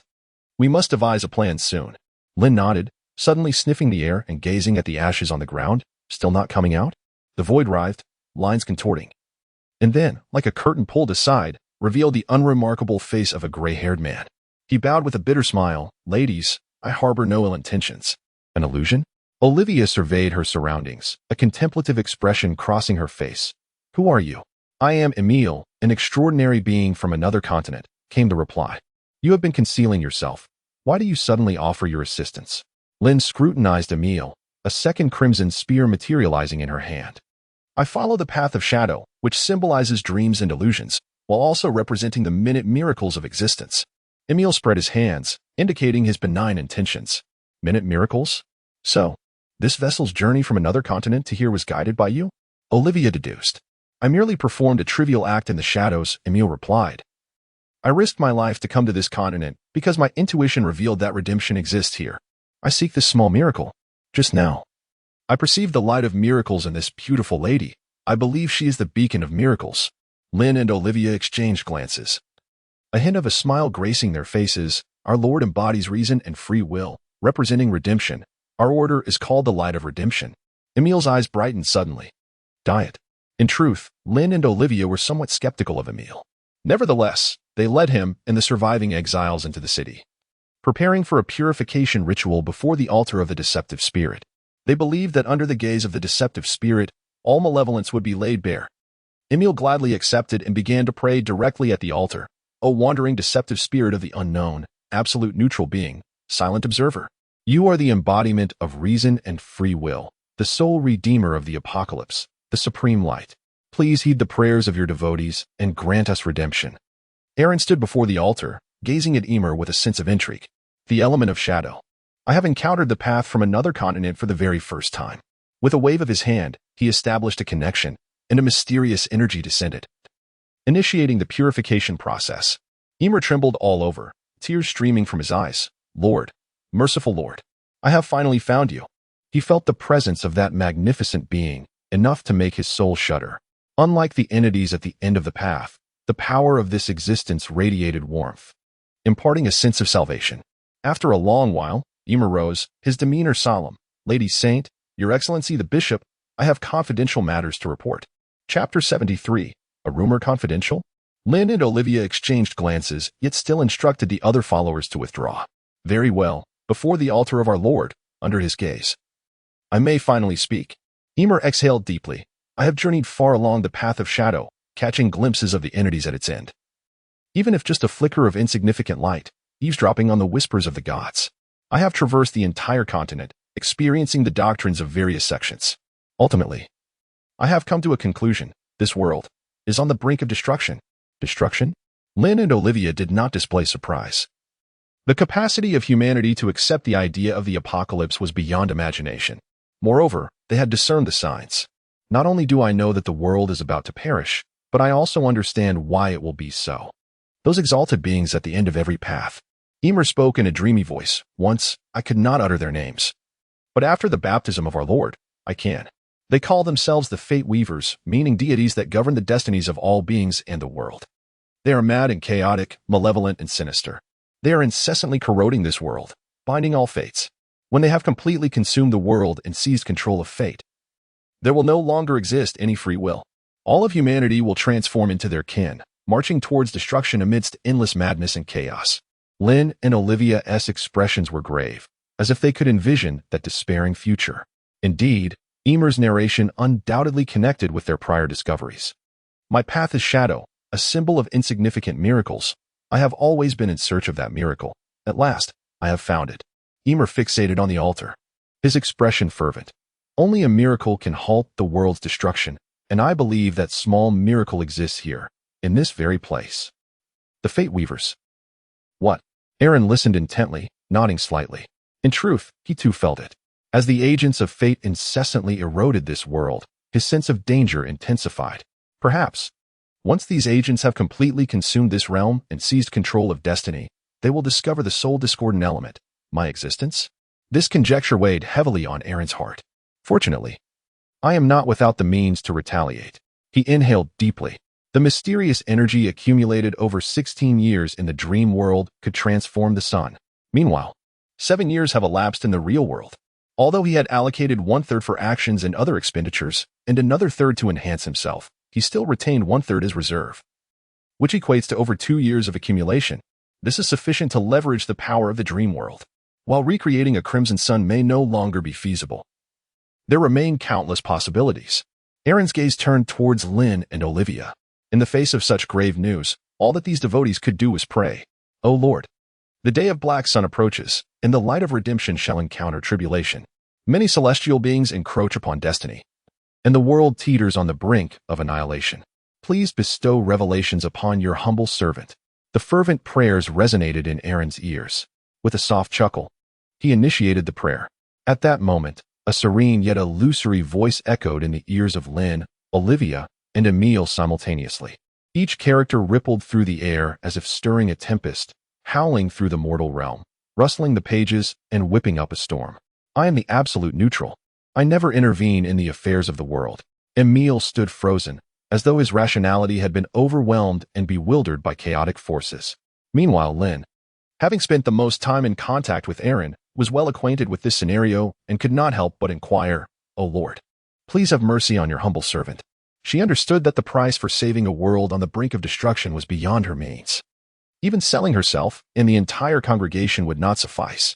Not to mention, her flesh and her soul had long since belonged to the illusory spirit. Aaron listened and calmly stated, I require a price, one that shall be paid by you. The annihilation of the world is not my desire. Nor can the order of the light of redemption be vanquished by the cult of the Black Sun. To confront the cult of the Black Sun, one must first extinguish the Crimson Sun. This does not contradict the aim of saving the world. Olivia was already in a daze. To resolve the Black Sun and the Crimson Sun, such matters were beyond her wildest imaginings. The Black Sun was the enigmatic source at the very end of darkness, a true deity beyond the mortal realm, the embodiment of the sun, and the Crimson Sun was the origin of all calamities, akin to a mysterious creator. How could such an entity possibly be destroyed? Yet Lynn seemed to believe instantly. Praise our Lord, you hold dominion over the fates of many. The disconnected Aaron felt slightly taken aback, for this added to his authority. However, he had long harbored a plan in his heart. Now, with the emergence of Emer, his resolve had only intensified. Sensing the mysterious energy within his consciousness, Aaron smiled gently. Fate, you say? With a mere thought, the accumulated units of mysterious energy surged forth like a tidal wave. Previously, Aaron had been unable to wield such power on a grand scale, but after a year of accumulation, he felt he could now use it to influence the dreamlike realm. With my power, I shall transform into a rumor, a destiny. All fate-bearers shall receive revelations directly from this destiny. To advance further, they must first seize the authority of the Crimson Sun. Aaron spoke each word with a weight akin to that of a mountain. Upon uttering the final syllable, he felt the mysterious energy within him dissipate entirely, prompting a rueful smile. Simultaneously, a glimmer of anticipation shone in his eyes. The divine beings of fate were often mad and chaotic, yet, with the stature of his dream creator, the energy expended to declare destiny, even if a fabrication before, would now transform into a genuine fate. They would instinctively perceive that to grow stronger, one must first seize the dominion of the Crimson Sun. What would a throng of lunatics do? There was no need for speculation. At the moment, Aaron's voice fell silent. Within the realm of dreams, ordinary individuals felt not the slightest shift. However, all extraordinary beings, regardless of their paths, suddenly trembled, sensing the reverberation of their mysterious origins. It was exhilaration. It was a roar. It was a bloodthirsty desire. Lynn trembled as she gazed out the window. There, in the heavens, the inky darkness enveloped half the sky, with a blood moon emerging, above which a grotesque mother tree extended its branches, seemingly probing towards the Crimson Sun. Simultaneously, upon the earth, within the forests, amidst the mist of history, and within the currents of death, Inexplicable yet formidable presences unleashed roars that shook the world. Chapter 74. Disappearance Frostwolf Castle. Aaron opened his eyes. I shall prioritize the Crimson Sun as my target, not solely for its unparalleled strength and its capacity to erode destiny, but rather because, as a mysterious creator, it is most likely to perceive my existence, rather than the enigmatic world having no further need for a creator once its formation is complete. Thus, I have resolved to eliminate it first. I shall observe how the dream world unfolds during my next slumber. Certain arrangements can also be executed through my followers. The war between the deities is long and enduring. For now, all that remains is to await the unfolding of events. He jingled the bell, and an extraordinarily beautiful maid entered to assist him in dressing. Once he was fully attired in formal garments, Aaron waved his hand, and a look of sorrow washed over the maid's face, yet she bowed gracefully and withdrew. Aaron was poised to indulge in breakfast at the restaurant when a sudden frown creased his brow. A subtle intuition stirred within him, hinting that something unfortunate was afoot. Shortly thereafter, Bachelor Albert knocked and entered, his voice heavy with sorrow as he conveyed, "My lord, early this morning, news arrived from Sotosburg. Your father is gravely ill." Aaron swiftly seized a coat and declared in an unequivocal tone. Sotosburg, the once little Ginny, now blossomed into a beautiful maiden, sat by the balcony, her chin resting in her hands, lost in thought as she gazed into the distance at the end of the road. Suddenly, the sound of galloping hoofs echoed in the air.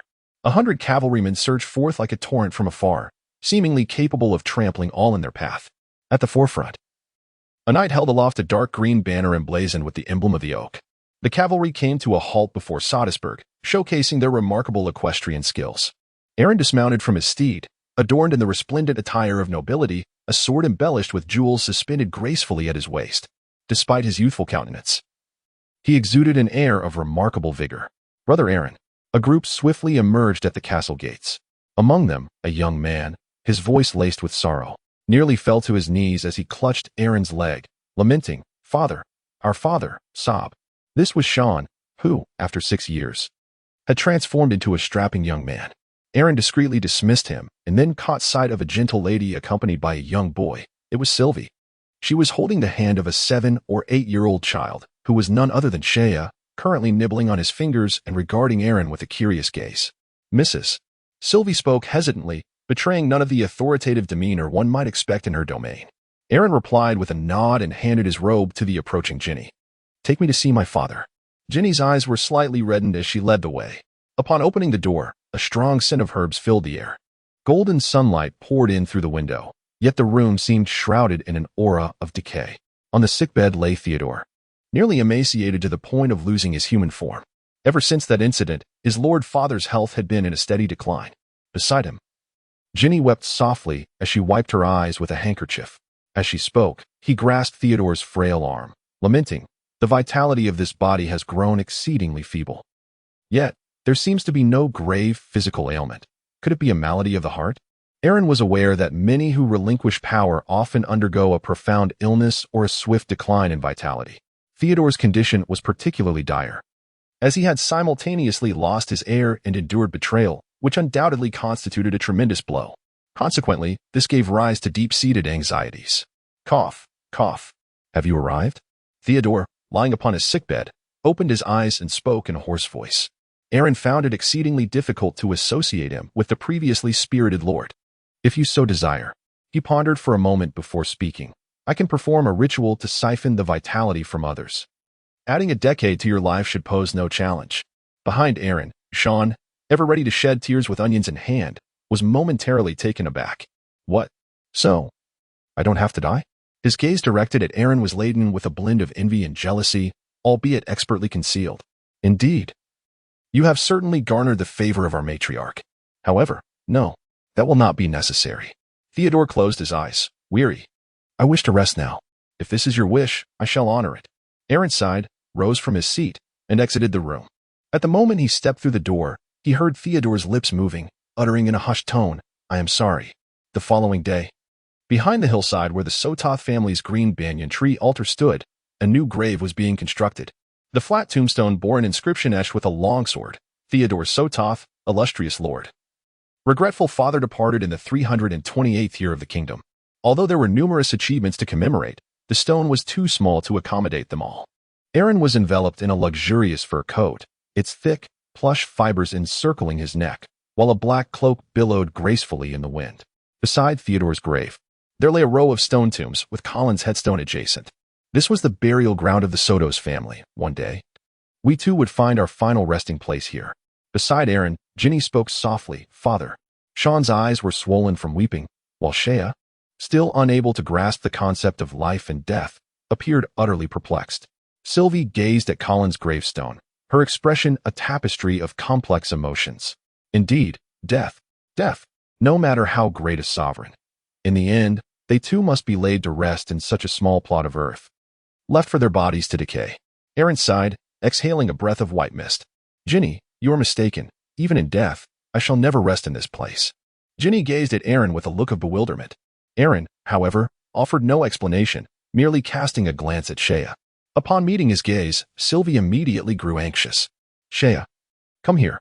Beneath the verdant sycamore, amidst the swirling snowflakes, the silent Aaron abruptly drew the jeweled sword from his waist, leaving everyone momentarily stunned. Then, he rested the long blade upon Shea's shoulder. "In the name of Count Greenforest, I hereby bestow the title of Baron of the Valley upon Shea Sotos. Thank you. Thank you."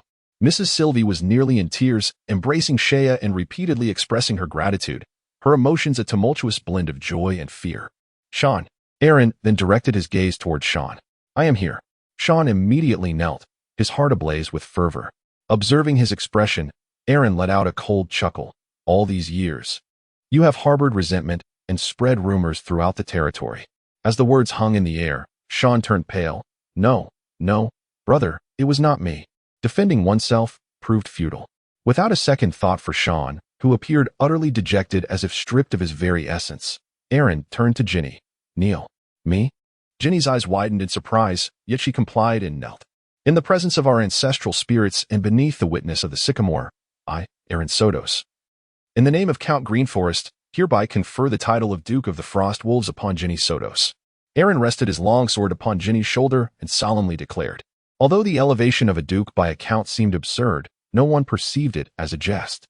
Chapter 75. Spiritual Ascension. The castle of Sotos was far from tranquil this evening. Aaron sat in his study, and after a brief moment of anticipation, he heard a knock at the door. "Come in." The door creaked open, and with a flutter of her skirts, Ginny entered. "Brother Aaron, I have long expressed my lack of interest in power, and subsequently, I have devoted myself to the pursuit of the mysterious." Aaron sighed, and Ginny nodded in understanding. She was the one who knew her elder brother best, fully aware of his formidable talent in the realm of mysticism. In fact, since 6 years ago, the fervor surrounding the grandmother of the Green Forest had multiplied tenfold, with numerous lords secretly dabbling in blood sacrifices, some even from foreign lands. Yet, none had managed to acquire even the slightest semblance of mystical power. It was as though the grandmother had bestowed all her favor solely upon Aaron. "Raising offspring would only distract me. Thus, I have chosen you as my heir." Aaron rose and gently patted Ginny's head, urging her to do her best. "Of course," he added, "if you should fail, it matters not. I am merely an irresponsible brother, passing the burden on to you." He displayed the emerald ring of the Green Forest, declaring, "Prepare yourself. In a matter of days, or at most a month, I shall bestow upon you the ring representing the Count of Green Forest, fully abdicating my position." Ginny was momentarily taken aback. The announcement of her becoming the heir had already profoundly impacted her psyche. Yet, the prospect of soon assuming control over the vast Green Forest and the North left her feeling somewhat unsettled. "Is it possible that your father's death has affected you more than you realize?" Ginny questioned, doubting Aaron's mental clarity. "No, I am utterly lucid, more so than ever before. Now, it is time for you to leave." Aaron waved his hand, dismissing Ginny, and promptly fell asleep in his study. In the realm of dreams, he found himself at the headquarters of the Church of the Light of Redemption and Diet. All the faithful knelt before the altar in fervent prayer, treating this place as their last sanctuary. Ever since the terrifying tremors emanated from a mysterious source days ago, the entire world had succumbed to darkness. An unending abyss enveloped the earth. One could only remain in the light, for venturing into the shadows meant certain death. This vast darkness resembled an ocean, within which loomed indescribable, colossal entities, prowling, chasing, and battling. The slightest ripple from a collision could spell doom for a survivor's stronghold.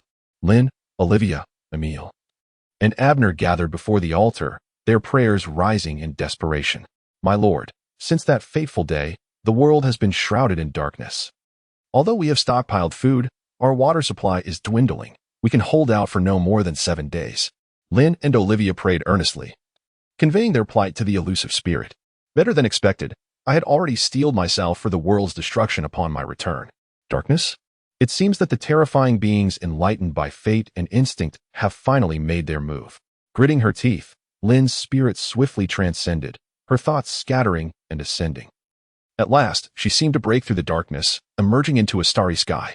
Within the boundless and pitch-black universe, a fissure suddenly opened, revealing a myriad of vibrant and resplendent colors, akin to an immense world. No, it was not a world but a singular vertical pupil. That fissure was the eye of this unfathomably massive existence.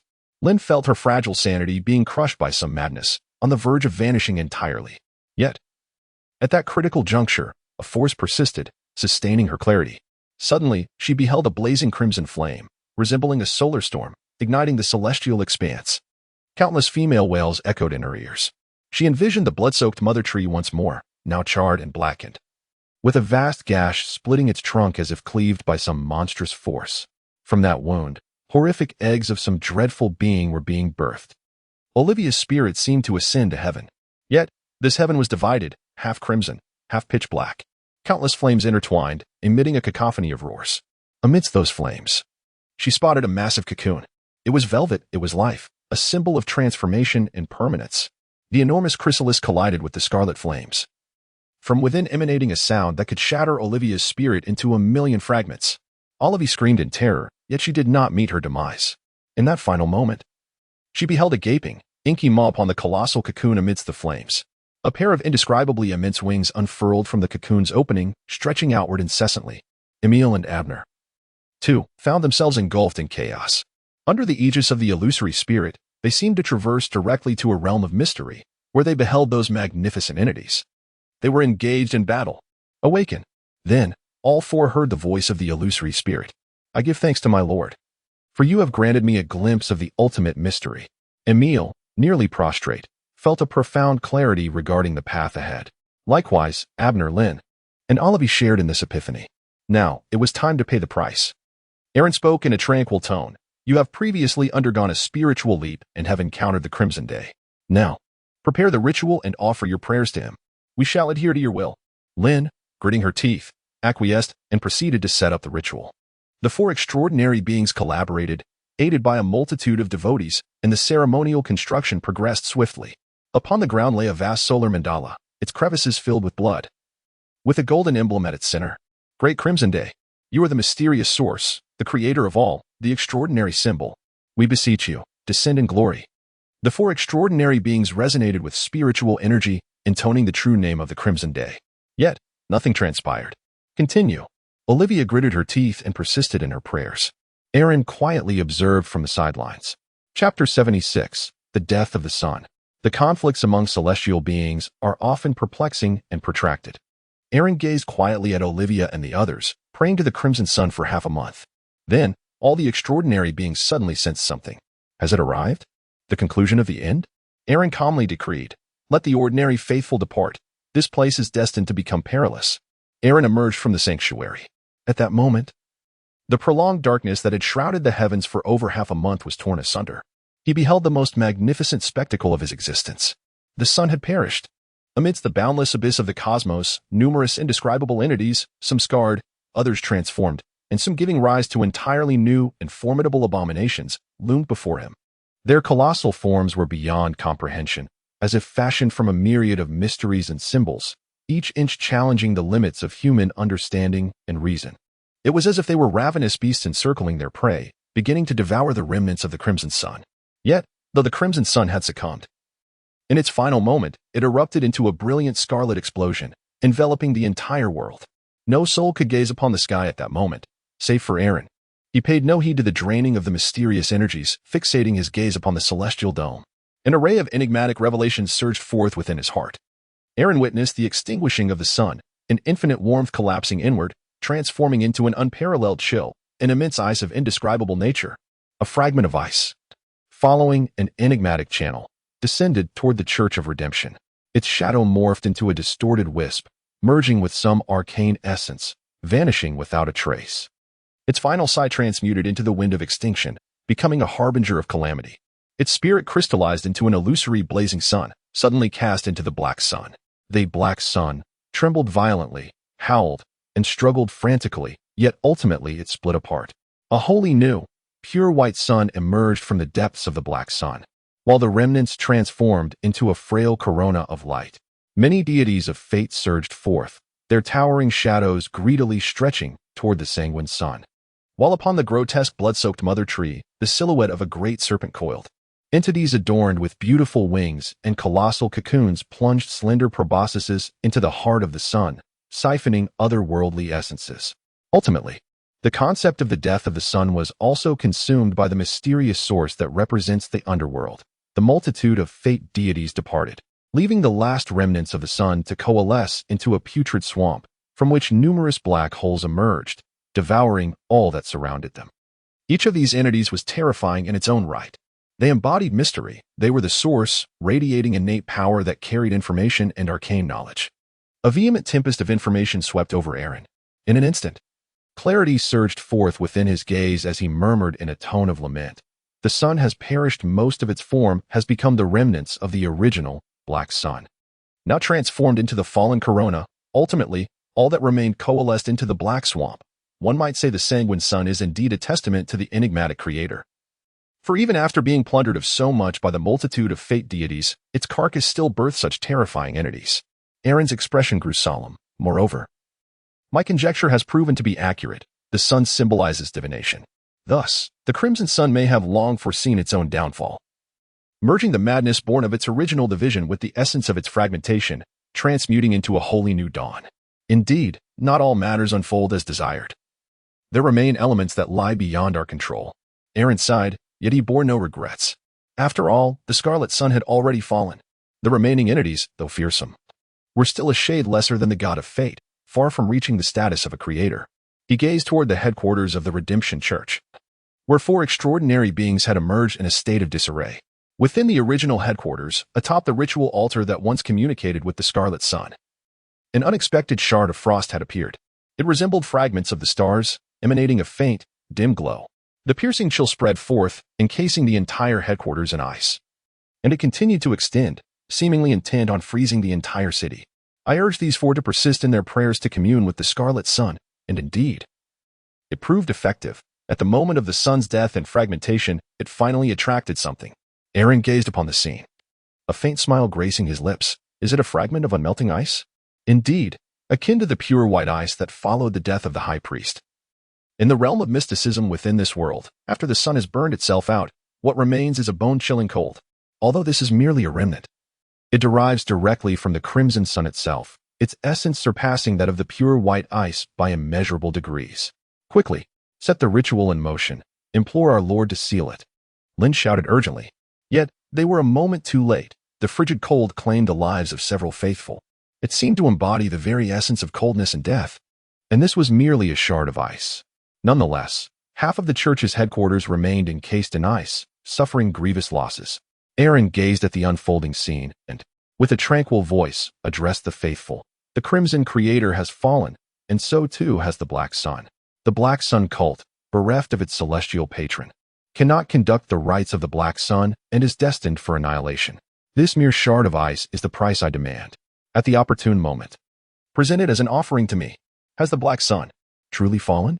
Limbu exclaimed, her expression one of astonishment as she suddenly looked up. At that moment, the darkness dissipated, revealing a singular pure white sun in the sky, with the corona having vanished without a trace, though it was significantly smaller than the crimson sun. Tears involuntarily welled in Lyn's eyes. This was the visage of the sun before the great cataclysm. Olivier, equally awestruck, remarked, Our Lord annihilated the crimson sun to eradicate it. What manner of being is he? Destiny, the crimson day was the greatest usurper of fate. Emile murmured to himself, Our Lord governs numerous destinies. The deities of fate covet this power, leading to their retribution. Does our Lord possess authority or symbolism over destiny? Abner, lost in thought, stared vacantly at the sky. The shock brought forth by the death of the sun was overwhelming. Moreover, the destruction of the crimson creator resembled a whale fall, where even a mere fragment of its remains could nourish countless beings. Among the surviving extraordinary humans, many had undoubtedly reaped benefits, even paving the way to higher realms. Chapter 77. The Savior in Sotos Castle, though the sun had fallen. The war among the deities of fate was just beginning. Aaron awoke with a sigh. The multitude of solar symbols, coupled with the terrifying entities born from death, had muddied the waters of his dreamlike realm. In his quest for greater power, to seize symbols and authority, a chaotic battle was imminent. He needed to prepare swiftly, urging his followers to offer up their meager fragments. Otherwise, the consequences of inaction could prove quite dire. Furthermore, despite the thwarting of numerous attempts by the deities of fate to manipulate destiny, the encroachment upon the world had not only persisted but intensified. This divine conflict had nearly obliterated the very foundations of existence. Contemplating this, Aaron retrieved his notebook and inscribed in Chinese, "The dream realm has borne mysterious fruit, yet it teeters on the brink of annihilation. In the realm of reality, I remain unable to wield extraordinary abilities permanently. I have a hypothesis. If spirituality dissipates in reality, what if reality were to transform into a dreamlike state? Might this resolve the issue? The dream realm is a beautiful fruit. What would transpire if it were to graft and merge with the reality? This could potentially fulfill my long-held desires." Upon completing his final note, Aaron sighed once more and shook a small bell.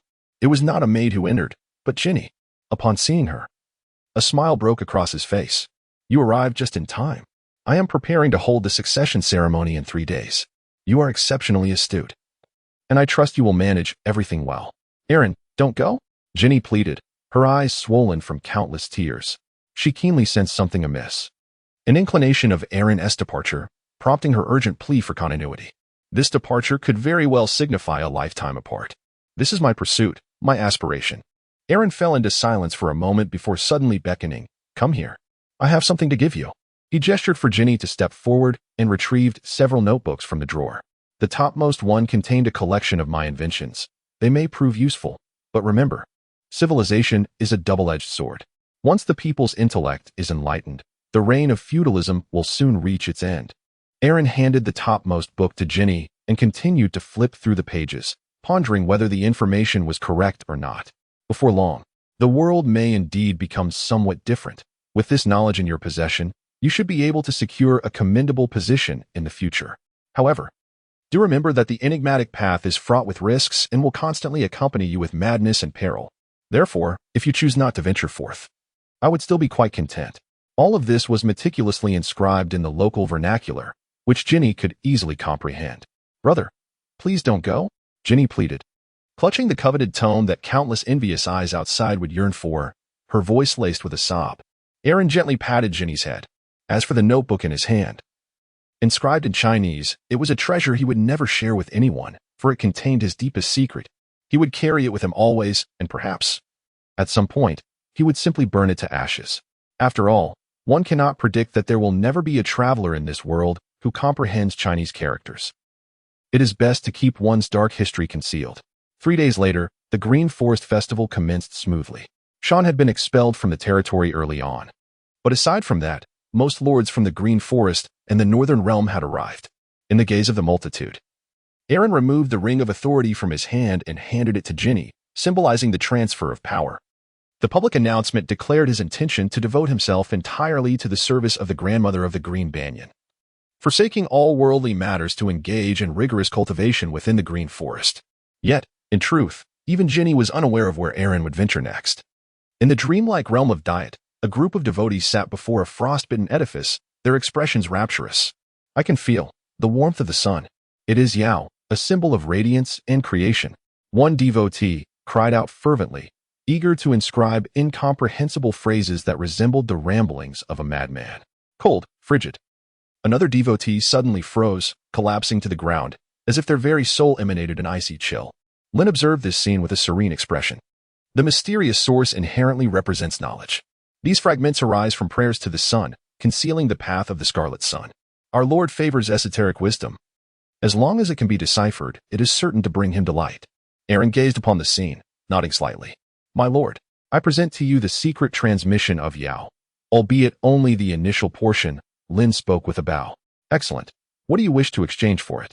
Aaron received a secret message, his heart brimming with joy. "Our Lord has always sheltered the humble believers. We dare not crave more than the meager offerings we provide. Our very existence seems to undergo a slow yet resolute transformation. Abner and Emil share the same concerns. The mystique of the world deepens, an irreversible process. This world is on the brink of destruction. After all, the sun, this celestial star, has been obliterated, inevitably inflicting a fatal impact on the surrounding planets. The reason our world still manages to endure, albeit precariously, is solely due to the presence of mysterious forces. Our Lord. Lynn and the other faithful knelt down, their eyes brimming with tears. Olivia and her companions were equally moved. Unlike those malevolent and deranged deities of fate, the spirit of delusion is a true benevolent God. Even if such kindness is but a facade, it remains invaluable. At this very moment tomorrow, let us offer the remnants of the sun as a sacrifice to me. Aaron said little and abruptly severed communication. Subsequently, he ascended into the sky, gazing down upon the expanse of the earth and the entirety of the world. In his heart, he began to muse. How many mystical units are required for the dream realm to seamlessly intertwine with the realm of reality, with me as the central point of reference? Whispers of madness echoed in Aaron's ears, and after gritting his teeth to endure, the answer instinctively emerged within him. It was an exceedingly terrifying number. He exhaled deeply, yet thought, however, there is no need for a lump sum investment. It can be done gradually each day. Thus, with all the conditions met, it is time to take action. Chapter 78. Fusion Initiation. The Real World. Aaron traversed a hillside, and what met his gaze was a desolate expanse. This place lay on the fringes of a verdant forest, devoid of any resources or human presence. The remoteness of the location prompted Aaron to investigate, revealing an absence of mineral wealth beneath the surface. It was undeniably a backwater, unlikely to be developed even after the passage of an exceedingly long time. Indeed, the lack of anything was precisely what pleased him. He appeared rather content with this realization. Throughout history, royal tombs, even those of founding emperors, have faced the inevitability of being uncovered by protective archaeological endeavors or tomb raiders once their dynasties crumbled. This is a phenomenon as old as time, from which none can escape. The only recourse lies in either emulating Chow Chow by establishing a false tomb or following Genghis Khan's example of indiscriminately digging a grave to conceal one's remains, ensuring that future grave robbers would be utterly confounded. The notion of geomancy and dragon veins merely serves as a map for others. While Chow Chow's tomb was ultimately discovered, it remained hidden for a considerable duration. In a similar vein, given my current reputation, should I dare to be interred in the Sotos family cemetery, it may withstand the test of time for a few centuries. But should the family decline, it is highly likely that my ashes would be scattered to the winds. Aaron meticulously erased his traces, ensuring that he had gone unnoticed on his journey. He casually selected a spot to pin his final notes. Even if this world is devoid of mystery, I shall create my own. The plan has taken shape. I shall succumb to slumber and implant a psychological suggestion within myself, generating mysterious units each day to catalyze the convergence and fusion of two realms. To encase myself in ice, I employ the unmelting ice of the non-melting ice bearer. In the material world, only the essence of the sun can withstand the relentless passage of time and the erosion of spirituality, can it not? Moreover, its exalted nature allows it to resist divination and prophecy, effectively safeguarding my tomb. As for any potential contamination left behind, I shall purify it with my own abilities at the time of sacrifice. When the material realm has been transformed to meet the necessary criteria, I shall awaken and embark upon an extraordinary path. I am the true spiritual creator of this world. In the initial decades, perhaps even centuries, the material realm may possess only a faint spirituality, insufficient for immortality, yet the knowledge I leave behind will be enough to grant the Sothith family an advantage. Furthermore, the protracted evolution of mysticism, along with the contributions of countless brilliant minds, may ignite a different kind of spark in this world. I eagerly anticipate it. Should the plan falter, I shall accept it willingly. At the very least, I have endeavored and tried. I am the traveler Aaron, and I await my own return in the future. Upon completing the final line, Aaron rubbed his hands together and ignited the notebook, watching as it transformed into ashes. If I still live, it matters not. If I am to perish, I cannot allow it to remain, becoming a dark legacy for future generations, for even the slightest chance of discovery is unacceptable. A hint of crimson flickered in Aaron's eyes, with a soft rustle. The essence of crimson within him was fervently expended. Countless roots burst forth from the earth, enveloping him and transforming him into a spherical entity of wood, which then descended into the depths of the ground. Above the surface, a vibrant vitality surged forth, giving rise to lush grass and flourishing plants. Before long, the terrain resembled its primal state, devoid of any traces of human activity. Deep beneath the earth, a myriad of banyan tree roots spread out, compressing the soil and rock, thereby carving out an underground chamber. The act of fashioning a tomb for oneself was indeed exhilarating. Aaron did not reinforce the tomb, for when he is eventually encased in ice, the remnants of sunlight will form blocks of frost that no weapon, nor even an earthquake, could possibly shatter. Furthermore, even if he were to be unearthed, the protective layer of ice would render it exceedingly difficult for any mystic, should they emerge in this world, to breach it unless they possessed sufficient prowess. That thick layer of frost serves as the most formidable safeguard. Yet, the mere presence of tree roots and rocks feels somewhat monotonous. Aaron sighed deeply, seizing the fleeting moment to craft several auxiliary burial chambers, while diligently engraving and adorning the passageway. Though the air grew increasingly scarce, he remained untroubled. After all, the time was nigh, the realm of dreams. Lynn cast a final glance at her pocket watch, her countenance imbued with resolute determination. It was time. This was the divine decree of our Lord. We must fulfill it. At that instant, beyond the original solid ice, an intricate layer of rituals had emerged. Numerous devotees were engaged in fervent prayers, commencing the sacrificial ceremony. More extraordinary beings infused their essence into the rituals.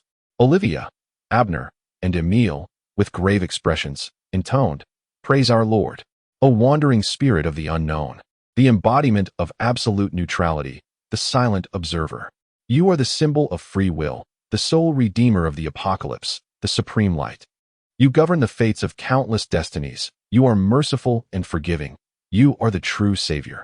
Please, open the gates of the kingdom and accept the heartfelt gratitude and offerings of your faithful followers." As they chanted, some devotees wept. They all understood that after this, their Lord would succumb to slumber. For the devout, this was akin to a thunderclap on a clear day. Yet their gazes remained steadfast as they continued to recite the incantations. They were prepared to offer sacrifices for their Lord, even if it meant themselves. With a thunderous roar, amidst the chorus of prayers, an invisible passage opened in the void, unleashing indescribable, resplendent colors. An illusory door materialized, slowly revealing a narrow crack. Beyond the crevice of the door lay an entire world. Even a mere glimpse sent waves of exhilaration through Lynn and Olivia. What a world! So perfect and untainted. It was light. It was redemption. It was hope. The blinding radiance surged forth, enveloping the entire frozen edifice. In an instant, the brilliance flickered, and the ice and debris vanished without a trace. Our Lord! Lynn felt a void within her heart, tears streaming uncontrollably. In the real world, the subterranean tomb. It has come. Aaron lay with his eyes closed, nestled within the stone sarcophagus, feeling a piercing chill enveloping him. The power that once belonged to the crimson sun, extinguished, was transformed by his enigmatic abilities into pure, crystalline ice, radiating outward from his core. Suddenly, the entire sarcophagus was encased in frost, the biting cold seeping outward and freezing the entire tomb. It continued to expand, ultimately forming a solid elliptical shape, resembling a colossal ice egg buried within the earth. As the ice reached its limits, the outermost chill receded, no longer spilling forth. The psychological suggestion was also firmly in place. Aaron was enveloped in a chilling terror, as under the weight of that frigid current, his body, heart, veins, soul, and even every fragment of thought became stagnant, subsequently cemented in a state of eternal stillness. He succumbed to an everlasting darkness. Chapter 79. Siblings Sotos' Castle. The current Earl of Greenwood, the Frostwolf Duchess, and the protector of the Greenwood and the Northern Territories, Ginny Sotos, sat at her writing desk, perusing the tomes left behind by Aaron. Her brother was indeed a man of profound wisdom. The plethora of novel inventions and concepts was astonishing. Ginny marveled, realizing that even a fraction of these ideas could alter the world entirely. Yet, she resolved to initially create some practical items to enhance daily life. She feared that drastic changes might jeopardize the nobility's rule and status. Thus, she intended to craft only a few utilitarian goods to ameliorate existence. Soon after, Ginny's gaze shifted to the esoteric texts. Beneath the flickering candlelight, her delicate, fair fingers turned the pages, trembling slightly. All things possess a spirit. This is the foundation of the extraordinary path. The meditation of shadows. An overview of rituals and divination. It dawned on her that Aaron had not derived his power from their grandmother, but had embarked upon an extraordinary journey. No wonder those individuals could never attain protection, no matter how fervently they performed their rituals. A faint smile graced Ginny's lips. Erin had always been an enigma, delighting in confounding others. As she delved deeper into her reading, Ginny's expression grew increasingly grave, even tinged with a hint of dread. As part of the family legacy, Erin had bequeathed the secret teachings of darkness, underworld, and shadow. While the more overwhelming and potentially incomprehensible concepts of crimson and cocoon were mentioned only in passing. Yet, the descriptions still sent chills coursing through Ginny's entire being. The extraordinary path was never a fairy tale. It was bloody, mad, and obsessive. One must wield reason to combat the beasts within. As Ginny absorbed Erin's warnings, she recalled his prior admonitions. Should she refrain from embarking on the extraordinary path? After careful contemplation, a rueful smile escaped her. At this moment, although the Greenwood and the northern regions were somewhat unsettled due to Erin's abdication, outwardly they still maintained order. After all, the previous announcement stated that Erin remained in the Greenwood, engaged in rigorous cultivation. Such a deterrent could sustain for years. However, as decades passed without Erin's appearance, ambitious individuals would inevitably emerge to test the waters. Furthermore, the defeated from the Kaga's kingdom would seek to exploit the chaos. Thus, acquiring greater power was paramount. Ultimately, Ginny could no longer resist the allure of the detailed introduction to the meditation of shadows. Her longing for the transcendent and mystical forces was profound. The fourfold flame meditation, a searing of the flesh, awakening the darkness through ritual, achieving unburned. Unbeknownst to her, the candlelight had nearly extinguished. A maid entered to replace the candles, revealing herself to be Dolly. Ginny, roused from her trance, gazed at the flames upon the candlestick and suddenly extended her palm towards the flickering fire, enduring its scorching heat. Oh, could it be that Erin is deceiving me? He used to relish teasing me in our youth. Sob sob. Dolly rolled her eyes at the sight, sensing that the peculiarities of the former lord seemed to have been passed down to her younger sister. The biting cold wind swept through a crossroads in the kingdom of Kagash. A magnificent steed trotted forth, bearing a young knight upon its back. He was relatively handsome, donned in a suit of iron armor, with a long sword at his waist, yet he bore no insignia of nobility. Upon entering the tavern, all eyes turned to him, an understanding glimmer in their gazes. Clearly, he was either a landless knight or the younger son of a noble, dispatched to fend for himself after the elder brother inherited the family estate, commonly referred to as a wandering knight. Once a rare sight. Since the Green Devil's conquest of the north, many nobles had been stripped of their lands, transforming into wandering knights, roaming the kingdom and engaging in professions ranging from guards and mercenaries to robbers and assassins, thereby imposing great pressure on the kingdom's security. Bring me a bottle of your finest wine, along with roasted meat, Sean commanded loudly. When the roast arrived, he did not hasten to indulge, instead pouring himself a glass of wine and leisurely carving his meal. The surrounding patrons exchanged glances, a smile creeping onto their faces. It was evident that this young lad lacked extensive experience in the world, resembling a fledgling creature recently cast from its nest, still possessing ample wealth. This made him a favored target for all thieves and robbers. Half a month later, a ragged beggar, looking much like a vagrant, aimlessly wandered along the King's Avenue. Damnable thieves, cursed robbers, wretched tavern keepers, Sean muttered incessantly.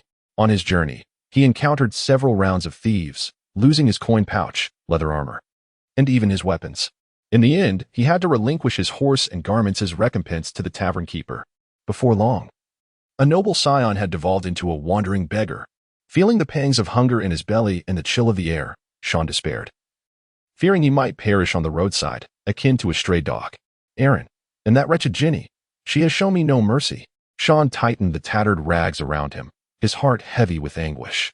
At long last, amidst the torment of hunger and cold, darkness enveloped him, and he collapsed by the roadside.